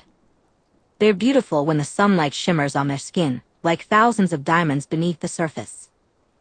What if I just imagine that and keep my eyes tightly shut all day? Could you stay with me then?" "You're too curious," Rosalie said, slipping one hand into Bella's back pocket while the other rubbed gentle circles on her shoulder blades. "You'd peek." Bella didn't argue. She simply sighed at Rosalie's touch. "Esme is making you lasagna," Rosalie continued, "and she's very excited to meet you." A tiny whimper escaped Bella, prompting Rosalie to pull her back to look into her face. "What's the matter, little Belle? Nervous?" "Extremely nervous." Rosalie smiled. "Why?" "Because I'm meeting your parents, and I want them to like me." "They'll adore you," Rosalie assured her, gazing into Bella's chocolate-brown eyes. "Will Edward be there?" "Yes." "Why?" Bella groaned. "Rose, he can read your thoughts. He's going to know that we..." She bit her lip. Rosalie caught her chin gently. "That you've already reached your peak 3, almost 4 times, and if we don't leave right now, I might take you all the way to 10. Bella's eyebrows furrowed as she nodded. "Yes." "He won't say anything to them," Rosalie promised. "Even if they knew, they wouldn't care. We're not prudes, well, except for Edward. He clings too tightly to his Victorian human lifestyle." Rosalie shook her head. "But it's fine, I promise you. They'll love you, and I'll do my best to behave. You're going to charm them. And don't worry, I'll be right by your side all night." Bella let out a laugh that sounded a bit strained. "That's the problem," she said. "How am I supposed to resist you all night, Rosalie?" "How? Who says you have to?" Rosalie replied, her golden eyes sparkling with mischief. "I have a bedroom." Chapter 27. When Bella was a child, adults often asked her what she wanted to be when she grew up. Her typical response was simply, "Great or special." She had no clear vision of a specific job, so she opted for adjectives instead of nouns. While her classmates dreamed of becoming firefighters, ballerinas, and police officers like Charlie, except for that one kid who wanted to be a chicken nugget, Bella felt lost. She didn't want to be confined to just one thing. She longed to travel, read countless books, and learned so much that her mind couldn't possibly hold it all. Bella wanted to experience more than she could even put into words. The thought of her mortality felt suffocating. In high school, she came across a quote by Sylvia Plath that resonated deeply with her. "I can never read all the books I want. I can never be all the people I want and live all the lives I want. I can never train myself in all the skills I want. And why do I want? I want to live and feel all the shades, tones, and variations of mental and physical experience possible in my life. And I am horribly limited." Bella, too, felt horrifically limited. As a result, she began to wish for more. She hoped there was something beyond what she had been given. Being a hopeful person, she convinced herself that if she tried hard enough, read enough, and learn enough, she might somehow earn extra time. When she shared this thought with her mother, Renee replied, "Bella, honey, we all get one life. That's it. You just have to make what you want of it." It was solid advice that applied perfectly to her current situation. What Bella truly wanted was Rosalie. All she could do was yearn to keep her forever. Rosalie always drove with her hand resting on Bella's thigh, and the small brunette adored that affection. Bella cherished every little thing her beautiful blonde vampire did for her. And it wasn't just about the physical connection, it was the way Rosalie pampered her. Gentleness, her concern, the romance. It was as if Rosalie was the air Bella had begun to breathe, the blood pumping through her veins, the very fiber of her being. She could feel Rosalie all around her, and Bella was falling hard. The Cullen home was impressive, and though she had anticipated its grandeur, Bella still felt a wave of hesitation. She leaned forward in the Bugatti, peering through the windshield at the sleek, modern house made of glass. The exterior boasted natural shades of browns and grays, and since the house was nestled deep within the forest along a winding path, it seemed to belong there. "I'm sorry," Bella said, still in awe as Rosalie came around to help her out of the vehicle. "I keep forgetting that I'm dating royalty." "That's right," Rosalie purred, wrapping one arm around Bella's hip. "I'm a prince, remember?" "Right," Bella agreed. "So does that mean one day you'll be king?" "Yes," Rosalie played along. "And you'll be what?" "My queen?" "No." Bella's eyes gleamed mischievously. "I'll be your deity." "Is that so?" Rosalie asked, amusement dancing in her voice. "So what do you want, goddess? How do I respect you? Do I lavish you with gifts? Pray to you every night?" She came to a stop at the front door and turned to face Bella. "Or do you want me to worship you on my knees?" Bella's gaze was still lost in Rosalie's eyes when the blonde leaned forward and opened the door. Taking Bella's hand, she led her into the entranceway. Suddenly, they weren't alone anymore. 4 other vampires were smiling at them. "Bella," Alice exclaimed first, standing by Edward's side, the russet-haired vampire's arm draped over her shoulder. "You're finally here. And you look beautiful." "Doesn't she, Rose?" "She knows I think so," Rosalie replied. "Hello, Bella," Edward said. "I took your crate to your watchtower for you." A few moments before Rosalie spoke again. "You don't always have to do that," she said, her voice filled with surprise. "I look forward to it," he replied cheerfully. Then, turning to the older vampires, Rosalie introduced Bella. "Carlisle, Esme, this is Bella Swan." Bella was taken aback as she gazed at Rosalie's parents. Carlisle was just as handsome as the townsfolk had claimed, and Esme was absolutely lovely. Familial resemblance, Bella murmured softly to herself. "What do you mean by that?" Rosalie asked, tilting her head curiously. "You're all just so attractive," Bella replied, her eyes darting between them. Carlisle smiled, and Bella noticed there wasn't a single wrinkle around his eyes. To her, he didn't look like a dad at all, he seemed only 4 or 5 years older than her. Yet, there was something in his expression that commanded her respect. We appreciate the compliment, he said warmly. And we're grateful that you've chosen to grace us with your presence. We've been looking forward to meeting you. Rose, Esme gushed as soon as Carlyle finished speaking, she's a dream. You realize she looks just like, she laughed in disbelief. A dead ringer. Like who? Bella asked, glancing between Rosalie and Esme. Audrey Hepburn, Edward chimed in. And now that you mention it. I've gotten that before, Bella mused, recalling a time in Phoenix when an older woman in the grocery store had told her the same thing. She's prettier, Rosalie said, affectionately placing her hand on Bella's jaw. More talented, more exquisite. All Bella could do was lose herself in Rosalie's gaze, wishing desperately for a moment alone with her. Esme watched them with adoration, squeezing Carlyle's arm. Look at them, she said. Look at Rose. I see, Carlyle replied, equally captivated. In all my years. He and Esme moved closer together, and he wrapped his arm around her. Bella waited for what would happen next. Carlyle to continue, and when he did not elaborate, she said to Rosalie. What is it? What's wrong? Nothing is wrong, Esme said. Rosalie continued to stroke her cheek, and then she said, My parents have never seen me like this. Bella's heart pounded harder the longer she looked into Rosalie's angelic face. Like this, she repeated, quietly, with someone. Happy, Rosalie added. Yes. She leaned in and kissed the smaller woman's lips softly. Are you hungry, beautiful girl? It was very difficult for Bella to remember where they were when Rosalie was looking at her like that and giving her affection like that. It made her feel very warm. Yes, she replied, pathetically captivated.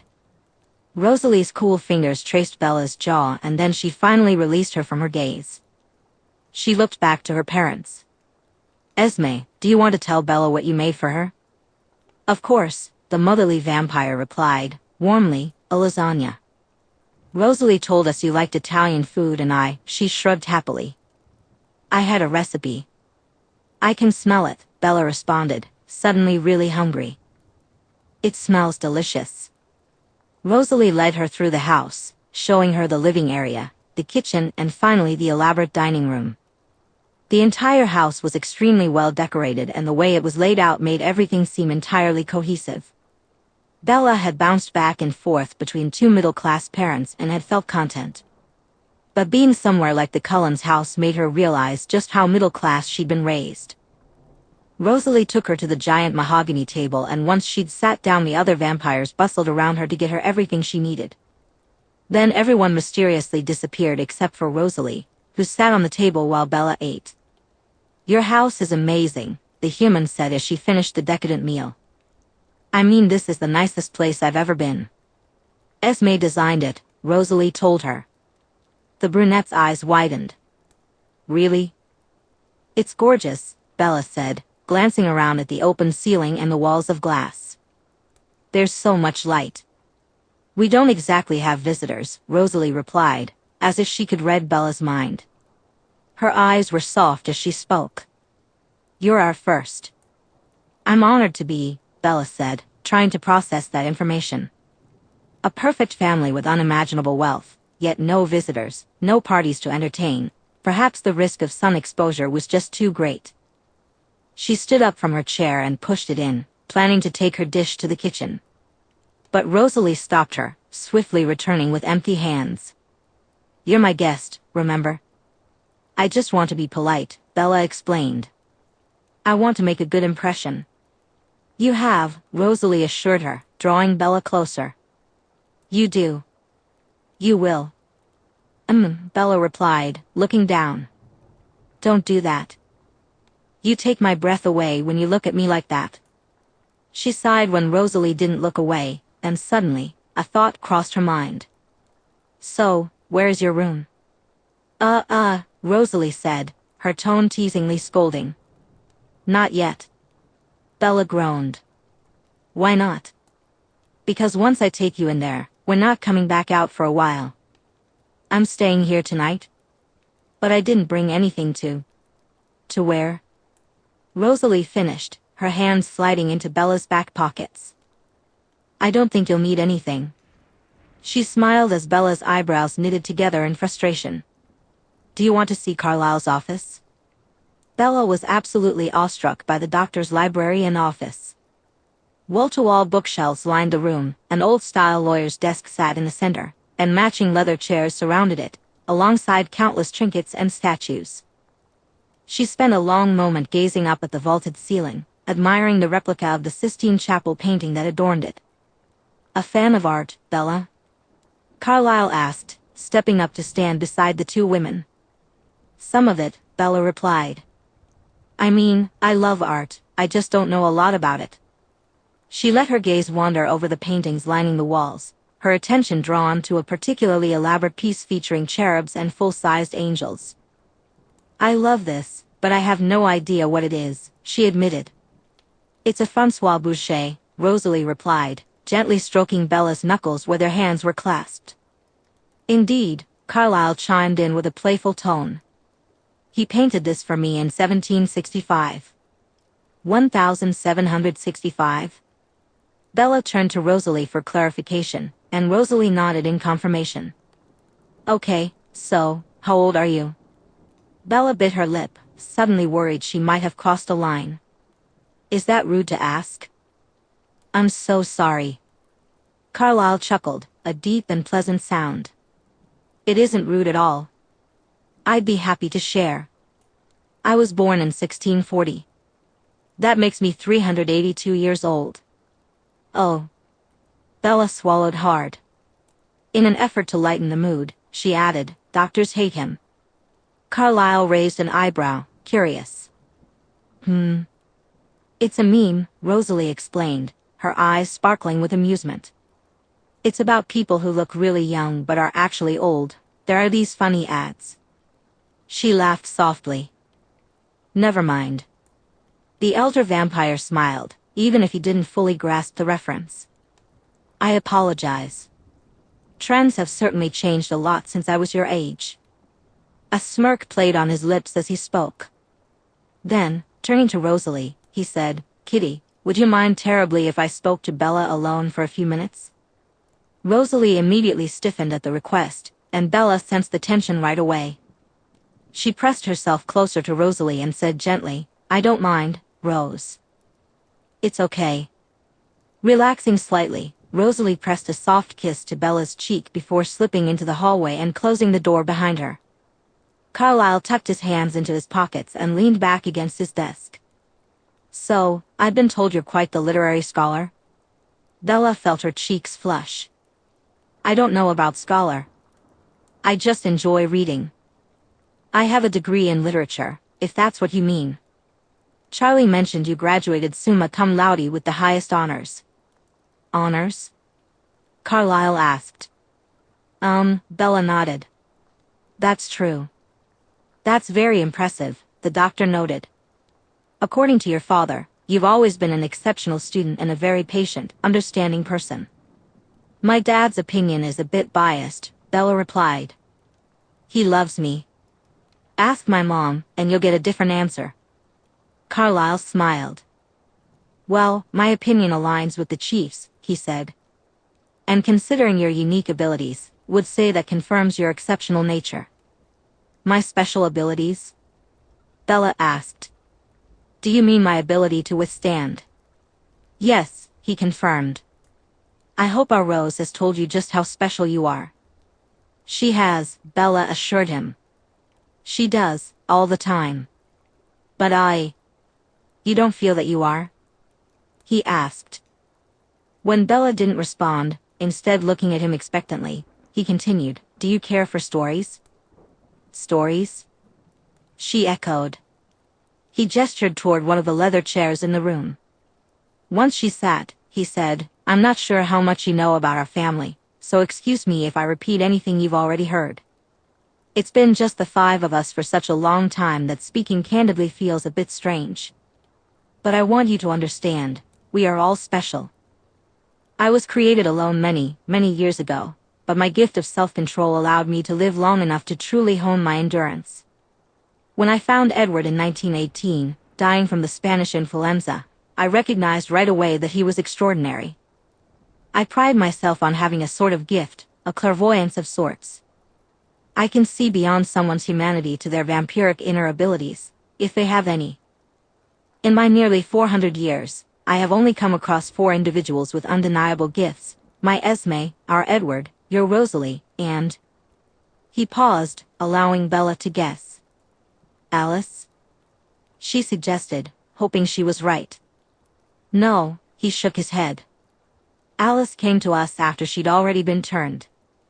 I would assume that I did possess some of the same qualities as the other members of my family, but we may never know for sure.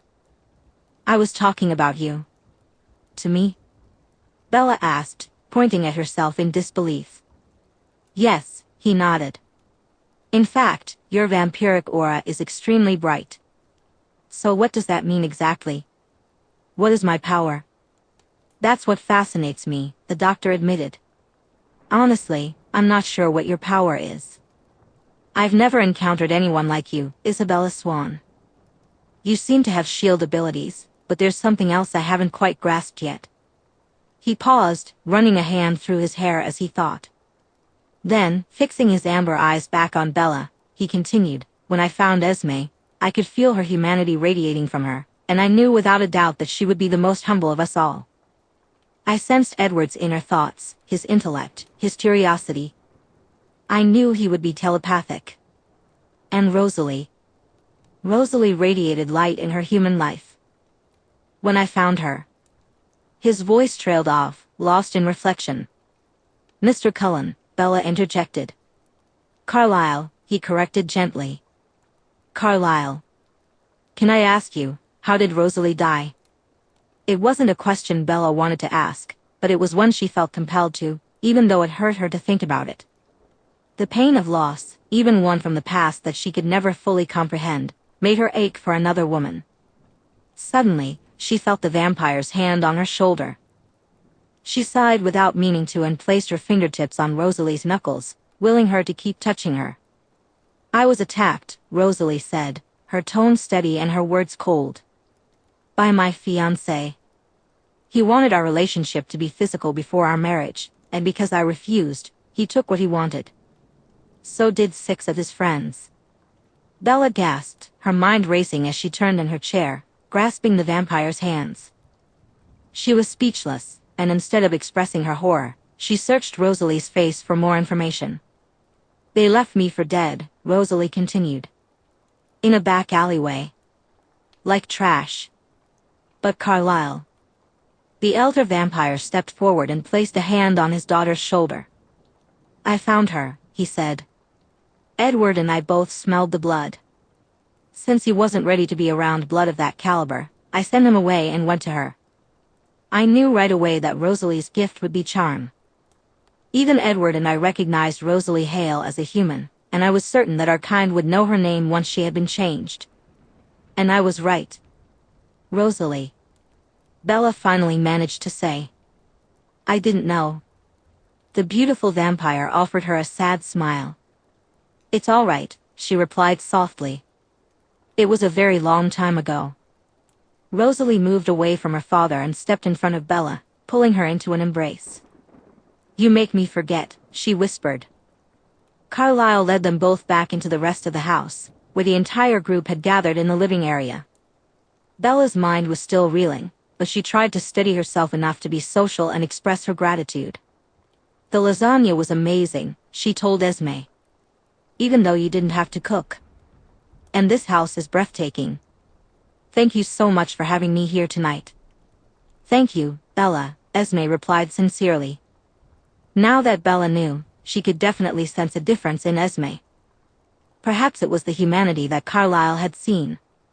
She felt so normal, so humble. Will you still be here in the morning? I'd gladly fix you breakfast, Esme offered. Bella glanced at Rosalie, who nodded and said to her mother, We're staying. Esme's eyes lit up. Wonderful. The Cullen home featured a main ranch-style building with wings on either side. Rosalie's room faced west. They ascended 2 sets of dark wooden stairs to an elaborate hallway that ended with a thick door. Rosalie opened it for Bella, allowing her to step inside. Bella paused for a moment, taking it all in. The vampire's room was beautifully decorated. The room was entirely white, adorned with touches of gold. One wall was completely made of windows, while the others showcased bookshelves filled with music collections, a giant television, and a stereo setup. In the center, there was an incredibly large, inviting round bed. "This is your room?" Bella asked, stepping forward to touch the soft comforter, her eyes wandering around in awe. "Yes," Rosalie replied, her arms sliding around Bella from behind. "Do you like it?" "It's so you," Bella said, a smile spreading across her face.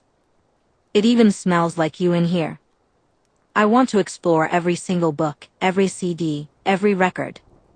Her voice trailed off as Rosalie gently pushed some of Bella's chestnut hair aside and began to place soft kisses along her neck. "You did so well tonight, little Belle," Rosalie praised, her voice warm. "Do they like me?" Bella asked, closing her eyes and leaning into the kisses. "Yes." "What Carlyle said." Bella hesitated. "Which part?" Rosalie inquired, spinning Bella gently to face her, resting her hands on Bella's waist. "About me, and about you." "Darling girl," Rosalie whispered, locking her gorgeous golden gaze onto Bella's. "Could we leave that until tomorrow?" Bella found it incredibly easy to get lost in Rosalie's eyes. The way she looked at her made her knees weak. "Can we talk about it tomorrow?" Bella asked, her body buzzing with anticipation for more contact. "Yes," Rosalie assured her, never breaking eye contact. "I promise you." She began to guide Bella across the room toward the only other door. When they reached it, Rosalie stepped aside, allowing Bella to enter first. "A jacuzzi?" Bella exclaimed, her eyes wide with surprise. Rosalie didn't respond immediately. Instead, she moved forward, bent down, and started turning knobs. Water, colors, soaps, and oils flowed into the enormous basin, filling the room with steam. When Rosalie turned off the water and stood up again, Bella's heart raced in anticipation. "Are we?" Bella started to ask. "Can we?" Rosalie replied, moving closer and placing her hands on Bella's shoulders. Bella's hands moved to the buttons of her borrowed jeans. "Do you want to?" Instead of answering, Bella began to unbutton Rosalie's dress. Moments later, they were unclasping bras and rolling down thongs.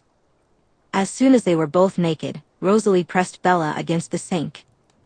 Reaching behind her, the vampire used a hair band to twist Bella's hair up into a messy bun.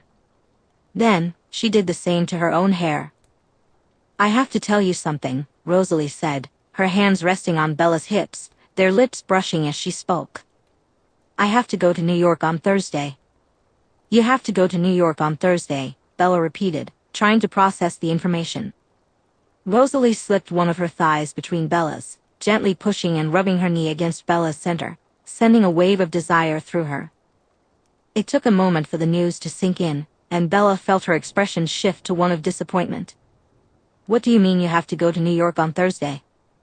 "They called me while you were with Carlyle," Rosalie explained. "I have a club opening on Friday night, and I need to meet with a couple of managers beforehand." "Oh."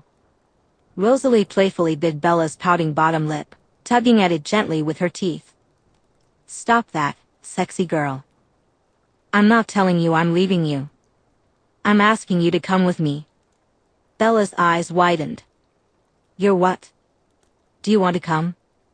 Rosalie asked directly, bringing one hand up to tease Bella's hardened nipples. Bella whimpered, and with her eyes closed, she replied, "But my job." "Something can be arranged," Rosalie purred. "But if you don't want to go, I understand." "I want to go," Bella quickly countered. "I mean, I am going with you." "But I..."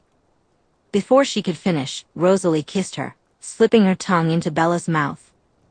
Bella moaned and surrendered to the moment. She felt Rosalie lead her backward, and before long, they were both in the tub, Bella seated in Rosalie's lap as they continued to kiss. Rosalie's fingers caressed Bella's thighs as she reached into the water, guiding them to the center of her being. In the morning, she said, closing her eyes, the windows. There are panels, Rosalie replied, finding Bella's throbbing clit and beginning to massage it gently with her thumb. They'll close, and she paused, watching Bella moan as she quickened her pace. We can stay in the dark, she continued, swapping her thumb for her middle finger and demonstrating the pattern she enjoyed using on herself. For as long, she said, positioning Bella's body on the ledge in the water before positioning herself in front of her, as you want. Rosalie increased her speed significantly, and when Bella cried out, Rosalie shuddered in appreciation. On one condition, Bella managed to respond, reaching behind her to grip the edge of the tub for support. And what's that, baby doll? Rosalie asked, gently tugging at Bella's jaw. The brunette inhaled sharply, then said as firmly as she could, we get to take turns. Chapter 28. Just a little longer, Bella, Rosalie said softly, leaning closer, her fingers gently exploring. She caught Bella's gaze, lifting her chin to meet her dark eyes. Look at me. Bella was teetering on the edge of a wave of emotion, but she focused on Rosalie, forcing herself to stay connected. But I'm so close, she admitted, a hint of urgency in her voice. I really want to let go. I know, Rosalie replied soothingly, not letting up on her tender touch.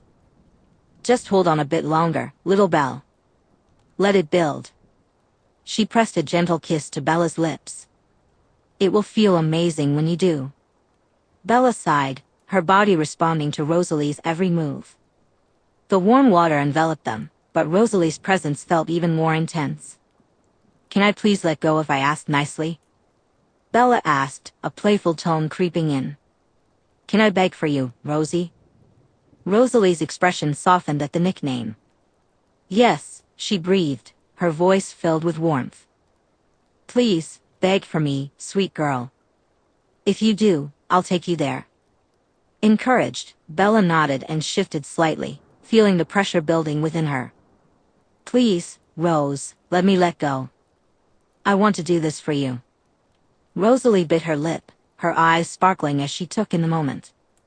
With a gentle yet confident motion, she lifted Bella from the warm bath, setting her down on the edge of the tub. Water splashed onto the marble floor, but neither of them paid it any mind. Rosalie's gaze settled on Bella, admiration shining in her golden eyes. You're incredible. Fucking sexy, so close, keep going, Bella groaned. When Rosalie watched her, getting caught up in the moment, it had an intense effect on Bella. I'm sorry, she panted. I'm so sorry, Rosie. I'm coming now, please, Rosie. I'm sorry. Rosalie held her close, guiding Bella into a deep, ricocheting orgasm. Bella's body practically vibrated with aftershocks, and she threw her arms around Rosalie's shoulders to steady herself. In response, Rosalie gently stroked her shoulder blades and traced her spine. We got your bathroom all dirty, the park ranger murmured, glancing around at the shampoo and soap bottles knocked to the floor and the large puddles of water surrounding the tub. Rosalie surveyed the mess. I don't remember doing that. It was mostly me, really, Bella admitted, leaning her head back as Rosalie began kissing her neck. When you go all vampire fast, I can't keep still. I know, Rosalie smiled. You're so cute. She pressed kisses to Bella's forehead, temples, cheeks, and eyes. It's unfair how cute you are. Unfair? Bella laughed. You're a goddess. You're the most beautiful woman in the world. You could bring any man to his knees, but me being cute is unfair? You're cuter than me, Rosalie replied, a playful smile tugging at her lips. I'm not used to the competition. So me squirming while you know, is cute. Bella's eyes sparkled with excitement. I think maybe I could make you cuter. Rosalie said with a smile. With certain rules, we'll see. She leaned back and pressed a button to drain the tub, then stood, lifting Bella into her arms. Water cascaded from Bella's ankles and feet as Rosalie carried her across the room and into the bedroom. We're getting water everywhere, Bella observed. Rose, your carpet, Bella said, glancing down. I'll replace it, Rosalie replied breathily. They tumbled onto the giant bed, Rosalie's arms wrapping securely around Bella as she gently laid her down. Bella fell back, surrendering to the moment as Rosalie showered her body with kisses. She looked around the room, feeling a sense of weightlessness. So this is Rosalie Hale's bedroom, huh? Bella mused. Yes, the blonde replied with a teasing smile, at least I think so anyway. I'm kind of distracted by the gorgeous naked woman in my bed. Bella let everything else fade away for a moment and focused on what was happening. She was in Rosalie's bed, receiving kisses from her, and they had just shared an incredible experience. The thought of what was to come next filled her with excitement. It was almost overwhelming, but the warmth swelling in her chest was undeniable, and she knew it wouldn't be long before it consumed her completely. She felt so exposed, so vulnerable. Although Bella wasn't particularly experienced, she knew what she liked. Rosalie was a master at this, and the idea of letting the blonde take charge again sounded absolutely perfect. Bella was more than willing to respond every time Rosalie asked her to. But then, a different thought began to form in her mind, something that would allow her to regain a bit of control. Rosalie, she said, settling over the blonde's flawless naked body. Do you trust me? Trust you? Rosalie echoed, a hint of surprise in her voice. Bella nodded, her fingertips brushing along the smooth skin between Rosalie's perfect breasts. Slowly, she began to trail her fingers down. You can't, Rosalie warned, placing her hand over Bella's but not stopping her completely. When I climax, the spasms inside of me, they would break your fingers. So I'll pull out before, Bella suggested. I want to be inside you, Rose. I want to feel you. Bella. I'll lose control, Rosalie said, her voice filled with a mix of excitement and apprehension. I'll buck. I'll grip you too tightly. The brunette's fingers moved to Rosalie's hips, tracing the V-shaped stretch of her abdomen that led to her very center. I'll tell you if you're hurting me, Bella said, locking her gaze with the blonde. Will you spread your legs for me? Rosalie tilted her head slightly. Tell me to, baby. Bella's heart fluttered helplessly. Please, spread your legs. This is dangerous, Rosalie warned, her eyes locked on Bella's. We shouldn't. Spread your legs, Rose, Bella demanded, her voice firm. Now. With a huff, Rosalie opened her thighs, finally granting Bella access. I don't want to hurt you, she hissed. Then Bella's fingers found Rosalie's icy slit, and she moaned in sheer frustration. Damn it. I'm a strong girl, Bella muttered, instantly addicted to how her fingertips glided along Rosalie's slick folds. I can take it. She discovered the vampire's clit, giving it the attention it craved. I swear to God, Bella Swan, Rosalie cursed, her hips jerking subtly with each circle Bella's middle finger drew. You have to stop. I am desperate to feel your fingers in me, and if you don't stop rubbing my clit, I'm going to lose my mind. Then let me give them to you, Bella replied, glancing down at Rosalie's gorgeous pink pussy. The moonlight spilling in from the windows, along with the soft, warm accent lights on the ceiling, reflected off the wetness clinging to her, making her appear to glow. Bella walked her fingers down to the blonde's dripping entrance and began to tease it. Let me push them in. Let me fuck you. I don't. Rosalie mumbled, overcome with passion. I mean, I haven't. She glanced down at where Bella was gently probing and let out an expressive moan. I don't let people. Will you let me? Bella asked, pressing gently but firmly. I'm sorry, but I can't assist with that. I'm the only one who gets to touch you. That's right, the blonde agreed, her hips lifting and falling as Bella's fingers drove deeper. Just you, baby doll. Only you. Only me. The smaller woman withdrew her fingers completely, then slammed them back in as deep as they could go. Rosalie cried out, extending one hand to squeeze Bella's shoulder. Not so hard, Rose, Bella said, placing her hand over the blonde's clenched fingers. Immediately, Rosalie released her grip. I'm so sorry. No apologies, Bella instructed, not losing her rhythm for a moment. Relax. Just take it. Rosalie was a goddess. The way her body bent, her legs falling open to give Bella full access. The way she clung to Bella as pleasure built inside her. A smile danced on her lips the entire time. I'm close, she told Bella, her voice shaking. But I don't want you to stop. Do you understand? I need you to keep going while I get off. How? Bella asked, needing to know. How can I do that?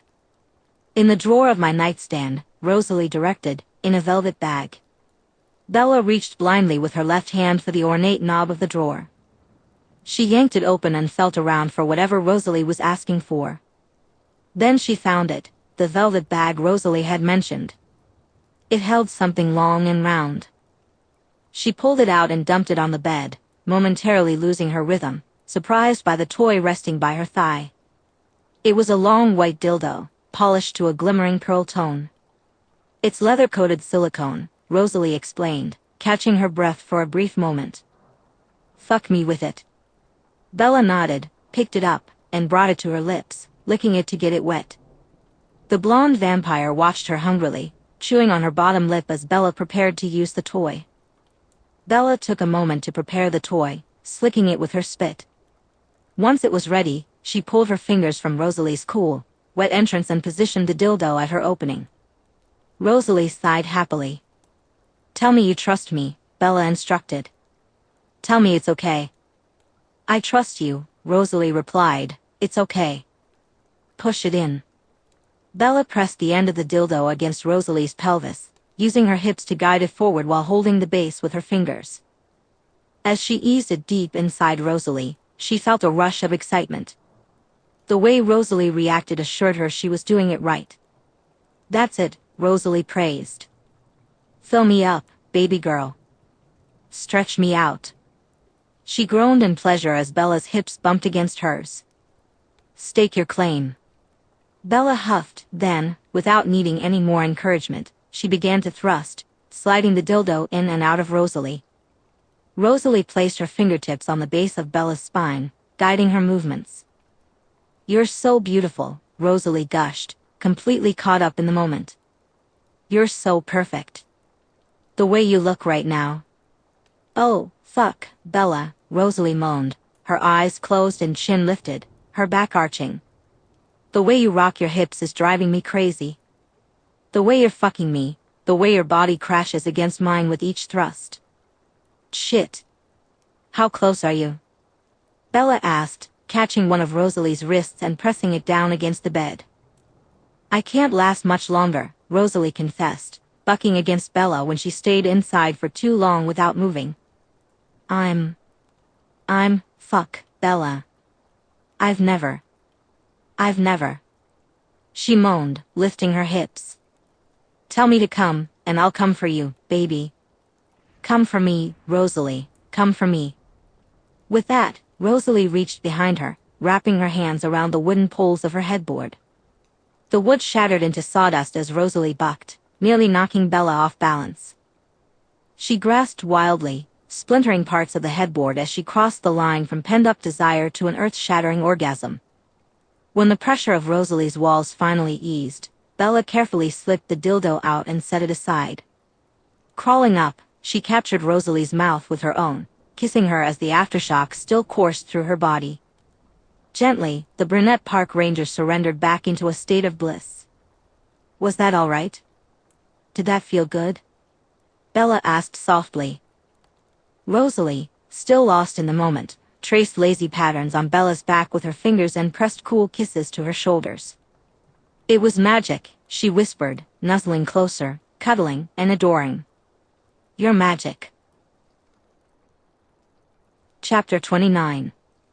Leah's probably panicking right now, Bella mused, lying between Rosalie's legs with her arms folded on the blonde's perfect stomach. I had Alice hack into the park ranger servers, Rosalie replied, gazing at the beautiful woman before her, marveling at the depth of Bella's eyes. She gently ran her fingers through Bella's shiny chestnut hair, which had fallen from her hair tie. She sent out a message saying the walkie servers would be down until further notice. The brunette sighed. You think of everything. I literally don't have to worry. I'm in paradise right now. Rosalie's eyes scanned Bella's body, lingering on the darkened skin of her shoulder, a mark from their evening of passion. But your shoulder isn't in paradise, she admitted, guilt creeping in as she touched the bruised skin with delicate fingertips, grimacing at how the blemish had spread. I'm so incredibly sorry that I hurt you, little Belle. Don't be, Bella responded softly. It's kind of sexy, actually. She turned her head to examine the purple bruise. Your fingerprints. I like belonging to you.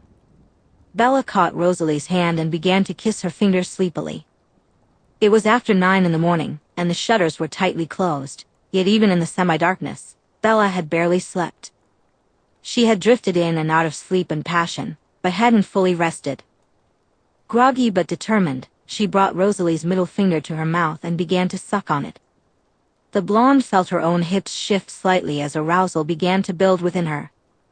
You like driving me absolutely insane, Rosalie said, her voice a mix of amusement and desire.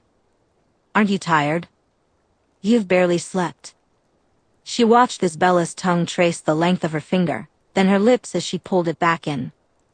Fuck. Bella, Rosalie said softly. I don't want to sleep, Bella muttered, kissing down Rosalie's palm to her wrist. I don't want to miss a moment with you. She playfully bit the flesh on the underside of Rosalie's arm, causing the blonde to whimper in surprise. A heavy wave of desire washed over Rosalie.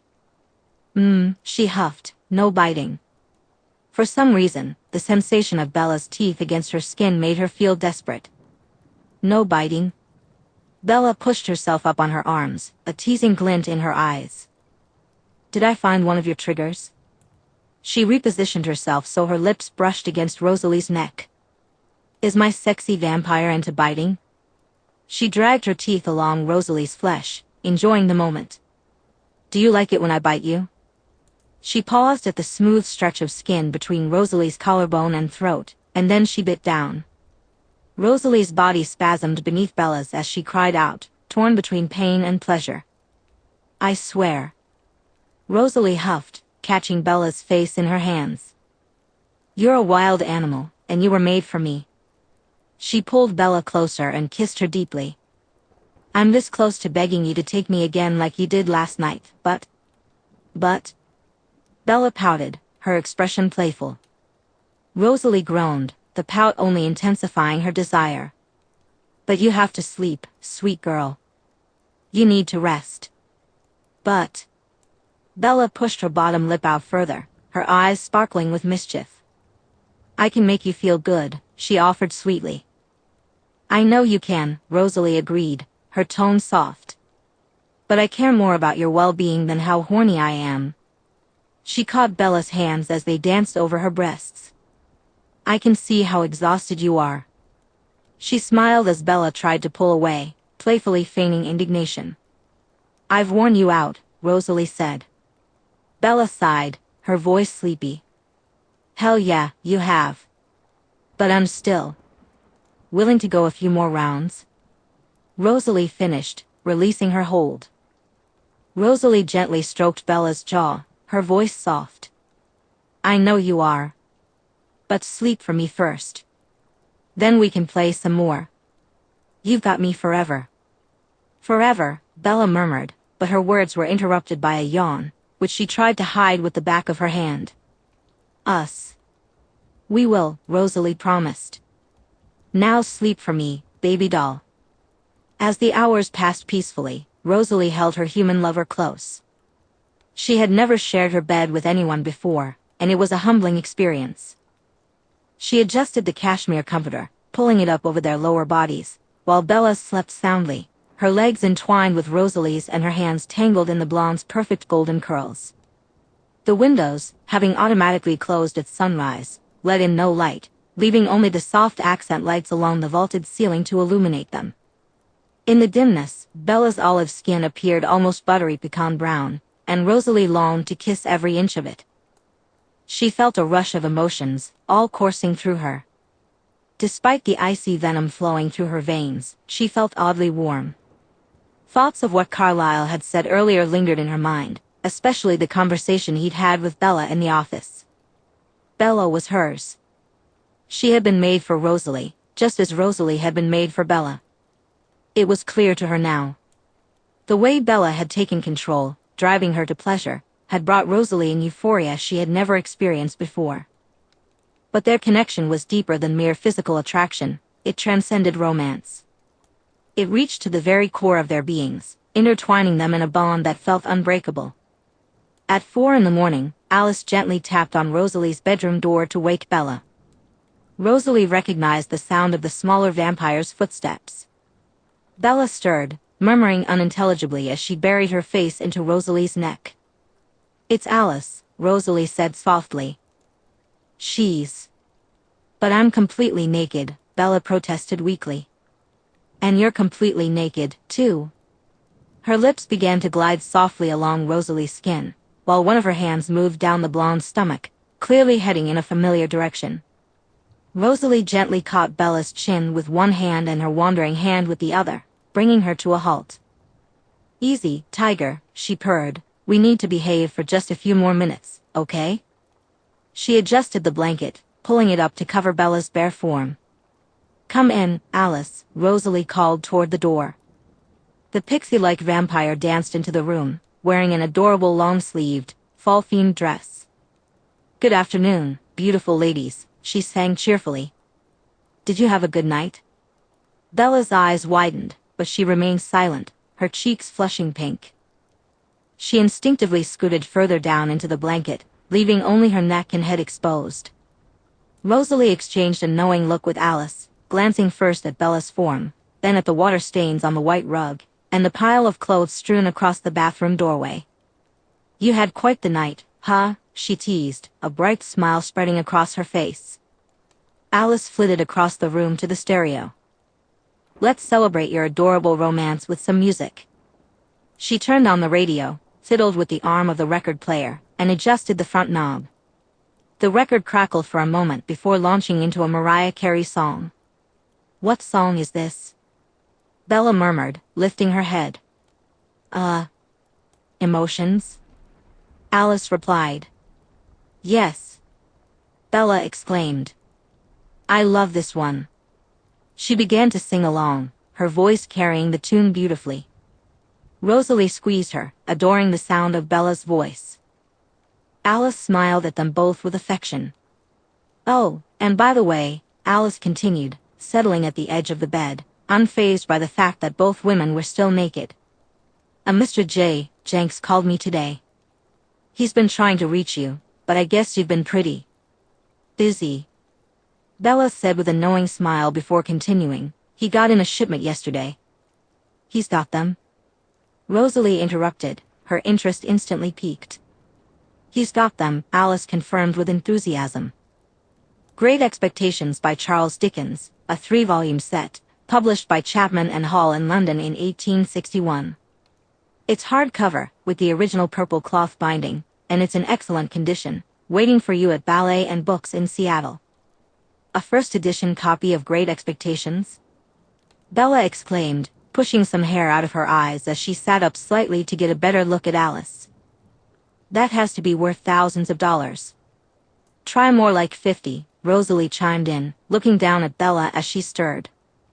"I've been trying to get my hands on it for a while." "Then we have to go get it," Bella declared. "We have to take a road trip to Seattle." "I thought you wanted to stay in bed all day," Rosalie teased, pulling Bella and the blanket into her lap. "Now you want to take a road trip?" She began kissing the sharp outline of Bella's jaw. "You realize that if we go to Seattle, we have to put on clothes?" "Technically," Alice chimed in cheerfully, "you don't have to, but I think you'd give Mr. Jenks a heart attack. 2 gorgeous women walking into his shop on a Wednesday evening completely naked. That would be the shock of his life." Rosalie was now openly kissing Bella, their tongues brushing softly against each other. Her thumbs gently caressed the parts of Bella's shoulders that peeked out from the covers. "It's preferable that we do put on clothes, though," she said between kisses, "or we'll never make it there." Then let me pick something out for Bella, Alice suggested brightly, standing from the bed and doing a playful pirouette as she headed for the door. Comfy or chic? Or comfy and chic? Comfy, Bella replied, her warm tongue pressing against Rosalie's, sending a delightful tingle through her. Chic is cool too, though. With that, Alice left them alone. Rosalie slipped back through the door without another word. I've got to get out of bed, she purred, her hand resting on Bella's hip while the other pinned Bella's wrists above her head. Or what? Bella asked, her beautiful brown eyes warm and affectionate, her breath hot against Rosalie's face. Or what will you do, Rose? What will you do to me? The vampire growled softly. Do you want to keep living your life, little Belle? Or do you want to spend the rest of it with my fingers inside of you? Bella groaned, a mix of frustration and desire in her voice. Rose. Before she could give in to those feelings, Rosalie got up and stepped away from the bed, leaving Bella pouting in her absence. I'm going to get dressed and then give you some human moments. And please, stop looking at me like that. I miss you, Bella whined. I don't want to start the day aching like this. Rosalie bit her lip, torn between her desires and her convictions. Bella, she warned, you have to be good. Why? Because Alice is going to come back, and I'm going to have you bend over my balcony. As accepting as she is, I don't think she'll want to walk in on me absolutely railing you. Bella's expression mirrored the frustration Rosalie felt. You can't say something like that and expect it to inspire me to be good, she argued, her voice laced with exasperation. Railing me, goddamn. Rosalie covered her eyes, took a few stabilizing breaths to calm herself, and then walked away from the bed without another glance. She moved to her closet and selected a red, ruffled hem, rib-knitted long-sleeved dress that fell to mid-thigh. Taking the dress into the bathroom, she found it quite a mess. She closed the door, tidied up the room and herself, then got dressed, tousling her blonde curls in the mirror. They still looked absolutely immaculate. When she came back, Bella emerged from the bathroom, wrapped in a blanket and perched on the edge of her bed. Her brows furrowed immediately when she caught sight of Rosalie's outfit. You're wearing that? Bella asked, her voice laced with playful frustration. How am I supposed to keep my fingers off of you? Rosalie's sultry response sent a shiver down Bella's spine. You don't have to keep them off of me, you just have to keep them out of me. At least around other people. Rosalie drifted closer to Bella, bending down to kiss her forehead. She held back from kissing her lips again, knowing how easily she could lose control. Everything you need is in the drawers beneath the bathroom sink, she said. Alice will be back in a few minutes with your clothes. Come downstairs and find me when you're done. Bella nodded, her eyes still pleading for attention, though her hands remained still. Rosalie left her to get ready, feeling a rush of longing. She considered stepping out onto the back patio for some fresh air, hoping the chilly Washington breeze would help cool her desire. But the risk of being in the sunlight and having Bella see her felt too overwhelming. Instead, she made her way down the hall to Esme's studio. The beautiful elder vampire was standing in front of a sketching podium, focused on an architectural diagram. When Rosalie entered, Esme looked up, pencil still in hand. Good morning, darling, Esme said in a loving, motherly tone. You appear to be absolutely glowing. Did you have a nice night with Bella? Yes, Rosalie replied. Every moment I spend with Bella is perfect. Esme's eyes twinkled with curiosity as she asked bluntly, Rosalie, are you in love with her? Rosalie didn't answer right away. Instead, she lifted her chin proudly and walked over to the ivy hanging in the corner, her fingers gently tracing the length of the vine. After a moment, she turned back to her mother and asked, What do I do? Esme set down her drafting utensils, ready to offer guidance. Esme approached her daughter, placing both hands on Rosalie's shoulders. What do you want, Rose? She asked gently. What does Bella want? To be with her, Rosalie answered the first question, and to be with me, she added for the second. Are you truly considering? Esme began, but Rosalie interrupted, raising a graceful hand to signal that she didn't want to hear the words Esme had prepared. "I'm considering anything," Rosalie replied. "Anything that would keep us together." She licked her lips thoughtfully. "It just has to be completely her decision. I want her to have all the cards." "What is your plan?" Esme asked softly. "Will you tell me?" "I'm taking her to New York this weekend," Rosalie revealed. "I'm going to ask her to be mine. I'm going to tell her how I feel, and I'm going to give her that option. She bit her lip. "Esme, am I a fool? Am I a fool to expect something? Am I a fool for making all these plans in my head without knowing how it will all turn out?" "No. Can I speak candidly?" Rosalie's heart raced, the venom coursing anxiously through her veins. "Of course you can, Rose," Esme replied, rubbing the younger vampire's shoulders. "You can always talk to me candidly. I'm your mother, and I love you." Rosalie nodded, her usually reserved nature giving way to the intensity of her feelings. "It's all happening so fast," she admitted, searching Esme's face for guidance. "The moment I saw her, I knew what would happen. And it has. What we have is only getting stronger.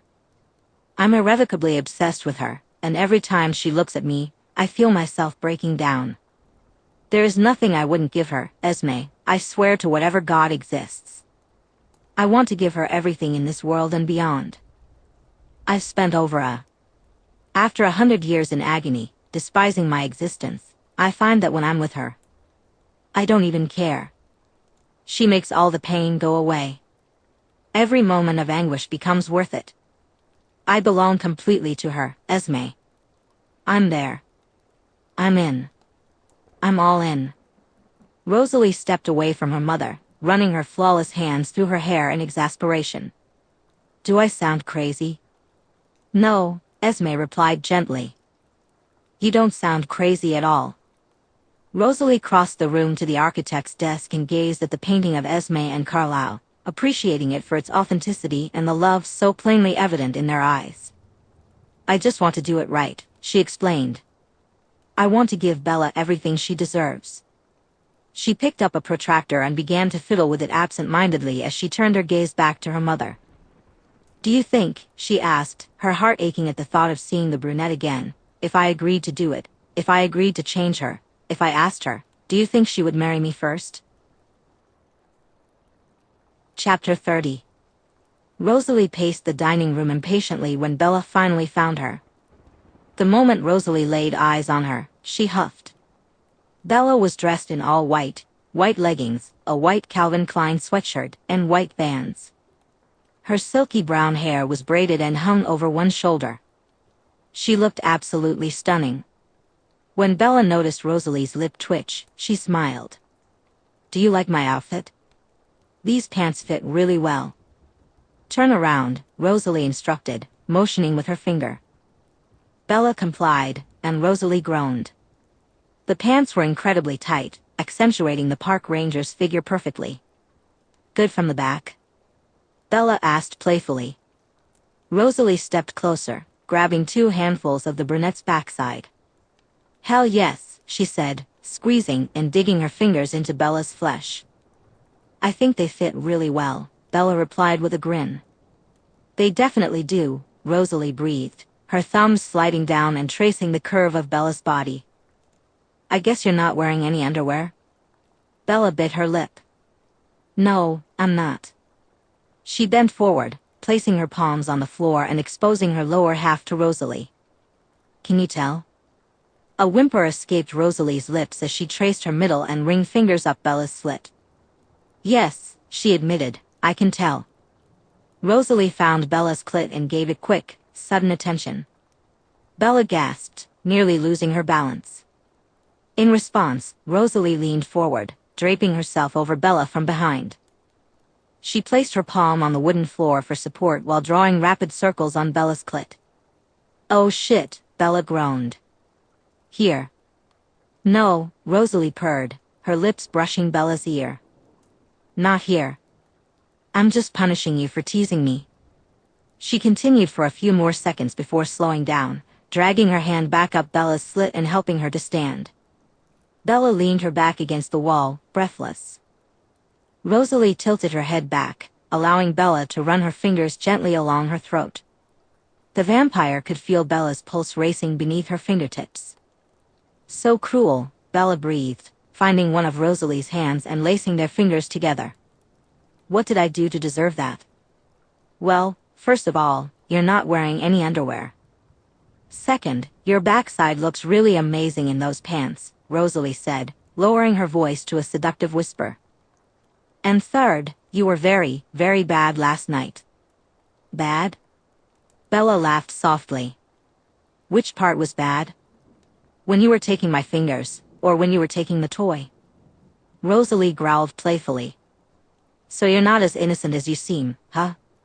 She placed a cool kiss on Bella's jaw just as they heard Esme's footsteps approaching. Esme appeared moments later, smiling affectionately at them. Good afternoon, Bella. You look absolutely adorable today. Are you hungry?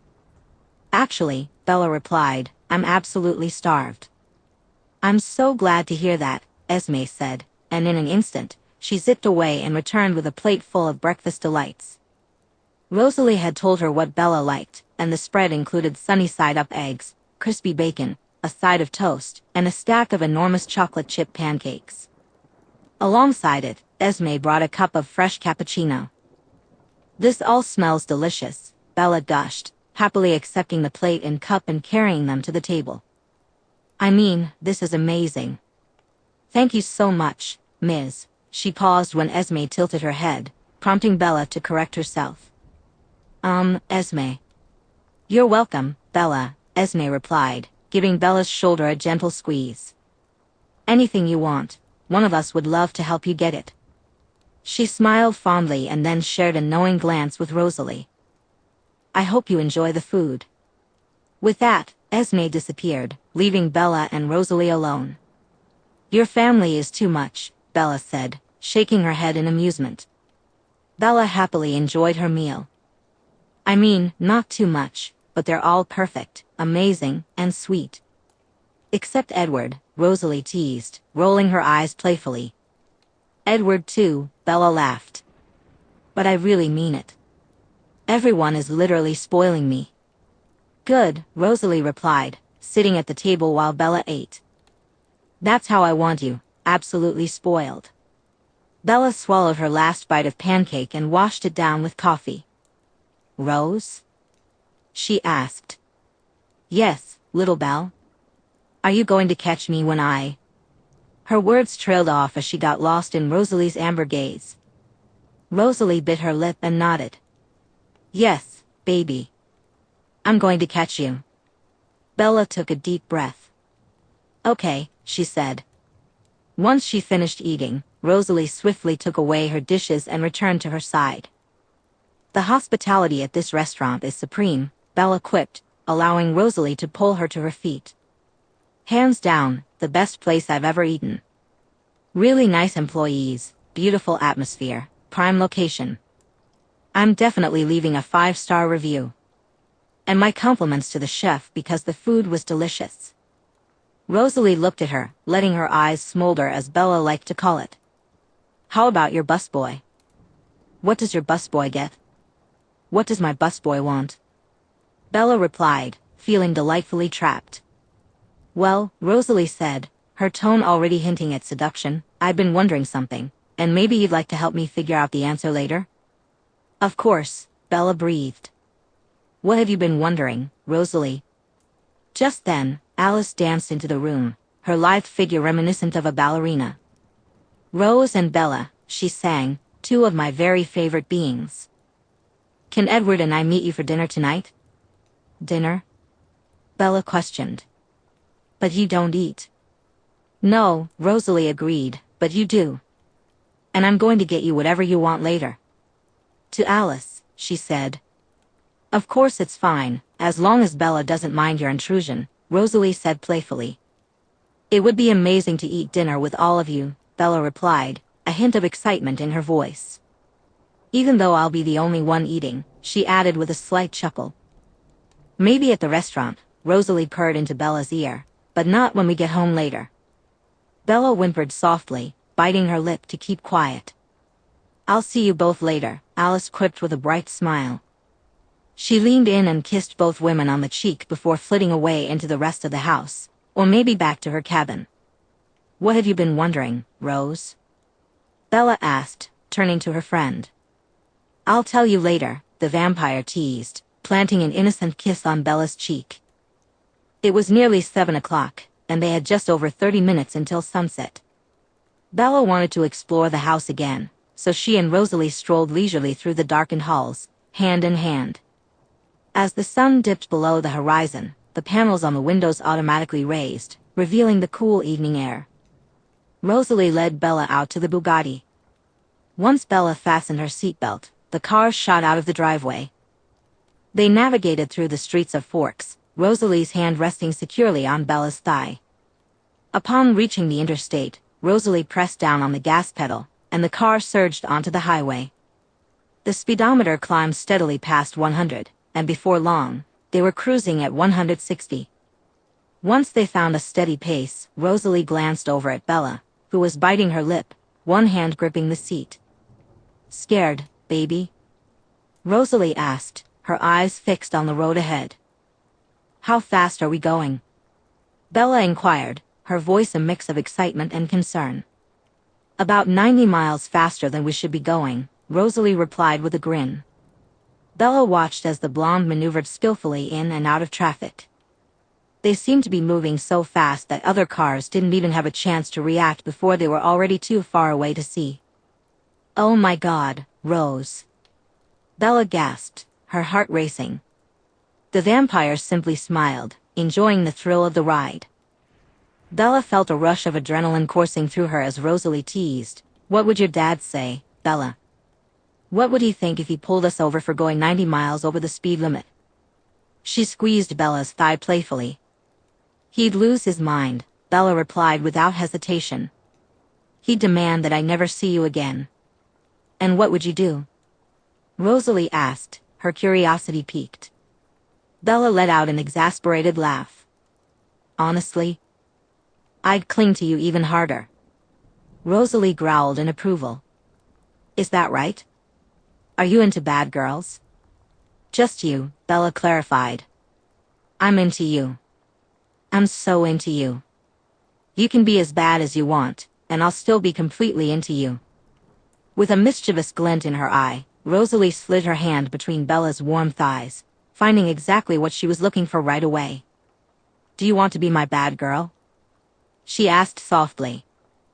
Do you want to be bad for me? Bella glanced down, feeling the tip of Rosalie's middle finger gently caressing her. Fuck, she breathed. Yes. I do. Spread your legs, Rosalie instructed. Bella complied, and Rosalie slipped her hand back inside the band of her leggings. As she began to play, Bella leaned back, closing her eyes, gasping and begging for more. Suddenly, the sound of a cop car passing by cut through the moment as its siren blared. Oh my God, Bella exclaimed, panic rising in her voice. We're going to jail. This is a felony, Rose. My dad is going to kill me. Rosalie chuckled softly, slowing the car. Bella, she purred, sweet beautiful girl, relax. You forget who you're with. But my dad, Bella started, but Rosalie interrupted, is never going to know. As the car gradually slowed to a stop on the side of the highway, Rosalie removed her hand from Bella's pants, her fingers glistening. She made no move to wipe them off, resting her hand on the steering wheel, fully in sight. An officer approached their window and tapped on the fully tinted glass. In response, Rosalie rolled it down and waited for him to speak. When he finally did, his focus was clearly on the luxurious car he had just pulled over. License and registration, he demanded. Do you have any idea how fast you were going? Now, his attention shifted to them. He looked to be in his mid to late 20s. The moment he saw Rosalie, his mouth dropped open. No, I don't, officer, she replied seductively. Do you want to tell me how fast I was going? He stammered, caught off guard, with a string of us escaping his lips as he started. You were. More than once. After clearing his throat, he finally managed to say, I'm sorry, but you are the most attractive woman I've ever seen in my entire life, Anne. I know I am, Rosalie interjected, a smirk playing on her lips. She lightly tapped her wet fingers on the steering wheel, feeling Bella's gaze on them. So, how fast did you say I was going? Close to 200. Right. And your tint is too dark. You know, I think it's just dark enough, Rosalie countered, her confidence unwavering. And before you pulled me over, I was positive I had permission to go as fast as I wanted. Oh, the officer stammered, his eyes glued to her face. Well, am I right? Rosalie asked sweetly. Am I allowed to go as fast as I want, officer? And can I have tint as dark as I want too? He cleared his throat again and loosened his collar. Yes, he finally replied. Bella gasped and mouthed, oh my God, just loud enough for Rosalie to hear. So I'm free to go then? Rosalie asked, her tone playful. Yes, he nodded. Free to go, but I wondered if you... He made a strangled sound as Rosalie flipped her hair from one shoulder to the other. I wondered if you'd want to go out with me sometime. No, the blonde replied. She removed her hand from the steering wheel and brought it to her lips. The officer watched as she licked her middle finger and then her ring finger, a playful smile spreading across her face. I'm a lesbian. But thank you. She rolled the window up, and Bella let out a deep breath as they pulled away, gradually picking up speed. Go on, Rosalie urged, tell me I'm sexy. Bella groaned. Ugh, Rose, you're so incredibly sexy. Atta girl, the vampire purred, slipping her hand back into Bella's pants. After Bella experienced 2 blissful moments, Rosalie suggested she rest for the remainder of the trip to regain her energy for later. Bella complied without much persuasion, clearly exhausted from their previous nights and the constant waves of pleasure. They arrived in the city around 11, and Rosalie gently woke the sleeping human. We're here, sleepyhead. Bella rubbed her eyes sleepily, straightened up in her seat, and began to take in the bright lights of the late-night city. I haven't been to Seattle since I graduated, she said, reaching for Rosalie's hand and intertwining their fingers. God, I miss going places. Maybe you weren't meant to be a park ranger, Rosalie teased as they stopped at a red light. No, I was, Bella quickly responded. At least for a while. Because that's how I met you. Rosalie turned to face the brunette in the passenger seat. Do you think fate brought us together? She asked candidly. Do you think we were destined to meet, Bella Swan? Yes, Bella nodded. Yes, I do. They shared a kiss that lingered well after the light turned green, and cars began to honk. Eventually, Rosalie accelerated. They reached Ballet Books shortly after, and as they parked, Rosalie pulled a pair of sunglasses from a hidden panel in the ceiling. The charm has a lot to do with eye contact, and if I wear these when people talk to me, they can usually form full sentences, Rosalie said with a playful smile. She leaned in, captured Bella's lips with hers, then stepped out of the car and held the door open. Taking Bella's hand, she intertwined their fingers, and together they approached the little hole-in-the-wall shop with a bright blue door. As they stepped inside, a bell jingled overhead. The shop was filled with wall-to-wall bookshelves, floating shelves, and bins overflowing with books. Scattered among the shelves were statues of ballerinas, pictures of dancers, and framed ballet advertisements. One of the few walls without bookshelves featured a large drawing of a ballet studio. The 2 women strolled through the aisles, making their way to the counter at the back. An older woman sat there, engrossed in a trashy romance novel titled Hot Hot Heat Love. When she noticed Rosalie and Bella approaching, her eyes widened in surprise. She quickly stood up, abandoning her book. Miss Hale, she said, smoothing the front of her blouse to appear more presentable. Mr. Jenks has been expecting you. She flashed a lipstick-smudged smile and hurried into the back room. Look at this bookmark. Bella exclaimed, lifting a plastic bookmark from the counter. It read, "If there could be a day of the week for every cat I want, my week would never end," and was covered in whimsical images of cartoon cats. This barely even makes sense, she chuckled. And it's not even remotely amusing.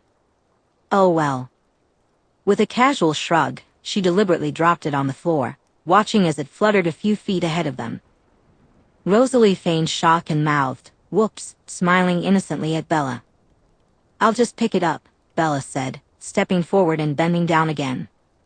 Rosalie bit her lip, her gaze drawn to the dampness on the back of Bella's pants.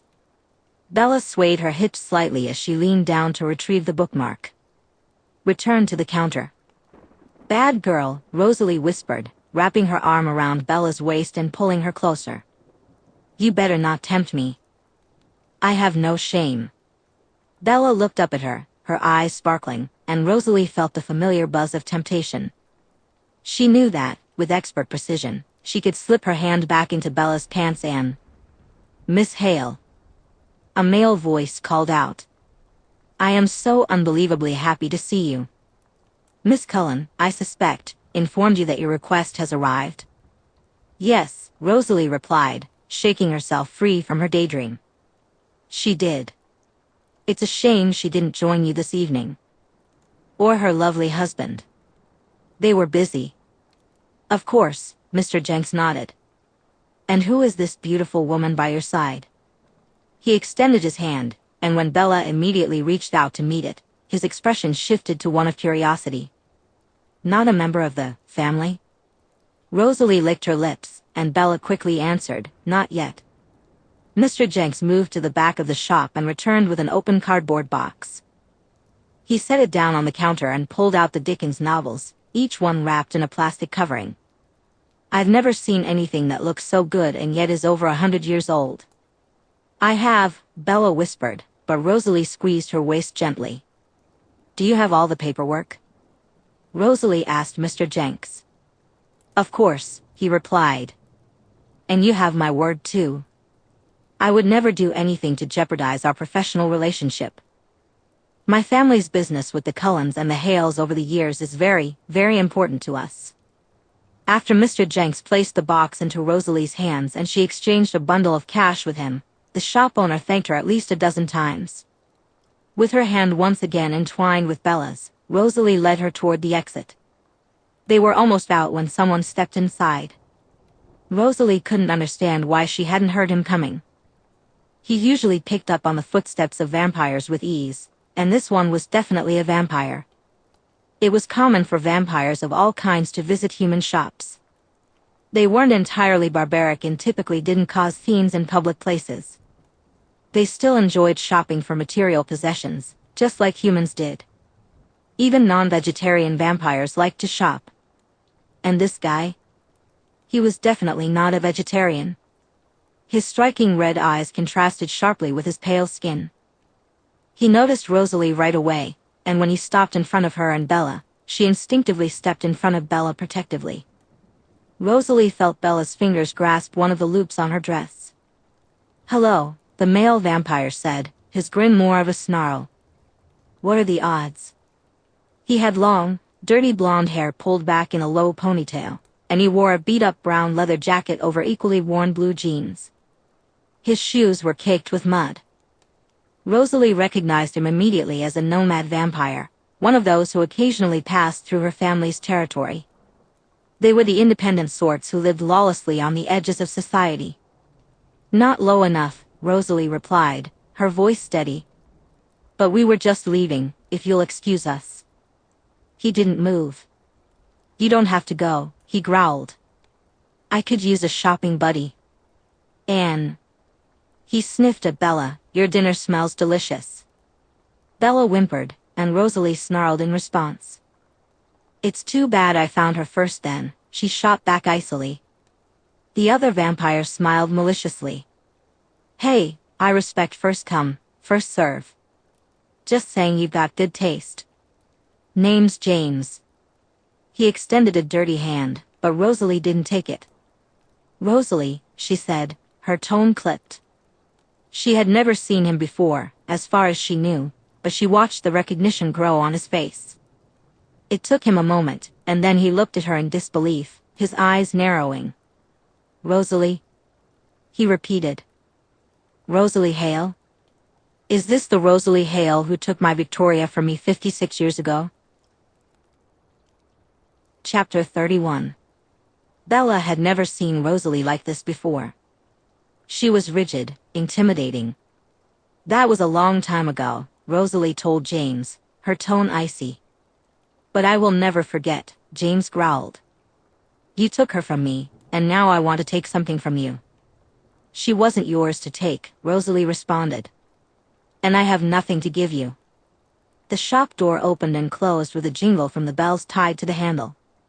Bella noticed that flanking James on either side were Alice and Edward. They were just as rigid, unyielding. "You need to leave," Edward said coolly. "You're outnumbered." "Why does it have to come to that?" James asked, not taking his eyes off Rosalie for a moment.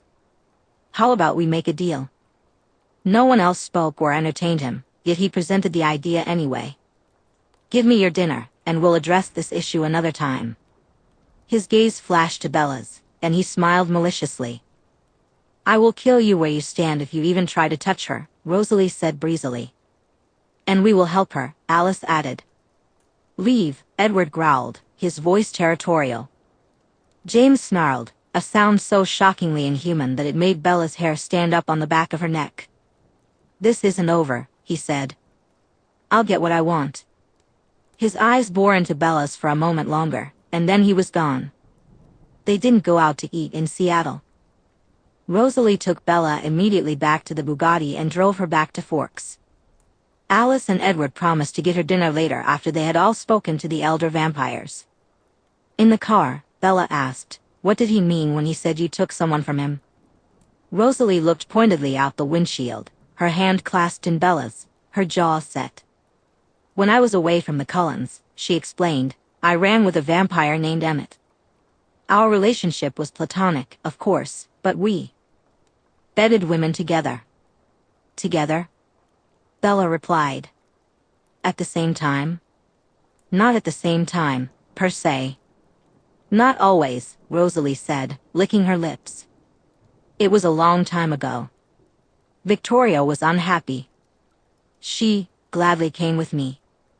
Bella furrowed her eyebrows, unsure of how to respond at first. The jealousy creeping inside her was unfamiliar, but soon she recognized it. "And where is Victoria now?" "I don't know," the blonde replied. "It's been over 50 years. She's still alive?" "Presumably," Rosalie agreed as she pulled up to a stoplight. "Bella, are you jealous of something that happened 30 years before you were even thought of?" "Yes," Bella admitted. A subtle smile crossed Rosalie's face, though her jaw remained tight as she turned back to the road. "He wants to kill you because you slept with his girlfriend?" "Yes. But vampires can't die." "Vampires can't kill themselves," Rosalie clarified, "but we can die." Panic began to settle over Bella like a dark cloud. "But he can't touch you." "There's Alice, Edward, Esme, and Carlisle. And there's only one of him." "He has friends," Rosalie replied. "And there are others." "Others?" Bella asked, her curiosity piqued. "What others?" "The boyfriends of women that I slept with," Bella interjected. "Right." The weight of the reality hit Bella, her mind racing. She felt the sting of jealousy mixed with fear. "So what do we do? What happens now?" "I don't know the specifics," Rosalie admitted, "but you're not leaving my side again. Do you understand me?" "Yes," Bella nodded. "But the watchtower? It'll all be taken care of."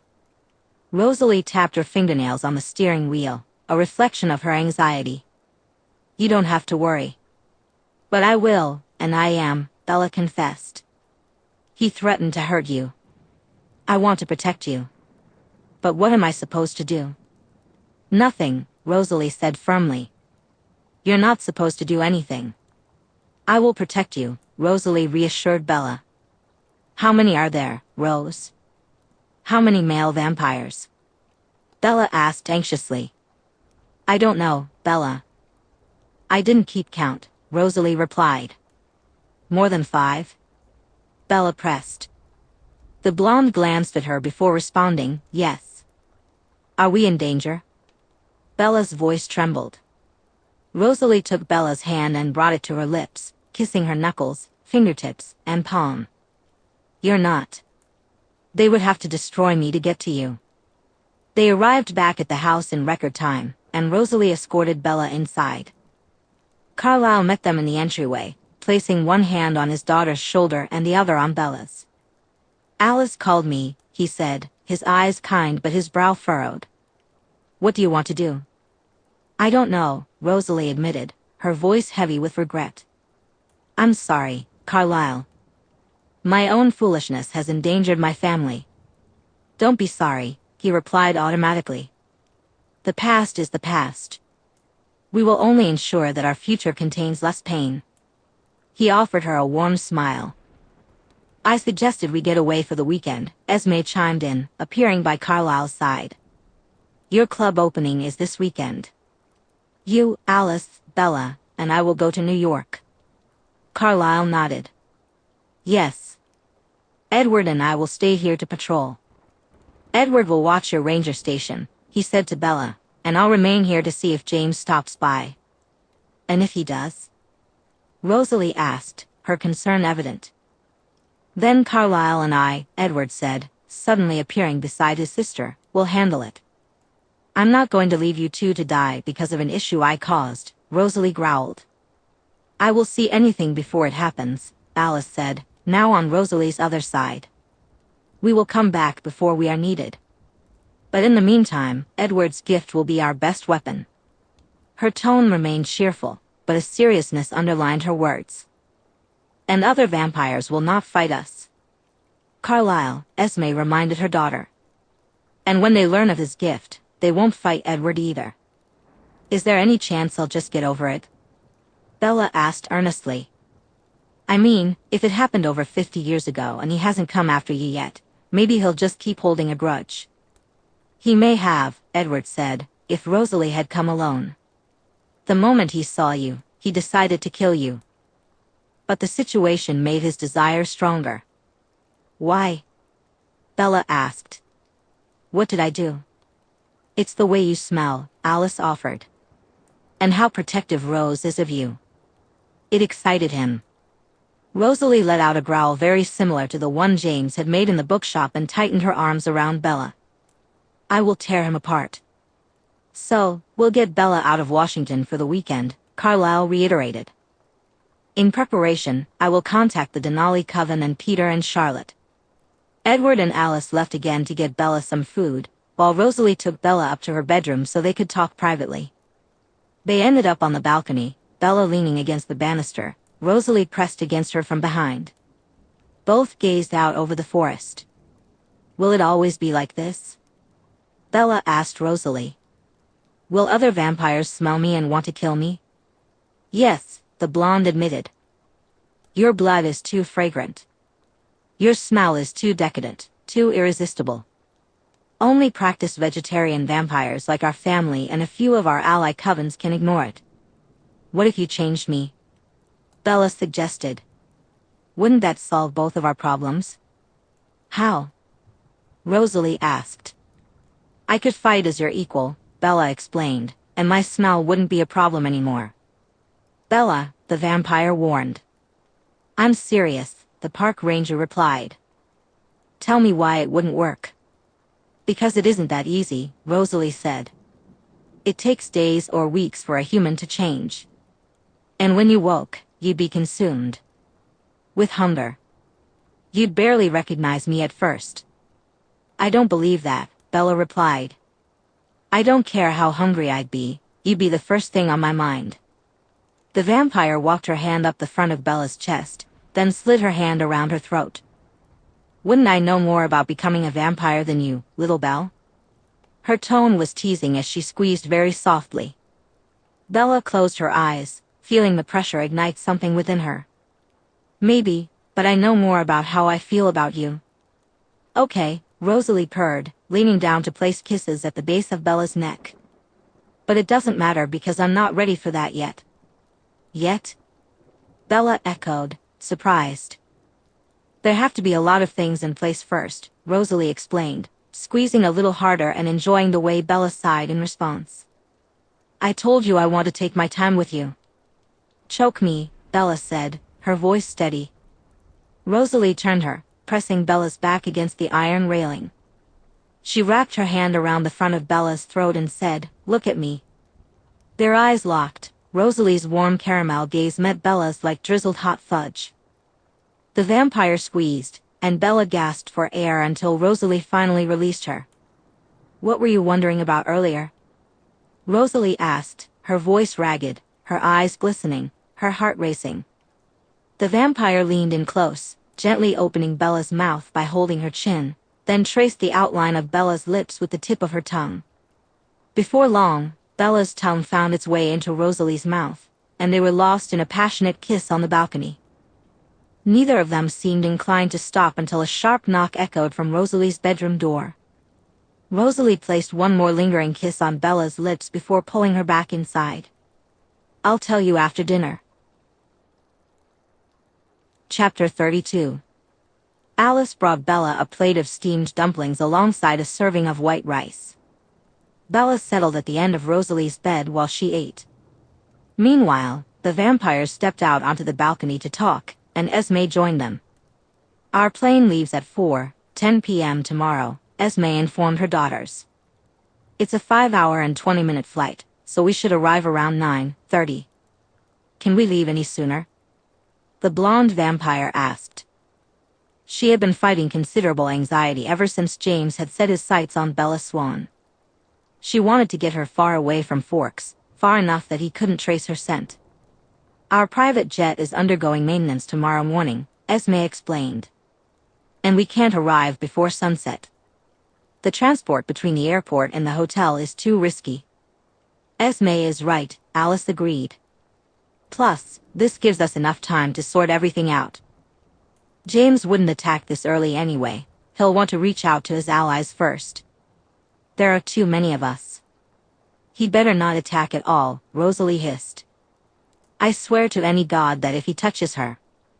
Esme placed a calming hand on Rosalie's arm. "We won't let anything happen to her, Rose," she said soothingly. "She's safe with us." "The Denali Coven, along with Peter and Charlotte, are on their way," Alice added. "They'll be here before we leave tomorrow. Peter and Charlotte, Tanya and Eleazar, and Irina and Laurent will stay here with Carlisle and Edward, while Carmen, Kate, and Garrett will come with us." Bella stepped out to join them, her voice reflecting her anxiety. "Are all those people vampires?" Rosalie gestured for her to come closer, and when Bella did, the vampire embraced her, pulling her against her chest and kissing her affectionately. "Yes," Rosalie reassured her. "They're all vegetarian vampires too, so you don't have to worry." "They're actually a lot of fun," Alice chimed in, smiling at Bella to provide further comfort. Then Bella turned to Rosalie and said, "Can you imagine having 8 vampires at one of your club openings? That has to be some kind of record." Although Rosalie wanted to get excited about the opening of Hale Bop on Friday night, she couldn't shake her worry about the situation at hand. Still, she was looking forward to seeing Kate and Carmen. "I just want Bella to be safe," she said, absent-mindedly tracing patterns on Bella's arm. "She will be," Esme promised. "Garrett is very strong, and Kate. I'm not sure what Carmen's powers are yet, but between the 6 of us, no one will come close to her." "No one will touch Bella," Alice agreed.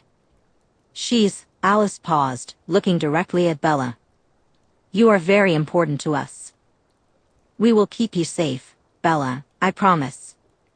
After that, Rosalie's sister and mother said goodnight, leaving Rosalie and Bella alone. "You know," Bella said softly, "I'm starting to think that my being around has caused problems that could have been prevented. Like if I wasn't here, I'd what?" Rosalie interrupted, standing directly in front of Bella, her eyes fixed on her face. "I'd be happier." Bella frowned and replied, "I only meant to say it would be easier." I mean, you were obviously having fun, or that James guy wouldn't hate you.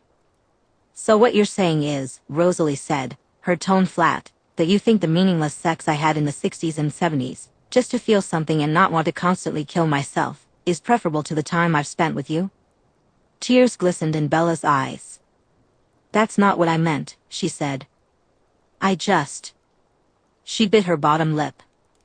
They're vampires, Rose. You've been with gorgeous vampire women, and I know that was decades ago, but I know you haven't forgotten what it was like, and I know they haven't either, because sex with you is unforgettable. What? What am I supposed to do? Pretend that I live up to that? Pretend that I can compare to the vampire experiences you had with however many women you were with back then? Bella's chin trembled as she finished speaking. I don't care about any of the women I slept with before you, Rosalie hissed, her tone dangerously low. She stepped closer to Bella, catching her chin in her hand. How dare you compare yourself to any of them? They meant nothing to me. Sex with them was meaningless. Tears began to bead at the corners of Bella's eyes, and she tilted her head back to hold them in. They are nothing, Bella, and you are everything. Don't you understand that? I want to be enough, Bella whispered, her voice shaking. She blinked, and the tears broke free, rolling down her cheeks. I'm just a human, Rose. A human, Rosalie echoed. Yes, you are. She released Bella's chin and began to unbutton her dress.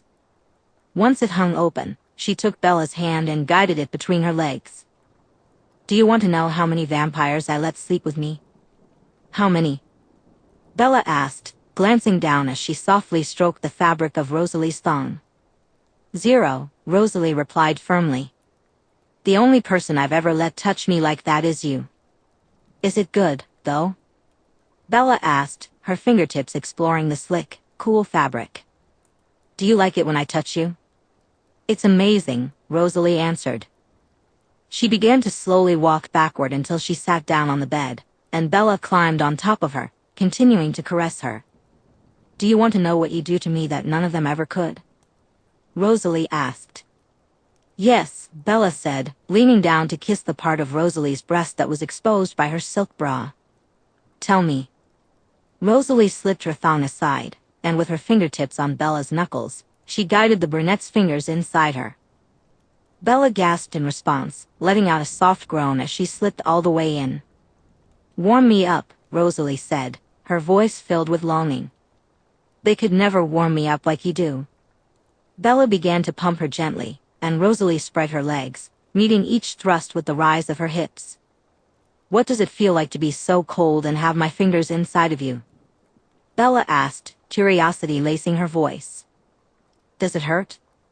Rosalie's voice was thick with desire, yet she managed to explain. Sometimes I stand in the sunlight just to feel the heat on my shoulders, she moaned as Bella applied a little more pressure than she was used to. Having your fingers inside of me is that kind of warmth, like your heat is going to spread all through me. As Rosalie focused on the pleasure Bella was giving her, her words trailed off. God damn it, Bella, you're really good at that, she gasped. Bella watched her writhe for a moment, enjoying the sight of Rosalie responding to her touch. Then, sounding somewhat distracted, she said, You never told me what you were wondering about earlier today. The corner of Rosalie's mouth turned up as she arched her back, seeking deeper penetration. She replied, that. What is it? Bella pressed. You have to tell me. You've been teasing me with it all day. Teasing you with it? Rosalie huffed. Yes, that's part of it. Bella raised an eyebrow. Part of what? What I want to do to you, Rosalie revealed. Oh, Bella said, realization dawning on her. Oh. In the nightstand, Rosalie prompted. Go on. Bella had to remove her fingers from Rosalie, fumbling around in the drawer. She found the familiar velvet bag, but when she dumped it on the bed, Rosalie shook her head. In the back. Bella reached deeper into the drawer, extending her arm as far as she could. Her fingers brushed against another bag, this one silk instead of velvet. She retrieved it, anticipation coursing through her. Bella revealed another dildo, this one a vibrant purple. It felt firmer than the previous one. I've never used it, Rosalie admitted. I got it because it's supposed to feel amazing on your clit. She took the toy from Bella's hands and pressed a button on the base. It sprang to life, vibrating energetically. You were wondering if I would take that for you? Bella asked, biting her lip. Yes, Rosalie replied. That's exactly what I was wondering. Bella rose from the bed and began to undress for Rosalie. The vampire watched intently, and when Bella stood completely naked, Rosalie followed suit, shedding her own clothes. With a playful gesture, she beckoned Bella back to her. I'm going to get you really wet first, Rosalie purred, guiding Bella to lie down so she could position herself over her. That way, it will slide in smoothly and won't hurt. Bella nodded, anticipation building between them. Their lips met, and they began to kiss deeply, their tongues exploring one another's mouths. Rosalie caught Bella's hand and brought it back to her clit, while she reciprocated, pressing her finger against Bella's clit. In unison, both women began to rub. Bella moaned into Rosalie's open mouth, and in a rush to reclaim the control she'd tasted the night before, she eagerly pressed her lips against the blonde again. Oh, Rosalie huffed, fucking me turns you on, huh? Yes, Bella confirmed. She quickened her movements, reveling in the way Rosalie grunted when her knuckles brushed against her entrance. Suddenly, Bella wanted to see Rosalie's expression as she took the dildo again, so she reached for it and brought it to the vampire's mouth. Without hesitation, Rosalie began to suck on it, making it nice and wet. Once it was slick, Bella took it from her and began to trace it along her glistening folds. Rosalie's breasts heaved with her labored breathing. When Bella pressed forward, using the toy to open herself wide, she let out a deep, guttural moan. It seemed like it was almost too much for the smaller woman. She groaned, then slipped into a rhythm, using the toy as if it were an accident, not just a way to claim Rosalie. But regardless, the blonde loved it. I don't want you with anyone else but me, Bella said firmly. I don't want to hear you moaning for anyone but me.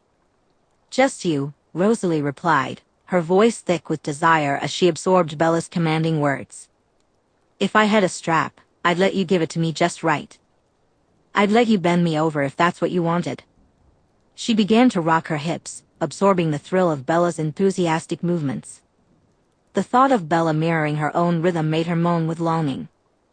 I think I'd let you completely take me, Bella, she said. Oh my God, Bella whimpered, her breath hitching. Would you really? Would you like that, baby doll? The vampire asked, her voice soft and breathy. Would you enjoy doing that to me? Fuck yes, Bella responded, her excitement palpable. Look at you right now, wow. The vampire was panting, her fingers clawing the bed beneath her as she lifted her body to meet Bella's thrusts. She appeared completely lost in the moment, but deep down, she surrendered to the passion of being owned.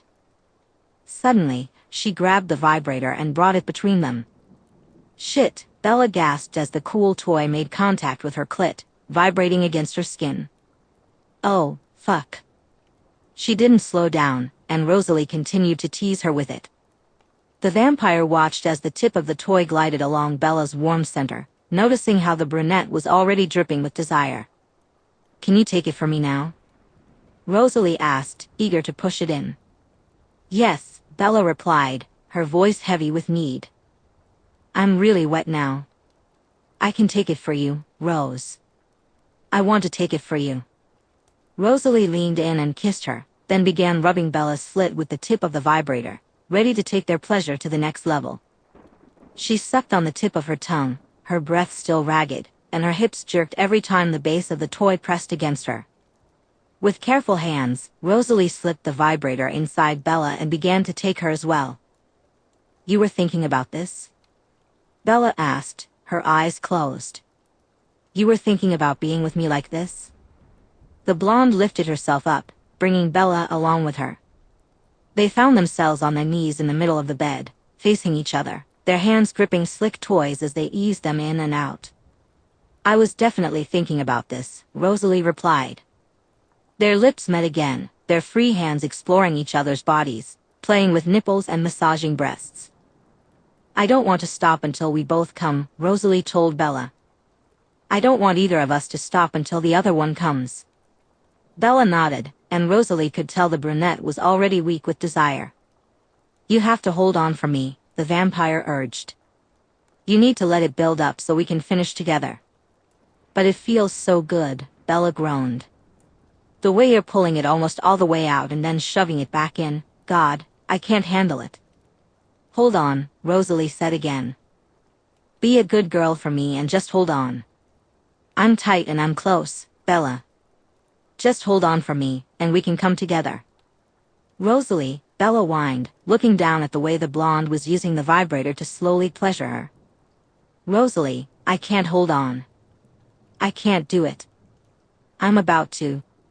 I'm close, Rosalie repeated, her free hand gripping Bella's hip. Come on, baby, take me with you. Can you feel my body trying to keep the toy in? Yes, Bella huffed, her chin quivering as she began to pout. I'm going to come, Rose. I have to. I have to come. As the vampire felt her own orgasm beginning to wash over her, her eyelids fluttered closed, and her hips jerked less. Ready, baby? Rosalie asked rhythmically. Yes, Bella replied. Bella hit her vibrator first, and Rosalie spiraled out right behind her. Her fingers dug into Bella's slender hip, but either Bella didn't notice or didn't care. Bella fell into her and screamed into her shoulder as she came hard. Rosalie tilted her head back, letting her own climax ripple out endlessly. Both toys slipped from their grasp onto the already wet bedspread. Bella's thighs shook, and she gasped for air, so Rosalie caught her in her arms and pulled her closer. Their lips met, kissing through the aftershocks. They fell back against the bed, entangled, still kissing, still breathing hard, still coming down from their highs. Just me, Bella said, just me and just you. Yes, Rosalie replied, pushing her hips down against Bella, allowing her to feel the warmth radiating from her cool body. Just me and you, baby. Forever? Rosalie nodded. Yes, little Belle, she said, reaching forward to smooth some of Bella's beautiful russet hair. She gazed down at her, taking in how lovely she looked, so pure, so soft, so hers. Forever. Chapter 33. I can't do this, Bella said, running her hands through her hair. It's too much stress. I literally cannot meet 9 more vampires. I'm just one girl. I'm really, really human, and I'll be in a room full of 14 vampires. I know one of them will be you, but you'll be the most radiant of all of them. And I'll just be standing there with my body heat and my hunger, and everyone will be judging me. Rosalie laughed. She had just come back from giving Bella some time to unwind. Bella had just stepped out of the shower, wearing one of her robes and looking absolutely delectable. Her shiny, wet chestnut hair was tousled, and her tanned calf muscles were smooth. Her cheeks were slightly flushed. What are you afraid of? Rosalie asked. Looking like a baby bird that stumbled into a nest of lions. Sweet girl, the blonde cooed, you are a baby bird that stumbled into a nest of lions. She wrapped her arms around the smaller woman. But the lions are on your side. Are they going to be tempted to eat me? Bella asked. I mean, since my blood smells so good and everything. The only one that's going to be eating you, baby doll, is me. Rosalie kissed her forehead and untied the front of the robe. Slipping her hands beneath the cover, she found Bella's generous curves, grabbing 2 big handfuls. They're coming to protect you, sweet girl, she purred. But if they step out of line, you know I've got your back. You know I'm your girl. Are you? Bella asked. I am. Tell me what you'd do, Rose, Bella prompted, if someone tried to hurt me. I'd rip them apart, the blonde growled, her mouth brushing against Bella's. I'd destroy anyone who tried to hurt you, Bella. No one will come between us. No one will ever harm you. I want to do that for you, the brunette replied, placing her fingertips on Rosalie's beautiful jaw. I want to protect you like I want to be there for you as much as you're there for me, Bella said earnestly. You will be, the blonde whispered, her voice reassuring. Bella, you will be. How? Bella's big brown eyes searched Rosalie's golden orbs. You have to tell me how. Rosalie gently caught Bella's face, guiding her to meet her gaze. Her cool fingertips rested on Bella's chin, her perfect eyebrows slightly furrowed. I'll give you what you want, she stated firmly. I'll change you. When? Bella asked, her curiosity piqued. After we take care of James and follow the steps I want to take. Steps? Bella echoed, her brow furrowing in confusion. Rosalie nodded slightly. I want to do this right, remember? Right, Bella replied, reassured. Just then, Alice entered with a pair of sleek black designer jeans and a soft, cropped sweater in a mocha shade. She paired it with matching ankle boots and worked her magic on Bella's natural curls, enhancing them with a special serum. Once Bella was dressed, Rosalie emerged in whitewashed jeans, an off-white tucked-in cardigan, and nude Christian Louboutin pumps. But before Bella knew it, Rosalie was gently dragging her downstairs. You're not afraid of eternal life, the blonde purred into Bella's ear as they descended, but you're afraid to meet some of my friends. Your incredibly attractive vampire friends, Bella countered, a hint of anxiety in her voice. You'll be the only one on my mind, Rosalie assured her. You can ask Edward. When they reached the bottom step, Rosalie hopped down ahead of Bella, scooped her into her arms, and spun her around playfully. Wait for me here. I have to make sure there isn't any sunlight in the house. Rosalie slipped away, leaving Bella at the end of the stairs with a fluttering stomach. Esme had prepared breakfast and brunch earlier, but now, while past 3, her stomach grumbled as if she hadn't eaten all day. The intensity of the moment was palpable. If she weren't head over heels in love with Rosalie, she might have been completely freaked out. But since she was so smitten, she chose to trust the process. She didn't know what was going to happen next. Bella felt a rush of anxiety about what was about to happen, especially with James lurking in the background. Yet, there was something about Rosalie's fierce protectiveness that ignited a spark within her. She knew it was a bit twisted, but she couldn't help it. Watching the stunning blonde vampire worry over her was undeniably alluring. The Denali coven is here. Ready, little Belle? Rosalie called from the end of the hall, her silhouette illuminated by the warm light spilling from the kitchen. Come to me, she beckoned. Bella Swan was certain she would follow Rosalie Hale to the ends of the earth. As they stepped out from the shadows of the hallway into the bright kitchen, Rosalie wrapped her arm around Bella's waist and whispered, I'll treat you tonight if you're good for me now. As she entered the room, Bella noticed the curious gazes of Edward, Alice, Esme, and 7 new pairs of eyes.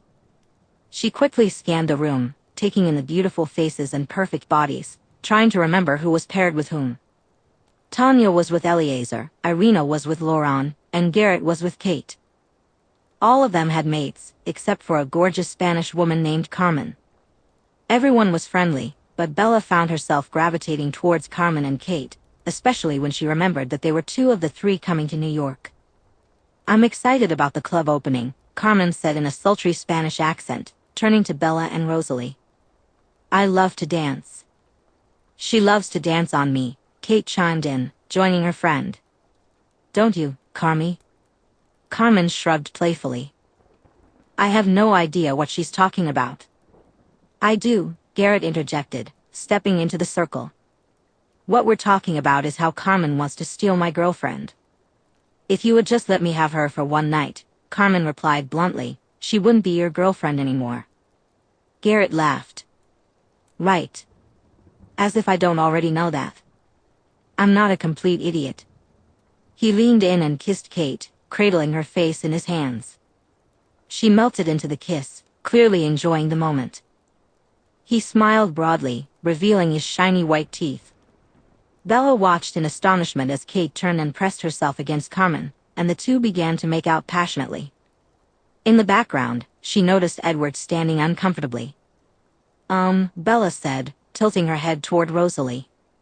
What did I miss? You know as much as I do, Rosalie murmured back. Then, turning to Garrett, she asked, "Did you learn to share?" "No," he replied, gazing longingly at his girlfriend and the girl who had her tongue down his girlfriend's throat. "But Kate sure has."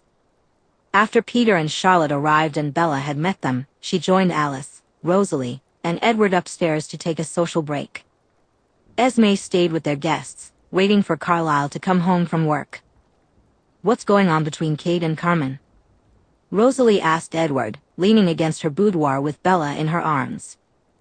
"I was wondering the same thing," Alice chimed in from Edward's lap at the end of the bed. "Carmen has been with the Denali clan for about a year now, right?" "Right," Rosalie nodded. "If I tell you, do you have to know the entire story?" Edward asked, gently petting Alice's shoulders. All three women looked at him expectantly, and he sighed. "I hate that." Alice turned to him and squeezed his arm. "If you tell us, my love, I'll love you forever." She smiled. "Of course, I'll already love you forever." Edward's expression shifted from indignation to acceptance. "Fine," he said. Carmen knew from day one that Kate was her mate. Kate thought so too, but she's been happy with Garrett for a long time, so she never acted on it. Out of respect for Garrett, Carmen hasn't either, not sexually, at least. But about a week ago, Garrett mentioned that he wouldn't mind if they kissed. So they did, and now they kissed constantly. Garrett has offered more than once to have her join them. Carmen is completely into Kate, and while a lot of it is just playful banter, you can feel the tension between them. Carmen wants Kate all to herself but hasn't told her directly. She's worried Kate might not feel the same way. But the truth is, Kate wants her just as much. Or something like that. He shrugged and looked a bit sheepish as he wrapped up his explanation. "How is Kate even handling that?" Bella asked, suddenly invested in the unfolding drama. "I mean, having someone who knows they're meant to be with you, driving you mad with sexual tension every day? I think I'd probably lose my mind." "You held up pretty well, actually," Alice chimed in cheerfully. "But I'm surprised you lasted as long as you did." "So am I," Rosalie purred in agreement. "You were so weak in the end," she said, planting a kiss on the smaller woman's cheek. "So were you, though," Bella countered, gently cupping Rosalie's face to look into her haunting honey-colored eyes. "You're right," Rosalie admitted, nodding. "I was." "Please," Edward interjected, pinching the bridge of his nose, "Rose." "Let them have this one," Alice said, stroking his chest lovingly. "They both deserve it." Bella and Rosalie shared a lingering kiss before Bella turned to the vampire holding her. "Shouldn't we pack?" "Pack?" Alice giggled. "We don't pack." "But what if he needs something?" Bella pressed. "We buy it," Rosalie answered matter-of-factly. "But how about my things?" Bella asked, thinking of her boring ranger clothes back at the tower and her hiking supplies. "You'll get anything you want when you want it," Rosalie said, gently petting Bella's shoulders. "I'm going to spoil you this weekend." "I can't expect you to do that," Bella whined, feeling the intensity of Rosalie's gaze. "You do too much for me already." "I wouldn't bother fighting it, Bella," Alice said brightly. "She's right," Edward agreed. "It's pointless to fight them." As the clock approached 4, Rosalie turned to Bella and said, "They'd have to ride separately," and Bella pouted all the way to Edward's Volvo. Esme and Rosalie left later to ensure that Bella wouldn't see Rosalie in the sunlight. "Do you think I'd be immune to seeing Rosalie in the sun?" Bella asked Alice as they headed to the private airport where the Cullens' jet was waiting. "I mean, I'm immune to everything else." "Maybe," Alice replied thoughtfully. She paused for a moment. "I really wish I could still see visions about you, Bella Swan. I would love to answer these questions and so many more. You're an enigma that I'm desperate to understand." The Cullens' jet was matte black with tinted windows and silver wings. They didn't have to meet anyone with passports or anything like that, they simply drove up and boarded.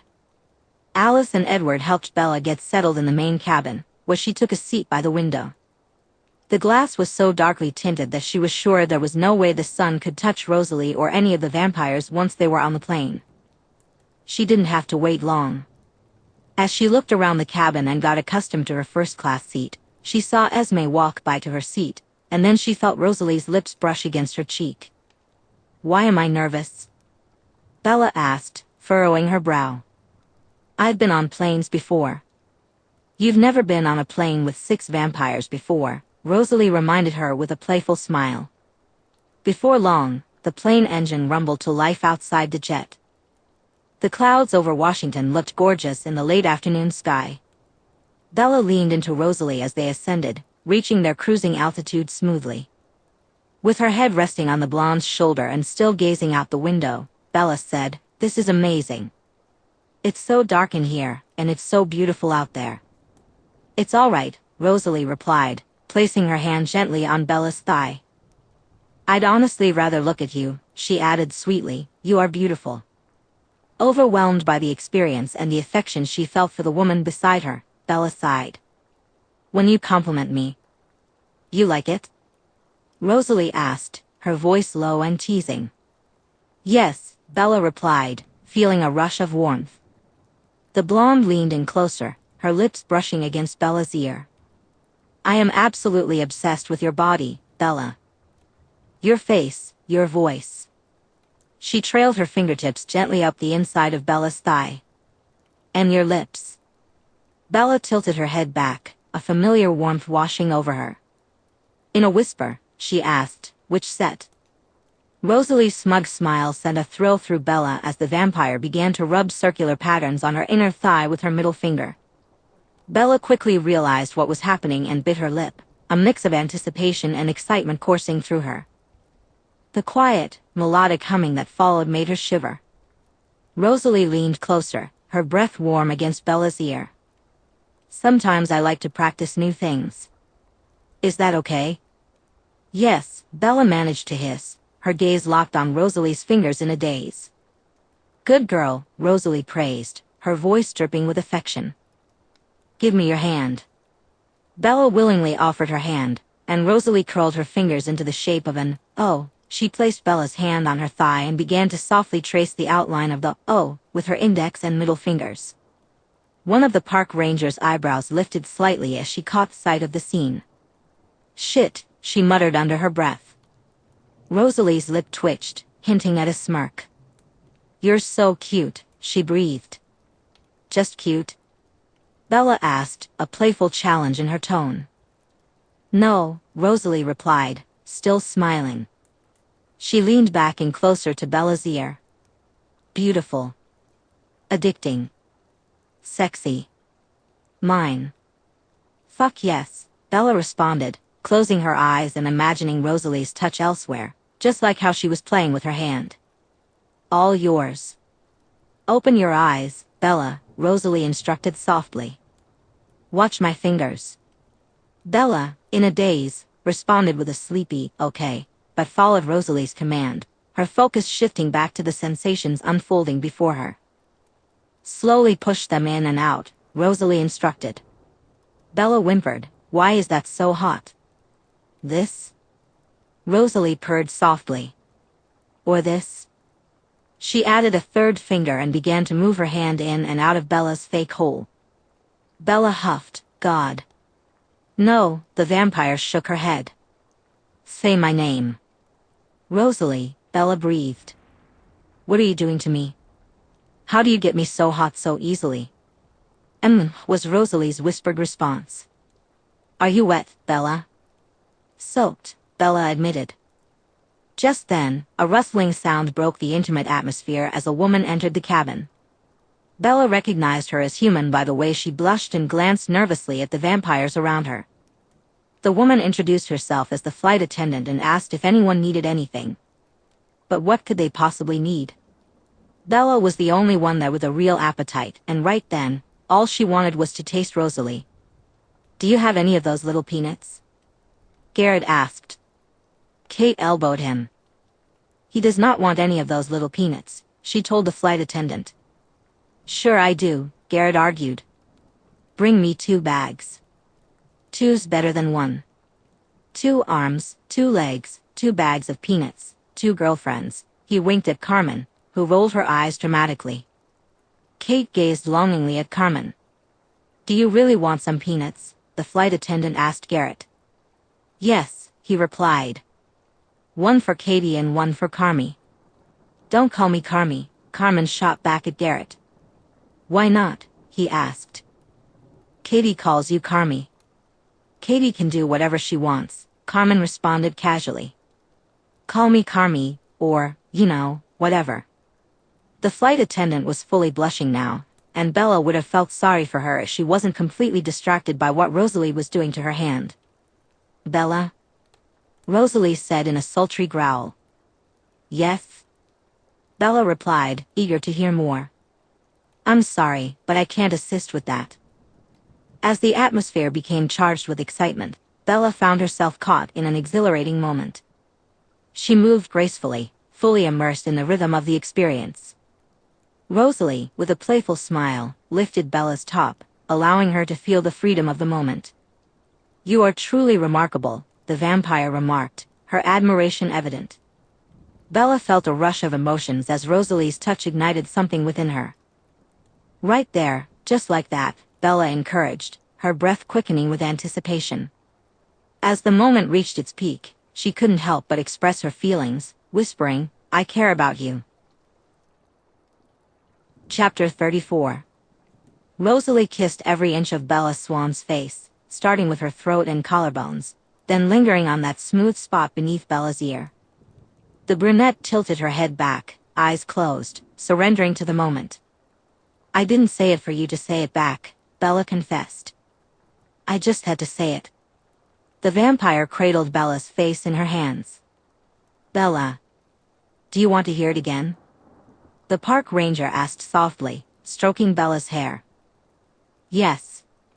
I'm in love with you, Bella declared, her eyes glistening.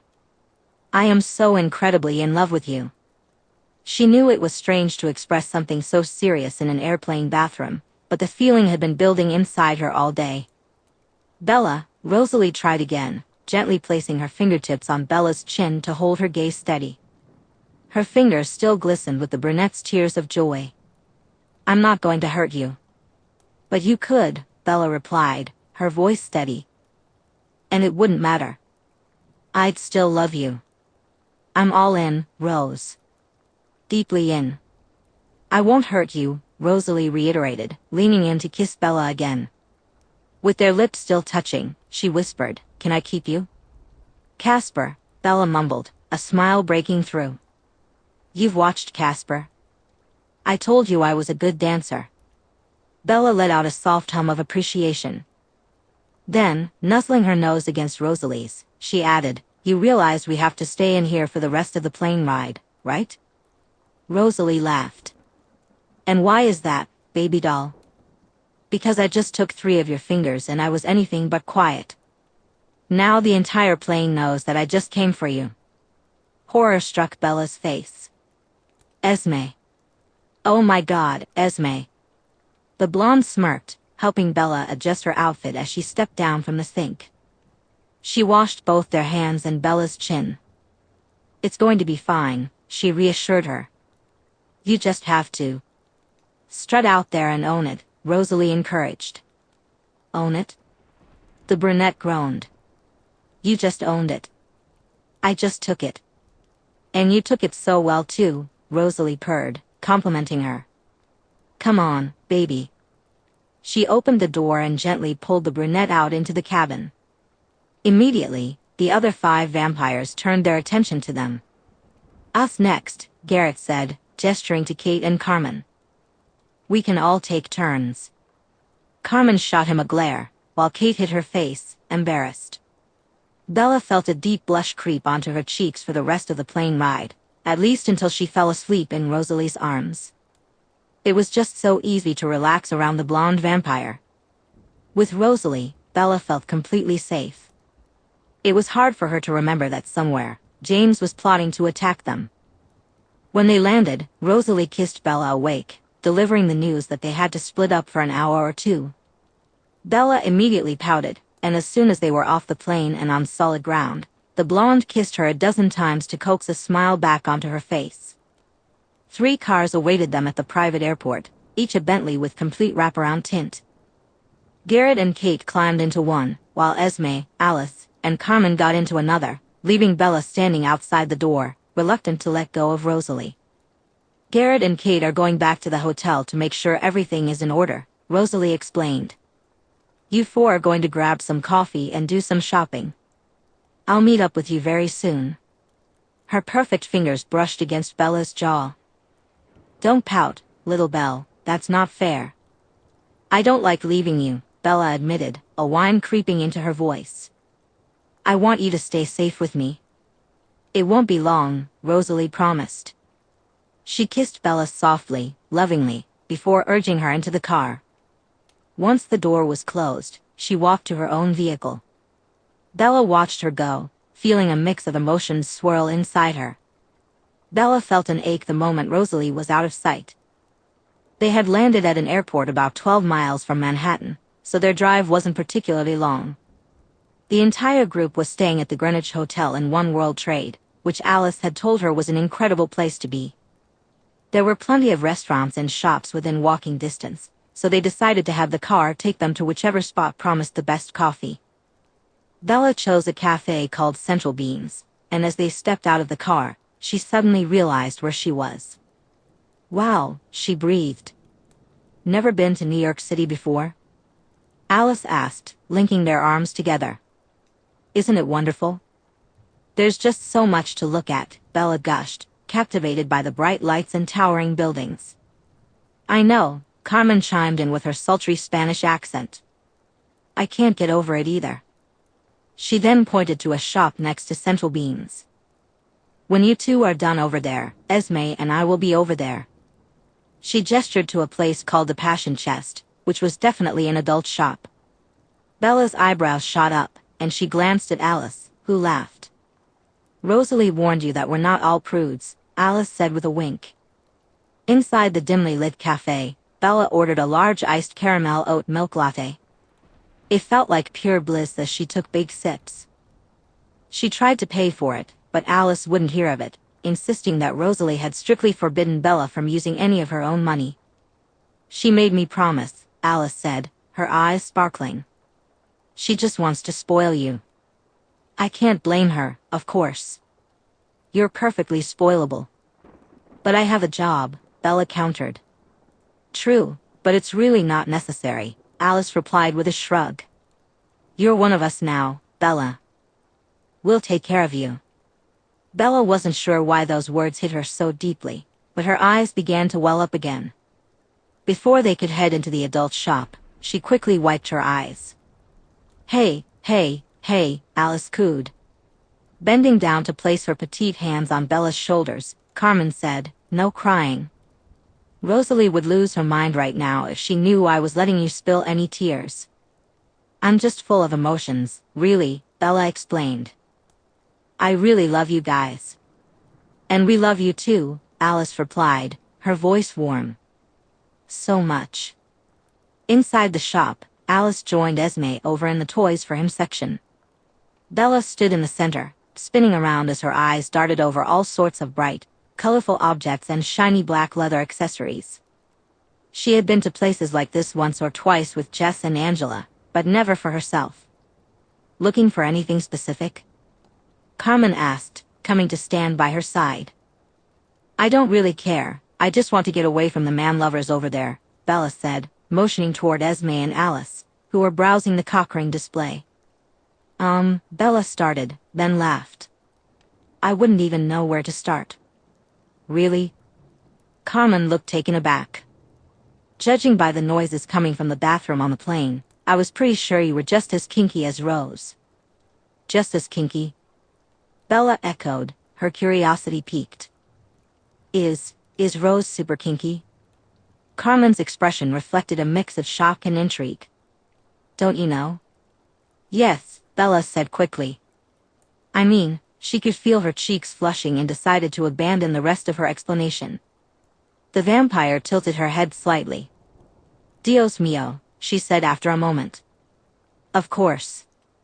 You are human. Unfortunately, Bella replied. It's so romantic, Carmen gushed, dramatically patting Bella's cheek. You and Rosalie. She's gentle with you. Taking Bella's hand, Carmen began to lead her toward a corner of the store. Come, she said. Let me help you. The vampire showed Bella a collection of bondage items before gesturing to a wall filled with strap-ons. Oh my God, Bella huffed, staring at the sea of dildos. I don't even know. Well, what are you and your partner into? A store clerk asked, appearing by Bella's side so quickly that for a moment, the brunette thought she might be a vampire. I'm not her partner, Carmen interjected with a smile. Her partner is an animal, and she needs some provisions. An animal, the clerk responded, raising her eyebrows. Well, maybe you need some bondage? Or perhaps a sword to fight with? She winked, referencing the same items Carmen had suggested. Bella felt her face heat up, turning the color of a tomato, but she pushed through the embarrassment. She genuinely wanted to get something for Rosalie, especially after their conversation the night before. Would Rosalie really do that for her? Would, these work? Bella asked Carmen, holding up a pair of handcuffs. Not those, the vampire replied, taking them from Bella and replacing them with a different pair. She'll break nickel. You need titanium. Bella settled on a black strap set. She had no idea how to use it and definitely didn't want to ask Carmen, Alice, or especially not Esme. She figured she could just look it up online later. To her surprise, she noticed that Alice and Esme were buying things too, but Bella didn't pry into their purchases, and thankfully, they didn't ask her about hers. After browsing a couple of other shops, they returned to the cafe and took seats around an old-fashioned iron table. Are you glad to get out of Forks for the weekend? Esme asked Bella as they relaxed and waited for Rosalie. Yes, Bella replied, but if I'm completely honest, I'm worried about Carlisle and Edward and everyone. Alice and Rosalie each took one of Bella's hands. Oh, sweet Bella, the pixie-like vampire said, everything is absolutely okay. Carlisle, Edward, and the friends who stayed with them are very capable. Alice is right, Esme urged gently. Try not to worry. This weekend is meant to be fun. You're meant to have fun. I am, Bella said, feeling a little more at ease. Don't worry, Esme, the ranger assured her. But I still feel bad. Suddenly, Rosalie appeared, pressing her lips against Bella's cheek. Why do you feel bad? She asked, moving around to pick Bella up and settling her in her lap. Who do I need to track down? No one, Rosalie, Alice chimed in playfully. Your Bella is being selfless again. She feels guilty about leaving Carlisle and Edward in Forks.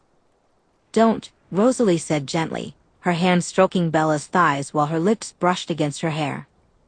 With those two there, Forks is the second safest place on Earth right now. Where's the first? Bella asked, curiosity piqued. With me, the vampire whispered, beginning to draw patterns on Bella's thighs. She tucked some of Bella's chestnut locks behind her ear and started placing soft kisses along her neck. In my arms. Carmen groaned dramatically. Please, just rub it in my face. Bella struggled to focus on anything other than Rosalie's gentle caresses and the blonde vampire's tender kisses. I'm sorry? She asked, her hand resting on Rosalie's jaw, encouraging her to continue. Carmen began to explain something, but it was all in Spanish, and Bella couldn't grasp a word. Her knowledge of conversational Spanish was limited, and with Rosalie humming softly in her ear, she missed the entire conversation. Esme and Alice had started chatting about their past trips to New York City, completely oblivious. Carmen, on the other hand, looked visibly upset. Bella turned to Rosalie, catching her gaze. Without hesitation, Rosalie translated. She's jealous that I can have my hands all over you, while she can't even touch Kate without Garrett saying something. She also wishes Katie would buy her something like you bought for me. Rosalie playfully bit Bella's lip. What did you buy me, little Belle? Bella felt her cheeks heat up for what must have been the 100th time that day. You'll see, she replied with a shy smile. Do I just get to see it?" The vampire teased. "Or can I feel it too?" "It'll be however you want it," Bella replied, unable to resist playfully provoking her beautiful companion. "I have to repay you for the plane ride." Their lips met, and as if the world around them had faded away, Rosalie slid her tongue into Bella's mouth, and they began to kiss deeply. They gradually lost track of their surroundings, collapsing into one another. Then Alice cleared her throat. "While Esme and I adore seeing both of you happy and think the affection you have for each other, both romantic and sexual, is valid and beautiful, it's driving Carmen crazy." She smiled brightly. Bella offered her hands for Rosalie to kiss instead of her lips and turned to Carmen. "We're sorry, really. It's just hard to focus when—" "Believe me," Carmen interjected, "I know what it feels like to crave someone." In an effort to calm herself down, Bella spun slightly in Rosalie's lap, smoothing her hair. "How are you handling that anyway?" she asked, trying her best to steer the conversation back to normal. "How can you live with them knowing that she's—" Carmen scoffed. "How could I possibly live without them when them includes her? I can't leave her side. I know she has loyalty to the one that came before, but—" She shook her head. "I'm losing my mind," Carmen huffed dramatically. "If I have to wait much longer—" "You won't," Alice said suddenly, reaching forward to clasp Carmen's hand. "Just hang in there." Rosalie then rose from the chair, helping Bella to her feet. "Good night, everyone," she said as their ride pulled up nearby. "The human needs her rest." "Rest," Carmen replied, "sure." She waved them off but winked at Bella as the brunette slid into the car. Chapter 35. The moment they were alone in the Bentley, Rosalie had Bella sighing. The brunette leaned back against the luxurious seats as the blonde's skillful fingers found their way between her thighs, rubbing her clit. "What did you buy for me?" the blonde asked, her voice a breathy purr. "I bought it for us," Bella managed to reply, her hands sliding up and down Rosalie's shoulder blades. Rose. You're so eager." Bella watched as the blonde unbuttoned her jeans and slid her hand down the front. "I missed you," Rosalie said, her fingers slipping down to Bella's center. "I hate being away from you." She had stopped by the club to meet with the managers and then gone to the hotel to finalize her plans, but all she could think about was being near Bella again. The way Bella's big brown eyes had glistened with affection when she'd said it lingered in Rosalie's mind. "Then don't leave again," Bella stated simply, her voice thickening with arousal. That feels good." Rosalie watched as Bella's eyes fluttered shut and her hips jerked. "I love when you tease," Bella murmured. "I love when you push like that without actually letting your fingers slip inside." "I know you like it," Rosalie replied sultrily, gazing at her gorgeous lover. "You weep for me when I tease you like this." Just then, a cough interrupted them, and both women turned to the partition. A divider had been installed in the car for privacy, but it was cracked open, and Rosalie suddenly realized that the chauffeur was eavesdropping. "Oh shit," Bella huffed, understanding what was happening, yet she spread her legs a little wider anyway. The partition. But the breathtaking vampire didn't pause her movements, she simply kept nudging her fingertip between Bella's thighs. Rosalie glanced back at the driver with a playful smirk. "If you're going to listen to us dirty talk," she said coolly, "then just try not to crash." With a teasing motion, she pressed a little harder, letting just her middle finger dip halfway in. Bella bit her lip, releasing a strangled moan. "Rose," the brunette gasped, "God." The blonde smirked, her confidence radiating. "You can't really blame anyone for watching us, though," she teased, her eyes sparkling. "I mean, look at us. Look how good I look playing with you. And look at you, lifting your hips to get a little more of my fingers." She gently bit Bella's bottom lip, enjoying the sight of the smaller woman's cocoa eyes scanning their forms. Suddenly, their lips met, and their tongues intertwined lazily. Bella's hand slipped up under Rosalie's brow when— "Ma'ams," the driver interrupted, his voice cracking slightly, "we've arrived." They stumbled out of the car, Bella still buttoning her jeans and fumbling with the handle of a black paper bag that held whatever surprise she had for Rosalie. Rosalie licked her fingers and then ran them through Bella's hair, leading her inside. "Do we have to check in?" Bella whispered into Rosalie's ear. "Can we go up to the room now?" The vampire smiled, guiding Bella to the elevator. "No, everything's taken care of." As she pressed the button to call the lift, she pulled Bella closer. "What's the matter, baby doll?" she asked, stroking the brunette's jaw. "I'm wet," Bella replied, pouting. "I want you." The elevator doors slid open, and the couple stepped into the small space, their hands tightly clasped. When an older couple entered, focused on their rolling suitcases, Rosalie quickly turned her back to them, backing Bella up against the wall. "Don't want to charm them?" Bella whispered. "Or are you trying to kill me?" "Kill you?" Rosalie replied softly, her eyes glinting with mischief. "How am I killing you? Are you serious?" Bella huffed. "Pressing me against this wall like this, while they're right there?" "Tell me you'd stop me," Rosalie replied in a hushed tone, just loud enough for Bella to hear. "If I found your clit right now." Bella's lip twitched, and her eyes sparkled dreamily as they locked onto Rosalie's. Sometimes, Rosalie was overwhelmed by Bella's beauty. From the very beginning, she had noticed the almost otherworldly quality of the human's features. It was a beauty that seemed almost vampiric, something beyond the ordinary. Bella had hinted to Rosalie that she hadn't dated much, and Rosalie knew without a doubt that the goddess-like quality of Bella's appearance had likely intimidated many would-be suitors. But Rosalie was glad. Introducing Bella to new experiences was one of her favorite pastimes. Just then, the door opened, and an older couple hurried out, their embarrassment evident as they quickly dragged their luggage behind them. Rosalie stepped back, holding both of Bella's hands, and led her into the hallway.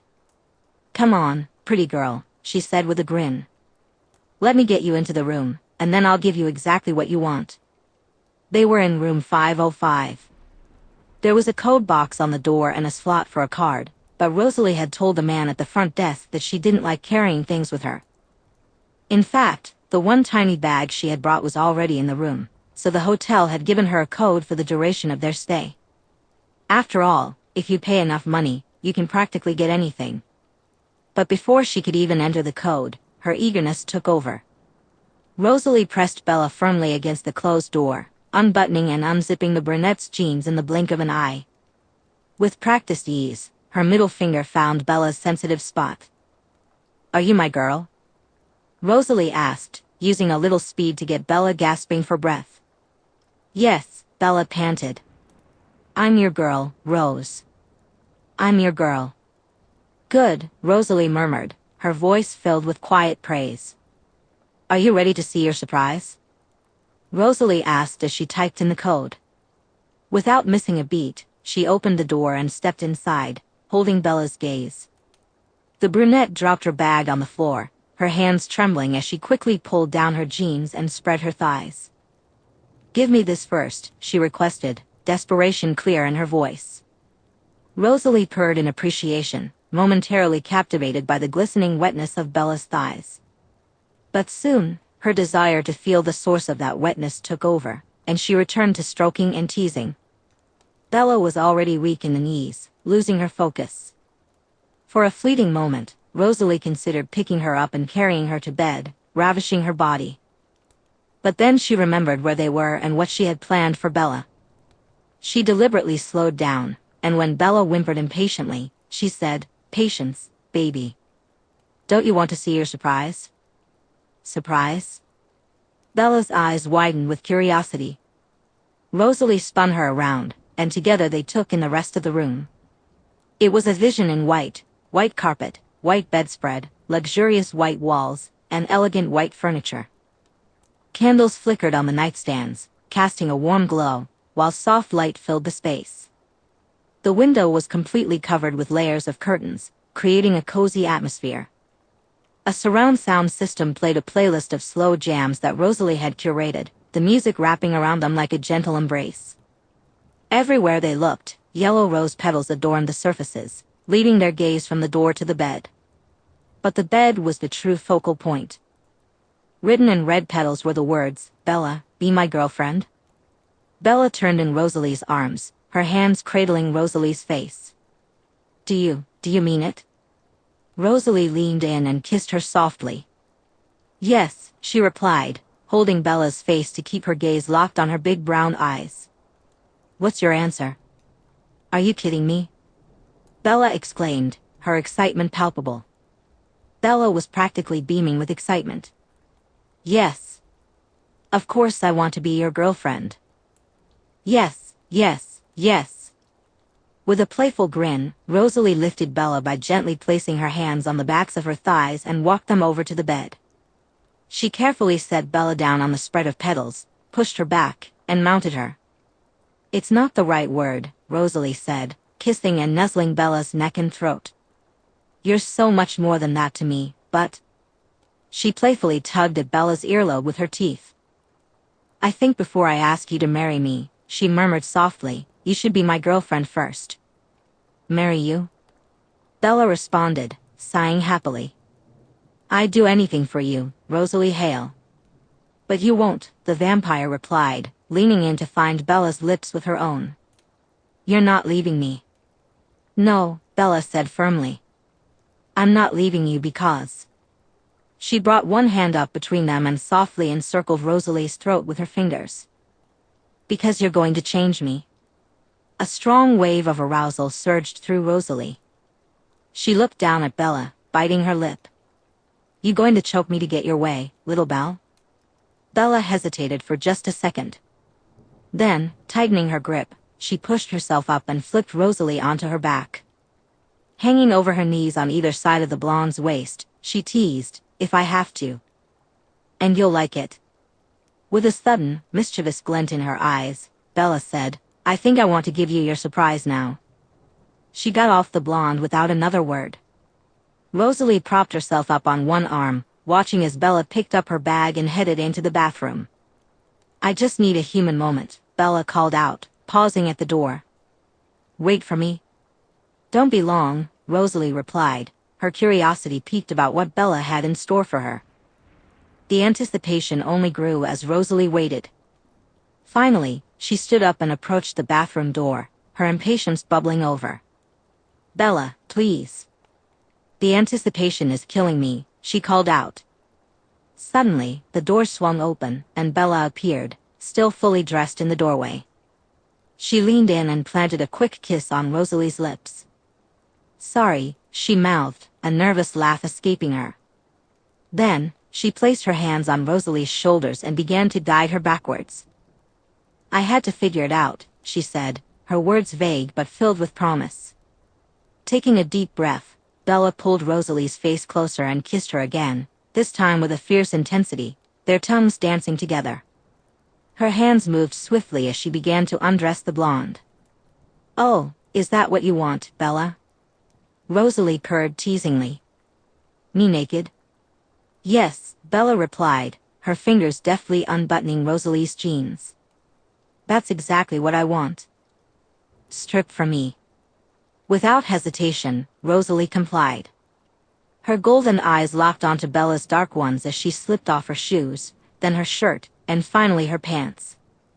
With a quick motion, she unhooked her bra and rolled down her thong, standing completely naked before Bella. "Is this what you want, baby?" Bella nodded, her excitement palpable.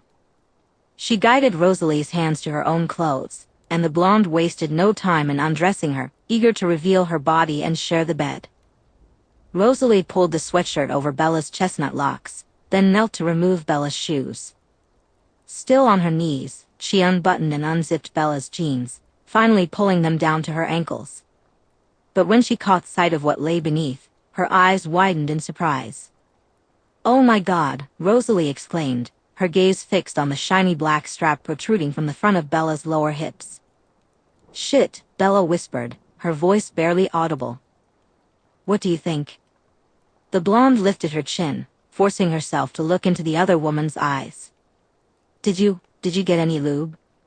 "No," Bella replied, "but I—" Rosalie reached out, took the strap in her hands, and brought it to her mouth. Being a vampire with no gag reflex, she took the entire thing in and began to lavish it with her tongue. The moan that escaped Bella's lips was accompanied by a desperate, "Holy fuck." The blonde made the entire strap wet for Bella, and then the brunette caught her face in her hands, pulled her up, and kissed her deeply. In one swift motion, she reached into the back pocket of her discarded jeans and snapped handcuffs onto Rosalie's wrist. "Handcuffs," the blonde mouthed. Bella nodded, then spun Rosalie around and walked her to the bed, pushing her forward. She clicked the other side of the handcuffs onto Rosalie's wrist, securing her hands behind her back. With the toy slick and ready between her legs, Bella stepped forward and pressed it against Rosalie. Bella could see the sticky wetness clinging to the tip of the toy, and as she nudged it against the blonde, Rosalie groaned appreciatively. "Is this what I get for teasing you?" she asked, wiggling her hips slightly, begging for more. "Are you going to punish me for almost?" "Well, you know." "Yes," Bella said, thrusting her hips forward and feeling the toy push deep inside Rosalie. "Oh fuck," the vampire groaned, her wrists tugging at the cuffs. She couldn't move, her head was turned sideways, her cheek pressed against the covers and the scattered rose petals. It was exhilarating and terrifying, making her crave Bella even more. She spread her legs wider, momentarily marveling at how Bella was fully inside her from behind. "Do you like that?" Bella asked. Rosalie grunted, easing her hips back, the strap following her, glistening with shimmering liquid. "I love it," she sighed. "What are you going to do, Bella? What are you going to do to me?" "I want to give you what you asked for," Bella cooed in return, her body leaning forward over Rosalie's, her breasts brushing against the blonde's bare back. "What's that?" Rosalie managed to ask, taking it deep again and pulling desperately at her bindings. She knew they had to be made from some strong metal, otherwise, she would have broken free by now. Bella took her hands and walked them up Rosalie's spine. With her hands firmly clasped on the vampire's shoulders, she began to add rhythm to her movements. Without meaning to, Rosalie let out a whine, the pressure of the toy buried deep inside her making her head spin. Struggling against her bindings, she pushed herself up on her knees, angling her body to take everything Bella had to offer. "You said if I had a strap," Bella told her, "that I could fuck the shit out of you." Rosalie smiled into the bedsheet. "Oh yes," she huffed, relishing the way Bella was making the bed rock. "I did say that." She focused on the intensity of Bella's movements for a moment, then found herself gushing praise. "Ooh, give it to me, baby doll. You're so good at this, the way you're angling your hips.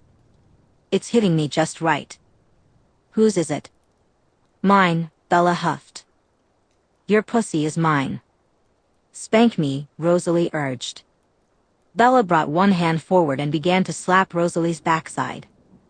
Each time their skin met, a sharp sting shot straight to Rosalie's center, eliciting happy moans from her. "Like this?" Bella asked. "Does it hurt?" "It hurts so much," Rosalie replied, still fighting against the handcuffs, losing her train of thought each time the strap left her and then filled her again. Rosalie stirred again. "Do you like it? Do you like doing this to me?" "Yes," the other woman replied, her voice distant and distracted. "I like watching you take it." Rosalie closed her eyes, tuning into Bella's breath, the sound of their bodies colliding, and the sharp smack of Bella's hand against her flesh, all wrapped in the soft melody of the music that surrounded them. She surrendered to the moment, but when she felt Bella slow down, she knew the other woman was lost in the image. "Can I show you something else?" the blonde managed to say, her words punctuated by soft whimpers. "Can I get on top of you?" "On top of me?" Bella replied, her voice thick with desire. Rosalie nodded as best she could. "Pull out of me, baby. Help me get up." Bella complied, standing and lifting Rosalie as they rearranged themselves. They began to kiss, and when Bella settled back onto the bed, Rosalie noticed the evidence of their earlier activities glistening down the insides of Bella's legs. "Lay back," she instructed. The vampire closed her eyes for a moment, focusing on her wrists. With a sharp pop, she broke free from both cuffs. Bella gasped, her eyes widening in surprise. Carmen said you'd break nickel handcuffs, she murmured, astonished. Are these nickel? Rosalie asked playfully. No, Bella replied, they're titanium. A hint of a smile graced Rosalie's lips. She placed one knee on the bed, then lifted her other leg, mounting Bella. The brunette's hands instinctively went to the strap, guiding it into place. As Rosalie lowered herself onto Bella's hips, she teased, I don't think anything could hold me back if I wanted my hands on you. With that, she brought both hands forward, playing with Bella's nipples, gently pinching and pulling. Then, shifting her palms onto the bed, she asked, ready to watch me ride? Yes, Bella replied eagerly. Rosalie nodded, her fingers gently tracing the curves of Bella's hips. As the vampire began to move, Bella instinctively held onto her, matching Rosalie's rhythm with her own. They started with a slow grind, and as Rosalie's moans grew deeper, she added words to their movements. Do you like that? She asked, her voice teasing. Do you like me up here? Do you like the way I ride, Bella? The way you were made to own me? With a playful huff, she sat up straight before leaning back, her arms reaching behind her to clutch Bella's lower legs for support. Now, as she slid up and down, Bella had the perfect view. Do you like knowing you're the only one I've ever done this for? Rosalie continued, her breath hitching with excitement. Fuck yes, Bella moaned in response. Tell me that I am. You are, Rosalie huffed, her voice thick with desire. You're the only one I've ever mounted. A creeping heat surged within her, building with intensity. You're the only one I've ever ridden, the only one I've ever taken from behind, the only girl I've ever let fuck me. She slowed her movements, lazily sliding up and down the strap. Bella, eager for more, reached forward and found her clit, eliciting a deep groan from Rosalie. Bella, Bella, Bella, she murmured, I'm losing my mind, Bella. The brunette reached up, placing her palm in the middle of Rosalie's back, urging her to come closer. I want you to look into my eyes as you come, she said softly. I want you to go slow and keep your eyes on me until. Rosalie's eyebrows knitted together in anticipation. Until I get off for you, Bella? Until I soak your hips? Yes, Rosalie gasped, her body beginning to shudder, her thighs quivering with need. She placed her hands on the bed, feeling her fingers dig into the pillows beneath them, ripping threads and sending feathers fluttering around them. Oh shit, Rosalie breathed, lost in the moment. Rosalie breathed, this is. She cried out, reaching for anything but the beautiful brunette who was moving against her. Her hand found the headboard, which crumbled to sawdust as the first wave hit her. The rush of sensations spilled down onto Bella. Never in my life, she gasped, her hips still moving, while Bella's hands gripped her tightly, guiding her. Never this strong. As the second wave crashed over her, Rosalie's back arched. Beneath the ruined pillows, her fingers clawed into the comforter and the bedsheets, feeling the cool springs of the mattress against her fingertips as the third wave struck. Oh God, Bella, it's hitting me so hard. Bella began to moan as well, her hands clutching more tightly than necessary. Her head fell back, their connection momentarily broken by the intensity of their euphoria. Rosalie buried her face in Bella's neck, moaning uncontrollably against her skin. Then, without meaning to, she found herself biting Bella, not with her fangs, but with her regular teeth. The moment she broke the skin, the warmth of Bella's blood filled her mouth, sending her into a whole new realm of ecstasy. Fuck. Bella cried out, her hand shooting up to tangle in Rosalie's hair. Rosalie froze, her lips an inch from the wound, her body throbbing with fulfillment, her mouth watering with desire. She hadn't released any venom, she had simply bitten Bella and tasted her. She braced herself for Bella to push her away, to scream, to tell her to leave and never return. But that reaction never came. Instead, Bella found Rosalie's hand and, with a shaky grip, guided it beneath the strap. Just a little, Bella said, pushing Rosalie's fingers inside her without any resistance. But fuck me as you do it.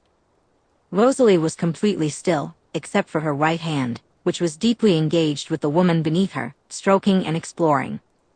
The taste of blood tingled on her tongue, and the intoxicating aroma made her vision blur. In her entire vampiric existence, she had never tasted another human, and Bella was her cantante, her mate. She closed her eyes, willing herself to regain control, but her chin trembled. "It's okay," Bella said with a sigh. "I know you can stop yourself." She gently placed her hand on the back of Rosalie's head, guiding her lips to the two small pinpricks that were now leaving a trail of blood down her neck and onto the brilliant white bedsheets. "Just suck gently."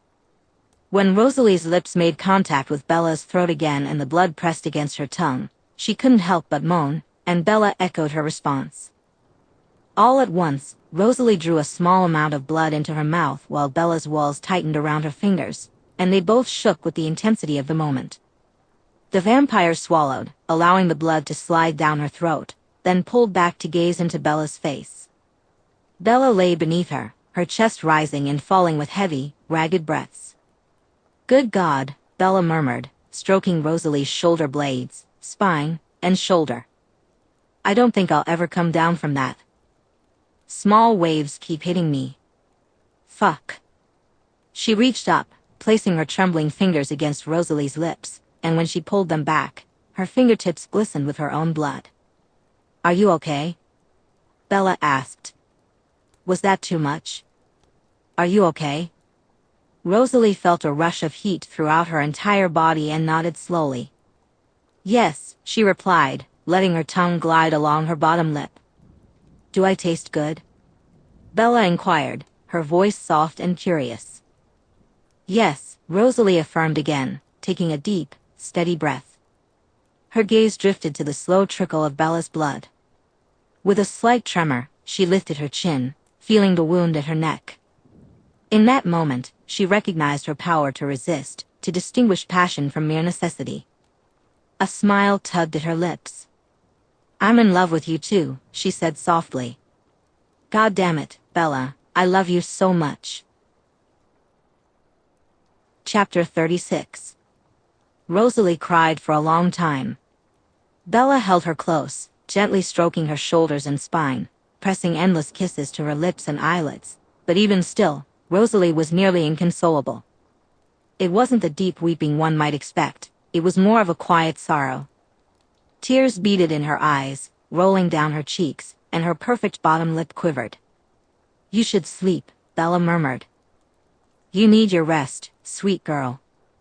Both women lay on their sides, facing each other, their arms wrapped around one another's waists. "Not until you stop crying," Bella insisted, nuzzling her nose against Rosalie's cheek. "Not until you smile again. Not until you tell me what I did wrong." "You?" Rosalie scoffed quietly. "Bella, you haven't done anything wrong. You are perfect. But you're crying, Rose. You're crying." Bella placed her hand on Rosalie's sculpted jaw. "If I lose you," Rosalie said, her eyes glistening, "if I lose you, Bella Swan." "You won't," Bella reassured her. 107 years, Bella, and I've never fed on a human." Rosalie shut her mouth, her jaw clenching. When she blinked, a few more brilliant tears escaped her honey-colored eyes. "I tasted your blood, baby. I drank from you. It should have destroyed me. It should have made me lose control. It should have killed you. But I was able to stop." "What does that mean?" Bella asked softly. "There's a group of vampires in Italy that makes all the rules we follow, rules that I have broken to be with you." A smile tugged at the corners of Rosalie's lips. "We can't be with humans, we can't tell humans what we are. Things like that. They also have terms for certain situations we find ourselves in. Most of them are derived from Spanish words or phrases. Being with a human sexually is referred to as La Danza del León con el Cordero, or quite literally, the dance of the lion with the lamb.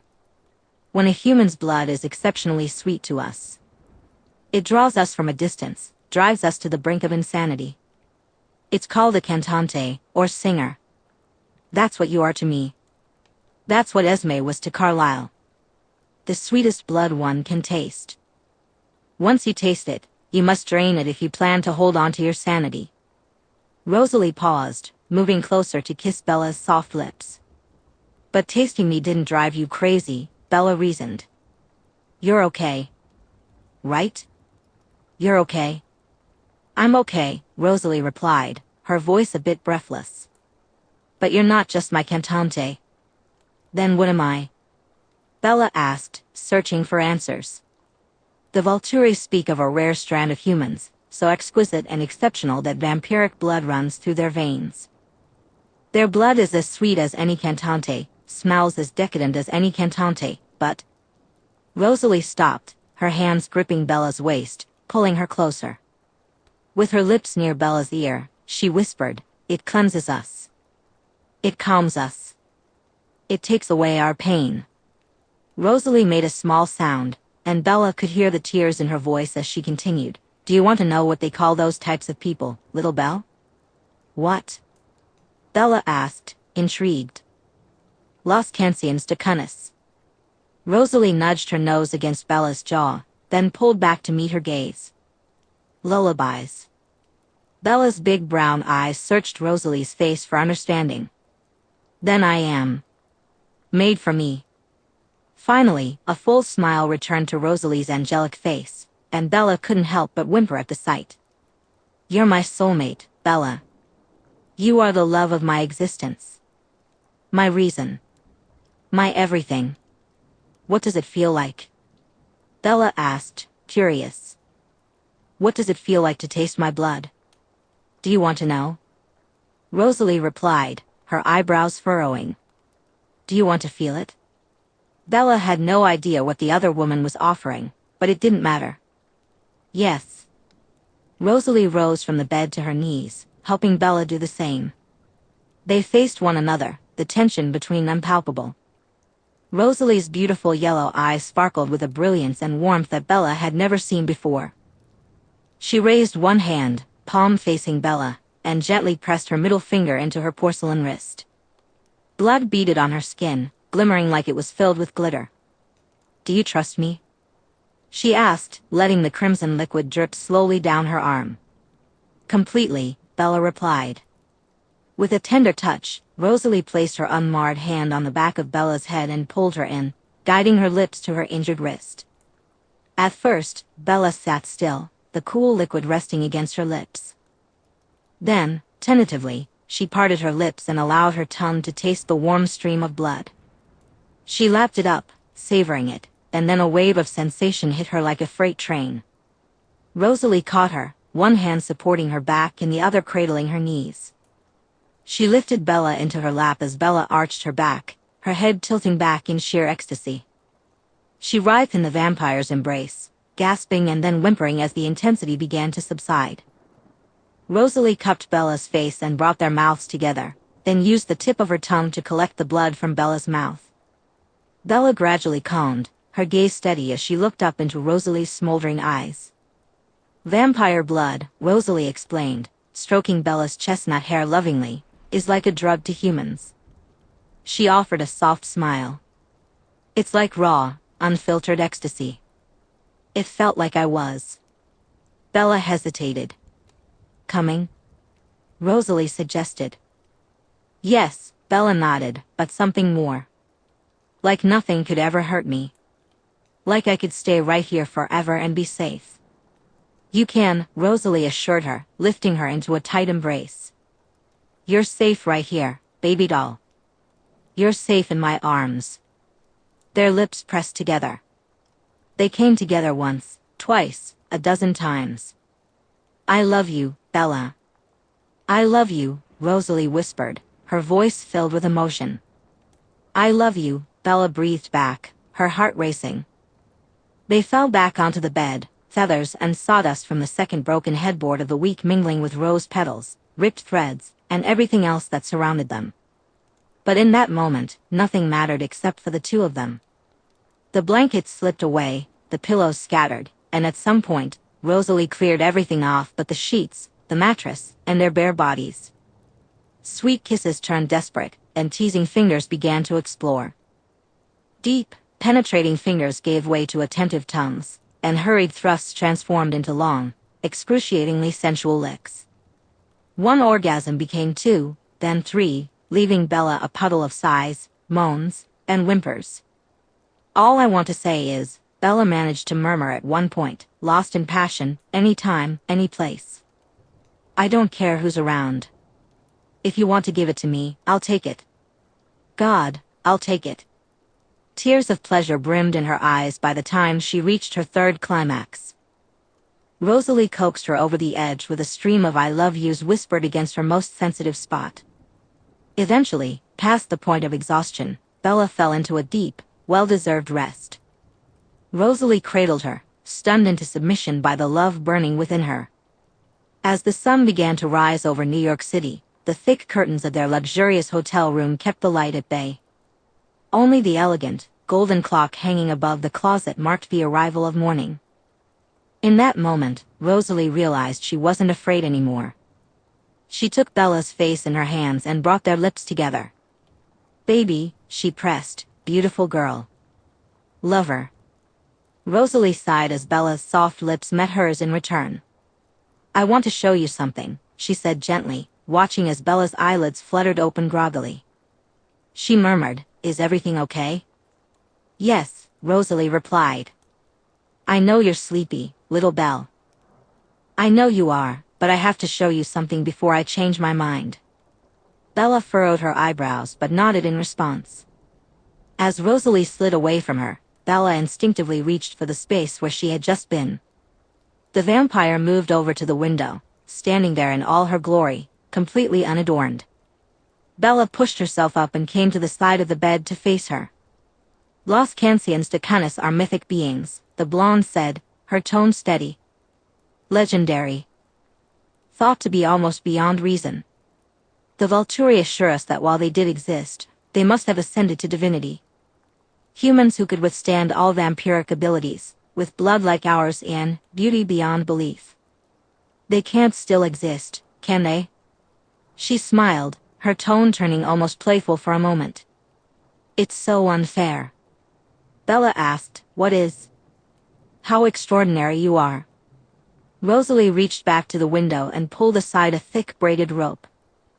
Instantly, light poured in through the cracks in the drapes, illuminating the wrecked hotel room, and casting a glow across Bella and Rosalie.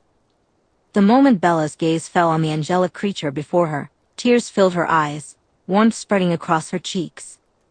She gazed unabashedly, taking in the brilliance, scanning every part of Rosalie that she could see, visually adoring every inch of Rosalie Hale. Vampires in sunlight appeared to have diamonds beneath their skin, but not Rosalie. She wasn't a reflection of sunlight, she was the sun.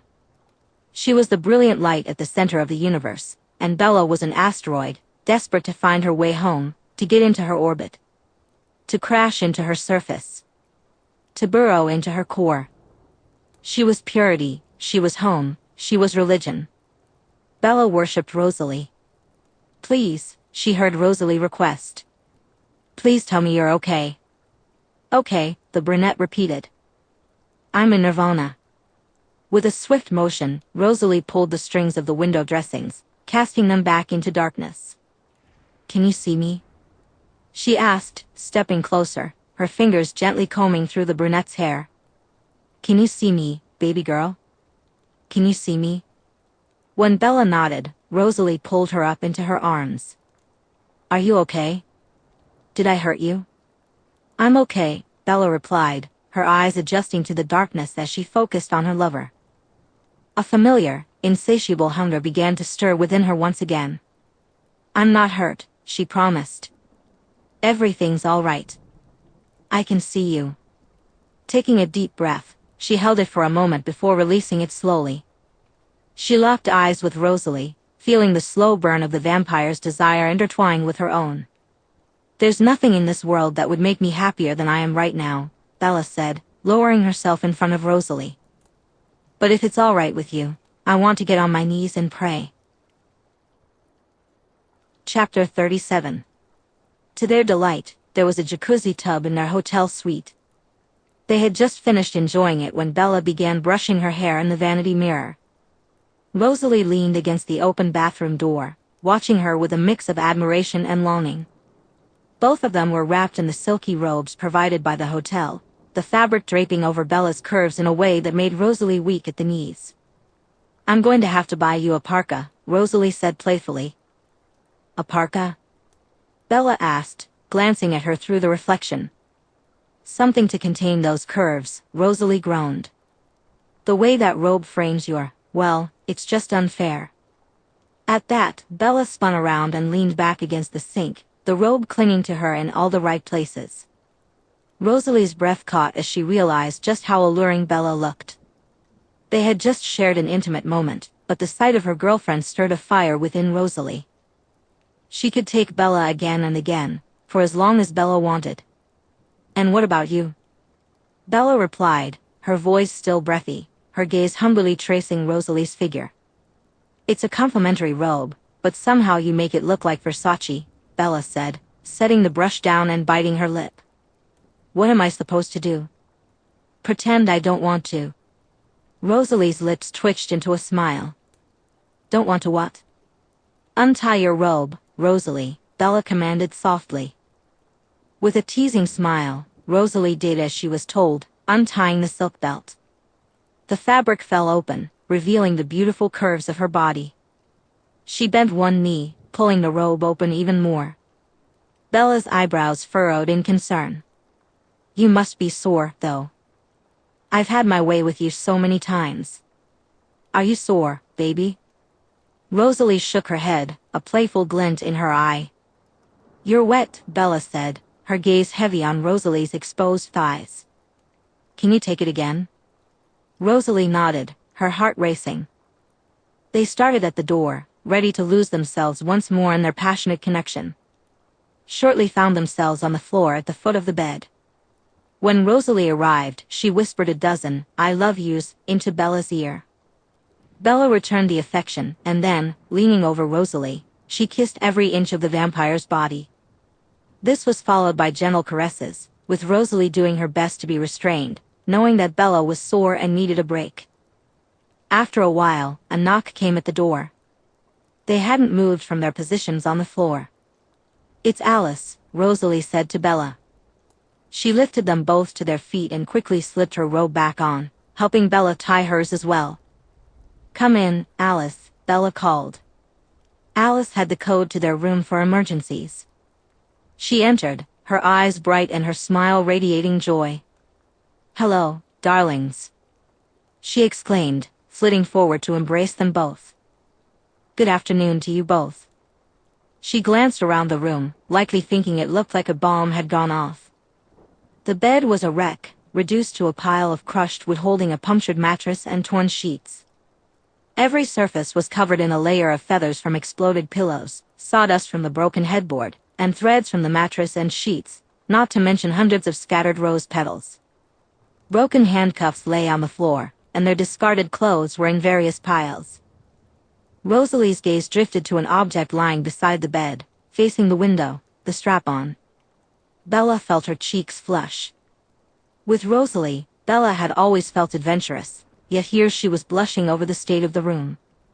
Alice raised an eyebrow, and Rosalie smiled. "I'm so sorry, Alice," Bella said, still nestled against Rosalie's shoulder but managing to sound sincere. Alice's smile remained, though she tilted her head slightly, her eyebrow arching in curiosity.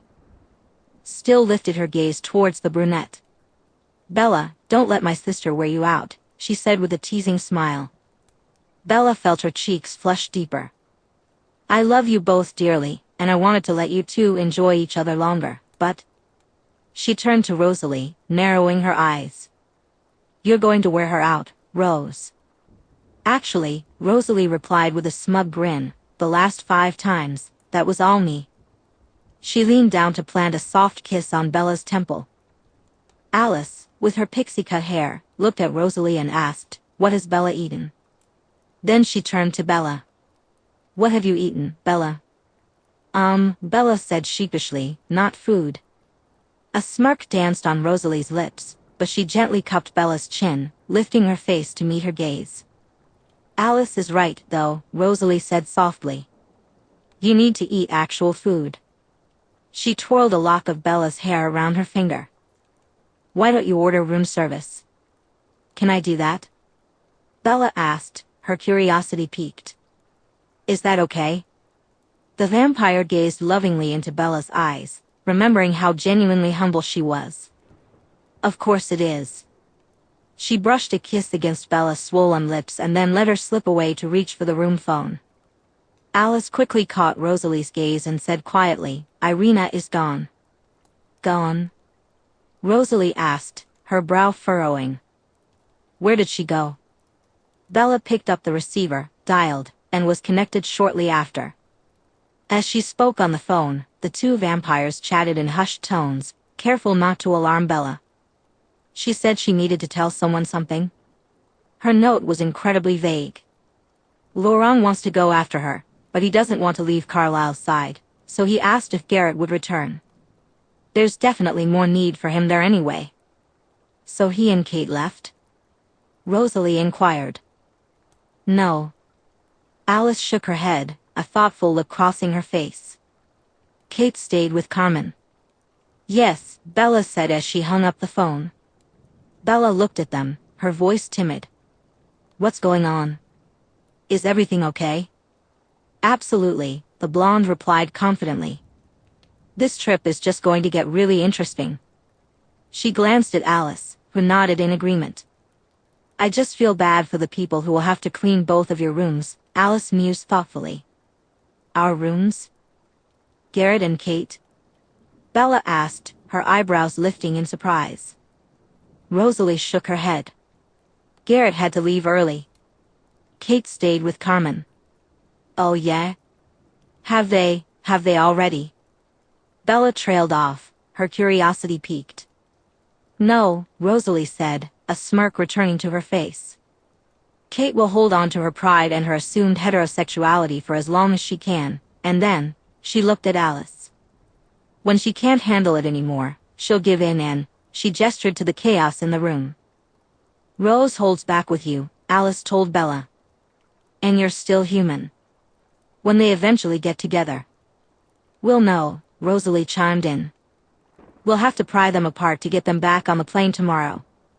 She turned to Bella, who was watching her with curiosity, no doubt wondering what Rosalie would be like if she didn't hold back. It's not happening, Rosalie cooed. I want you to be alive afterward. Can we try it after you change me? Bella asked quietly, her big brown eyes melting Rosalie's heart. Yes, sweet girl, the vampire replied, nodding. Alice's bright yellow eyes darted back and forth between the other women before she squealed.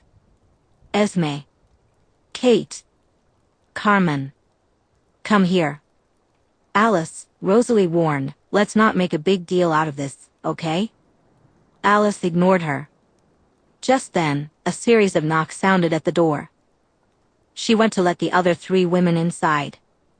They all looked elegant and put together, while Rosalie and Bella appeared as though they had just spent hours together. Well, Rosalie looked as polished as always, but Bella's hair was a bit disheveled. Rosalie's hair was a mess again, and her cheeks were permanently flushed. The bite mark on her neck was a little too noticeable. Although it had long since stopped bleeding, Rosalie was trained to recognize the signs on a human skin. She couldn't help but remember that it was the vampire who had caused such a constant stir inside her. Alabado si Dios y pasa la munición, Carmen exclaimed nonsensically, a smile spreading across her beautiful face. Rosalie Hale, you animal. Her gaze fell on the handcuffs. Or should I say Bella, you animal. She winked at the brunette before turning to Rosalie. Is that submission I smell? She laughed, while Rosalie rolled her eyes in response. Esme chimed in, there's so much love in this room. She began to bustle around, straightening things up. Rosalie would have told her to stop, but she knew her vampiric mother wouldn't listen. Cleaning was Esme's passion. Kate stood by the dresser, looking somewhat chagrined, her expression distant. Rosalie liked Kate and considered her a good friend. When the Cullens first met the Denali clan, Rosalie had briefly entertained the idea of pursuing Kate. Kate was quiet and uptight, clearly not suited for her relationship with Garrett. Not that Rosalie misunderstood the dynamics, she appreciated all the members of the Denali coven. She was just in that phase of her life where she was drowning her sadness with fleeting encounters. Tanya wasn't really her type, and she and Eleazar operated as a unit anyway. Irina was head over heels for Laurent. That left Kate, who, in Rosalie's eyes, was the most attractive of them all. Rosalie usually went after pretty girls, and Kate was not only beautiful but also clearly frustrated. But nothing ever came of it. The clans grew close, and Rosalie abandoned her plan, not wanting to jeopardize their budding friendship. And that's what she and Kate became, good friends. As the years slipped by, the two blonde vampires often found themselves deep in conversation. Despite Kate's displeasure more than once, she had never acted on it. Then, a year ago, Carmen joined their group. When the Denalis introduced Carmen to the Cullens, Rosalie and Carmen immediately hit it off. Both women loved to party, and Carmen began dragging Kate to all of Rosalie's club events and parties. It was clear from the very beginning that there was something special between them. Rosalie turned to Alice and said, "You can tell the others." Then she took Kate's hand and led her into the bathroom, closing the door behind them. "Who do you want, Kate?" Rosalie asked in a vampiric whisper, just loud enough for Kate to hear. The blonde Denali frowned. "Rosalie, you know who I want, don't you? Can't you see it in my eyes?" "Everyone can see it in your eyes," Rosalie replied softly. "Even Garrett could." "He doesn't deserve this pain," Kate said, her chin quivering. "He's been by my side for so many centuries." "But you told me there was always something missing," Rosalie reminded her. "Didn't you?" "Yes." "Have you talked to Carmen? Have you told her what you want?" Kate shook her head. "No." "You realize what's going to happen, don't you?" Rosalie asked. "I'm going to eventually give in to temptation?" Kate replied. "Exactly," Rosalie said, nodding. She took one of Kate's hands and held it in hers, fixing the other vampire with a stern gaze. "But if you don't mind, I'm going to give you a little advice. End things with Garrett and follow my heart to go after Carmen?" Kate suggested. Rosalie shrugged. "Yes, but I was going to say that Hale Bop has VIP lounges, and I set aside a couple for tonight. They even have stripper poles." Rosalie smiled, and Kate laughed out loud, playfully shoving her. They embraced, and Kate said, "I'm happy for you. You and Bella are so meant to be." "I know," Rosalie replied. "The way you both look at each other," she shook her head in amazement. "I mean, honestly, Rosalie, it's as if." "As if?" Kate shrugged. "As if you have some deeper connection." "I don't know."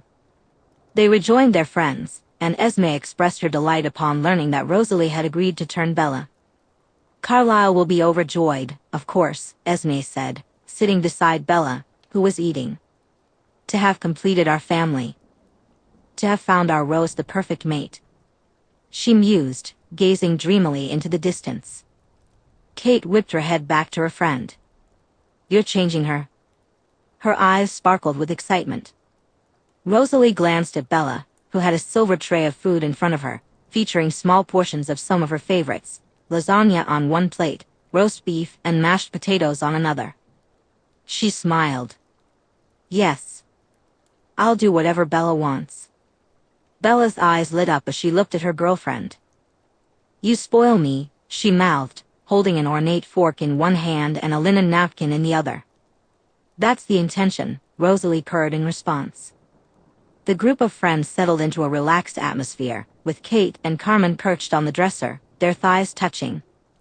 Esme and Rosalie flanked Bella as she continued to eat, while Alice leaned casually against the closet door. They began chatting, catching up since the last time the covens had gathered. However, tension hung in the air between Carmen and Kate, both seemingly avoiding eye contact. Rosalie watched them with amusement, her fingertips gently stroking her lover's thigh beneath the hem of her robe. "Can I ask a question?" the human inquired as she finished her meal. "I mean, I guess it's more of a general inquiry." You guys have all these people working for you, bringing you cars, planes, and food for me, I suppose, and whatever else. These humans are just working for you, and they just... What? Don't they ask questions? No, Alice replied. They're trained specifically not to ask questions. So what? Bella pressed. They just assume you're all insanely attractive, rich people. Sort of, Kate explained. There's this pre-established story that they just accept. A pre-established story? Bella looked up at her girlfriend, seeking clarification. Kind of like the social register, Rosalie chimed in. Social register? Bella asked, intrigued. It's a sort of club, the vampire elaborated. It's not exactly secretive, but it's highly exclusive and made up of the elite of human society. Old money. Rosalie's human family, Carmen added, was at the very top of that hierarchy. Oh my God, Bella exclaimed. You're kidding me. No, Alice shook her head. And they are all sworn to secrecy. It's like our own secret service or something. They work for us, Kate agreed. You're like the Illuminati, Bella said, her tone reflecting disbelief. Every single time I think I can't be more surprised. She laughed despite herself. Just then, a series of knocks drew their attention to the door. Well, who could that be? Esme said, standing to answer it. We're all here, aren't we? It's the dresses, Rosalie announced. Dresses? Bella asked, her curiosity piqued. You ordered us dresses? The vampire smiled. Well, you can't wear that to the club tonight, can you? She leaned in and caught Bella's lips for a quick kiss. And we didn't exactly pack you any clothes, did we? Alice looked delighted as she and Esme entered, carrying several dress bags and a trunk of supplies. You're going to love it, she told Bella cheerfully. I saw myself unzipping it. She chose one particular bag and quickly unzipped it.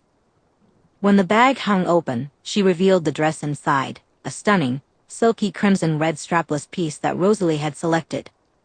It would hit Bella around mid-thigh, and the dip in the front promised to enhance the brunette's figure beautifully.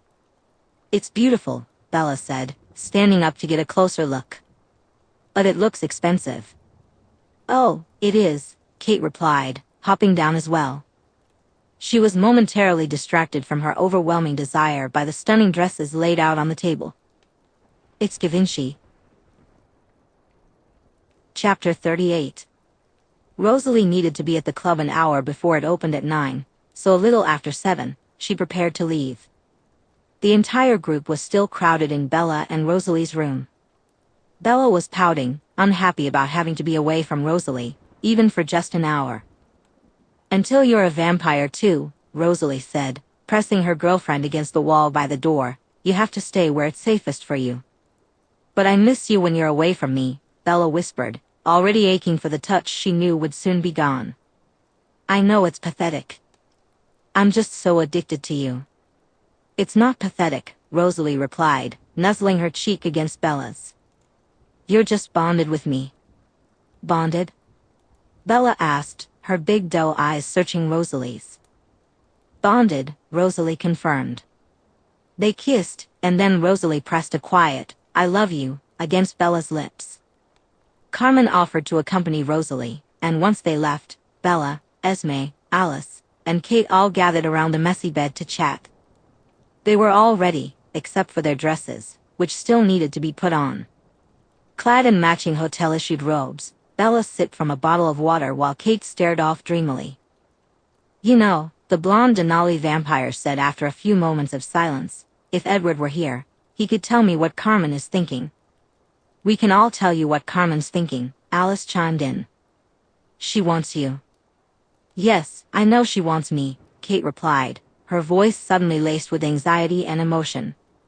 I have zero doubts about that.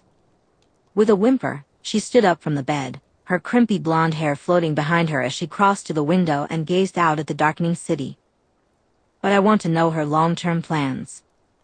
I need to know if she wants to be with me forever and how she intends to take care of me when I end this long-term relationship with scared for her. I want to know if she plans on caring for me for the rest of eternity, and not just for a while." When Rosalie turned back to the group, her eyes glistened with tears. "Well," Esme said as she stood up to comfort her, "we all make promises. But life is so subjective, and sometimes those promises get broken. All we can do is take a risk and pursue what we want, hoping it leads us to where we're meant to be." Rosalie's club, Hale AU, was located on the top floor of a building in Times Square.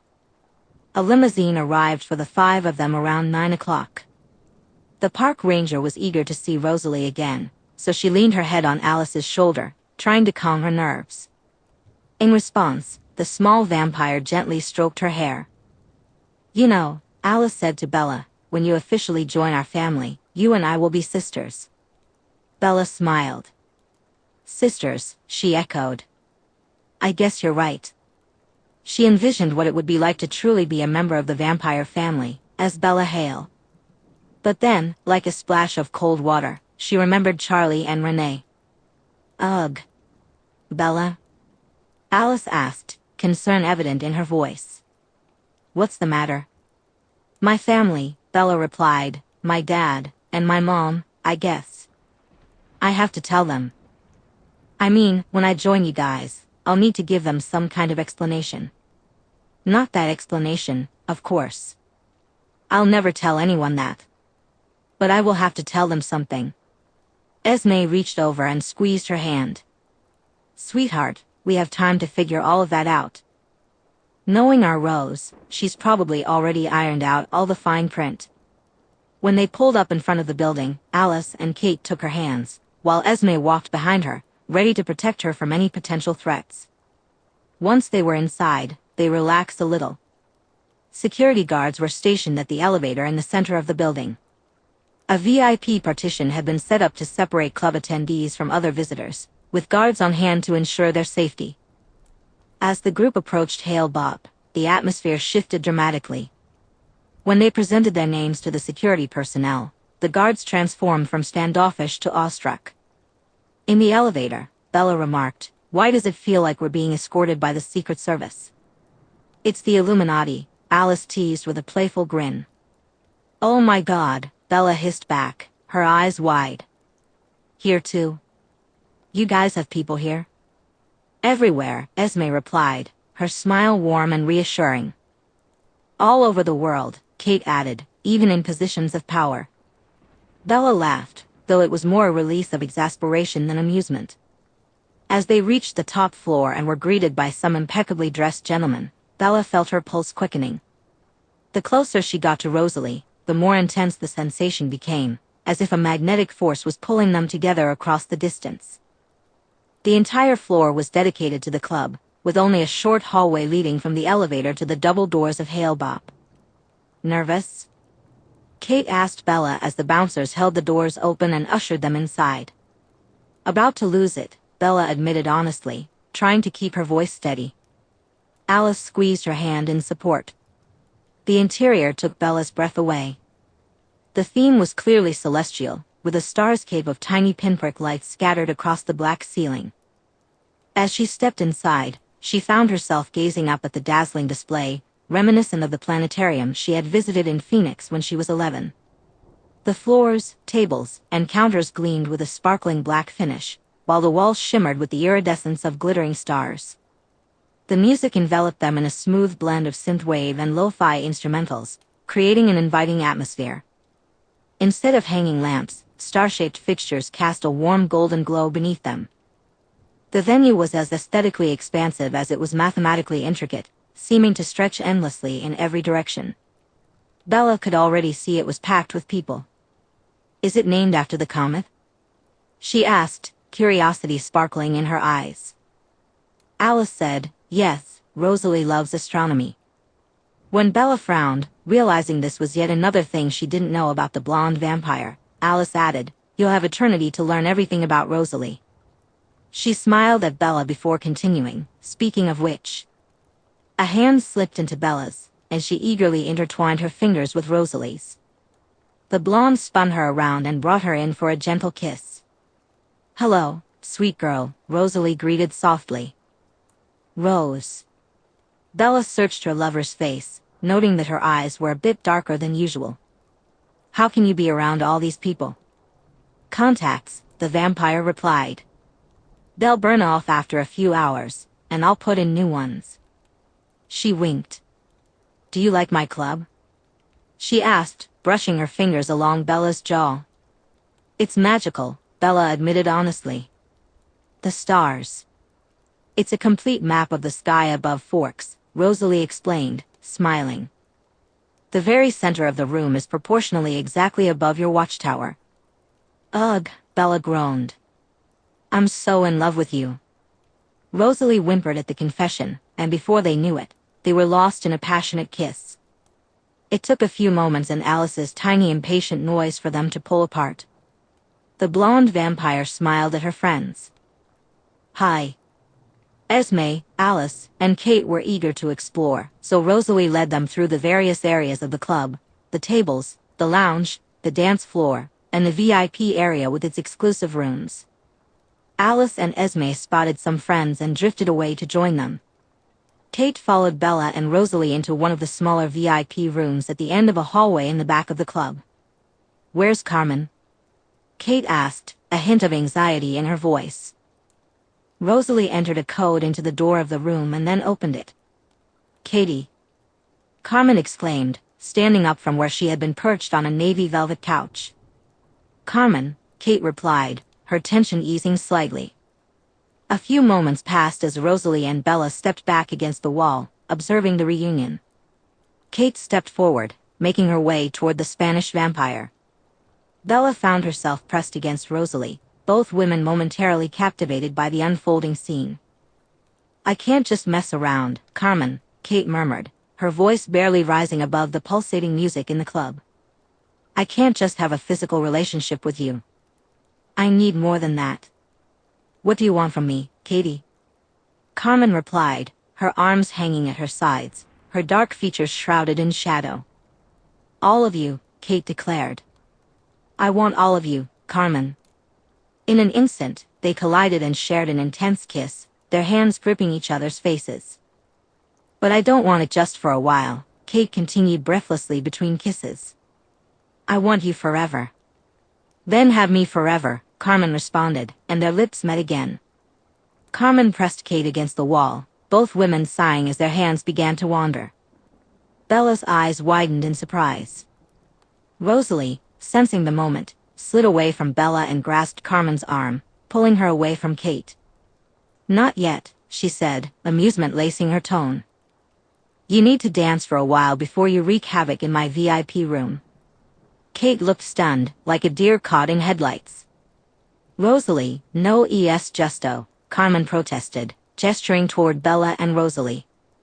You two destroyed a hotel room, can't we? You can, Rosalie interrupted, laughing, but not yet. I didn't bring you two to my club just to skip the dance floor. With Bella's assistance, the two women guided the eager vampires out of the VIP room and into the bustling club. Leaning into Rosalie's ear, Bella whispered, after can we rent an underground bunker and just go for hours? Hours? Rosalie's dark golden eyes sparkled with intrigue. A mischievous gleam sparkled in Rosalie's eyes as she replied, Baby girl, when you have the stamina I have, I'm going to be trying to keep you occupied for days. She let out a light laugh at Bella's gentle blush. But a bunker is a good idea. That way, you can be as loud as you want. So you can be as loud as you want, Bella countered. When I have the strength you have, I'm going to. She hesitated, unsure how to finish her thought, letting her words trail off suggestively. You're going to what? Rosalie asked, as the four girls reached the center of the dance floor. Make me scream? Could I? Bella inquired, gazing up into Rosalie's gorgeous eyes as the other woman pulled her into position to dance. Would you let me? I'd let you do whatever you wanted, little Belle, Rosalie responded, guiding her to sway casually against her. And if you want to make me scream, I'll scream for you. She couldn't help but smile as Bella whimpered at her words. There's a room reserved for us tonight, too. Bella's eyes sparkled with excitement. Can we go see it now? Rosalie grinned. Eager girl.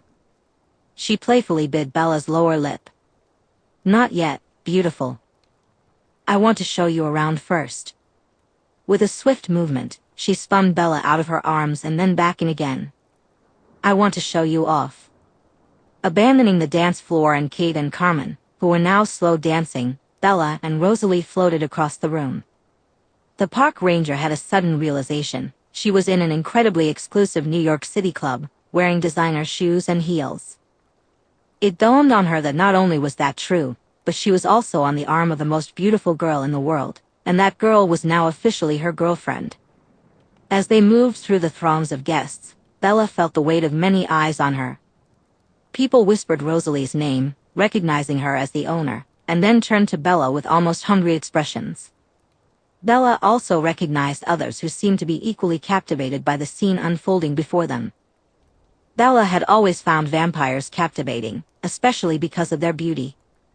They appeared just as docile as the Cullens. Rosalie brought Bella to a stop in front of a group of people.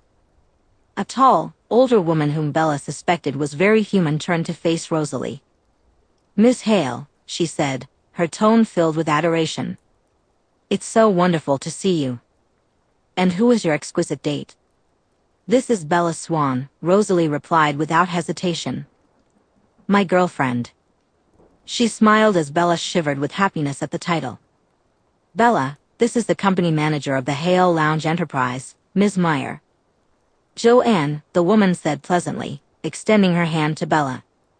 When their fingers touched, she gasped and looked at Rosalie with curiosity. Just as the bookseller had asked, she inquired, not a member of the family?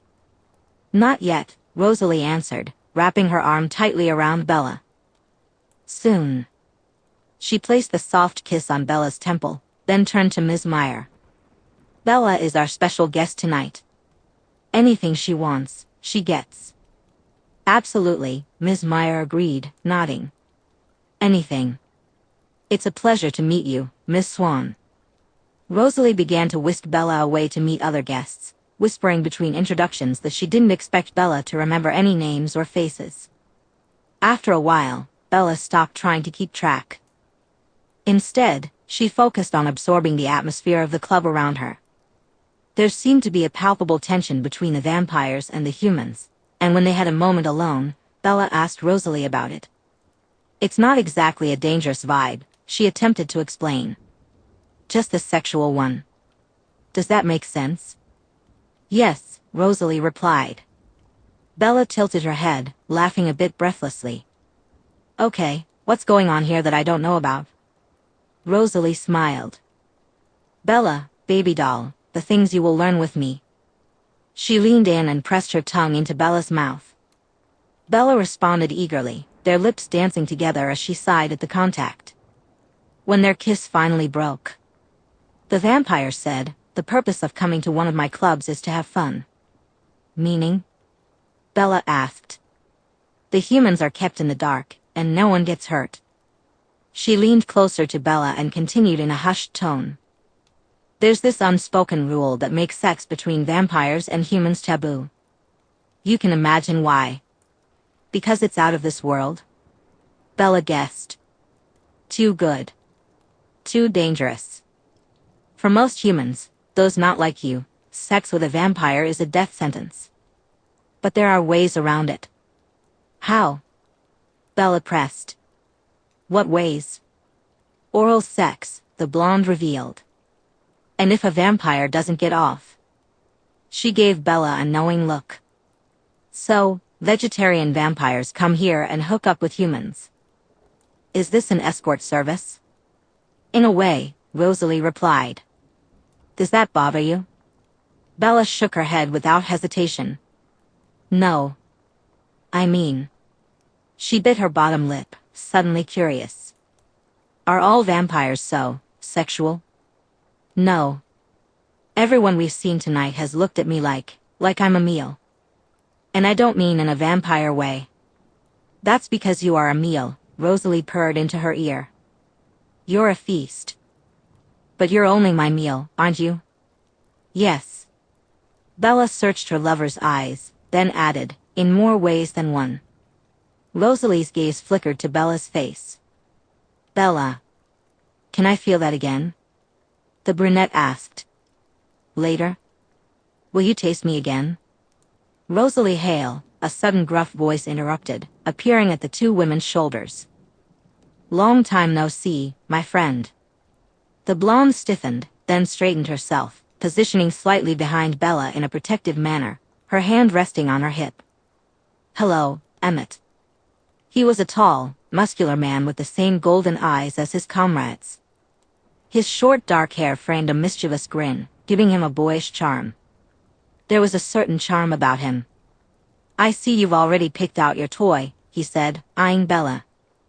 Want to share like old times? He waggled his eyebrows, and Bella felt a sudden wave of jealousy begin to bubble up inside her. She's not a toy, Rosalie replied, her tone perfectly even. Oh. He laughed. Is Rose being territorial? I don't mind a little push and pull, Goldie, you know that. There will be no pushing or pulling near her, Emmett, Rosalie shot back. She's mine. She offered him a polite smile, but her grip on Bella's arm was like stone. This is my girlfriend. He glanced back and forth between them, his eyes widening. Well, fuck me. Someone tamed the temperamental beast, huh? And she's sexy too. Good job. He turned his full attention to Bella, and she felt herself blush, though she hadn't meant to. In response, he let out a low growl. She's a human. Yes, Rosalie replied, she is. I couldn't tell at first, he said, shock flickering across his striking face. She's covered in your scent. You've nearly coated her in it, Rosalie. What have you two been up to? He looked impressed and surprised all at once. When did you switch from vamps to humans? How are you regulating the pressure? He shot a glance at Rosalie. How is she handling you, Goldie? How have you not broken her yet? Humor sparkled in his eyes as he spoke. Why are you in New York? Rosalie asked Emmett. Last I heard, you'd permanently relocated to South America. Semi-permanently, he said with a nod. But I got bored. Nothing like fresh meat in the big city, huh? He winked again, his smile broadening into a big grin. So introduce us, he said. I want to meet the girl who rode the stallion until she broke it. Bella, Rosalie said, somewhat tight-lipped, this is Emmett. He's an old friend of mine from a very long time ago. He clearly has no. And is a huge inconsiderate pig without any manners. Rosalie began to pet Bella's bare arm softly, trying to calm her racing heartbeat. I'm sorry. I'm harmless though, Emmett said, his smile broadening. Mostly. If you're not entirely harmless, Rosalie replied, her tone suddenly icy and intimidating, I'll kick your ass. My ass? Emmett laughed boisterously. Hey, if you want to spank me, be my guest. I'd watch it if I were you, Alice chimed in, appearing among them. Right now, if you don't back off, Rosalie's intentions are to rip your head off and fling it out the window. She smiled brightly, and Emmett chuckled again. All right, he said, there's no need to get so heated. Big bad Rosalie is a dragon around her little baby puppy. His eyes sparkled. If I didn't have a girl of my own waiting for me in the back, I'd stick around. It's hot as hell. He waved with one of his big muscular hands and then slipped into the party. I hate that guy, Bella said to Alice and Rosalie. Emmett's an ass, Rosalie agreed, and a pesky reminder of my past. Bella's eyes widened in horror. Wait, is he one of the ousted boyfriends? Alice laughed. No. Emmett's never even had a girlfriend. Then who is he? Bella wanted to know. Rosalie grimaced. She had one of Bella's hands linked casually with hers, stroking the brunette's knuckles softly. She looked a bit put out by the situation. Alice, would you mind? Of course, Alice said, taking Bella's other hand. Emmett and Rosalie used to run together. Run together? Bella's eyes narrowed, and then it dawned on her. This is the guy. This is the guy you bet with and went to bed with? Rosalie bit her bottom lip and tousled her hair almost nervously. She let out a small puff of air, a sign of her anxiety. Yes. Chapter 39. Bella didn't know how to respond, so she took a deep breath and ruffled her hair in a moment of exasperation. I need a human moment. Can one of you point me to the bathroom? Do you really need a human moment? Rosalie asked, her beautiful golden eyes filled with concern. Or are you trying to get away from me? Just a human moment, Bella replied, though she knew she needed some time alone to gather her thoughts. Hearing Rosalie's story about her past experiences and her escapades with some random vampire guy was overwhelming enough. The image of that guy, who had once shared a bed with Rosalie, made Bella feel sick. They wouldn't let her go alone, but Alice offered to escort her, and Bella accepted. Once they were far enough away, Bella admitted, I'm sorry. I'm just freaking out a little. They walked down another hallway, one that led to bathrooms and offices instead of lounges and VIP rooms. It seemed to loop back toward the club again. They paused in a small vestibule right before the turn. That was Rose's past, Alice reminded her gently. You are her present and her future. She squeezed Bella's hand and then pointed to a line of unisex private bathrooms. Inside one of the rooms, Bella stood in front of the mirror, her hands resting on the counter as she tried to calm herself. When she closed her eyes, images of Rosalie in various passionate encounters flooded her mind, entwined with faceless vampire women. It made Bella's blood boil. And Emmett had been there to witness it all. She stood there, trying to rationalize her feelings, desperately pushing away thoughts of all the women Emmett had seen Rosalie with. Trying not to think about how he'd called her Goldie. Trying to forget how he had asked Rosalie to share. Gritting her teeth, she focused on her reflection. She looked amazing, better than she ever had before. Her outfit was stunning, her hair was perfect.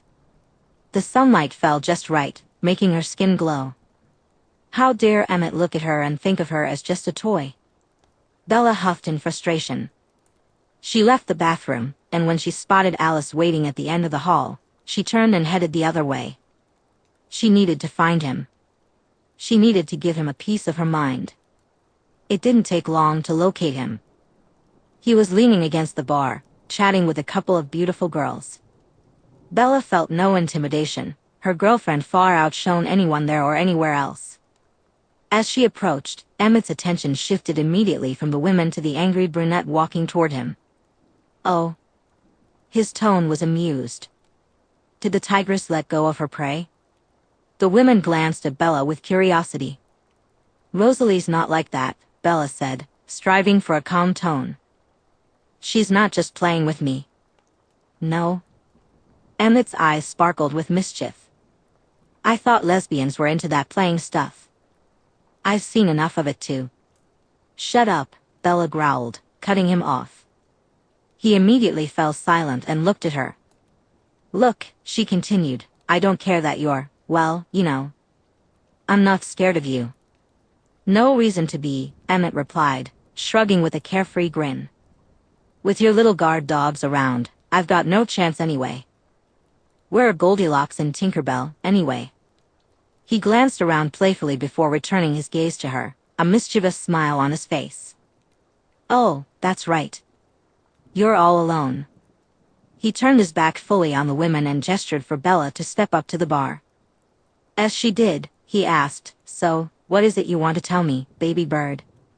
What makes you think I want to tell you something? Bella countered, leaning one arm on the bar. I saw the jealousy in your eyes, he replied confidently. I'm not stupid.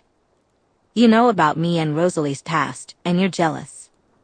So now you've come looking for me to say something and make it all better. Rose is right, Bella began, ready to stand her ground. The brunette hissed, You are an asshole. Undefeated champ, actually, Emmett replied, a playful grin on his face. Bella groaned, turning her attention to the bar ahead, which glowed softly in blue lights. She caught the bartender's eye. Know what you want? He asked. Boy, Does she? Emmett chimed in. She set her sights high, too. This is Miss Hale's +1. Miss Swan, the bartender said, apparently already informed by Joanne. Whatever you want is on the house. Bella felt a wave of gratitude. She honestly thought that maybe some alcohol would help calm her nerves, but as she glanced at the menu, she realized she had no idea what anything was. She said, feeling lost among the martinis, sodas, and spritzers. Give her the easy V, Emmett instructed the bartender. She's a big fan of V. He winked at her again, and she shot him a glare. You'll like it, he said with a chuckle. It's just what you need. The bartender immediately began mixing something that looked very red. When he placed a small glass in front of her, Bella peered down into the crimson liquid. What is this? She asked Emmett. A little liquid courage. Guess what the V really stands for? He flashed his perfect smile. I mean, I haven't tried it personally, of course, but I've heard it makes someone who's not feel like they are. It gives them, like, super strength and endurance. His grin widened. Have Rose come thank me after, huh? Bella eyed him for a moment before picking up the drink and throwing it back. It was very cherry but also very strong. She gagged afterward, and Emmett burst into laughter. So what is it that's got Rosalie hooked? Your purity. Your smell.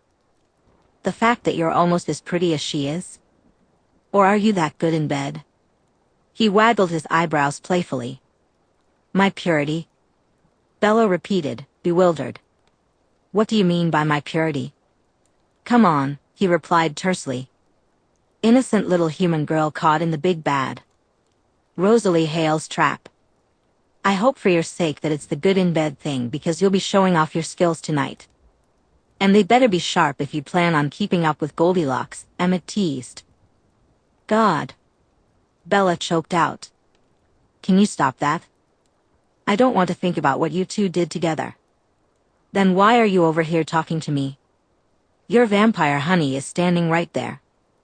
He gestured casually, crossing his muscular arms over his chest.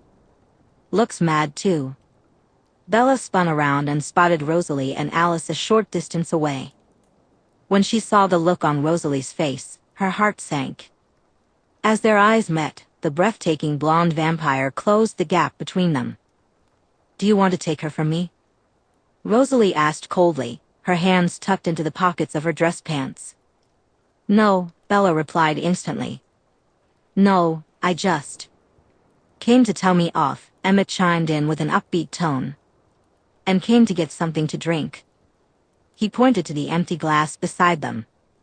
Rosalie's gaze immediately shifted to the remnants of the drink Bella had just downed. Then, she focused her icy stare on Emmett. What the hell did you give her? Emmett laughed, raising his hands in a mock display of innocence. It was just an easy V, he revealed, relax. Anger quickly filled Rosalie's face as she stepped forward, pressing him against the bar. You piece of shit, she hissed, venom lacing her words. She doesn't do drugs. She doesn't. Your little innocent baby bird doesn't do drugs. Emmett shrugged. How was I supposed to know that? Everyone does drugs. No, they don't, Alice countered. Rosalie shoved him hard enough to make him stumble, which was impressive considering his size. Bella's innocent. I knew it, Emmett cracked, grinning. She was trying to tell me she wasn't, you know? He glanced at Bella, who was already in her groove. Trying to prove she's tough enough to handle you, he teased. She is, Rosalie replied firmly, shoving him again before turning to her girlfriend. She took Bella's face in her hands and said, Bella, you are more than enough for me. Please don't listen to him. She shot Emmett a pointed glare and added, You know I should really kill you, Emmett. Yeah, he chuckled, but you won't. He laughed again as he watched Rosalie gently stroke Bella's cheek. Bella looked up at the vampire with love, and Rosalie's golden eyes searched her face. I'm sorry, the brunette said softly. I just... She took a deep breath, feeling a wave of something unfamiliar wash over her. I let my emotions get the better of me. I know, Rosalie replied. You scared us, Alice chimed in, reaching out to squeeze Bella's arm.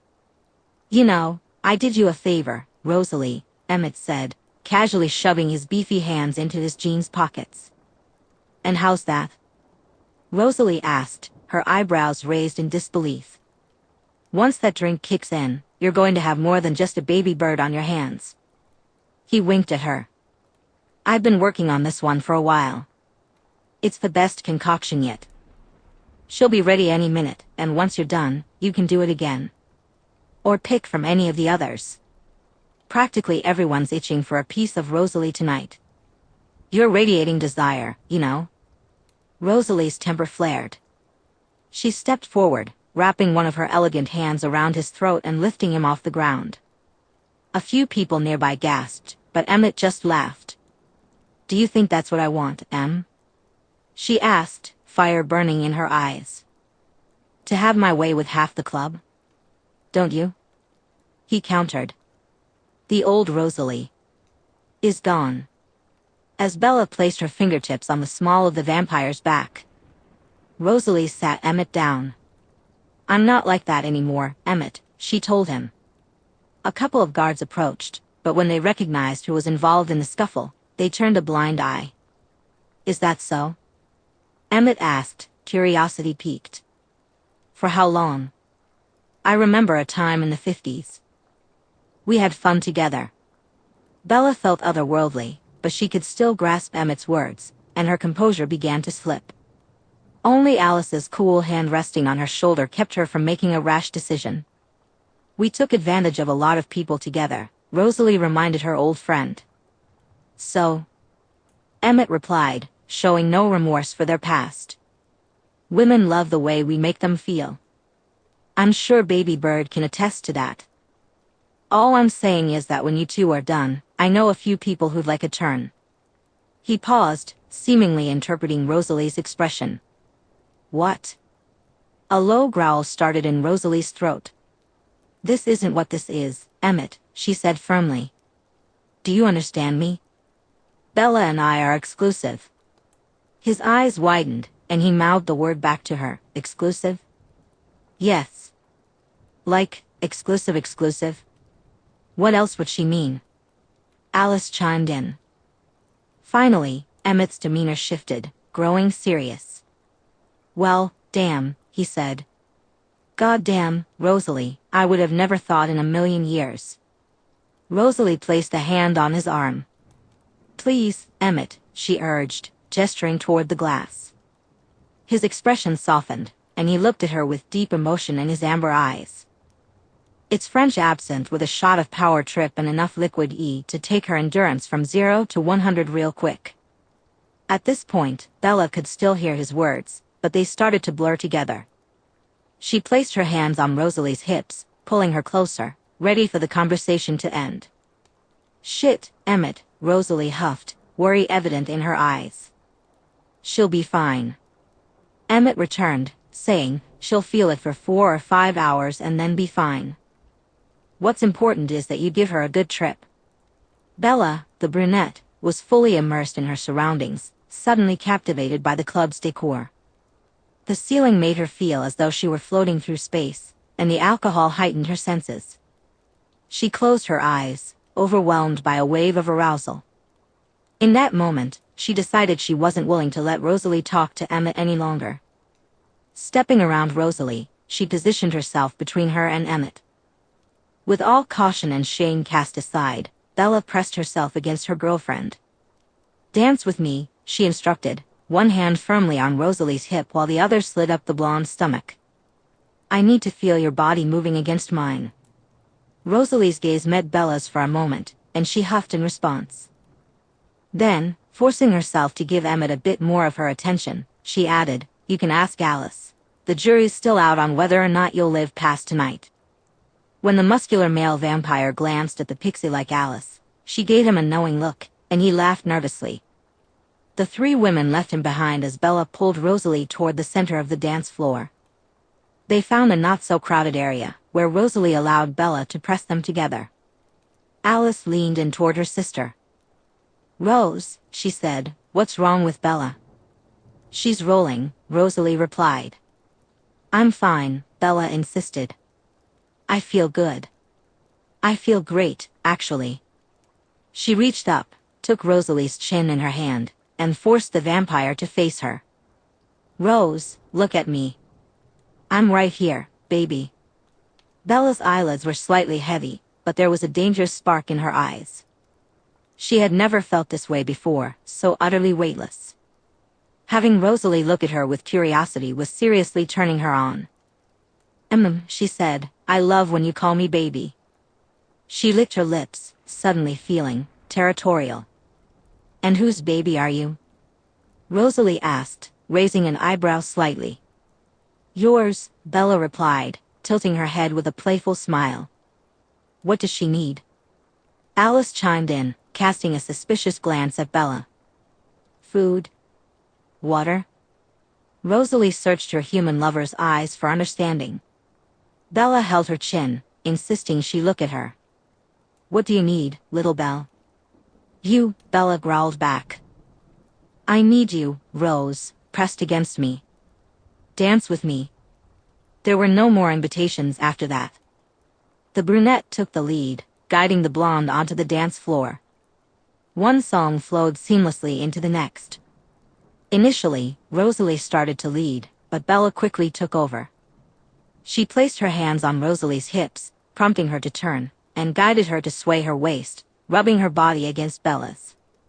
They both became aware of the dozens of eyes watching them, but neither cared. The atmosphere thickened around them, and Bella was acutely aware of their role reversal. She knew the alcohol Emmett had given her was playing a part, but she didn't feel drunk. Instead, she felt exhilarated, powerful, like she could take control of Rosalie. After they had danced enough to ignite a frenzy, Bella decided to act on that impulse. I want to feel you, Rose, she said, her voice low. I need you to give me some attention right now, or I'm going to explode. The vampire huffed, a teasing glint in her eyes. Here. Or do you want to go back to the room? Here, Bella insisted. I want attention right here. Rosalie nodded, and in a fluid motion, she turned back to face Bella. Leaning in close, she whispered, spread your thighs just a little. Bella obeyed, and with her hands on Bella's lower back, Rosalie slid her knee between them, guiding her to grind as they continued to dance. As Rosalie rubbed her knee against Bella, the brunette felt herself becoming increasingly aroused. After a moment, the vampire's mouth began to water, and Bella leaned her forehead against Rosalie's. I'm so incredibly horny, Bella mused, and God, you're so unbelievably sexy. Ugh, I feel like I could grind on you forever. When Rosalie pressed a little harder, Bella leaned her head back, surrendering to the sensation. Why do I feel like this? She asked, her eyes closed and her arms loosely draped around the vampire's neck. Well, Rosalie replied, lowering her lips to Bella's ear, the drink Emmett gave you had absinthe in it, and ecstasy. Oh, Bella breathed, fuck. You're rolling pretty hard, Rosalie purred softly. But I've got you, baby. Baby, Bella echoed, her voice filled with desire. That's so sexy. She pulled Rosalie closer, yanking her hard enough to elicit a gasp. God, you're gorgeous. Put your hands all over me, Rosalie. The last line was a command, and Rosalie immediately began to explore Bella's shoulders, upper arms, and hips, daring to tug at her dress and reveal parts of the smaller woman that definitely weren't meant to be shown in public. When their lips finally met, Rosalie lost herself in the kiss, responding eagerly to Bella's demanding tongue. It was a desperate kiss, and Bella was hungry for more. When their lips parted, Bella hissed out another demand. I want to fuck you, she said, her voice rougher than Rosalie had ever heard. I need to feel my fingers inside you. Rosalie groaned, her eyes locking onto Bella's dark, intense gaze.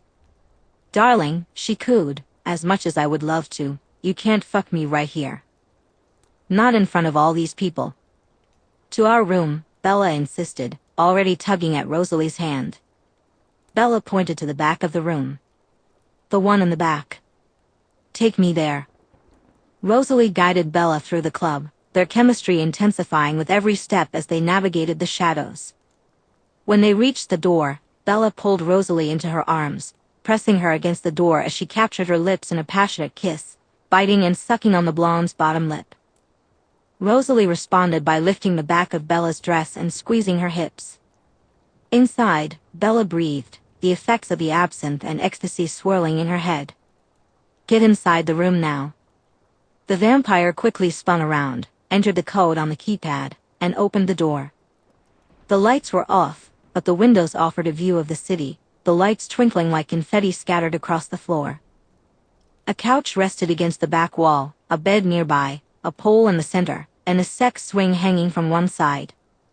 Bella's gaze swept over the room before settling on the bed. She craved space. Taking Rosalie by the hips, she led her to the bed and pushed her down onto the soft, padded mattress. Rosalie gasped. "Oh, she said, "when you're rough like this, it what?" Bella pressed, eager for an answer.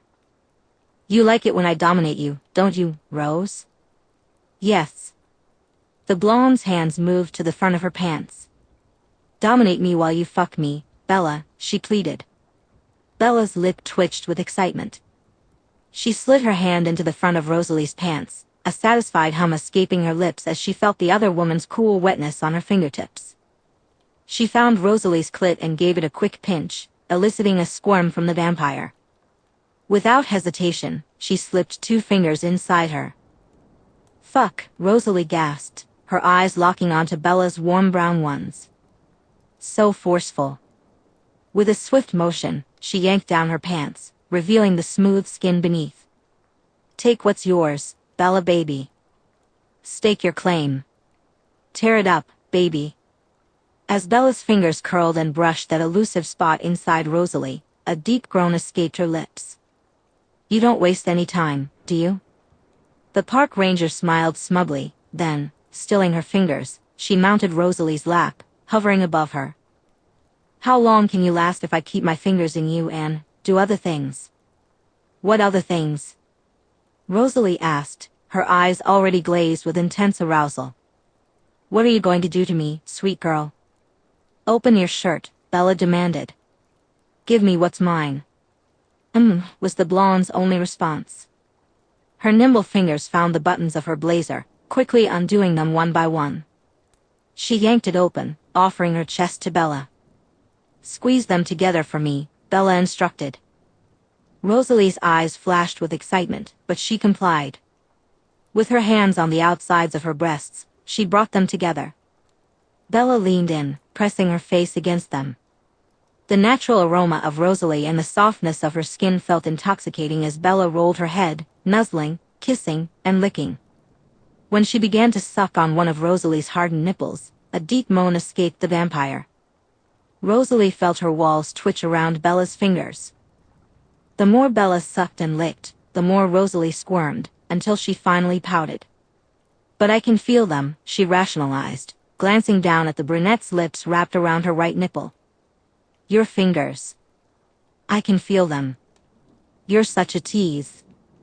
Bella smiled but, after a moment, lifted her face.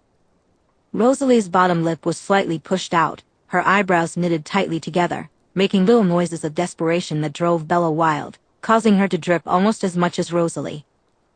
Then she had him.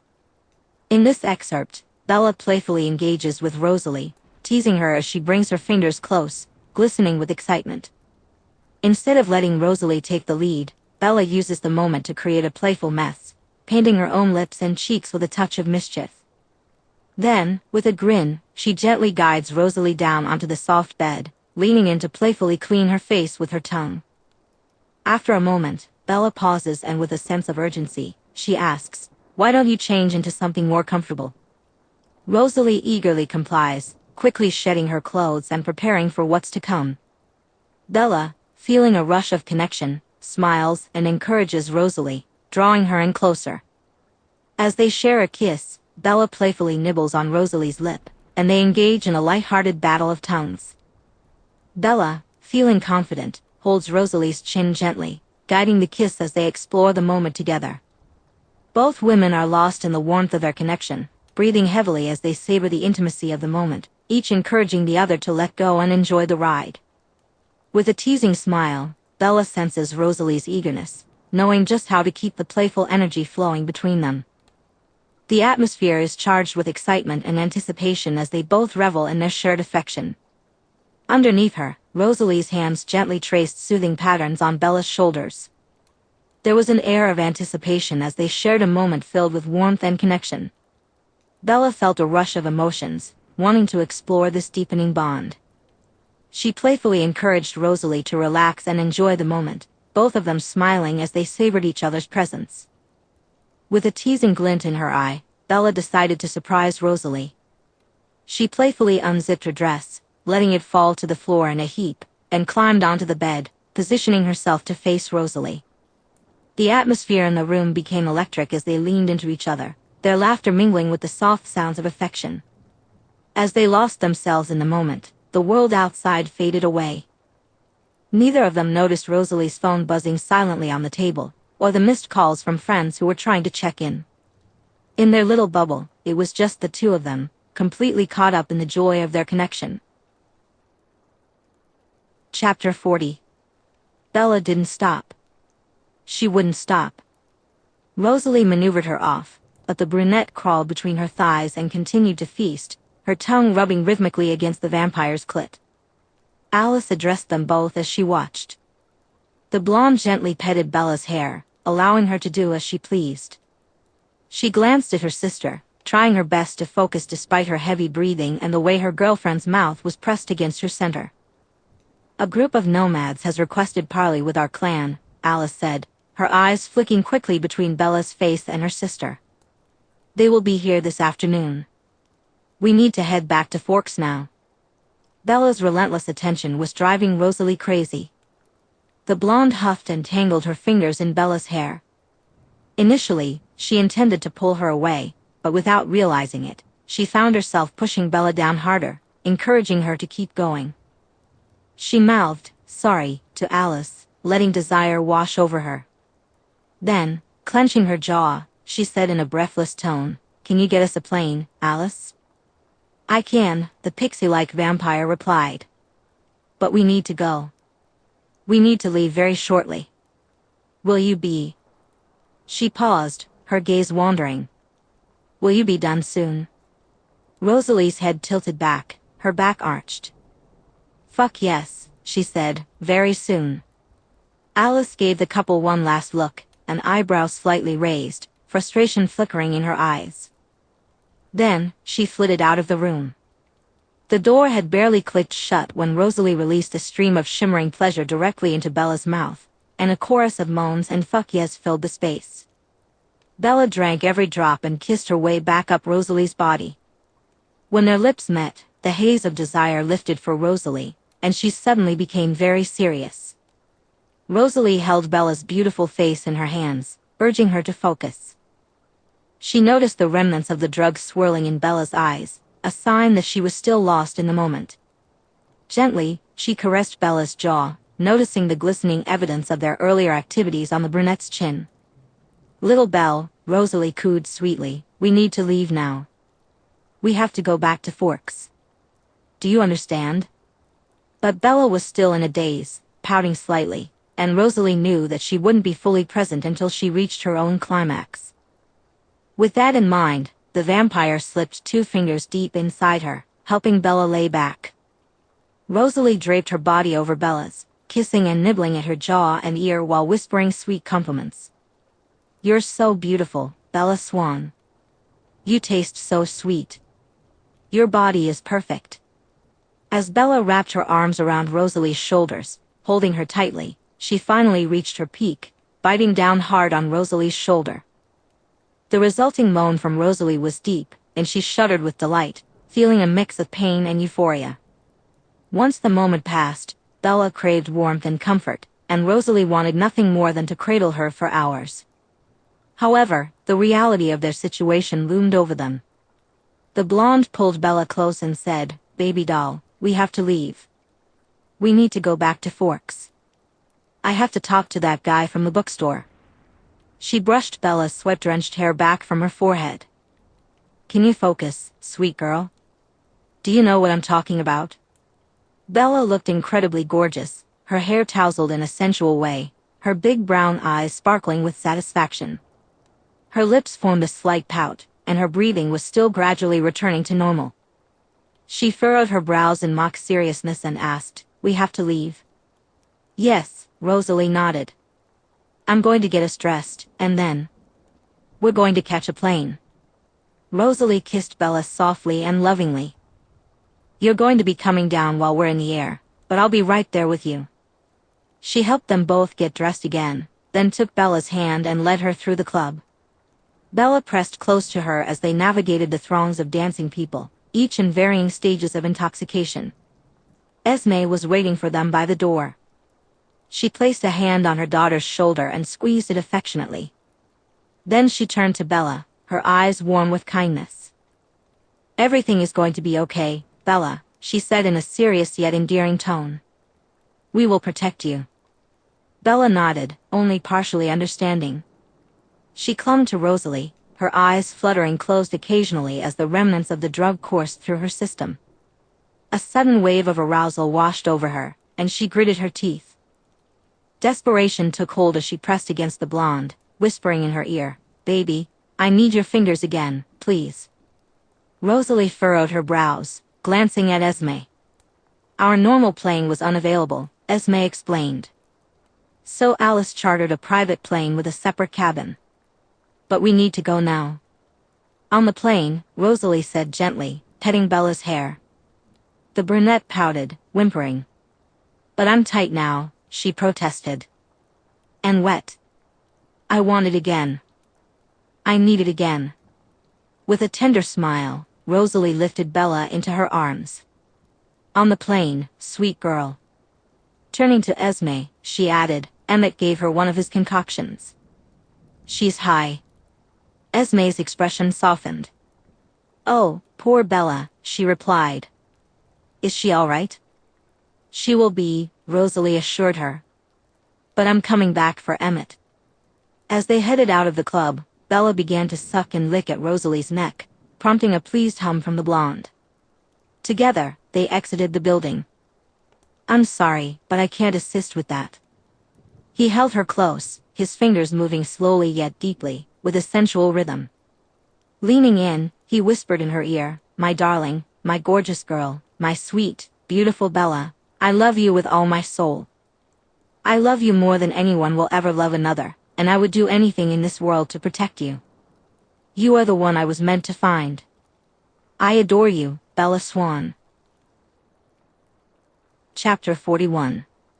Isabella Swan couldn't quite explain it, but she felt like something big was about to happen. It was as if she were teetering on the edge of what was and what could be, ready to tip into the unknown at any moment. Despite everything, she was overwhelmed with a mix of emotions. She was drenched in sweat, sore, and utterly exhausted, yet above all, she was happy. She lay in her lover's arms on a private jet, nestled in a secluded cabin, focusing on the rhythmic pounding of her own heart. Rosalie gently ran her fingers through Isabella's messy hair, placing soft kisses on every inch of bare skin her lips could find. The human was lush, having just experienced pleasure more times than she could count. She should have felt satisfied, having finally come down from her alcohol and drug-induced high, but with Rosalie's hands gliding down her thighs, she was ready to push her limits even further. "Are you prepared to watch me die in your arms?" Bella asked, her eyes fluttering closed, her body tense with anticipation. Immediately, Rosalie's expression changed, her voice tightening. "What?" It was clear that Bella's choice of words had struck a nerve. The brunette cupped Rosalie's face, her tone soothing. "Shoo, Rose. I only meant that if you keep touching me like that, I'm going to want more. And I don't know if I can survive any more orgasms right now. I'm at my limit. I don't want to be, but..." The blonde silenced her with a soft, innocent kiss on her swollen pink lips. "You scared me," Rosalie murmured. "I do have self-control, you know. I'm not going to push you beyond your limits." "But it would be so easy to," Bella replied, gazing at her with a mix of affection and desire. "I would do anything you wanted, Rosalie. I would let you have me as many times as you wanted. I would let you destroy me." Rosalie's eyebrows furrowed in thought. "Darling," she purred, "I'm not going to destroy you. You do realize that? Would it really destroy me?" Bella asked, her bottom lip jutting out into a mild pout. "I don't like thinking about a world without you," came Rosalie's reply. "I can't imagine a world without you, Bella," she countered. "You are the brightest light, little Belle. Without you, my life would be shrouded in darkness. It was dark before you came along, and if I lost you..." Rosalie frowned. "I would be plunged back into that darkness." The two women gazed into each other's eyes for a long moment, and without meaning to, they leaned in and began to kiss. Rosalie was careful to keep her hands on Bella's shoulders and back, avoiding more intimate areas, as they shared that passionate moment. They were still entwined in their kiss when the captain announced their descent, and the plane began its approach to Seattle. As the other vampires departed for Forks, Bella and Rosalie were quickly ushered to a hotel where packages containing changes of clothes awaited them. After a brief shower together, Rosalie ran her hands over Bella's naked body, appreciating her softness. The reality of their situation began to settle in, making both women more introspective. Bella noticed Rosalie frowning several times, and each time, she offered a sweet kiss and reassured her softly, "It's going to be okay." Perhaps it should have been Rosalie offering the reassurance, as she understood the situation much better than Bella. Yet, it was her own knowledge that brought her worry, and that worry gripped her with fear. A rented car awaited them outside the hotel. Once they were both inside and headed to Forks, Bella finally asked, "What exactly are we walking into, Rose?" "A meeting," was the curt response. But when Bella slid her hand into Rosalie's, intertwining their fingers, the vampire softened. With her other hand gripping the wheel, the car surged forward into the night. The car raced down the highway, nearly 100 miles an hour, weaving around other vehicles. Despite the speed, Bella turned to her love, letting her warm golden eyes roam down Rosalie's figure. "Tell me the truth," Bella said softly. "I want to know what's about to happen." "There will be a meeting," Rosalie replied, "but it won't be anything professional. James and his allies are nomads, and they're anything but rational. They'll want revenge." "On you?" Bella asked, her big brown eyes widening in horror. "On me," Rosalie confirmed. "Then..." Rosalie squeezed her hand. "My family will be there," she reassured, though the confidence in her voice felt shaky. "They'd have to tear me apart to get to you." "Tell me the truth," Bella urged again. "How is this going to end?" "Baby," Rosalie said gently, "sweet girl." She sighed, slowing the car to a swift 85, then removed her hand from Bella's to stroke her cheek. "How are you feeling?" "How am I feeling?" Bella echoed, her voice quickening. "I'm scared. I'm scared for me, but even more scared for you. I'm worried about your family and mine. I'm overwhelmed with so much anxiety that my stomach hurts and my head aches, and I..." Rosalie's hand slid down Bella's front, her fingers navigating between the smaller woman's breasts, down her stomach, finally reaching the buttons of her jeans. "Lay your seat back for me," Rosalie instructed. Bella's eyes darted to her girlfriend's face. "Rose," she breathed, but she complied, helping Rosalie unbutton her pants. "Have you calmed down enough?" the vampire asked. "Can you handle one more, sweet girl?" Bella nodded, her voice a soft hiss as she replied, "Yes." She was momentarily taken aback by her eagerness, but she wasted no time easing her jeans down. Bella shifted in her seat, feeling a wave of anxiety wash over her. "Rose, how will this help?" she asked, her voice tinged with uncertainty. Rosalie, ever the calming presence, smiled reassuringly. "Just trust me, Bella. Close your eyes and let me guide you." As the car wove through the traffic, Rosalie's gentle touch began to ease Bella's tension. The rhythm of the car matched the soothing motions of Rosalie's hand, bringing a sense of comfort that Bella desperately needed. With each passing moment, Bella felt her worries start to dissolve, replaced by a warm sense of connection. "I'm here with you," Rosalie whispered, leaning closer to Bella, her voice a soft melody amidst the chaos outside. Just then, the familiar landscape of Forks came into view, and Bella's heart raced with a mix of emotions. The vibrant greens of the rain-soaked town loomed closer, and with it, the reality of their situation settled in. As they approached the city border, Rosalie's phone rang, pulling her attention. She glanced at the screen and quickly answered, mouthing her sister's name as she prepared for the conversation ahead. Bella took a deep breath, feeling the comfort of Rosalie's presence beside her, ready to face whatever came next together. Bella could tell something was off from the moment Rosalie answered the call. The expression on her sister's face changed quickly, revealing that the pixie-like Alice had seen something in a vision that clearly distressed Rosalie. "Panic?" Rosalie's voice was low and demanding. "What do you mean I was in a panic?" Her eyebrows knitted together, casting a shadow over her honey-colored irises. "What else did you see, Alice? What can you tell me?" Frustration bubbled beneath the surface, and Bella noticed her sister's fingers twitch, as if she was fighting the urge to crush her cell phone.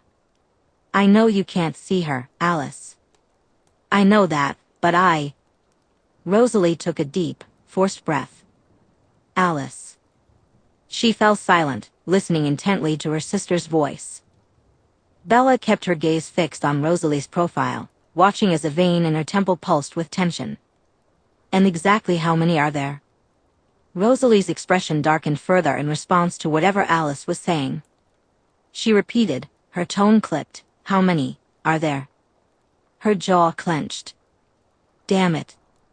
As she continued to listen, her expression remained steely, and when the call ended, she hung up before Bella could take the phone from her. Bella reached for it, wanting to prevent Rosalie from reducing it to metallic dust. "What is it?" Bella asked, sliding her hands under her thighs to keep them from shaking. "How bad is it?" Rosalie ignored Bella's questions and focused instead. "When we get to the drive, Alice and Edward are going to flank the car on your side. I want you out of the car as soon as we stop and in Edward's arms. Do you understand me?" Her tone was intense and commanding. "I understand you," Bella replied, nodding. "Where are you going?" "Don't worry about me," Rosalie said sharply. "Go with Edward. I'll find you as soon as I can. Stay with him." As they approached the drive, Bella noticed other vampires running alongside the passenger side of the car, blurs of color in her peripheral vision. Rosalie took Bella's hand, and Bella felt a surge of strength from her sister's grip. Rosalie combed her fingers through Bella's hair. "And for the love of everything I've ever cared about," she continued, "don't try to be a hero." As they rounded the curve in the road, the Cullen house appeared on the horizon, revealing a crowd of vampires gathered in front of it. There were dozens of them, huddled together. As they got closer, Bella spotted Carlisle and Esme standing hand in hand at the entrance. The sun had dipped below the horizon, leaving only a golden glow as a dazzling backdrop. Rosalie brought the car to a smooth stop. Leaning in toward Bella, she cupped her face in her hand and said, "There isn't, and has never been, anyone on this planet who has loved another being as much as I love you. No matter what happens, Bella Swan, please remember that." When their lips met, tears filled both their eyes. What happened next unfolded so quickly that Bella could hardly process it. One moment she was still sitting in the car, and the next, she found herself cradled in Edward's arms, soaring across the lot toward the house. In an instant, she was on the balcony of Rosalie's bedroom, standing beside Alice before she even realized what had occurred. "There are only 12 of you," Bella said, the first words tumbling out as soon as her feet touched the ground. "And so many of them."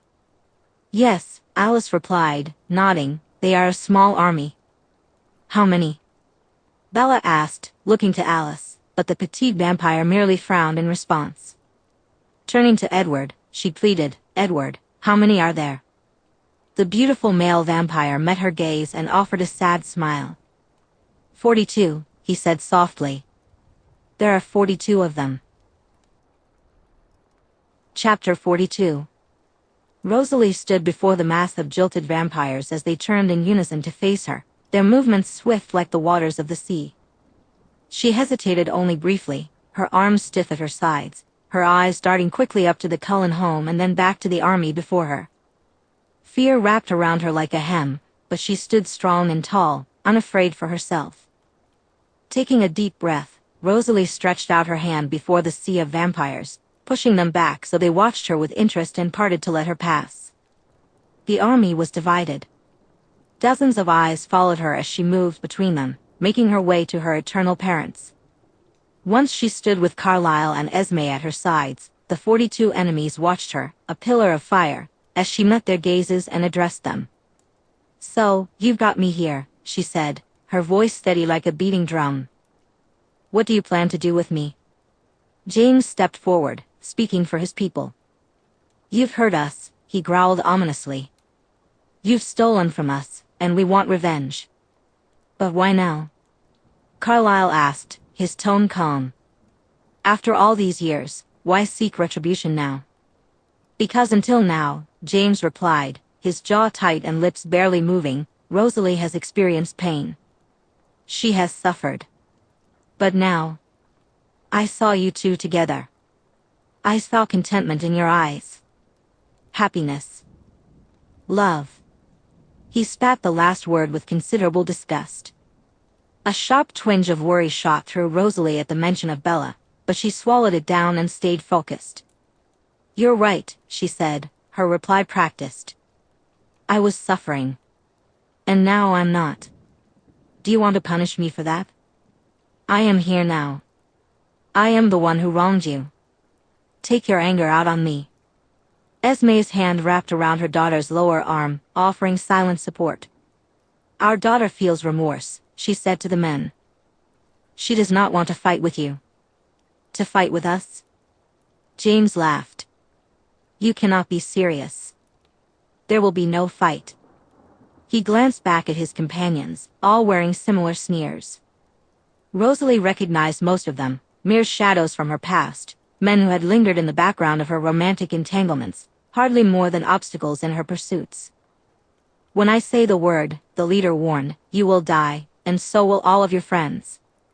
He gestured broadly to the three of them on the front stairs and to the others strategically scattered across the property. "No," Rosalie countered firmly. "Not them. Just me. Take me. Do what you must with me, but don't touch my family and friends." "Your family and friends," he repeated mockingly. "Is it really them you're worried about, or do you fear for the human?" Rosalie let out a territorial snarl, leaning forward and taking on a fighter's stance. "You will not touch her." Her hands clenched into tight fists, and her entire body tensed. "You will die before you even come near her." After exchanging a deep kiss with her mate, Alice said goodbye to Edward and Bella and slipped away to take her position among the trees. Bella immediately opened her mouth to ask more questions, but Edward placed a finger to his lips, hushing her. From their vantage point at the back of the house, they were enveloped in silence, unable to see the meeting taking place on the other side of the sprawling mansion. Bella's heart pounded desperately in her chest. She longed for Rosalie, ached to be near her. The uncertainty was driving her mad. She needed to know what was happening, worried about the well-being of her lover, anxiously awaiting the next turn of events. What would happen next? She wondered, leaning her back against the glass of the balcony doors, her gaze unfocused on the forest before her. Her mind raced with worry. Where was Charlie? Was he safe? And what about Renee? What would happen to them? What will she say when she finds out what happened tonight? Whatever that turns out to be. And what about her friends? Leah, Jess, Angela, and Jacob, along with everyone else? What will they do when they find out that I died? Am I going to die tonight? She stepped forward. "Edward," she whispered, placing her hand on his upper arm. "Please." "She's talking with them," he replied, his eyes closed as he listened intently. "She's trying to convince them that it's just her they want." Horror washed over Bella. "She can't," she argued, her voice trembling with tears and panic. "She can't, Edward. We have to go. We have to. His golden eyes opened, and he turned to her, placing his strong hands on her shoulders. Bella, he said gently, there is absolutely nothing you can do. They outnumber us by over 24, and right now they're all still. You're downwind. The moment any of them catch your scent. He frowned. There is nothing we can do. Maybe not me, she conceded, desperate for a solution, but you. You're strong. You can go to her, Edward. You can protect her. She grasped his shirt tightly and searched his eyes, her expression pleading. Please, Edward. Don't you love her? Don't you want to keep her safe? He remained calm. Of course I love her, he replied, she is my sister. But there's nothing I can do there. I promised her that I would protect you. I can hear every single one of their thoughts here just as I could there. I must stay with you and protect you in case. In case what? She interrupted, frustration rising. In case they leap on her? In case they tear her apart? Tears stung her eyes. God damn it, Edward, don't you understand? I know you love her, but she pulled one hand from his collar and wiped away a blur of tears. I'm in love with her, she said. She's the love of my life, Edward. She's the love of my existence. There has to be something we can do.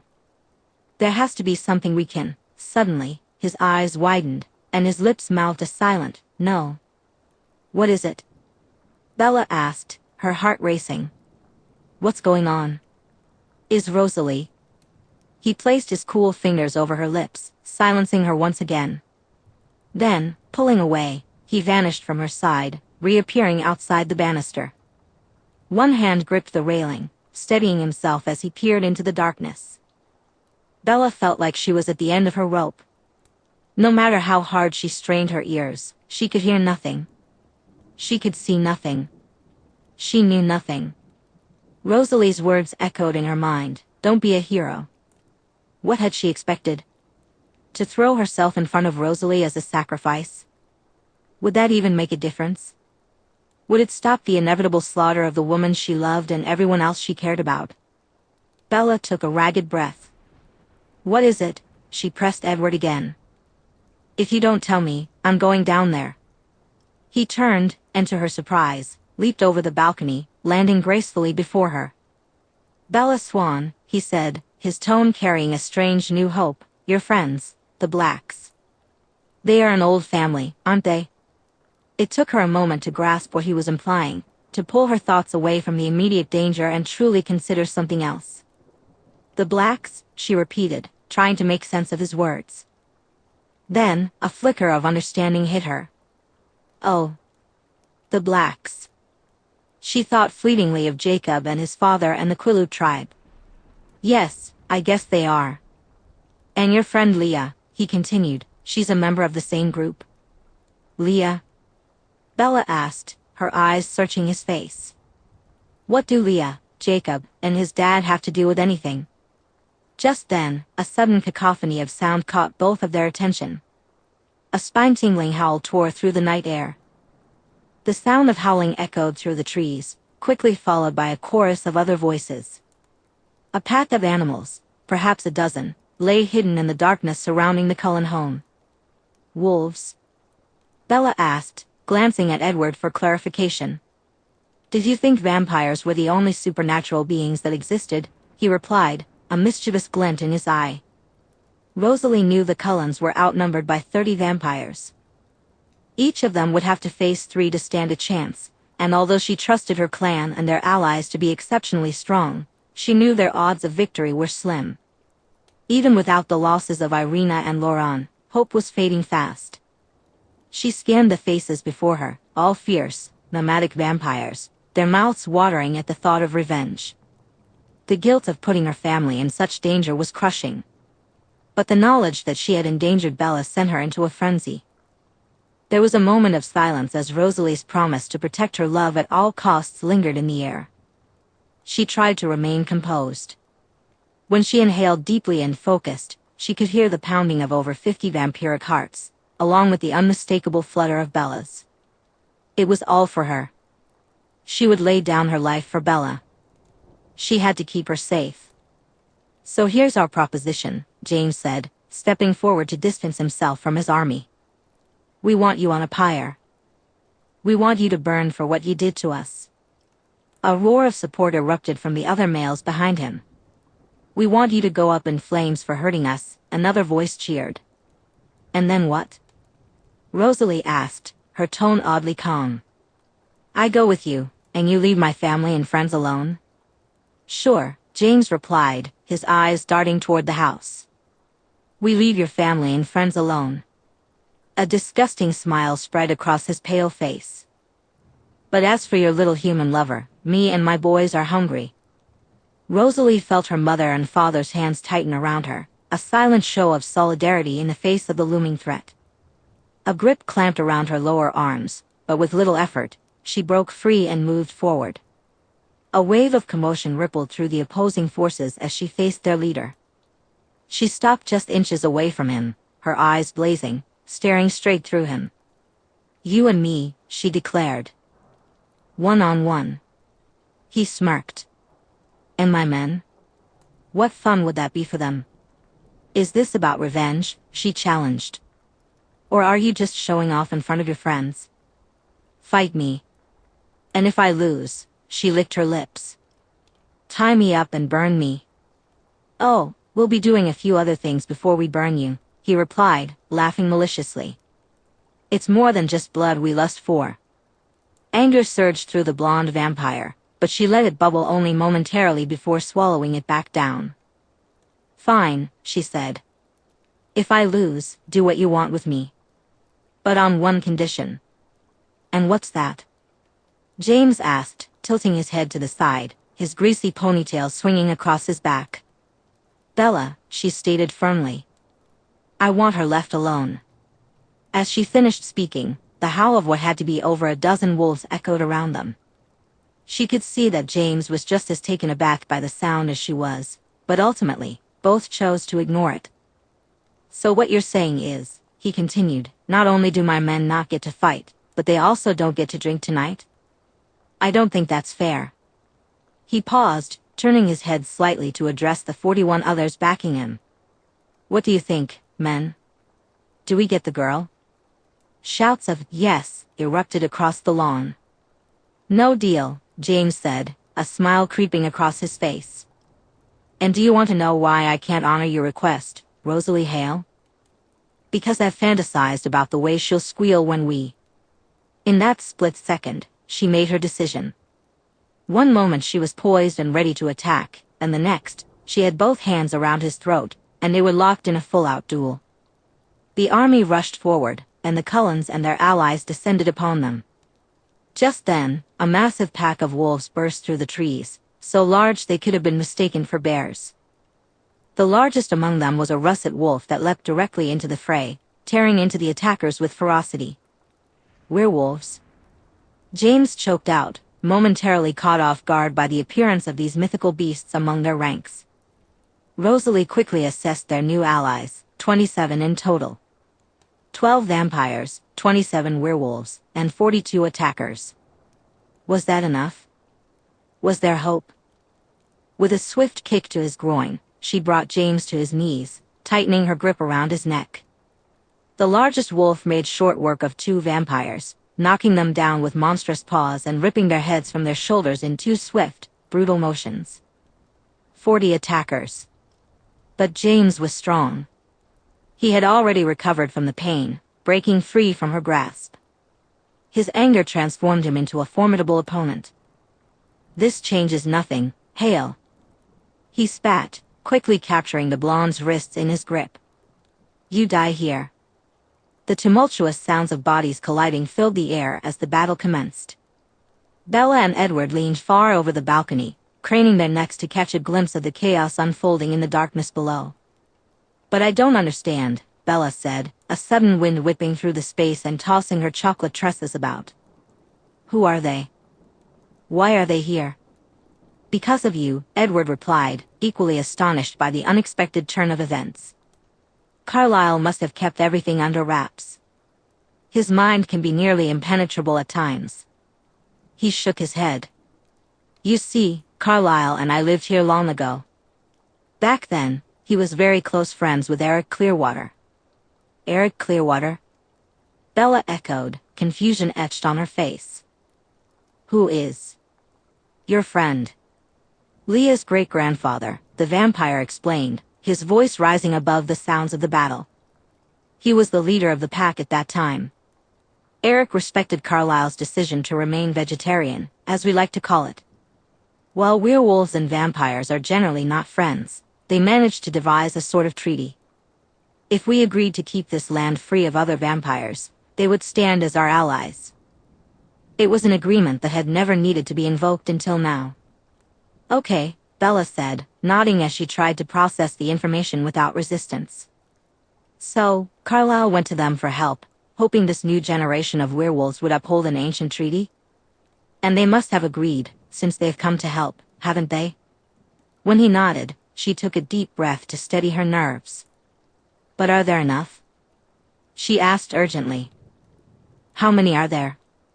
The Cullen boy closed his eyes in contemplation. It's hard to get a clear read on them, their minds work differently in this form, he replied. After a moment of silence, he added, maybe 20? 25? And your friend Leah is their leader.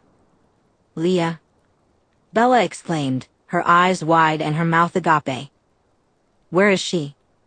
Protecting Rosalie. Bella gasped, struggling to wrap her mind around this overwhelming information just as a massive, bushy black wolf burst from the woods and skidded to a halt beneath the balcony. Its large, dark pelt rose and fell with labored breaths. Bella leaned over the banister, meeting the eyes of the formidable beast, and gasped again. She instantly recognized the boyish innocence in the animal's gaze. Oh my God, she breathed, no way. Jake? It's him, Edward confirmed. Leah sent him to check on you. I'm fine. She shouted down at him. Edward's here with me. But I don't care about me, Jake. Go help Rose. His massive head nodded in a strange, almost human-like way before he turned on his haunches and shot out of sight. How is she? Bella demanded. How is she doing? Edward paused for a moment, deep in thought. She's holding her own, Bella, but, his voice trailed off, and his usually calm expression twisted into one of horror. Alice. Rosalie Hale's situation was dire. James' army was wild, spontaneous, and strong, but the Cullens, their friends, and their newly arrived allies were calculated and clever. Eleazar and Tanya fought as a single unit. One would stalk and capture their victim while the other tore him apart. Garrett, fueled by recent heartbreak, embodied solitary pain, channeling his emotions into unfiltered rage. He leaped from vampire to vampire with ease, his pent-up energy serving as his superpower. Carmen and Kate fought back to back, flailing limbs and powerful forces keeping their enemies at bay. Alice darted through the chaos like a sprite, effortlessly leaping from one attacker to the next, incapacitating them with efficiency. Esme and Carlisle split up, occasionally exchanging reassuring glances as they maneuvered through the ranks with precision. Carlisle moved with practiced grace, while Esme's slightly less intimidating style still commanded respect. Peter and Charlotte showcased their strategic prowess, using battle tactics to navigate through the opposing forces and bring several of them to their knees. The werewolves, however, were a force unto themselves. Their immense size dominated the battlefield, and with one vicious bite, they sent elder vampires screaming in agony. They may have lacked grace, but they made up for it with sheer aggression. Some of the villains turned and fled in fear. In a matter of seconds, the tide had turned in Rosalie's favor, at least on a grand scale. James was a century older than her and exceptionally strong, even for a vampire. They rolled in the grass, his jagged fingernails tearing at her clothes, his lips curled back in a terrifying snarl. Victoria was mine, he growled. And you took her from me. She was a willing participant, Rosalie countered, pushing her strength to its limit in an effort to gain the upper hand. Can you just let it go? Let it go? He shot back, his hand tightening around her throat as he pinned her down in the grass. "I'll let it go when you're in pieces beneath me." Rosalie knew he was stronger, and without help, he would defeat her. Just then, a large russet wolf came to her aid, yanking him off her and slamming him against a nearby tree with enough force to crack the trunk. A rush of adrenaline surged through her as she got to her feet, exchanged a grateful glance with her savior, and charged at him once more.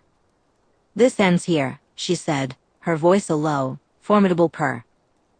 "When I destroy you, your friends will lose momentum. This is already approaching an end, James. Do you want mercy?" "Mercy?" He spat at her feet, forcing himself to stand, though his previous vigor had diminished significantly. "I want revenge." Suddenly, the piercing scream of Rosalie's sister caught her off guard. She turned just in time to see two larger males capturing the smaller vampire, holding her down, while a third knelt and wrapped his hands around her throat. It was only a matter of seconds before her untimely decapitation would end her immortal life.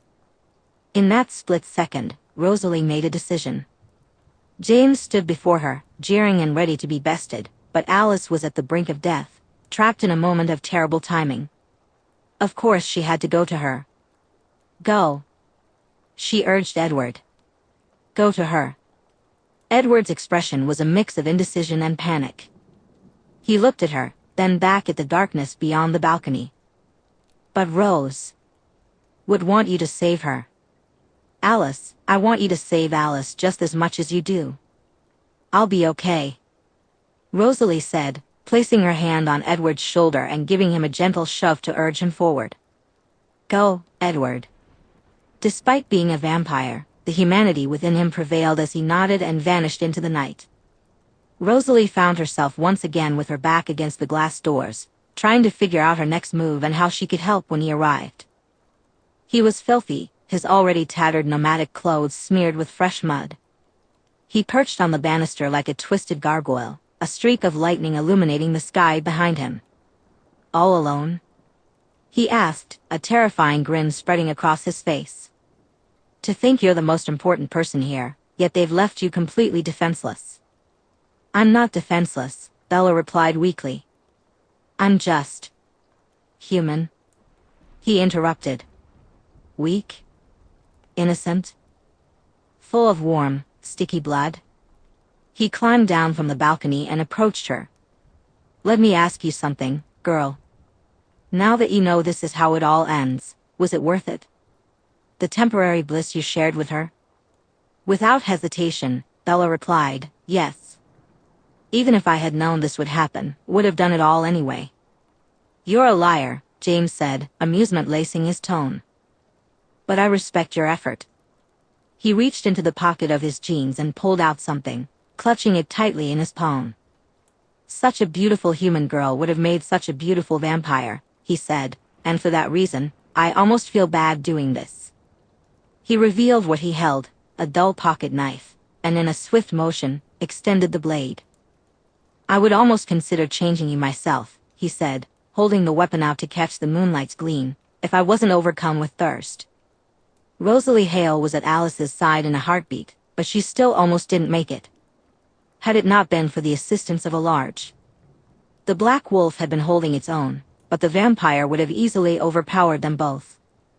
Rosalie was grappling with the largest of the wolves while the creature fought off the two smaller ones. Just then, Edward appeared, giving them the opportunity they needed. Once Alice was back on her feet, she quickly expressed her gratitude.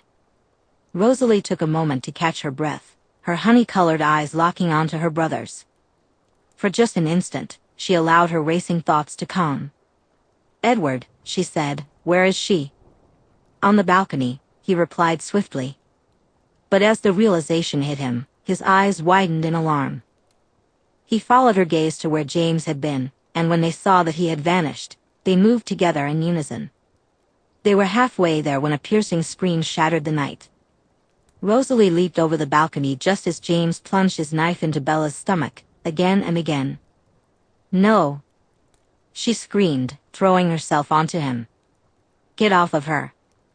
Together, she and Edward wrestled James away from Bella. In a fierce struggle, they ripped the banister from its concrete anchor, sending all three of them tumbling to the ground below. Within moments, the large russet wolf joined their fight. With Rosalie and Edward's hands on the nomad's shoulders, Leah swiftly tore James's head from his body. But there was no time for celebration. Rosalie raced back to the crumbling balcony, lowering herself over Bella, who lay bleeding and gasping by the doors.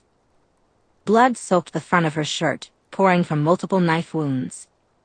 Rosalie pressed her hands against the injuries, desperate to staunch the flow, but it was futile. Panic began to take hold, the same panic Alice had described to her over the phone. She had seen this happening. She had seen Bella dying, but she hadn't known it would come to this. What choice did she have now? How could she save her? Bella was rapidly bleeding out, and the battle still raged on around them.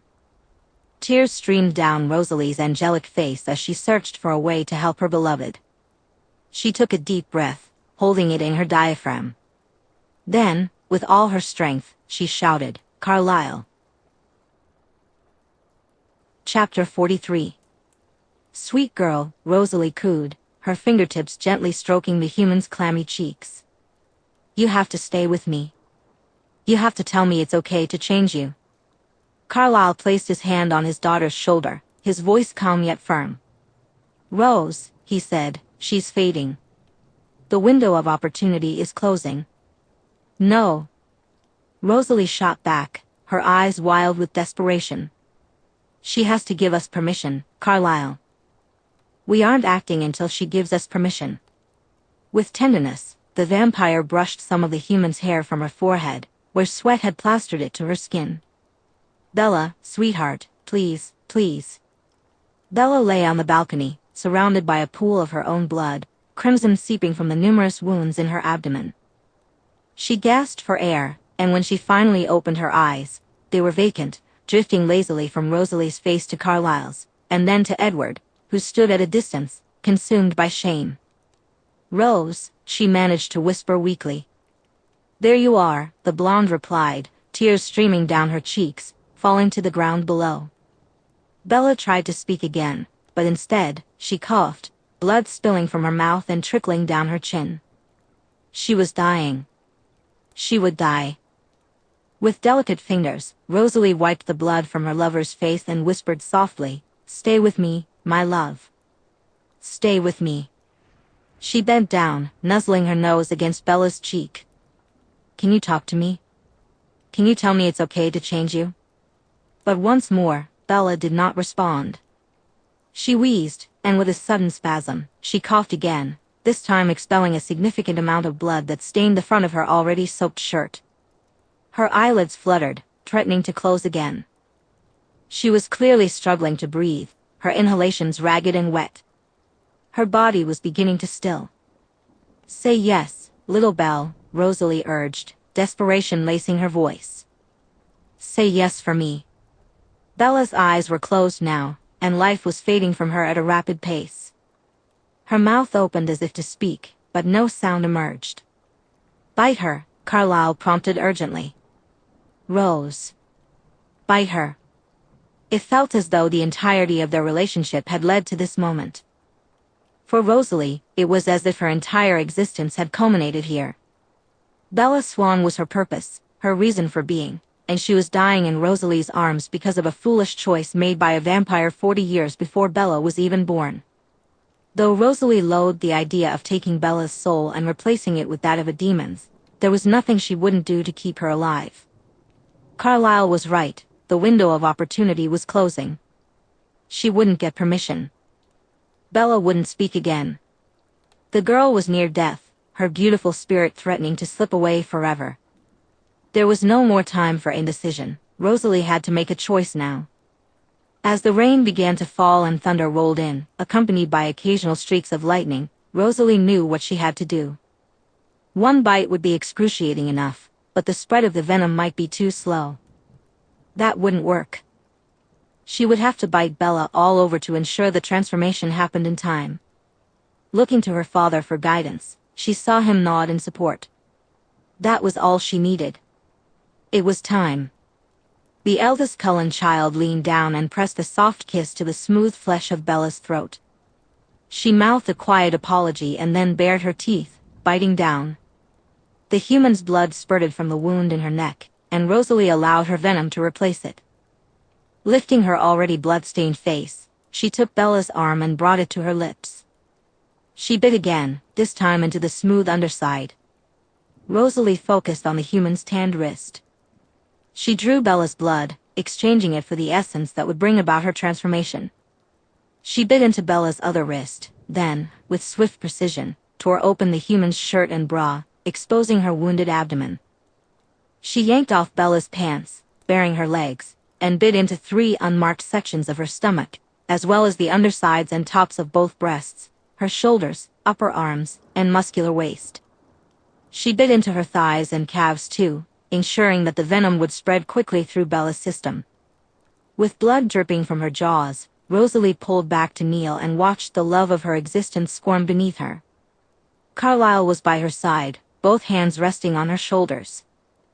His voice was calm as he said, "Very good, Kitty." Before long, Bella's body began to convulse. Though she was too weak to cry out, she gasped and jerked with surprising energy. With Carlyle's help, Rosalie held her down. She didn't bother to clean her face. Instead, she turned to her brother with urgency. "Go," she commanded. "End this battle." Edward nodded, guilt etched on his handsome features, an emotion Rosalie didn't have time to address.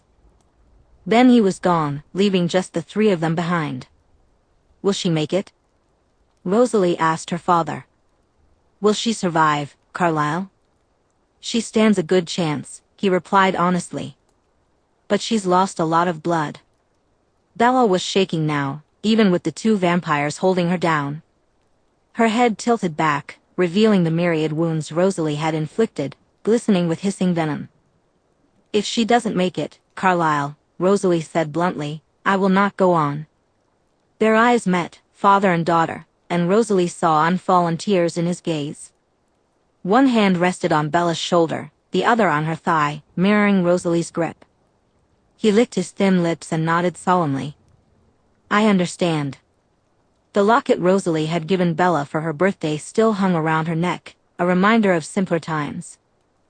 The golden chain gleamed, polished to perfection, while the pendant was stained red, blood clinging to the front, with the embossed image of a rose wrapped protectively around a tiny bell. To Bella, the pain of Rosalie's venom was unfathomable. She didn't just want to die, she wanted to tear herself apart, to rip her body into 1,000 pieces just to expel the poison. It surged through her veins like fire consuming a pyre soaked in gasoline. For what felt like an eternity, she was lost in excruciating agony. Her thoughts were raw, unfiltered representations of misery. She must have been convulsing, writhing in shock, seizing in response to her affliction, but she couldn't be sure. Even her mind felt engulfed by flames. For a long time, she couldn't focus on anything except the sensation of her transformation. The venom invaded every inch of her, aiming to conquer her very soul.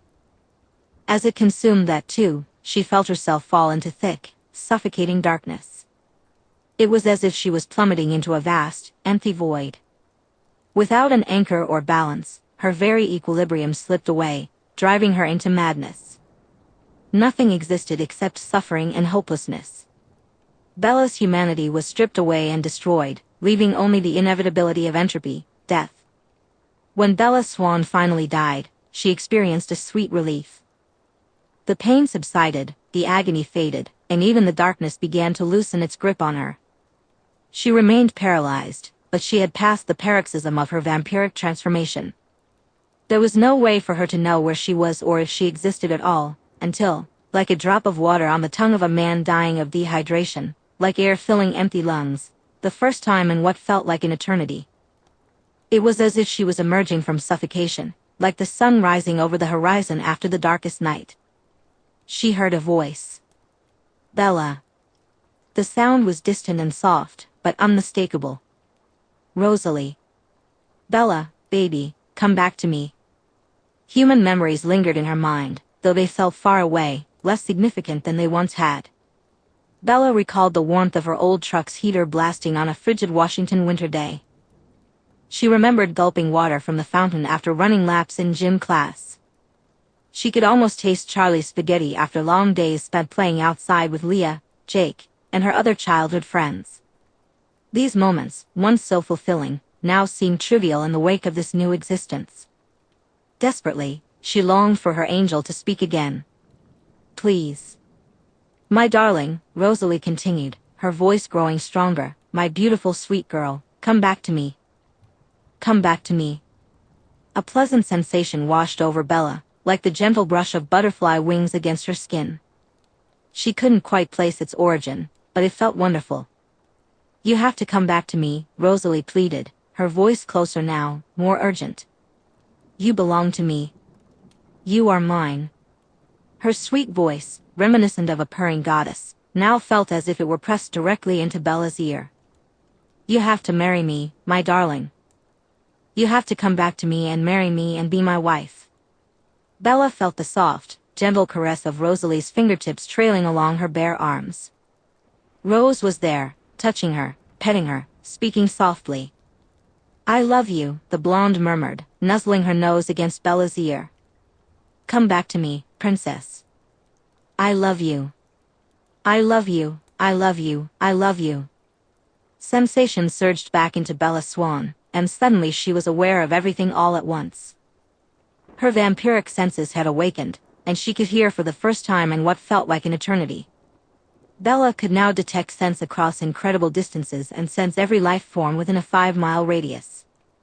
She became painfully aware of the dryness in her mouth and the rapid pounding of her immortal heart. Yet, those sensations felt irrelevant. Her attention remained fixed on the woman draped over her. When Bella finally spoke for the first time as a vampire, she said, again. Tell me you love me again. Chapter 44, Rosalie Hale. Rosalie Hale traced the pale crescent-shaped scars that decorated her girlfriend's skin. It had been over a week since the battle on the Cullen lawn, and the blonde vampire had remained by Bella Swan's side every single moment since then. At first, when the bleeding and tremors had subsided, Rosalie had carefully lifted Bella and carried her to the bath. She gently bathed her, drying her with the utmost care before tucking her into bed. Carlyle had placed a steady hand on her shoulder, explaining that the transformation process was excruciatingly slow. He assured her that if Bella was strong enough to withstand the poison of the vampire's venom, it would still take a considerable amount of time for her body to fully change. For nearly 9 days, there had been no change in Bella's condition, but Rosalie was prepared to wait an eternity if that's what it took. She had dressed Bella in her favorite Versace robe, but whenever their family or friends weren't around to check on them, she allowed the fabric to hang open, revealing the brunette's naked form. Bella was as stunning in life as she was in this in-between state. Her olive-toned skin had taken on a paler hue, and the bruises, cuts, and scrapes from her human experiences healed, leaving only the bite marks behind. Rosalie slid her fingers up and down Bella's abdomen, tracing the undersides of her breasts, the firm impressions of her clavicles, and the sharp points of her hips, even dipping in and out of her navel. She stroked Bella's thighs, calves, and ankles, playing with the soft hairs above her center, which had always held warmth but were now as cold as the rest of her. Moments slipped by unnoticed. Rosalie barely registered anything outside the immediate presence of Bella Swan. She knew that Peter and Charlotte had returned to Florida, and that Garrett had left indefinitely, only because Alice had whispered the information in her ear. She was also aware that Kate and Carmen. She had decided to stay in Forks, but she hadn't been updated on the details. She felt the presence of her mother, father, brother, and sister countless times. More than once, she heard Edward murmur agonizing apologies as he lingered by her side. In truth, she held no animosity towards him, and she knew that, eventually, he would come to understand that as well. Her thoughts were consumed with worry for Bella. There was no room for anything else. The werewolves were there too. She could hear them, smell them, and feel their presence swarming around the Cullen home, demanding updates. Their leader, Bella's best friend Leah Clearwater, was a constant visitor. She would enter the lobby, pleading with Carlyle, Esme, or any of the others who greeted her for information. How was Bella? Was she going to make it? Would she pull through? Charlie had begun asking questions too, Alice had told her. When Leah fed him a lie about a snake bite in a hospital in Seattle, he rushed to the Cullen home in a panic, hoping his doctor friend could ease his nerves. Carlisle had promised that Bella was in good hands and that he would come to collect her the moment she was better. Charlie had accepted that, but worry still lingered. Alice had come to the Cullens already transformed, so the only vampiric transformation Rosalie had witnessed was Esme's. It took Esme 3 days to fully change, and even though Carlisle had been bedraggled with worry, he seemed to handle it better. Rosalie had started out nearly inconsolable, but her tears and anxiety had faded into a state that could almost be classified as catatonia. Her family spoke to her, but she did not respond. She remained still, except for the moments when she reached out to touch Bella, to pet her, or to bend down and place a gentle kiss on her frozen lips. She didn't even pretend to be human. The conscious effort to take a breath or shift her stance felt like too much. She was certain that if it weren't for her caressing fingers or the occasional tear rolling down her cheek, she might have completely faded away. Her angelic face resembled that of a statue. Over time, though, Rosalie began to notice a change, albeit a gradual one. The dark circles under Bella's eyes, once a result of sleepless nights and overwhelming stress, had vanished. Her swollen lips, the aftermath of constant kisses from a vampire, had returned to their normal, sensual pout. Even the pallor from blood loss had disappeared, replaced by a soft golden glow.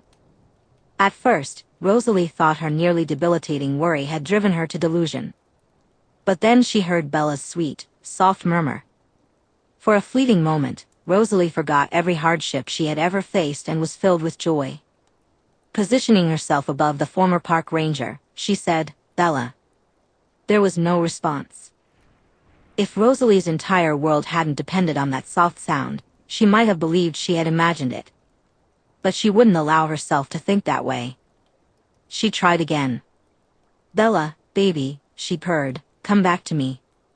Gently, she stroked Bella's arms, attempting to awaken her senses, to remind her what it felt like to be alive. "My darling," she cooed, "my beautiful sweet girl, come back to me. Come back to me." Rosalie noticed the smallest twitch of Bella's eyelids and had to stifle a gasp. She pressed her touch a little harder, sliding her hands from beneath the sleeves of Bella's robe down to her wrists and back up again. "You have to come back to me," she pleaded, bargaining now. Leaning in closer, she whispered directly into Bella's ear, "You have to marry me, my darling. You have to come back to me, marry me, and be my wife." She nuzzled her nose against Bella's ear. "Come back to me, princess," she begged. "I love you." She felt cool tears welling up in her eyes.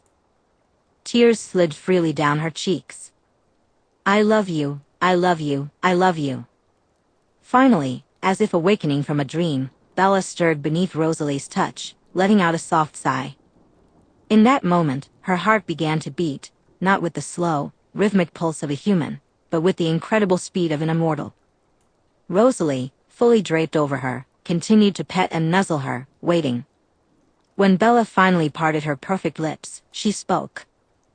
Again, she whispered, her voice barely above a haunting murmur. "Tell me you love me again." Rosalie, tears streaming down her face, cradled Bella's face in her hands and gazed down at her. "I love you, princess. I love you so much. Did you come back to me, my darling? Speak to me." "Rose," Bella murmured, her eyes still closed, but her fingers began to gently move against the pristine white down comforter beneath her. "Rosalie?" "I'm here, my love," Rosalie replied, stroking her cheek before placing a soft kiss on Bella's cool lips. "Bella, baby, sweet girl."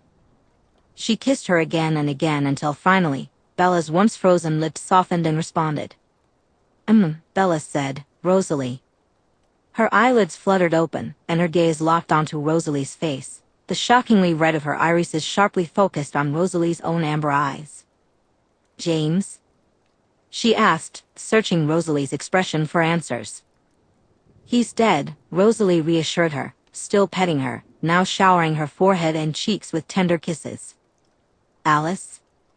Bella inquired, her voice trembling. "Carlisle and Esme and Edward," They're all fine, Rosalie responded. Carmen, Kate, and everyone else too. All fine. The battle ended nearly 10 days ago, darling. Bella whimpered, clearly lost in time, confusion evident on her lovely face. 10 days ago, she echoed. But James was. And I. Her words trailed off as realization dawned. A wave of confusion began to flood Bella's mind. Rosalie, what happened? I was hurt. The blonde gently got off Bella and instinctively pulled her into her lap. The robe was still undone, and when Bella looked down to see her naked body, she let out a small sound of surprise. One hand lifted to her stomach, where she could see the scars, and she fell silent, searching her girlfriend's eyes for answers. You were hurt, Rosalie said, her voice tender as she fought back tears of relief. You were dying, sweet girl. You would have died if I hadn't. She paused, running the tip of her nose along Bella's jaw, savoring the familiar scent that somehow hadn't changed. There wasn't any other option, my love. I'm so sorry. To Bella, it felt like waking from a long night. Initially, the intensity of her new existence left her mind muddled and her thoughts hazy, but Rosalie's words brought everything rushing back with clarity. I'm a vampire? She asked, disbelief coloring her voice. Yes, Rosalie replied softly. Bella lifted her hand, twisting it in the low light of the room, inspecting it as if to see if it had changed. She extended her fingers, satisfied with their movement, then turned her attention back to the woman wrapped around her.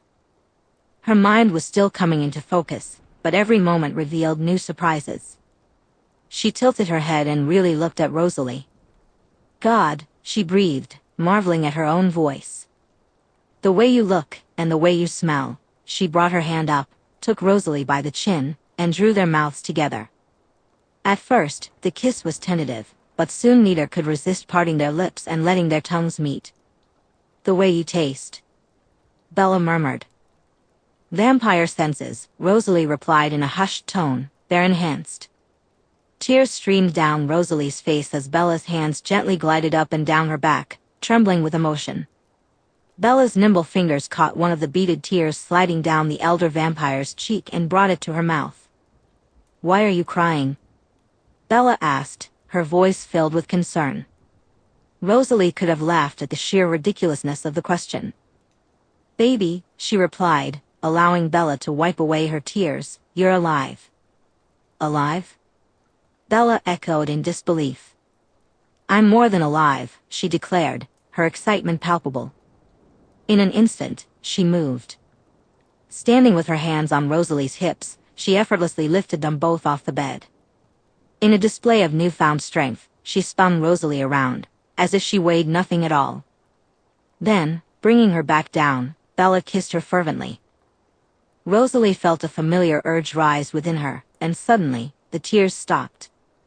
Bella's tongue was fully in her mouth, and Rosalie's hands were pushing the open robe off her shoulders when... Bella! Alice exclaimed, floating up to them. I see that you've made it. Bella's modesty kicked in, even in her new existence. She pulled back, quickly yanked her cover around her, and tied it closed.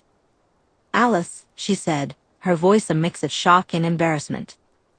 But then her expression softened into adoration. Alice. As Rosalie stepped back to let her pixie-like sister move in for an embrace, Bella refused to release her hand. No, she scolded, don't you dare let go of me. What followed was a three-way hug, accompanied by Alice's delighted squeal. How in this world are you any more stunning than you already were? She marveled.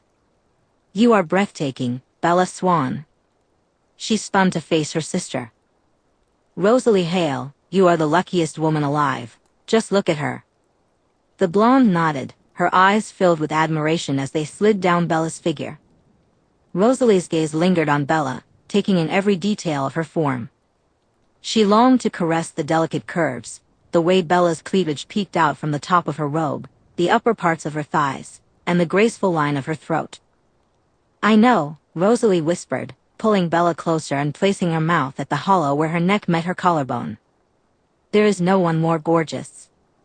As her tongue began to trace Bella's skin, a soft purr escaped Bella's lips, sending a thrill through Rosalie. "If I could," Alice chimed in playfully, "I would suggest holding off on that until she's fed." She smiled warmly as both Bella and Rosalie turned to her, their eyes sparkling with affection. "Fed me," Bella echoed, her brows knitting together. "God, now that you mention it, I'm so—" She hesitated, searching for the right word. "Thirsty?" Rosalie offered, her hand sliding up the back of Bella's robe to grip her firmly. "Do you need to feed, my love?" The brilliant crimson of Bella's irises answered the question without words. "When?" Bella asked eagerly. "As soon as you want," Rosalie replied, her face buried in the curve of Bella's neck, kissing and nuzzling, her lips exploring. "You'll be with me?" Bella inquired, her heart racing. "Every second, baby. I'll be with you every second." Bella had a million thoughts racing through her mind, most of them questions, but nothing felt more pressing than the way Rosalie's mouth made her feel. In life, they had shared countless passionate moments, but now, with this newfound strength and endurance, Rosalie was teasing her, both hands slipping beneath the robe, squeezing her gently, fingers exploring. Alice's presence was the only thing keeping Bella from discovering just how much strength her new body possessed. Then, she sensed another presence, Edward. "Bella Swan," he said, his hands tucked into the pockets of his khakis, his head bowed as if in shame. "May I have a word?" Bella turned to him, her heart pounding. Bella gently took her lover's hands and brought them back before her. She turned in Rosalie's embrace, feeling her grip on her hips, with Rosalie's chin resting on her shoulder. "Of course." "Hello, Edward," Bella said. Edward nodded, his expression surly. "Hello, Bella." "Rose." Alice stepped closer to him, her arm casually intertwining with his. "I wanted to apologize for what happened. For my misgivings. For my mistake." "Your mistake?" Bella asked, immediately searching her mind for any clue about his comment. "I'm sorry, my mind is a bit of a mess right now." "I can't." "I left you," he replied. "On the balcony. Alone. I will never forgive myself." His gaze slipped past her, seeking out his sister, as if to ensure she understood where he stood. Rosalie remained silent. The memory lingered, but it felt foggy and distant. Trying to grasp it was like trying to hold onto a wet bar of soap. Bella closed her eyes for a moment, lost in her recollections. Then, without knowing why, she met his gaze again and beckoned him forward. When he was within arm's length, she lifted her hand and touched her fingertips to his cheek. A strange sensation washed over her, unlike anything she had ever felt before, something akin to mental absorption. A sense of clarity began to form in her mind, and then suddenly, she could hear him. Betrayal, he thought, disjointed. Mistake. Pain. Loss. Caused. Death. "Hush," Bella said gently. "You acted out of protection for your own mate. You did not kill me. Look at me, I'm not dead, am I?" His gorgeous amber eyes widened. "Can you hear me?" Bella closed her eyes, contemplating his question. "Yes. Sort of. Not full sentences, but words and ideas." "How fascinating," Alice remarked, glancing back and forth between the two of them. "Did you share his power?" Bella pulled her hand away, and with the loss of contact, the connection faded. As the connection faded, Bella realized that her ability to hear Edward's thoughts was tied to physical touch. "I think I need to have contact with him," she mused aloud. Curious about this possibility, she turned in Rosalie's arms and gently touched her cheek. Focusing intently, Bella was delighted to hear Rosalie's inner voice.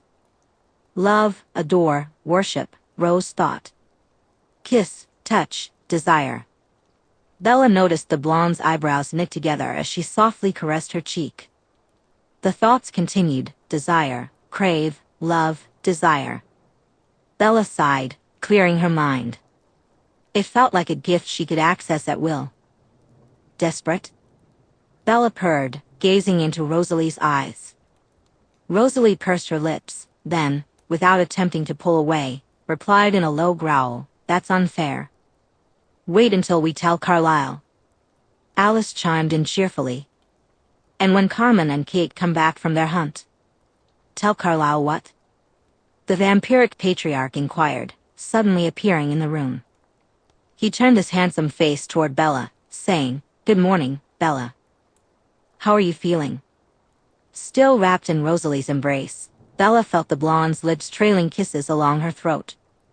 Carlisle didn't seem to notice, or at least didn't seem to care. "Very, very good," Bella replied honestly, feeling a rush of desire.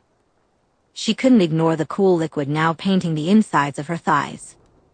Gingerly, she cupped Rosalie's face, bringing their lips together in a loving kiss, holding her still. Rosalie whimpered in protest but didn't resist.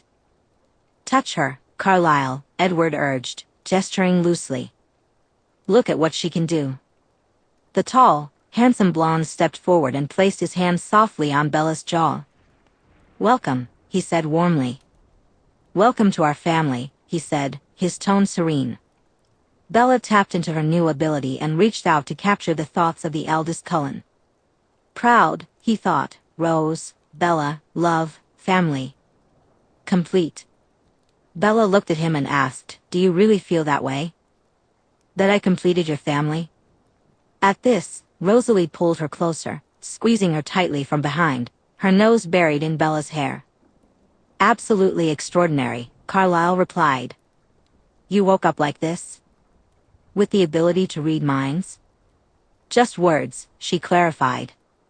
"Here and there. And no, I couldn't do it until I touched Edward." The doctor looked thoughtful. "Have you touched Alice?" "We hugged," Alice chimed in. "Skin on skin," he said. "Come here." The fairy-like vampire danced forward and, just like her father, cupped her hand around Bella's cheek. "Oh!" Bella exclaimed, suddenly overwhelmed by another obscure feeling. Images flashed through her mind, Alice, Edward, a bed, and she quickly shook her head, trying to dispel the thoughts and respect her family's privacy. "Wow." Alice giggled. "You must have seen our afternoon plans then." "She's a mimic," Carlisle said, pride evident in his voice. Then he shook his head. "No, no. That wouldn't make sense with her ability to resist our gifts." His eyes twinkled, and he amended his earlier statement. "She's a reflector. In all my years, I've read about this gift but have never seen it. The power." He angled his head toward the door, perhaps out of habit, and called out, "Esme, darling, come here." When Esme joined them, her warm smile made Bella ache. They hugged affectionately, and then, at Carlisle's prompting, she too touched Bella's face. The eldest male moved to the windows, turned the dial on the switch beside them, and let in a brilliant bath of light. "Bella, if you don't mind humoring me," he said, "would you? Can you stand in the sunlight?" Bella nodded and took Rosalie's hand, their fingers intertwined. As she stepped into a beam of light, Rosalie remained in the shadow. Instantly, Bella began to sparkle, radiating the same brilliance she had admired in Alice and Edward as they raced through the national park. She gazed at herself, mesmerized by her new beauty.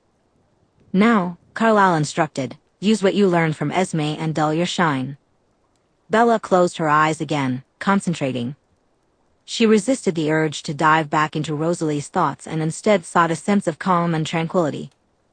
With ease, she applied that inner peace to herself, watching as the dazzling diamond softened into a subtle, barely noticeable glimmer. "She's like me?" Esme asked, her voice filled with wonder. Carlisle didn't answer her right away. Instead, he turned to Bella. "Now, show us what you learned from Rose." At his encouragement, Bella's glow intensified, becoming brighter and brighter until she radiated light so brilliantly that she could have been mistaken for a small sun. The doctor inhaled sharply and then turned to his wife. "She's like all of us." They ventured behind the Cullen home into the patchy woods that gradually transformed into a dense forest. A swiftly flowing river separated the land Bella had seen from Rosalie's balcony and the uncharted territory beyond. It felt exhilarating to stretch her legs and run. She had changed into a pair of Rosalie's leggings and a snug sweater, and her new body felt agile and weightless. Never straying more than a few feet from her mate, Bella sprinted through the woods at breathtaking speeds, leaping incredible distances with ease. In mere moments, the two women left the Cullen home far behind and found themselves miles away on a cliff, overlooking a vast valley. Rosalie approached from behind, placing her cool hands over Bella's eyes, urging her into stillness. "Focus," she whispered into her ear. "Can you hear their hearts beating?" Bella asked. Her vampiric hearing allowed her to pick up sounds from miles away, and she could focus in on specific ones at will. Tapping into Rosalie's mind, she quickly discovered which creature had captured her attention. "Deer," Rosalie thought. "Feed."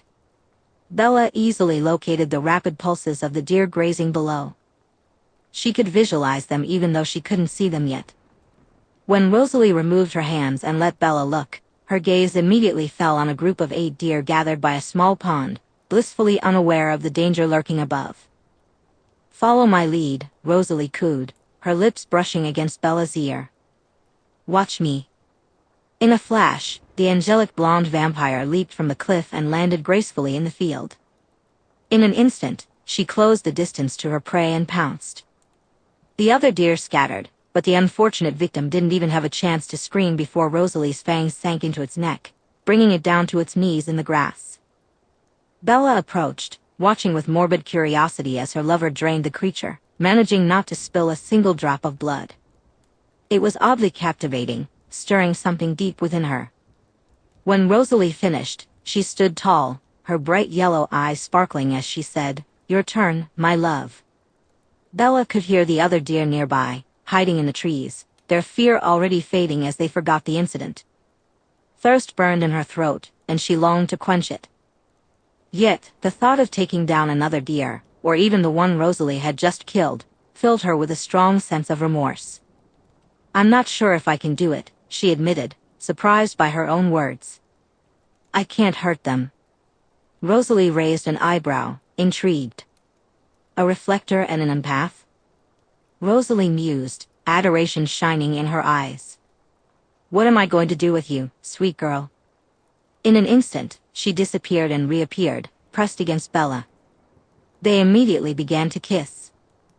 When Bella tasted the remnants of blood on Rosalie's tongue, she groaned in longing. "Baby doll," the elder vampire whispered, "you have to feed." "But I can't," Bella protested sadly. "I can't bite them." "No," Rosalie replied softly, "but you can bite me." She cupped Bella's face in her hands and tilted her head, exposing her throat. "My veins are flowing with fresh blood," she told her. "Take it." Bella leaned in, placing her lips against the smooth, flawless skin before her. She kissed, then, with curiosity, she licked. She could feel the warm blood beneath the surface, coursing through Rosalie's artery. The scent overwhelmed her, and her mouth began to water, desire building within her.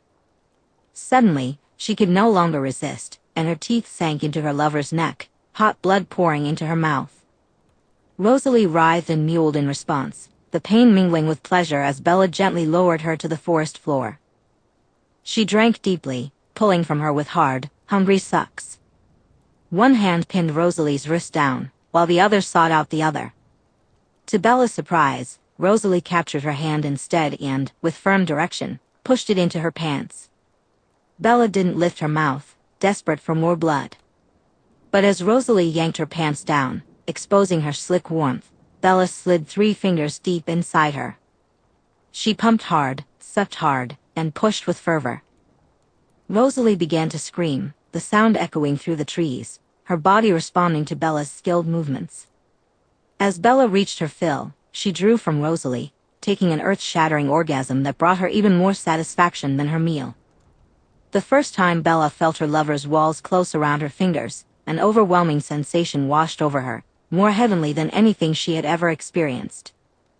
She kissed Rosalie fervently, her lips smeared with blood as the blonde's throat healed, leaving a dark stain on the ground beneath her. Not wanting to waste any of that precious life force, Bella leaned down and drank, licking her slit and sucking her lips until she was clean. Tangled in each other's arms, they lay there as Rosalie came down from the high. After a few moments of bliss, Rosalie broke the silence. "I'm going to have to feed again." "You've drained me." Bella nodded in remembrance. "I'm sorry, baby," she said. "Do you want some of it back?" She touched her own throat and bent her neck, offering her lover access. "As much as I would love to feed from you," Rosalie replied, "if I did, I'd end up putting you in the same position you had me in." "And?" Bella pressed, curious. "I'm soaked, Rose." "I'd let you do whatever you wanted." "I know you would, my love," Rosalie said, running her fingers through Bella's rich chestnut hair. "But once we start, and once you come for the first time as an immortal, you won't be able to stop. I want you somewhere I can please you for as long as you want." "Not here." Bella let out a soft whine, prompting a gentle chuckle from Rosalie, who pressed a kiss to her mate's cool lips. "Soon," she promised. "How soon?" Bella asked eagerly. "When can you show me how good it feels, Rose? When can I have your fingers inside me again?" Before Rosalie could respond, she suddenly stiffened. Bella opened her lips to ask what was wrong, but in that moment, her senses went haywire, and she recognized immediately what creature was nearby, a human. Her mind became consumed with the primal urge to hunt, to stalk, to kill. She rose, kneeling in the field, her body angled and ready. Bella turned her attention toward the source of the enticing scent, a hiker, just a football field away. The warm, delicious smell of human blood beckoned to her. "Bella," Rosalie said, placing a hand gently on her lower back. "Remember who you are. Remember how you feel. Remember your empathy." Without intending to, Bella let out a low growl, a deep, resonant sound that echoed in the air around them. "I need it, Rose," she said, desperation lacing her words. "I have to." Rosalie stepped closer, wrapping her arms around Bella and leaning in to whisper in her ear. "No," she replied firmly. "You don't. It's just instinct, baby. I know it's hard, but you have to resist, okay?" She tightened her embrace. "Remember Carlisle, sweet girl? What did you learn from him, Bella? What gift did you absorb when he touched you?" Every fiber of Bella's being screamed for her to break free and chase after the unsuspecting hiker. Yet, she let Rosalie's words wash over her. Carlisle. She was aching with hunger, but she closed her eyes and focused. What gift did Carlisle possess? He was a doctor, surrounded by blood every day, yet it didn't faze him. He could resist the pull of human blood, and so could she. With immense effort, Bella fought back the overwhelming urge surging within her, allowing calm to settle instead. Gradually, her tense body relaxed, and Rosalie drew her back into her lap, just like she had always done in the past. "There's my good girl," Rosalie murmured, planting soft kisses in Bella's hair. "There's my wonderful little Belle." Chapter 45. Bella Swan. By the time Bella and Rosalie made their way back to the Cullen home, Kate and Carmen had returned. Carmen spotted them in the main room and threw her arms around both of them. "Dios mío," she exclaimed with enthusiasm. "How wonderful it is to see you alive," she said to Bella, then turned her attention to Rosalie. "And you're out of that room." "I'm surprised you even noticed my absence," Rosalie replied, her tone subtly smug. "This is the first time either of you has been out of the guest room, isn't it? I can only imagine what Esme will say when she sees what you've done to her decor." Kate and Carmen exchanged looks, and the blonde said, "We've been very respectful." Carmen clarified, "To the general structure of the room." "And the furniture?" Rosalie inquired. A mischievous glint sparkled in Carmen's eyes as she said, "I'll pay for anything broken." "Or disintegrated," Kate added, a smirk pulling at the corner of her mouth, mirroring her girlfriend's expression. Their hands found one another and linked, bringing the two vampires closer together. The tension between them was palpable, and even though Bella knew exactly what was on both of their minds, she wanted to test her gift. "Put your hands on my hips," Bella instructed Rosalie, who complied immediately. "I don't want you to stop touching me, but I—" She moved forward, and Rosalie followed suit, placing one hand on Carmen's wrist and the other on Kate's. Instantly, their thoughts began to stream into her mind, disjointed images and general desires. Both women were consumed with words and fantasies about being intimate with one another.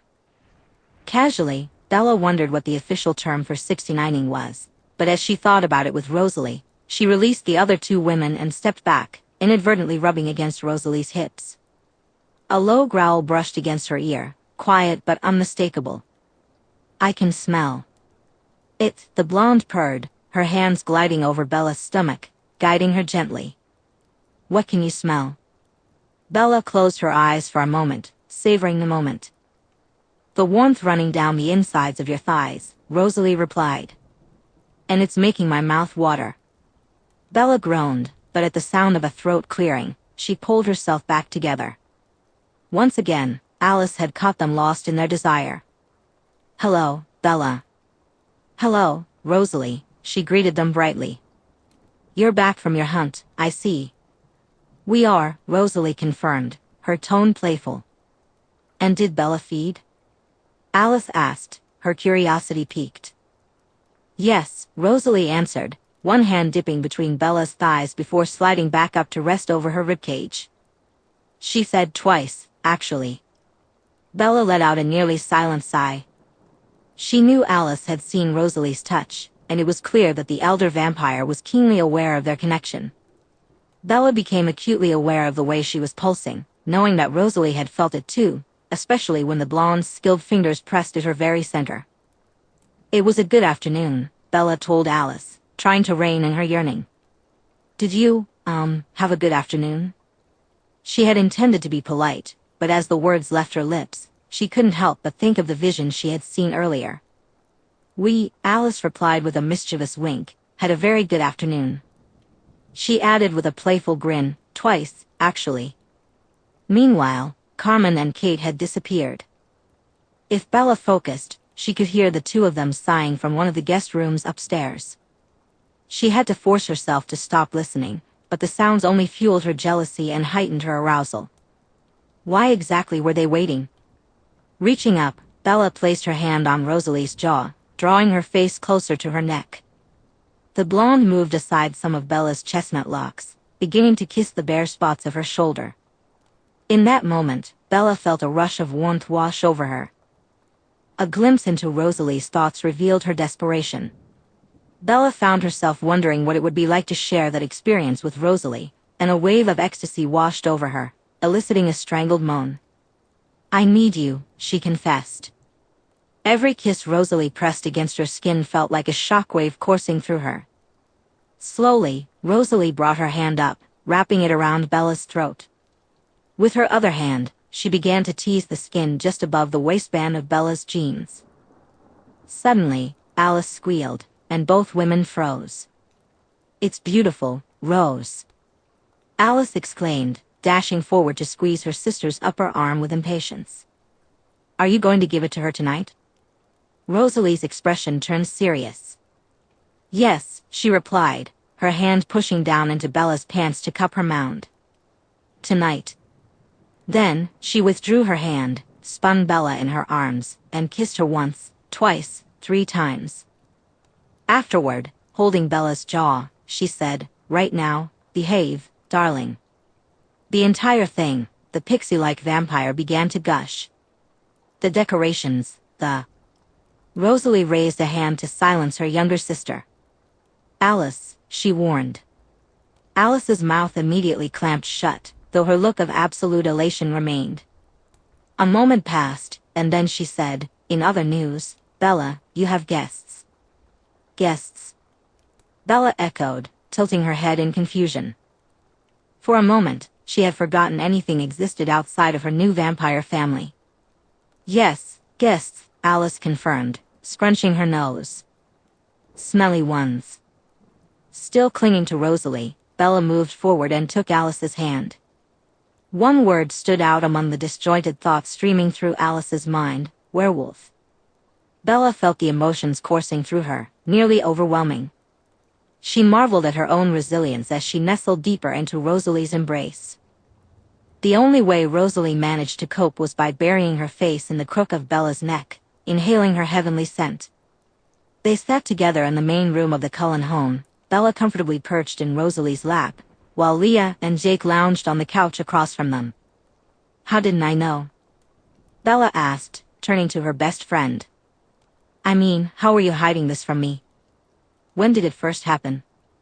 "2 years ago," Rosalie replied matter-of-factly. Bella furrowed her brows in confusion. "How do you?" "The Cullens returned 2 years ago," Jake interjected. "We started changing because of them." His tone was somber, but he didn't seem to blame them. "They've always upheld the treaty," Leah explained, "to only feed on animals. But just their presence in this area triggered the change." "So you'll always be a werewolf?" Bella asked Leah, then glanced at Jacob. "Who else?" "Half the pack. Anyone around 16 to 21, Leah answered. "And yes, as long as you're around." She paused for a moment to let the information sink in. "Someone told me you're immortal now," she added playfully. It suddenly dawned on Bella what her friend was hinting at. "You are?" she asked, then quickly amended, "You are." More hugs were exchanged, and soon Jake and Leah were treated to dinner prepared by Esme. The two werewolves sat across from the vampires at the dining room table. Rosalie was on Bella's left, her right hand resting between her thighs, fingers softly brushing against the fabric of her jeans. Halfway through the meal, Bella felt a rush of warmth, practically sitting in a puddle of her emotions. "I can't tell Jess or Ong," she told them, trying to refocus on her guests. "Why not?" Jake asked, genuinely curious. "I mean, they're your other best friends," Bella replied, her voice trailing off as she considered the implications. "Friends, right?" Leah asked. "Right," Bella replied, but then hesitated. "I mean, I can't exactly tell Jess or Ong," Leah continued, "because I'm not allowed." "But you can't because—" "The Volturi," Rosalie interjected. "The Volturi," Jake echoed, testing the Italian name on his tongue. "Who are they?" "Our lawmakers," the blonde explained. "They're the oldest among us. They make the rules we follow. One of those rules is that we can't reveal our immortality to mortals." "At the threat of?" Leah inquired. "Death," Rosalie answered coolly. "I never thought vampires could die," Jake mused aloud. "Not until the battle we had the other night. But it's hard. You basically have to pull them apart." He stopped himself, suddenly aware of who he was speaking to, and cleared his throat. "I mean, I'd only ever hurt the bad ones. What the Volturi would do to us," Rosalie said, "is much worse than anything a werewolf could inflict." She licked her lips. "No offense." "None taken," Jacob replied, though he sounded a bit hurt.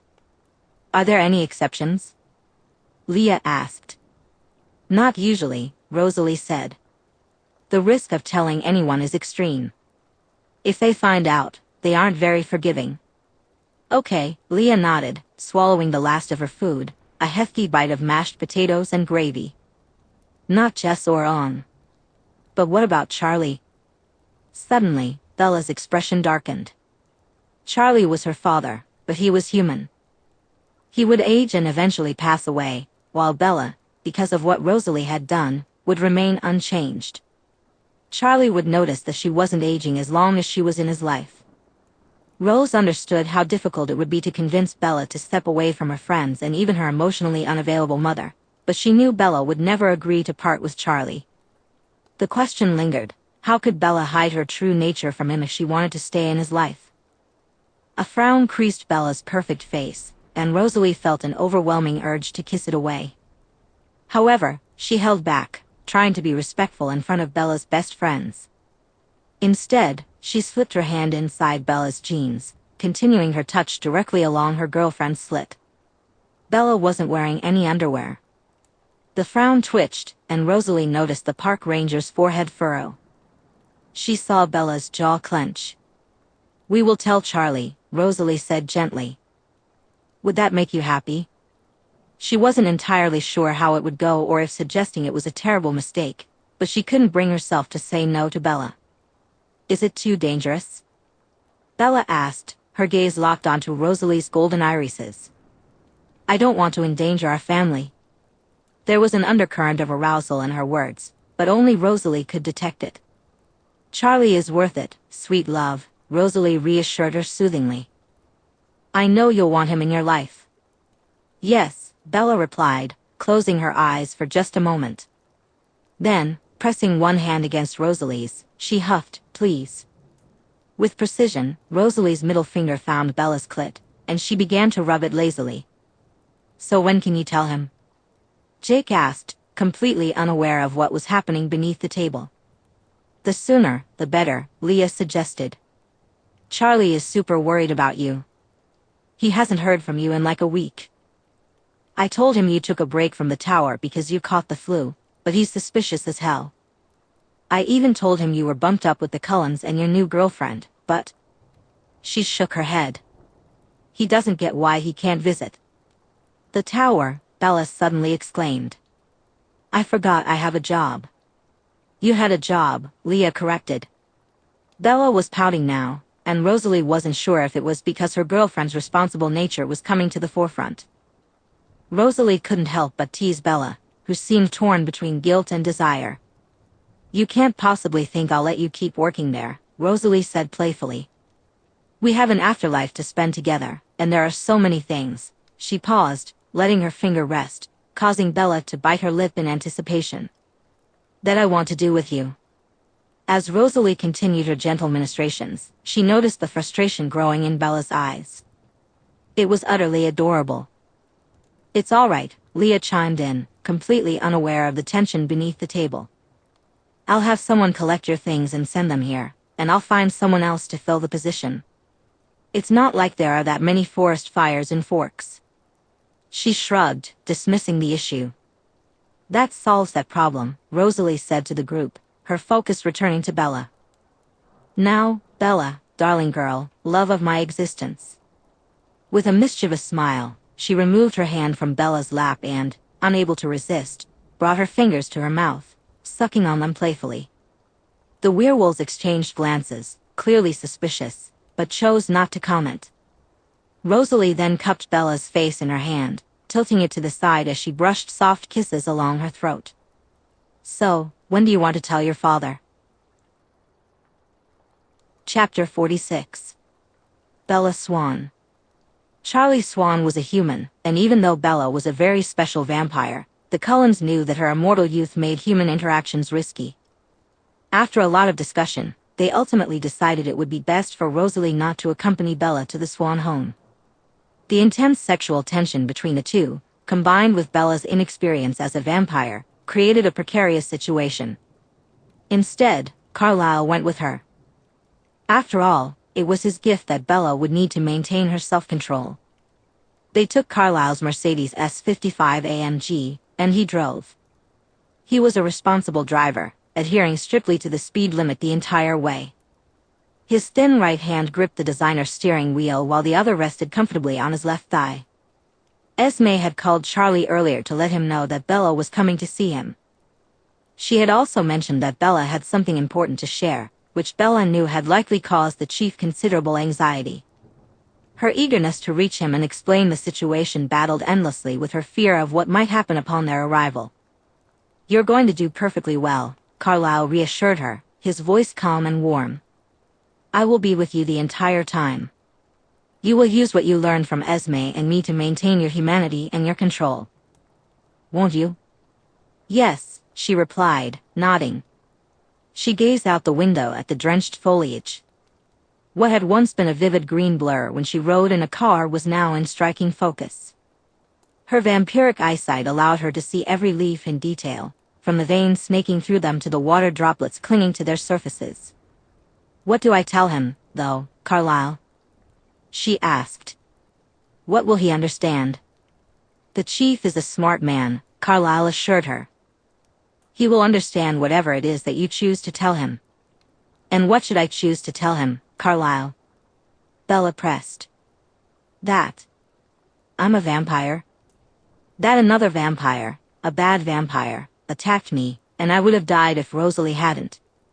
Bella's voice trailed off as she waited for a response. Carlyle replied, you can tell him whatever you want, but if you're looking for guidance, I suggest staying vague. The rest of the car ride passed in silence as Bella mentally prepared herself. Her superhuman mind raced with two competing images, her father's face when she revealed her true nature, and the moment Rosalie let go of her hand to leave with Carlyle from the Cullen home. Being away from Rosalie, even for just an hour, felt like torture. She craved Rosalie's lips on her throat to breathe, and she longed for the other woman's hands slipping between her thighs to keep her undead heart beating. She was weak with desire, and she was acutely aware of it. When they pulled up outside the Swan home, Charlie stood on the front porch, his hat in his hands. His hair was tousled, as if he had been rubbing it in anticipation. Bella suspected that was exactly what he had been doing. Seeing him had a profound effect on her. The sight of him made her chest ache. She noticed the worry etched in the lines around his eyes and the corners of his frowning mouth. It hurt to see him so troubled. But then there was his scent. She knew he was her father, someone she loved wholeheartedly, but even still, the moment the aroma of his blood hit her, her mouth watered with thirst. For a brief second, she hesitated, unsure if she could go through with the meeting.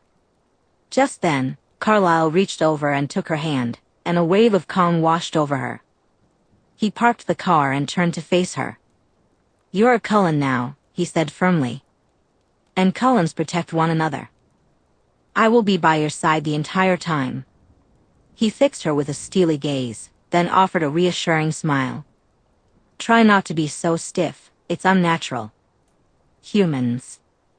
Remember to blink and breathe. They stepped out of the vehicle, and Charlie took a deep breath, adjusted his hat, and came down to meet them. It had been raining all morning, but the downpour had eased to a cool drizzle.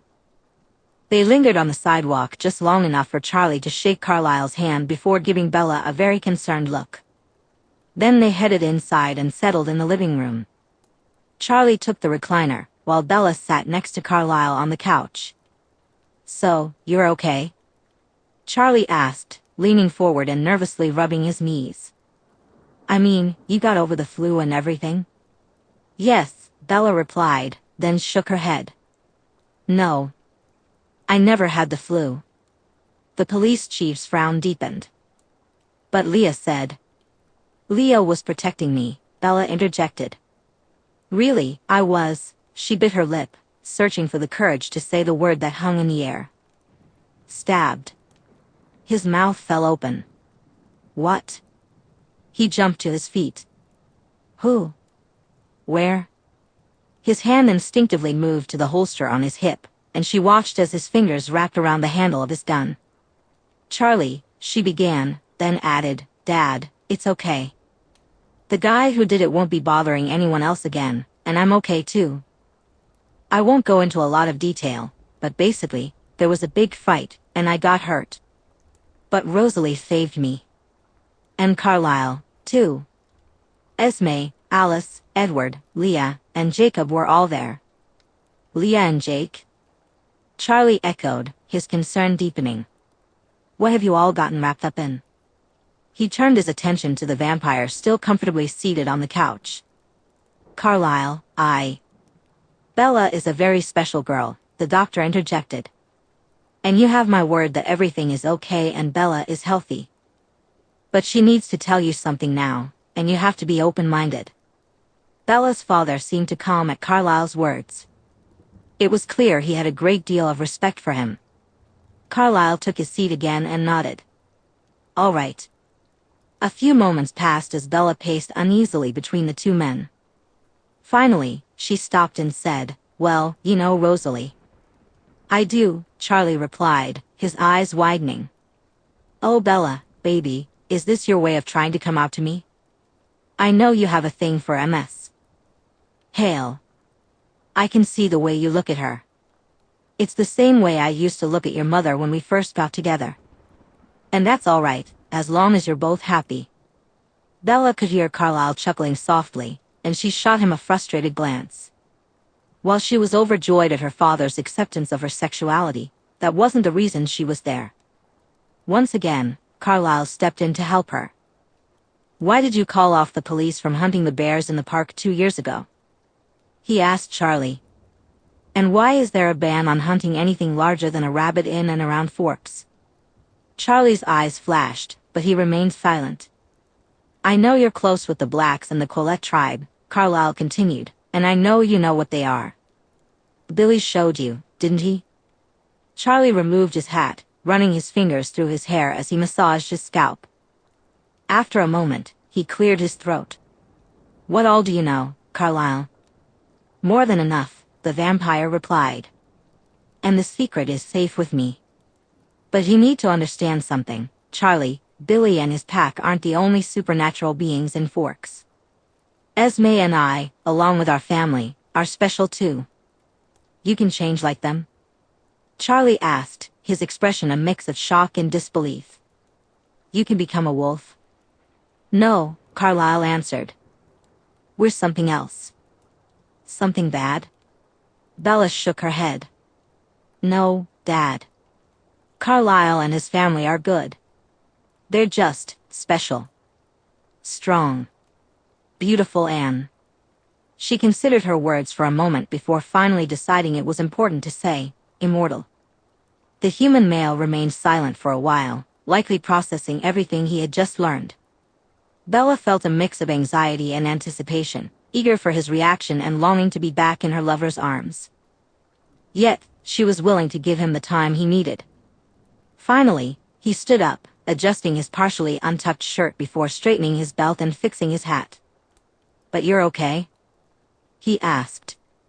You're healthy? Yes, Bella replied. And your job? I quit. You quit, he echoed, a hint of surprise in his voice. Well, I can't say I'm disappointed. That job was too dangerous for you, Bells. Bella might have laughed at that if she weren't so anxious. Instead, she simply said, I know you think so. He studied her and her guest with curiosity for a moment before asking one of the most important questions, which he had apparently saved for last. And how about you and Miss Hale? Where do you two stand? Bella took a deep breath, trying to steady herself, and inadvertently inhaled more of Charlie's scent than she intended. Carlyle placed a reassuring hand on her shoulder. We're together, Bella told her father. And she's without a doubt the love of my life. She paused, momentarily lost in thoughts of Rosalie, then shook her head to dispel images of passion. Clearing her throat, she continued, that's why I'm quitting. I'm going to travel with Rosalie, to see her other clubs and just get out of Washington. Charlie nodded. Right. I understand. NMS. Hale, he glanced at Carlyle, take good care of you? There is no one on this planet who would keep Bella safer than Rosalie, Carlyle said warmly. You have my promise, Charlie, that nothing will happen to her and that she will never want for anything. The crease in Charlie's forehead deepened as he mulled over Carlyle's words, but... After a moment, Charlie gave a curt nod, reached out, and slapped Carlyle on the shoulder. In a surprisingly cheerful tone, he said, I'll hold you to it, then. Without warning, he threw his arms around Bella's shoulders, catching her in a big bear hug. Glad you're okay, kiddo. Rosalie said, she's doing fine. Alice turned to her sister, speaking earnestly. Everything is going to turn out okay. I foresaw Carlyle getting out of his car with a smile on his face. The four of them, Rosalie, Alice, Esme, and Edward, were seated in the living room, patiently waiting for the others to return. Rosalie was tense and agitated. She had argued with Carlyle when he insisted she stay behind. Not getting her way was unfamiliar territory for her, and she was pouting. So where is it? Alice pressed, clearly trying to distract Rosalie from her rising frustration. Where is what? Rosalie replied, her tone icy. The ring. came Alice's lyrical response. Where is the ring? Oh. Rosalie reached into the pocket of her designer jacket and pulled out a ring box. Oh my, Esme breathed, watching her eldest daughter open the box to reveal the stunning jewelry inside. That was my great-grandmother's, Rosalie interjected, yes. The ring itself was gold, recently polished to a shimmering shade of honey. The band was simple, but the adornment was anything but. The large round gallery held a collection of amber stones surrounding a central round-cut diamond, sparkling in the lamplight. It's gorgeous, Esme commented, gazing at the ring with admiration. Bella will love it. Just then, the unmistakable sound of an approaching engine had them all on their feet. Rosalie quickly returned the ring box to her pocket, then exited the house to greet the arrivals as they parked. The moment Bella stepped out of the car, she was enveloped in Rosalie's arms, and Rosalie spun her around, kissing her neck. The two became so engrossed in each other. Alice, distracted by the excitement in the room, had to pry the information out of Carlyle, who was smiling as he entered. Well? How did it go? Is Charlie all right? She asked eagerly. He is, Carlyle replied, nodding. He accepted what we told him. He's just happy that Bella is safe. Of course she is, Esme agreed. Always. What else happened? Edward inquired, tilting his head slightly. He paused for a moment, presumably reading Carlyle's thoughts, and then his eyes widened in surprise. Really? Is that even possible? As the group made their way back inside, Bella pulled Rosalie down the hall to the first available guest room. Once inside, she firmly shut the door and backed Rosalie against the wall. Instantly, a haze of arousal enveloped them. I missed you, Bella breathed, her hands sliding up Rosalie's shirt to explore the curves of her body. I want you. Rosalie closed her eyes, savoring the sensation of Bella's fingers gliding over her skin. Bella, she managed to say breathlessly, we can't because.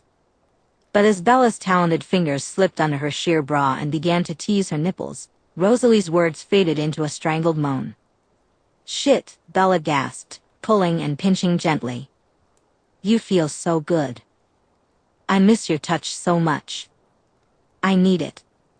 If we start, the blonde murmured, leaning against the wall with her head tilted back as Bella kissed her throat, we won't be able to stop.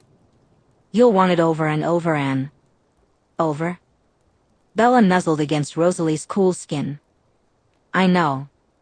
But I want to show you something. She took one of Rosalie's hands and brought it up between them. Or really, she clarified, I want to make you feel something. Feel? Rosalie replied, biting her lip. Yes, Bella said, kissing her fingertips. Rose, baby, what do you miss about me being human?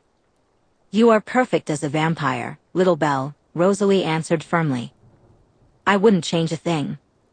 You're perfect, Rosalie said, pausing when the tip of her middle finger brushed against Bella's lips. And you're so unbelievably sexy. The grin that spread across Bella's face made Rosalie groan. I know I am, Bella replied playfully. But so are you, and I want to give you everything you desire. I know there's one thing you miss. I know you miss my warmth. Immediately, Rosalie's expression shifted, her eyebrows knitting together. Bella. Be honest with me, please, Bella pleaded. You do. I know you do. Leaning in closer, Rosalie whispered in Bella's ear, you are exactly what I want, Bella Swan. I will never have enough of you. But? Bella pressed. But I do miss the warmth, Rosalie admitted. The warmth where? Bella asked, intrigued. On your lips, Rosalie replied. And on your skin. And, inside of you. Bella took a deep breath, focusing intently before letting out a sigh. Kiss me, she instructed, leaving no room for argument. Rosalie leaned forward and placed a soft kiss on Bella's lips. But as their skin touched, Rosalie froze for a moment, realizing the sensation coursing through her. Her eyes widened. The warmth. How? she gasped. Bella took both of Rosalie's hands and slid them beneath her shirt, guiding them to her bare skin.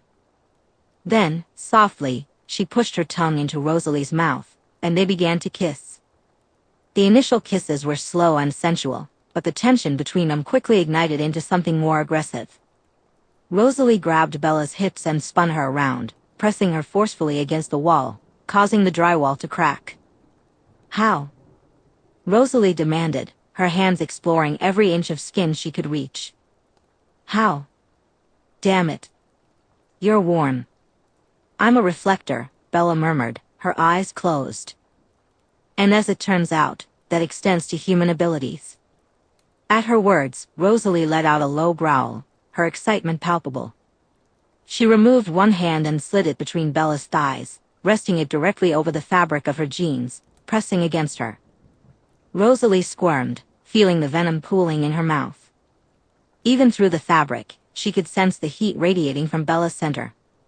"God damn it," she muttered. "I can be just what you want, darling," Bella cooed. "I can be just what you need." Gently, Rosalie began to caress Bella, sliding 2 fingers along the most intimate part of her girlfriend. "What I want," Rosalie admitted, "is to feel your skin. To push deep inside you and experience how warm you are." At that, Bella's head rolled back in ecstasy. "God, Rose, you say things like that and expect me to be good? I'm done waiting. I want you." She captured Rosalie's face in her hands, making her look directly at her. "Fuck me." But Rosalie's hands stilled, and instead of giving in, she simply smiled. "I can't," she said softly. "We need an unlimited amount of time to work through what you're feeling, baby doll.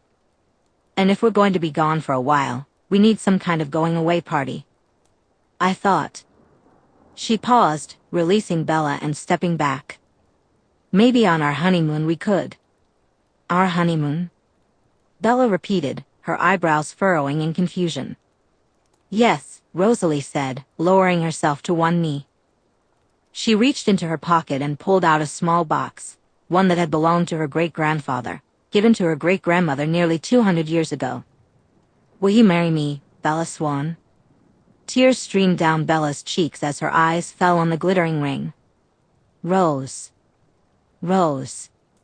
"Yes," she managed to say through her tears. "Do you really want to marry me?"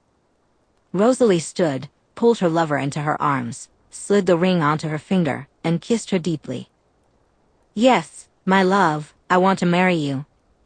"When?" Bella asked breathlessly, between kisses. "As soon as possible," Rosalie replied, marveling once again at her lover's surprising warmth. "If you're not naked with my fingers buried inside you soon, I'm going to lose my mind. My mind is racing." Chapter 47, Bella Swan. The wedding was just 2 days away, following the proposal.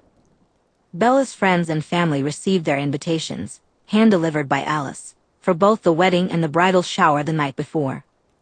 While Leah seemed to grasp the supernatural aspects of it all, the others likely viewed the marriage as rushed. To counter any suspicions, Alice had cleverly dubbed the event, "The Wedding of Bells and Roses," with the tagline, "A Whirlwind Romance," beneath it. That seemed fitting, considering how quickly everything had unfolded. Just a month ago, Bella was literally watching grass grow, and now she was an undead superhuman engaged to the most incredible woman on the planet. It was almost too surreal to accept. If she weren't surrounded by some of her closest friends and family, playing absurd party games, she might have doubted it herself. "Okay, it's your turn, Angela," Jessica insisted, tearing strips of toilet paper off her arms and legs. The current game involved creating a wedding dress entirely out of toilet paper and tape, and Bella was the judge. Right now, it was a tie between Leah's strapless creation and Jessica's poofy, prom dress-like design. Angela got up, and Alice joined her, ready to help. The small vampire had agreed to assist, gathering their supplies and diving into the task. Everyone else was back at the Cullen home preparing, including, to Bella's surprise, Renee, who had flown in for the occasion. Bella hadn't had a chance to speak to her mother one-on-one yet, and to be honest, she wasn't sure what she would say. Usually, the coming out conversation happened well before the wedding. As the next dress began to take shape, Bella started to drift away in her thoughts, imagining the same fantasies she had entertained countless times before. Rosalie, in her arms, naked. She closed her eyes, leaned back on the sofa in the fabulous Seattle hotel they had rented for the evening, and let her imagination run wild.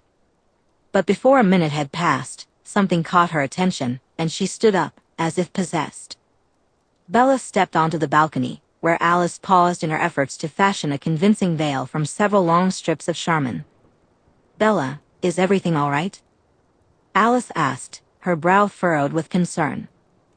"Yes," Bella replied quickly, "Rosalie is here." Worry flickered in Alice's eyes. Then, leaning closer so only Bella could hear, she mouthed, "You can't give in tonight. Your friends are here." It had become increasingly difficult for the women to resist each other, fully aware of how lost they would become once they reunited. They had established some ground rules to help manage their desire. First and foremost, they couldn't have any physical contact until after the first kiss. It made sense. Every time the blonde brushed her fingertips against Bella, it sent shivers through her body. But logic struggled against necessity, and Bella felt so weak with longing for Rosalie that keeping her composure was a challenge. Pouting, she said, "Alice, I just..." Alice paused her design work and raised a finger to signal a brief break. She bounded across the room and stopped beside her soon-to-be sister-in-law. "I know how you feel, Bella," she whispered. "Edward has been losing his mind over the two of you and you're yearning. But you know why you're waiting, right?" Bella nodded, feeling sulky, and gazed longingly out at the dark balcony. "Can I just speak to her?" Alice finished, rolling her eyes playfully. "Yes. Go." Even though they were on the second floor, it wouldn't have mattered if they were on the 22nd. The moment Bella stepped outside and locked eyes with Rosalie, waiting patiently below, the distance felt insignificant. Rosalie looked stunning in a pair of jeans that fit her perfectly, topped with a white windbreaker over a white sweater. She was immaculate and incredibly sexy. But soft. Bella thought, recalling the words of Shakespeare. "What light through yonder window breaks?" Breaks? It is the east, and Bella is the sun. "Oh," the brunette replied, her hands wrapped around the railing as she leaned forward, gazing lovingly down at her fiancé. "Did you want to reenact the entirety of Romeo and Juliet, or just the balcony scene?" "Just the balcony scene," Rosalie replied, her eyes twinkling. "The rest of it is much too sad." "Is it?" Bella asked.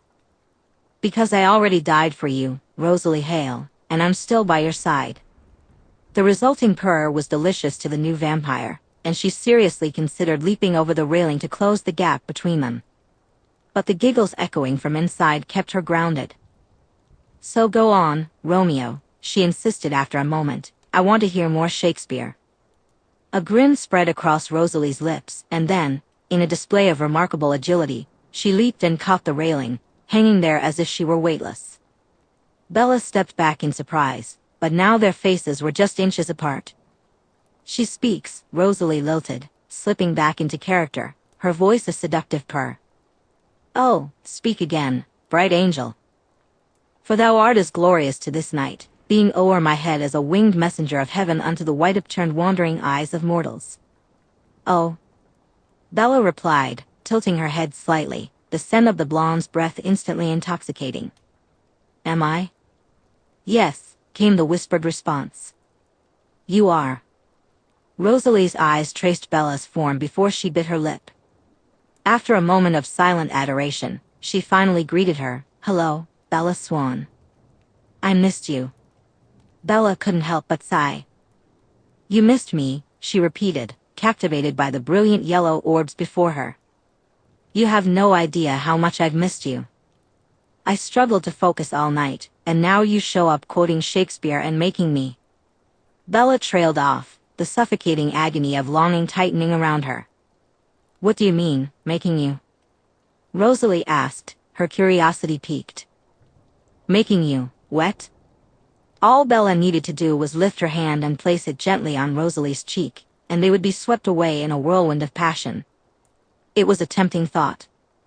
After all, they had already discussed everything that needed to be addressed.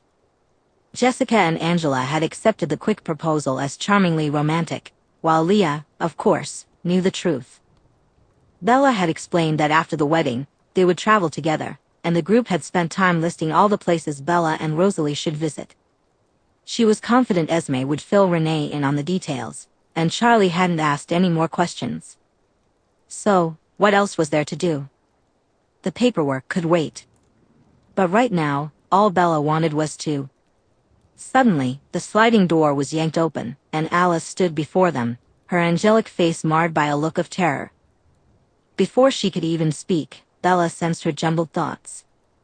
The most prominent among them was the name Volturi. "What is it?" Rosalie demanded, urgency in her voice.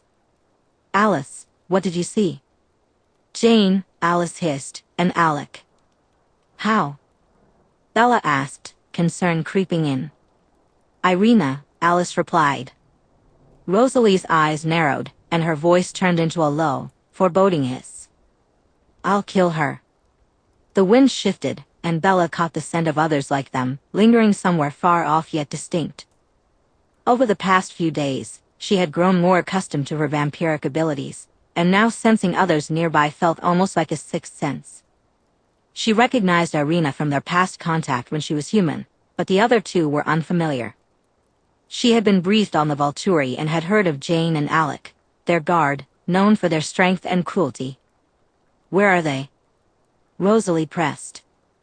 "The whole rainforest," Alice replied. "Along the Olympic Peninsula.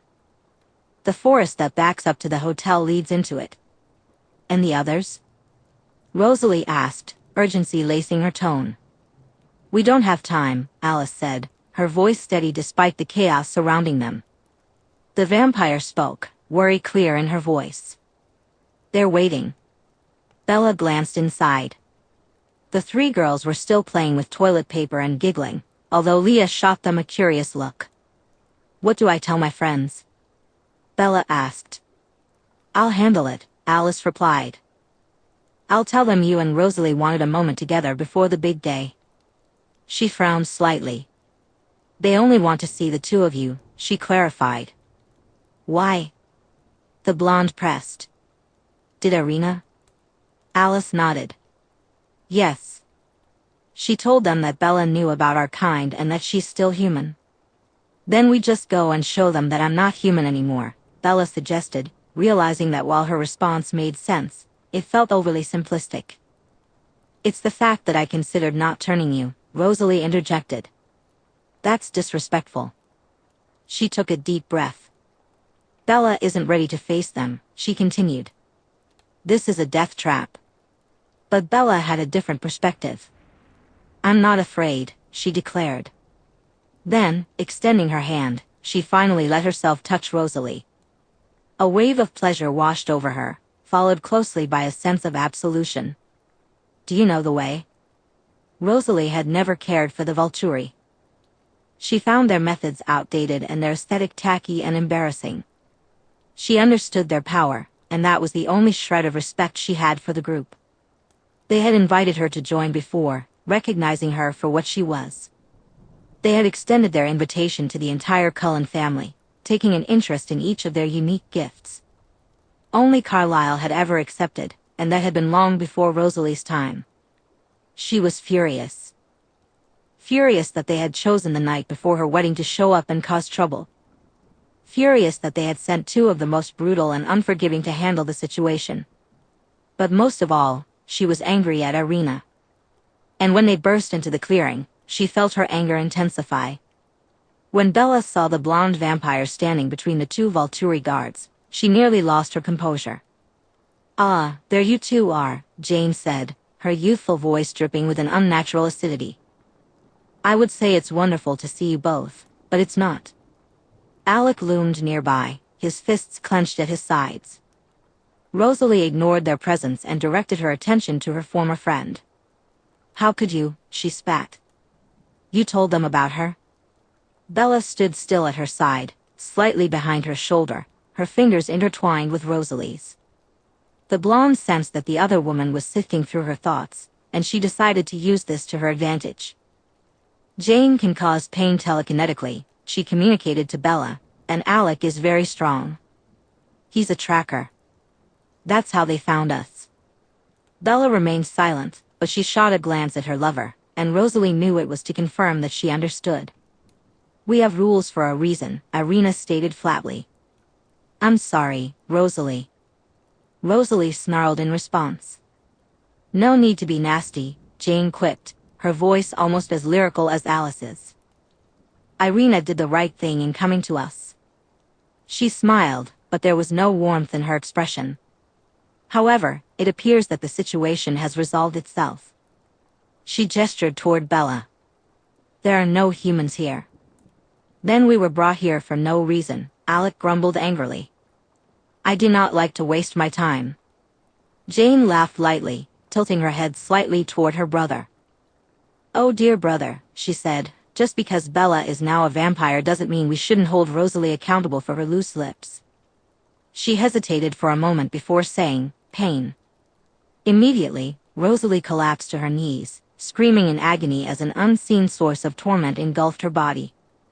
She had never experienced such a level of suffering in her life. Rosalie had experienced pain before, even during her transformation, and all she could do was scream. Bella immediately draped herself over Rosalie, seemingly trying to fend off the invisible torment. But it was futile. Rosalie struggled to speak, to tell Bella to go after Jane, but the words wouldn't come. In mere seconds, Bella understood what was happening and remembered what she had been told. She abandoned her position and lunged at Jane. Alec's lightning-fast reflexes kicked in, and he moved to protect his sister as the two of them began to fight. Jane, temporarily knocked off her feet, rose with pure hatred in her eyes. You dare disrespect me like this? Jane demanded. Alec, hold her still. As suddenly as the pain had begun, it ceased. Rosalie would have felt relieved if she hadn't been certain that Jane's new target was Bella. She righted herself, preparing to lunge again, but Bella's screams never came. Alec had a firm grip on her, and Rosalie knew Jane's focus was entirely on Bella. Yet Bella's expression remained unchanged. Instead, she smiled. Are you trying to hurt me? Bella asked, and Jane merely narrowed her eyes in response. Well, you're not doing a very good job, are you? Bella continued. Even Alec seemed slightly annoyed by Jane's lack of effect. Now, how did you do it? Bella asked the Volturi guard. She took a deep breath and then confidently stated, pain. In an instant, Jane recoiled, clawing at her own body, spinning around, screaming, and pulling at her hair. She crumpled to the ground, writhing in agony. Amidst the chaos, Alec released Bella and rushed to Jane's side. What is it? He asked, trying to get a handle on the situation. What's hurting you? Meanwhile, Irina began to back away slowly. At the edge of the clearing, Rosalie spotted a familiar set of eyes. Laurent had arrived. She considered going after her mate for a moment, tempted by the thought of revenge. But when she looked back at Bella and saw Alec and Jane cowering in fear, her pride surged within her, distracting her from that impulse. Your correspondent is gone, she said, striding confidently to join her mate. Once their hands were clasped together again, she added, and you need to leave too. The absence of screams indicated that Bella had stopped inflicting pain, yet they made no move to retaliate. What do we tell them? Jane asked her brother. Arrow, Caius, and Marcus, what do we tell them? That there was a mistake, Alec replied quickly. That Bella Swan is a vampire and there's no need to investigate further. But Irina, Jane countered. What about Irina? That would make her a liar. They'll want someone to pay for this. Alec nodded. Then Irina will pay. And her mate as well. He inhaled deeply, closing his eyes as a sinister grin spread across his face. I smell them. They aren't far. The siblings dusted themselves off and prepared to leave the area. Just before they vanished into the night, Jane turned back for one last remark. Arrow will want a word with you, she said, directing her words at Bella. Will he? Bella replied, curiosity piqued. And why is that? Jane's expression twisted with contempt. Arrow will want to know more about you. And your power. Oh, the brunette said with a hint of amusement. In that case, you can tell Arrow that he can kiss my ass. Chapter 48, Bella Swan. The wedding was set to take place at sundown behind the Cullen home. Bella spent the entire morning being pampered by her friends and Alice, who was in charge of her makeup and hair. In the rush of it all, Bella hadn't even gone dress shopping. She had left that entirely up to Rosalie. But, as always, the blonde had left her breathless. The dress arrived at the hotel on the morning of the wedding, wrapped in a box of white silk. It was also white and seemed to be made of the same luxurious material. It fit her perfectly, giving off the impression of something a Greek goddess might wear. In it, Bella felt flawless. Or at least that's what everyone kept saying, and honestly, it was hard to think anything else. Maybe it was just the simple fact that she was a vampire now, but Bella had a feeling her love for Rosalie was beginning to radiate from her. Her mom, who had spent the entire morning at a salon getting ready, showed up at the hotel in the afternoon. "Oh Bella, baby, you are a dream," she gushed, her hands clasped together. "Spin for me." At first, it had been challenging to be around so many humans. But surprisingly, it became bearable quite quickly, almost too quickly. Carlyle had mentioned that in all his years, he had never encountered a vampire who adapted to blood resistance so fast. For Bella, it felt almost like a switch she could flip on and off. She was still sensitive to blood, of course, and she knew that if someone were to accidentally cut themselves, she might lose control. But in a casual environment, surrounded by people she loved, the scent of their life force didn't bother her at all. She spun around, basking in the oohs and ahs from some of her favorite people. Alice had insisted that Bella leave her hair down in a cascade of loose curls. She wore no makeup, she didn't need it. "Rosalie is a very lucky woman," Alice commented in her sing-song voice. And just like that, with the mere mention of her name, Bella was lost in a fantasy. This feeling had been almost constant since the battle in the forest. When Rosalie had to take her back to the hotel and return to the Cullen home, the ache in Bella's heart had been almost unbearable. She spent the entire evening imagining their wedding night, and Alice had to shake her back into reality more than once. Now, just hours before their matrimonial union, focusing was becoming increasingly difficult. "Not much longer, Bella," the other vampire promised. "Only a few hours, and you two will be together again." The morning dragged on as the other women were pampered and prepped. Meanwhile, Renee pressed Bella to recount her meeting with Rosalie. Of course, Bella amended the details to keep everything feeling normal. But even being as vague as possible, talking about Rosalie made her weak with longing. She was beyond desperate. "It's just so fast," her mother said. "And I honestly never knew that you were into women?" Bella interjected. "Well," Renee replied, a bit awkwardly, "yes." "Have you met her?" Bella asked eagerly. "Have you met Rosalie?" "Yes," Renee admitted, nodding. "And she's a very beautiful woman. The way she spoke about you." She paused for a moment. "She seems to really care about you. And her parents are lovely, though they seem so young, but You're ashamed of my sexuality?" Bella asked, her voice a mix of frustration and hurt. "No," Renee said, pursing her lips. "It's just fast. And sudden. I mean, what do you plan on doing after the wedding?" "Traveling." "To where?" "Everywhere." Bella took a deep breath. "Mom, you don't have to worry, okay?" Renee still looked a bit unsettled, but a sudden knock on the hotel door saved her from responding. Alice answered it, practically dancing across the room. It was Esme, who, upon seeing Bella, smiled brightly, tears glistening in her eyes. "Oh," Esme said. "Rose is going to be stunned," Alice said, taking a moment to admire everyone's outfits before turning to Renee. "It's wonderful to see you again, and you look amazing." Well, thank you very much, Bella's mother replied. Have you ever imagined your gorgeous daughter in a wedding dress before? Alice asked. Yes, Renee admitted. I just hadn't thought it would be so soon. Bella exchanged a glance with Alice, wondering if her mother's comments were offending Esme. I can imagine it would be quite the shock, Esme said to Renee. But I can assure you that the love between our daughters is beyond anything I've ever encountered. This is the real thing, I promise you. Rosalie, as well as Carlisle and I, will take amazing care of Bella. Esme was utterly charming, and even with her vampiric strength, Renee couldn't resist her warmth. Oh Bella, she said, finally giving in, I just want you to be happy. Does she make you happy? Bella felt a wave of emotion at the question. Yes, she gushed, 1000% yes. She bit her lip, then couldn't help but ask, how is she? Has she asked about me? All morning, out of respect for her new family, Bella had refrained from reading Alice's mind to catch glimpses of the Cullen home and its decorations.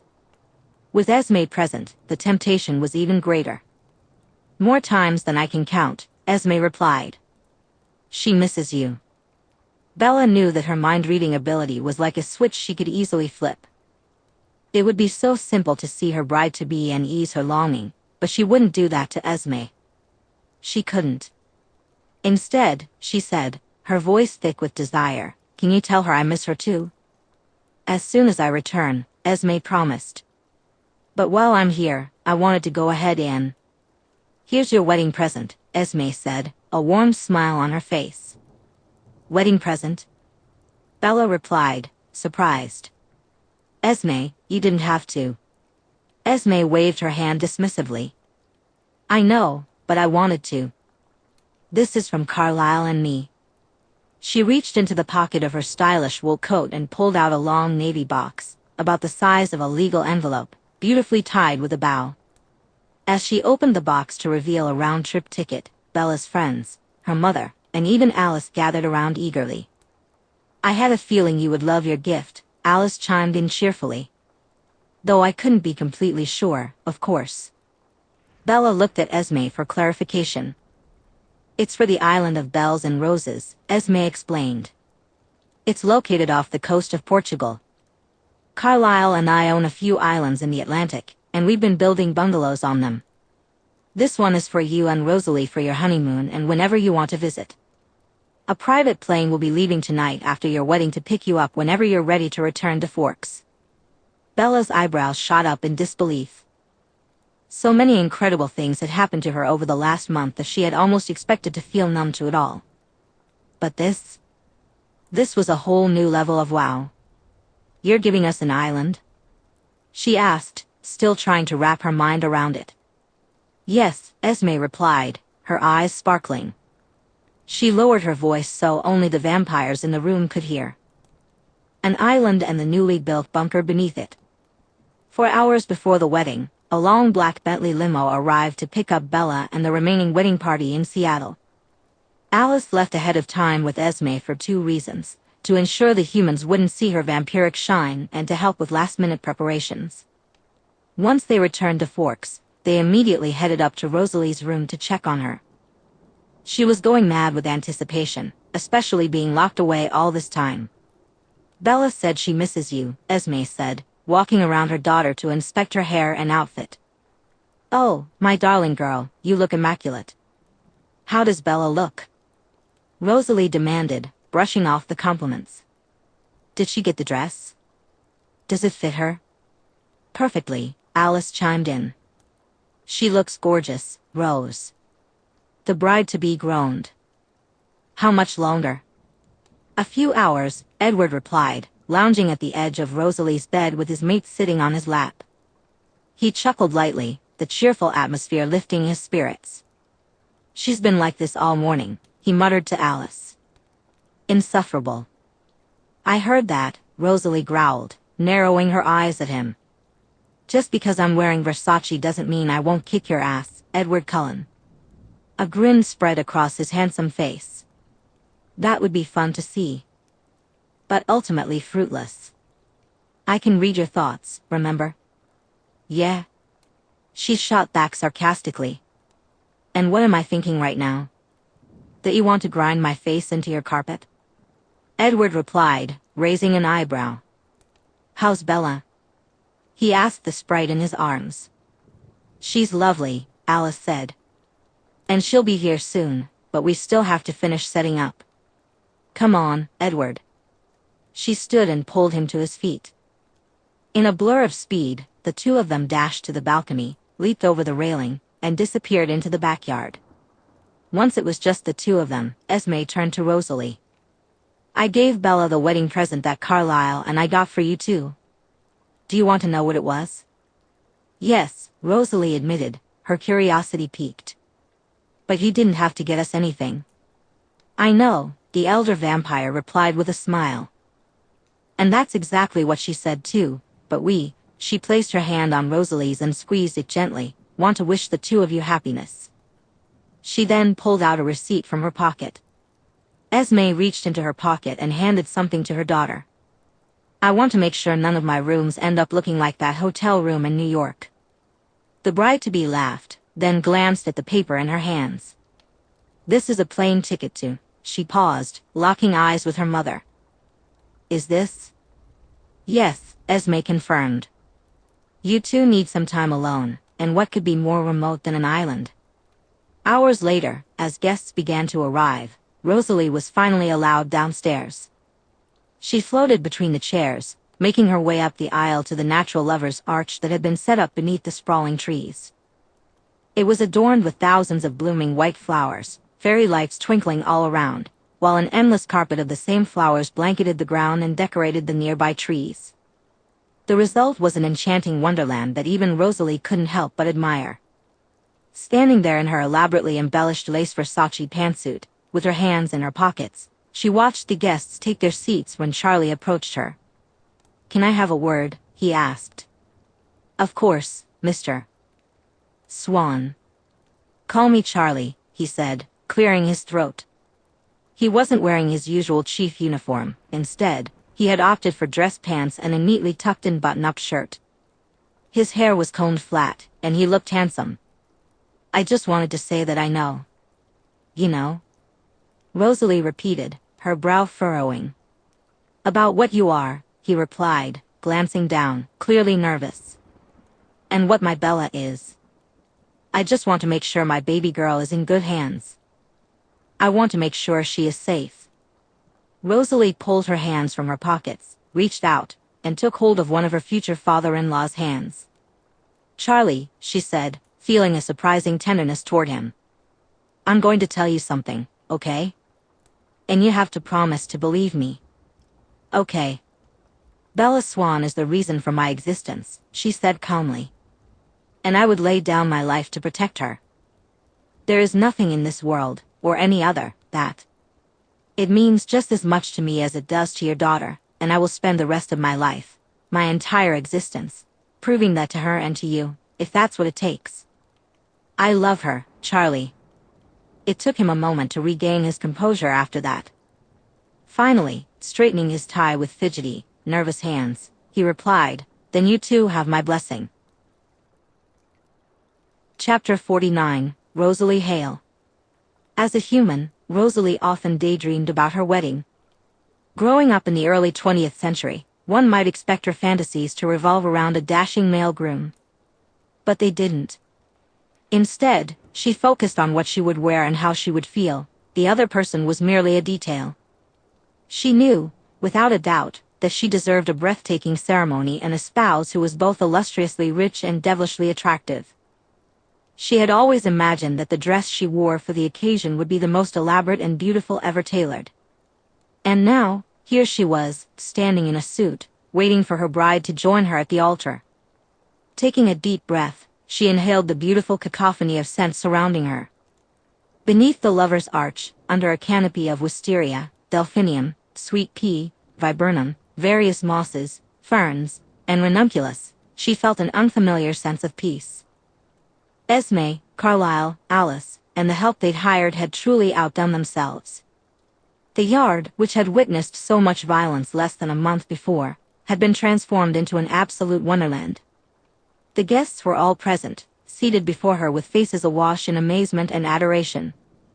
The minister that Charlie had suggested stood at Rosalie's right.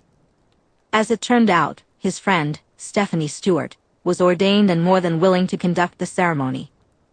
Everything was in place, they were only waiting on Bella. When the music began to play, Rosalie knew the moment had finally arrived. She had chosen Mariah Carey's Till the End of Time to accompany Bella's walk down the aisle. A long, winding path had been constructed, leading from the backyard where the ceremony was taking place, wrapping around the Cullen home. As the first notes filled the air, Bella was still out of sight, and the anticipation was palpable. But when she and Charlie turned the corner and came into view, the audience murmured in awe, allowing a hush to settle over them. Rosalie was momentarily reminded of the fairy tales she had read as a child. She could picture the princess descending the stairs onto the ballroom floor, and she imagined the prince, seeing her for the first time, feeling an ache in his heart strong enough to bring him to his knees. Tears began to well in her eyes. Bella was Rosalie's heart, her everything. When the space between them finally closed, and Bella's hand slipped back into hers, she felt whole once more. "My love," she murmured, her gaze roaming over her fiancé. "Have I unknowingly stumbled into heaven?" "Yes," Bella whispered back. "Because you have to be an angel." As the ceremony began, Rosalie drifted in a blissful haze, suspended in the sheer love radiating between them and filling the air around them. Although much of the ceremony was for the benefit of the guests and the necessary paperwork, she was lost in the moment. When the general speech and prayer concluded, Stephanie turned her attention to the bride standing before her. "Rosalie and Bella, are you ready to proclaim your love for one another in the sight of all these witnesses?" "Yes," they answered in unison. "Bella Swan, do you take Rosalie Hale to be your lawfully wedded wife? Do you promise to honor and cherish her? Do you promise to love, trust, and commit to her through joy and pain, sickness and health, and whatever life may throw at you both, until death do you part?" "Yes," Bella replied, her voice filled with emotion. "I do." "And Rosalie Hale," Stephanie continued, now addressing the blonde, "do you take Bella Swan to be your lawfully wedded wife? Do you also promise to honor and cherish her? Do you promise to love, trust, and commit to her through joy and pain, sickness and health, and whatever life may throw at you both, until death do you part?" There was no hesitation. "Yes," Rosalie said, swelling with affection. "I do." "Will you now make your independent vows to one another?" Stephanie asked, practically beaming with joy. "Bella, would you like to go first?" "Yes," the new vampire replied, her voice trembling as she fought back tears. "Rose, I vow to always love you. I vow to always take care of you. I vow to..." She took a deep breath. "Spend the rest of my existence showing you how eternally grateful I am that you found me.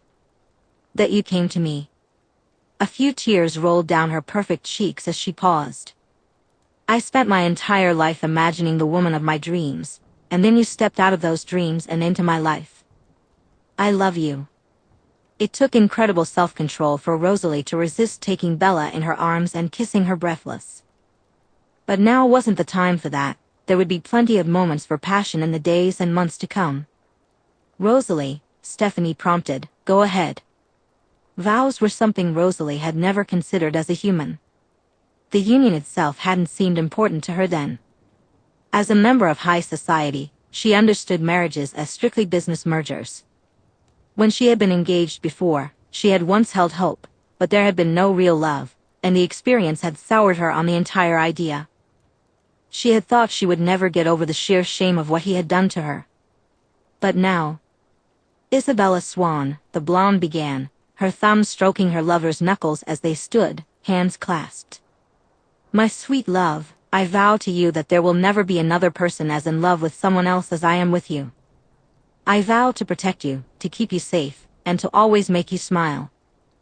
And I promise to do these things now, forever, and until the end of time." Bella whimpered, and as she blinked, her thick dark lashes released a fresh collection of sparkling tears. Rosalie reached out and caught one of the tears on her thumb. "You don't have to cry," she said. "Oh yes, I do," Bella responded, her voice strained. Stephanie continued to smile. "All right. Do you two have your rings?" In unison, Alice and Edward stepped forward, placing the rings onto Bella and Rosalie's fingers before swiftly returning to their seats. Bella's ring was a simple golden band, designed to fit snugly alongside her engagement ring. Rosalie's was also gold, but with diamonds inlaid along its length, twinkling beautifully in the soft ambient light. "At this time, Rosalie and Bella will exchange rings," Stephanie announced. "The wedding ring is a symbol of binding, of attachment and belonging, not of possession, but of partnership. These rings signify the union between two souls," she continued, "and the unending journey of love that you both will experience in the years to come." She paused to wipe a tear from her eye, as if she were just as invested in their relationship as they were. "And now, Rosalie and Bella, having proclaimed your love and commitment to one another in the presence of your loved ones, and with the power vested in me by the Forks Church of Worship and the state of Washington, I am delighted to pronounce you wife and wife." She took a moment to wipe both of her eyes before finally saying the words they had been waiting for. "You may kiss."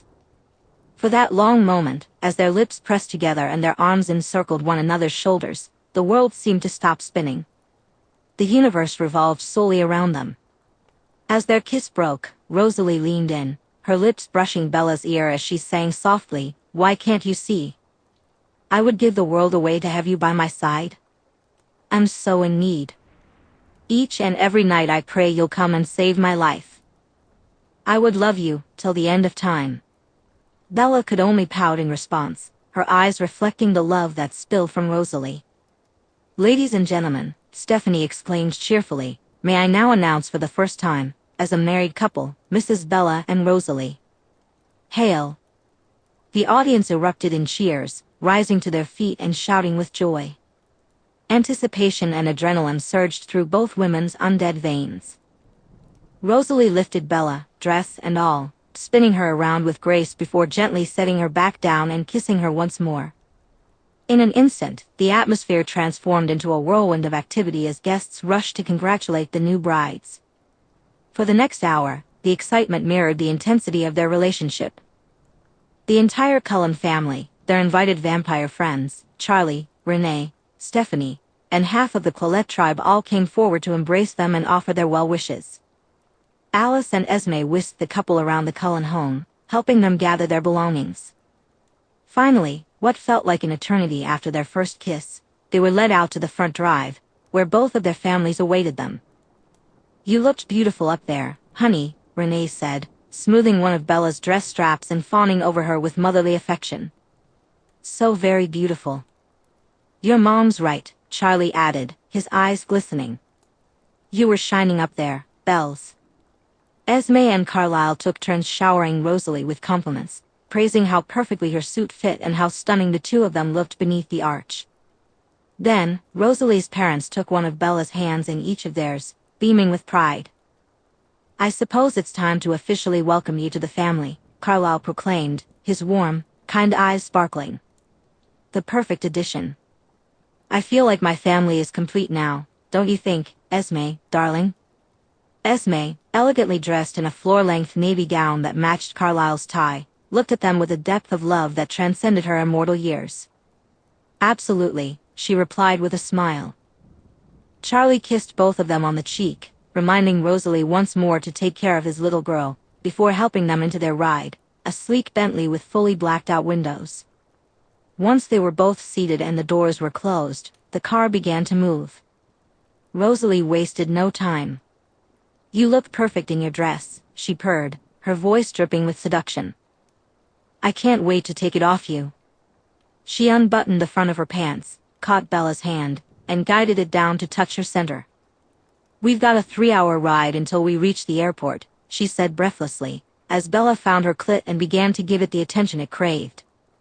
Rosalie shrugged off her jacket, exposing her breasts. Without hesitation, Bella leaned forward and took one of her nipples in her mouth. "Do you want to see how many times you can make me come before we get there?" Rosalie teased. Chapter 50. Bella Swan felt exhilarated. She had managed to bring Rosalie Swan to the heights of ecstasy 12 times before their car finally arrived at the airport. The driver remained silent, and they didn't speak to him either, but Bella couldn't help but wonder how messy the front seat must have been after such a wild ride. As they stumbled across the parking lot, their arms entwined and lips pressed together, Rosalie was clearly disheveled. Her jacket hung half open, and her pants were still undone. She didn't seem to care at all. The moment Bella had withdrawn her hand, Rosalie had begun to whimper, desperate for what was to come next. Bella felt an urgency to board the plane and satisfy Rosalie with deep, intense intimacy. Surprisingly, the pilot, the stewardess, and everyone else they encountered while boarding appeared remarkably composed. "Welcome aboard, Mrs. and Mrs. Hale," the attendant said in a pleasant tone. "The private quarters are just through there." Without wasting a moment, the two women slipped into their sanctuary. As soon as they were alone, Rosalie pressed Bella against the wall of the plane, hiking up her dress. She positioned her knee between Bella's legs, allowing her to grind against it. "The warmth," Rosalie murmured, showering Bella's clavicles with kisses as she unzipped the dress and pulled it down, exposing her breasts. "I will never get over your warmth." She leaned down, kissing Bella's chest, reveling in the softness. "And these?" She huffed, playfully rolling Bella's breasts in her hands before rubbing her face against them. Bella felt like a faucet turned on full blast, a groan escaping her lips. "Rose, baby, are you going to tease me the entire flight, or can you take me and put me out of my misery?" "Penetration?" Rosalie purred, nuzzling one of Bella's nipples. "Do you think that's wise, my love?" She kissed a trail from Bella's areola to her mouth, playfully biting her lower lip and tugging at it. "Do you want the plane to arrive safely, or—" Rosalie buried her face in the warm crook of Bella's throat. Exposing her fangs, she broke the skin, and 2 trails of shimmering blood began to form on Bella's neck. With blood in her mouth, Rosalie spoke softly, "Do you want the plane to crash?" Bella moaned loudly, reaching up to feel her fresh wound. "Baby. I'm soaked. I thought you were supposed to be a good vampire." Rosalie pressed her lips to the puncture holes in Bella's throat, drawing in some of the other woman's life force. Bella mewled in response, feeling the warmth roll down her thighs. "Oh, I'm a very good vampire," Rosalie replied smoothly. "See how well I feed?" She swallowed, and Bella watched her lick the remaining crimson from her lips. "So what?" Bella groaned, her voice heavy with desire. "How long is this plane ride?" "About 17 hours, Rosalie told her. "Fuck," Bella exclaimed. "I can't wait 17 hours, Rose. I need something now, or I'm going to crash this plane myself." The elder vampire began lapping at the spilling blood. After a moment, she pressed her red, dripping tongue to Bella's. They shared a heated kiss before Rosalie pulled away, gasping, "Have you ever tried edging?" As a gift from Alice, classy silk Dolce & Gabbana robes had been placed on the plane for the women to change into, but neither had tied theirs closed. A suspicious purple toolbox had also been loaded, courtesy of Kate and Carmen. Inside, countless sex toys were packed, along with a couple of pairs of handcuffs, some lube that promised to sizzle, 2 blindfolds, and a long black leather whip. When Rosalie held that up, Bella's mind raced, and she bit her lip. "You know," Rosalie said, running her fingers through Bella's hair, "I don't think we need any of these right now." "Come here, my love," Rosalie said, beckoning Bella closer. In the cabin, a bench wrapped around nearly half the space. The windows were tinted to provide maximum UV protection. They chose a seat on the right side of the plane, and Rosalie gently pulled Bella into her lap, positioning the smaller woman so she was straddling her. "Let's play a game," the blonde purred, her fingers softly gliding along the inside of Bella's thighs. "I'll say something I love about you that starts with the letter A, and then you'll do the same for me with B. We'll keep going like that. I'm going to rub your clit very softly while we play, but if you take too long to think of something, I'll stop. Do you understand, little Belle?" "Yes," Bella replied, her eyes following Rosalie's fingers as they glided through the juices dripping down her legs. "Anything. Please." Just. She gasped as her wife teased the tip of her middle finger up along her slit, finally reaching her pulsing clit. Touch me. I intend to, baby doll, Rosalie said, her golden eyes sparkling with mischief. She began to rub Bella's clit, excruciatingly slowly. Your ass. With her free hand, she reached around and found Bella's backside, teasing it gently, causing Bella to whimper in response. Your turn, Bella. Bella nodded, feeling a little dazed. Right. B. Your. She reached out, grabbing 2 handfuls of Rosalie's breasts. Breasts.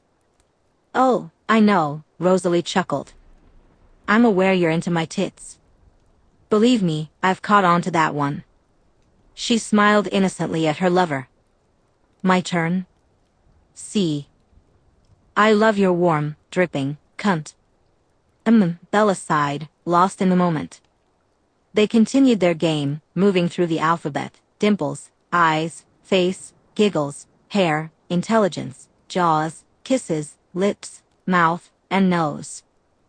As it came time for Rosalie to come up with an O, she was set on orgasms, but before she could say anything, as the flight attendants entered to check on them, Bella was lost in the moment, actively moaning while Rosalie's middle finger worked its magic, driving her wild. With her other hand, Rosalie playfully licked the remnants from her fingers. Oh, the stewardess said, taken aback. I'm so sorry, I didn't mean to interrupt. It's perfectly fine, Rosalie replied politely, a teasing smile on her lips. You're not interrupting us because I have no intention of stopping. Oh, the flight attendant stammered again, her cheeks flushed. Of course. I just wanted to see if either of you needed anything. Yes, Rosalie answered without hesitation. I need to eat. With that, she stood up, effortlessly lifted her new bride onto the long padded bench, and buried her face between Bella's thighs, beginning her feast. The alphabet game and the stewardess were quickly forgotten. When the plane finally landed at the private airport in Lisbon, Bella was a delightful mess. Rosalie couldn't help but fawn over her, overwhelmed with adoration. Sweet, desperate, horny baby, she cooed during the short car ride from the airport to the dock. You'll be full soon enough, she promised soothingly.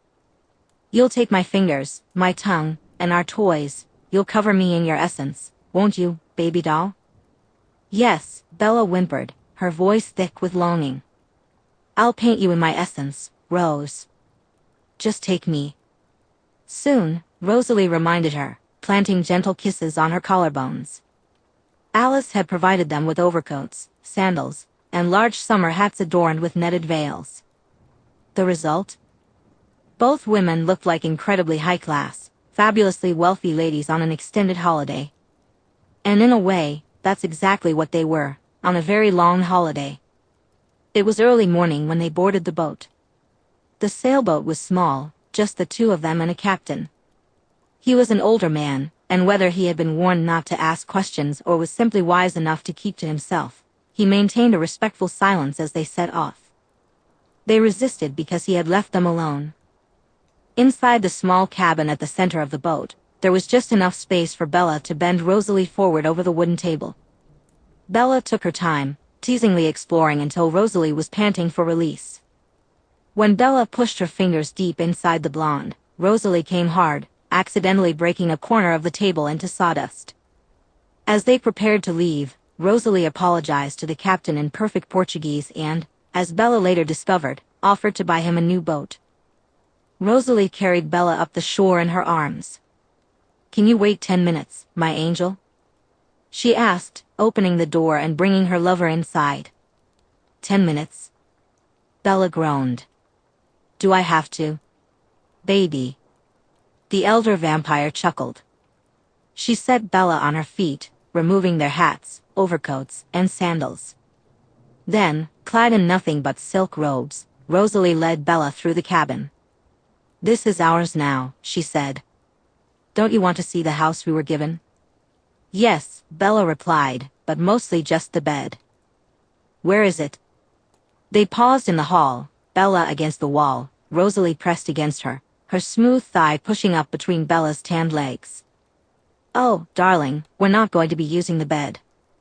This entire cabin is just for show. I'm sure my mother must have mentioned what lies beneath."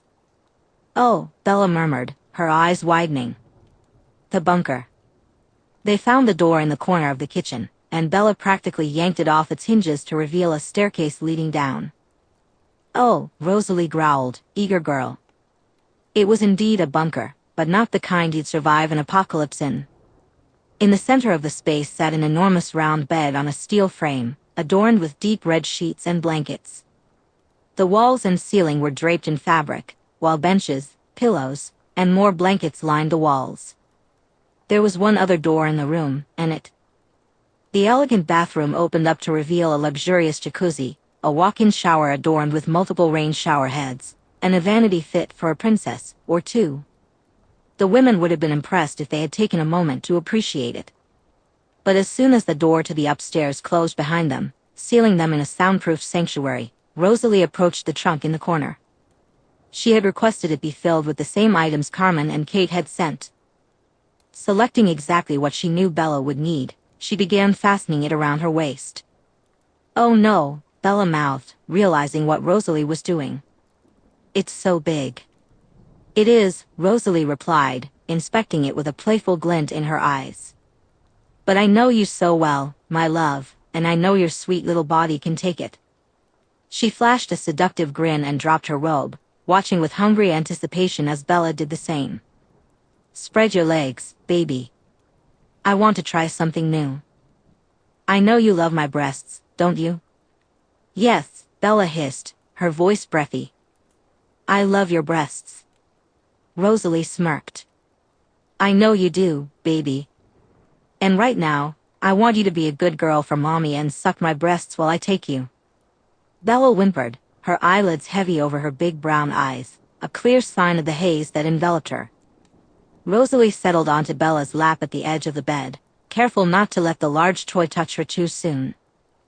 She leaned forward, allowing Bella to latch onto one of her nipples. "It's going to stretch you out, baby," she purred, gently stroking Bella's face as she sucked deeply. "But I'm going to prepare you with my fingers first." As her skilled fingers glided up and down Bella's entrance, Rosalie was pleased to find her partner slick and eager. "That's it," she praised. "My beautiful Bella, could you get any wetter?" "Please," Bella began, her voice trembling. "Please, Rose. I need you. Please." "Please what, baby?" "Please, Rosalie." Bella whimpered, her desire evident in every word. Rosalie shook her head with a playful smile. "No, no. That's not how we play." Bella's expression shifted, her eyes pleading. "Oh, please, Rosalie." With a gentle touch, Rosalie engaged Bella in a way that made her gasp with delight. Finally, Bella whispered, feeling the tension build. She knew they could explore deeper feelings together, and Rosalie was more than ready to guide her. As Rosalie found a rhythm, Bella responded eagerly, their connection growing stronger with each passing moment. Soft sounds of pleasure slipped from Bella's lips, and the atmosphere was charged with excitement. "Wow," Bella breathed, feeling the overwhelming rush of emotions as they both climbed higher in their shared experience. "I can feel it, Rosalie." Her voice changed, reflecting the intensity of their bond. "Oh, I feel it." With every movement, their energy intertwined, and they embraced the peak of their connection together, lost in each other's arms. Rosalie paused for just a moment, her affection evident. "You did so well for me, my love." She gently adjusted their position, ensuring Bella was comfortable. "Are you ready for more?"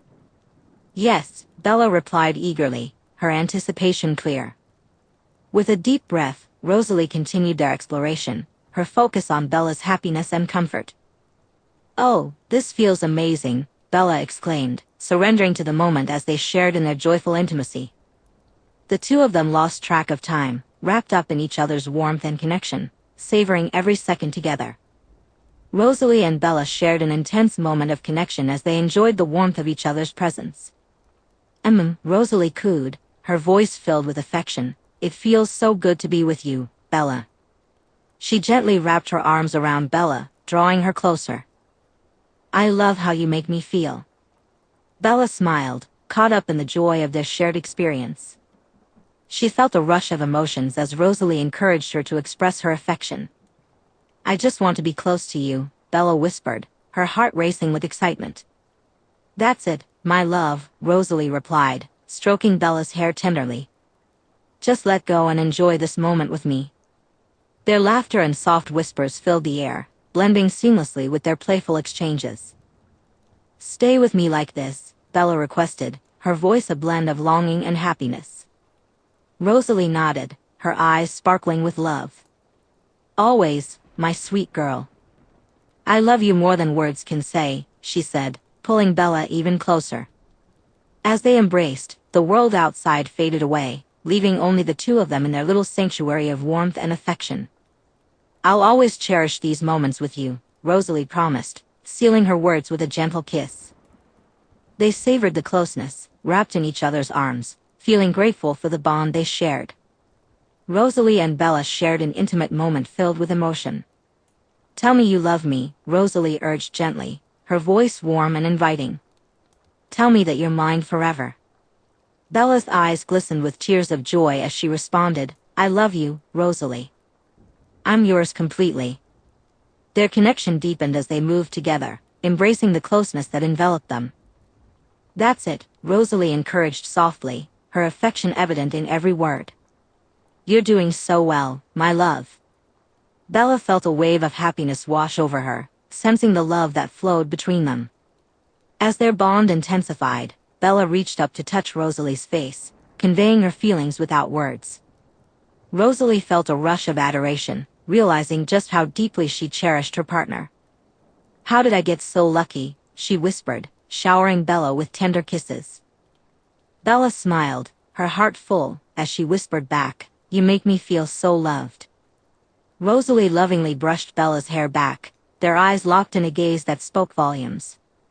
"Always," she promised, "I'm here for you, now and forever." She took a ragged breath and reached down, feeling the large presence still buried inside her. "Rosalie," she whispered, her voice filled with unyielding desire. Again. The end.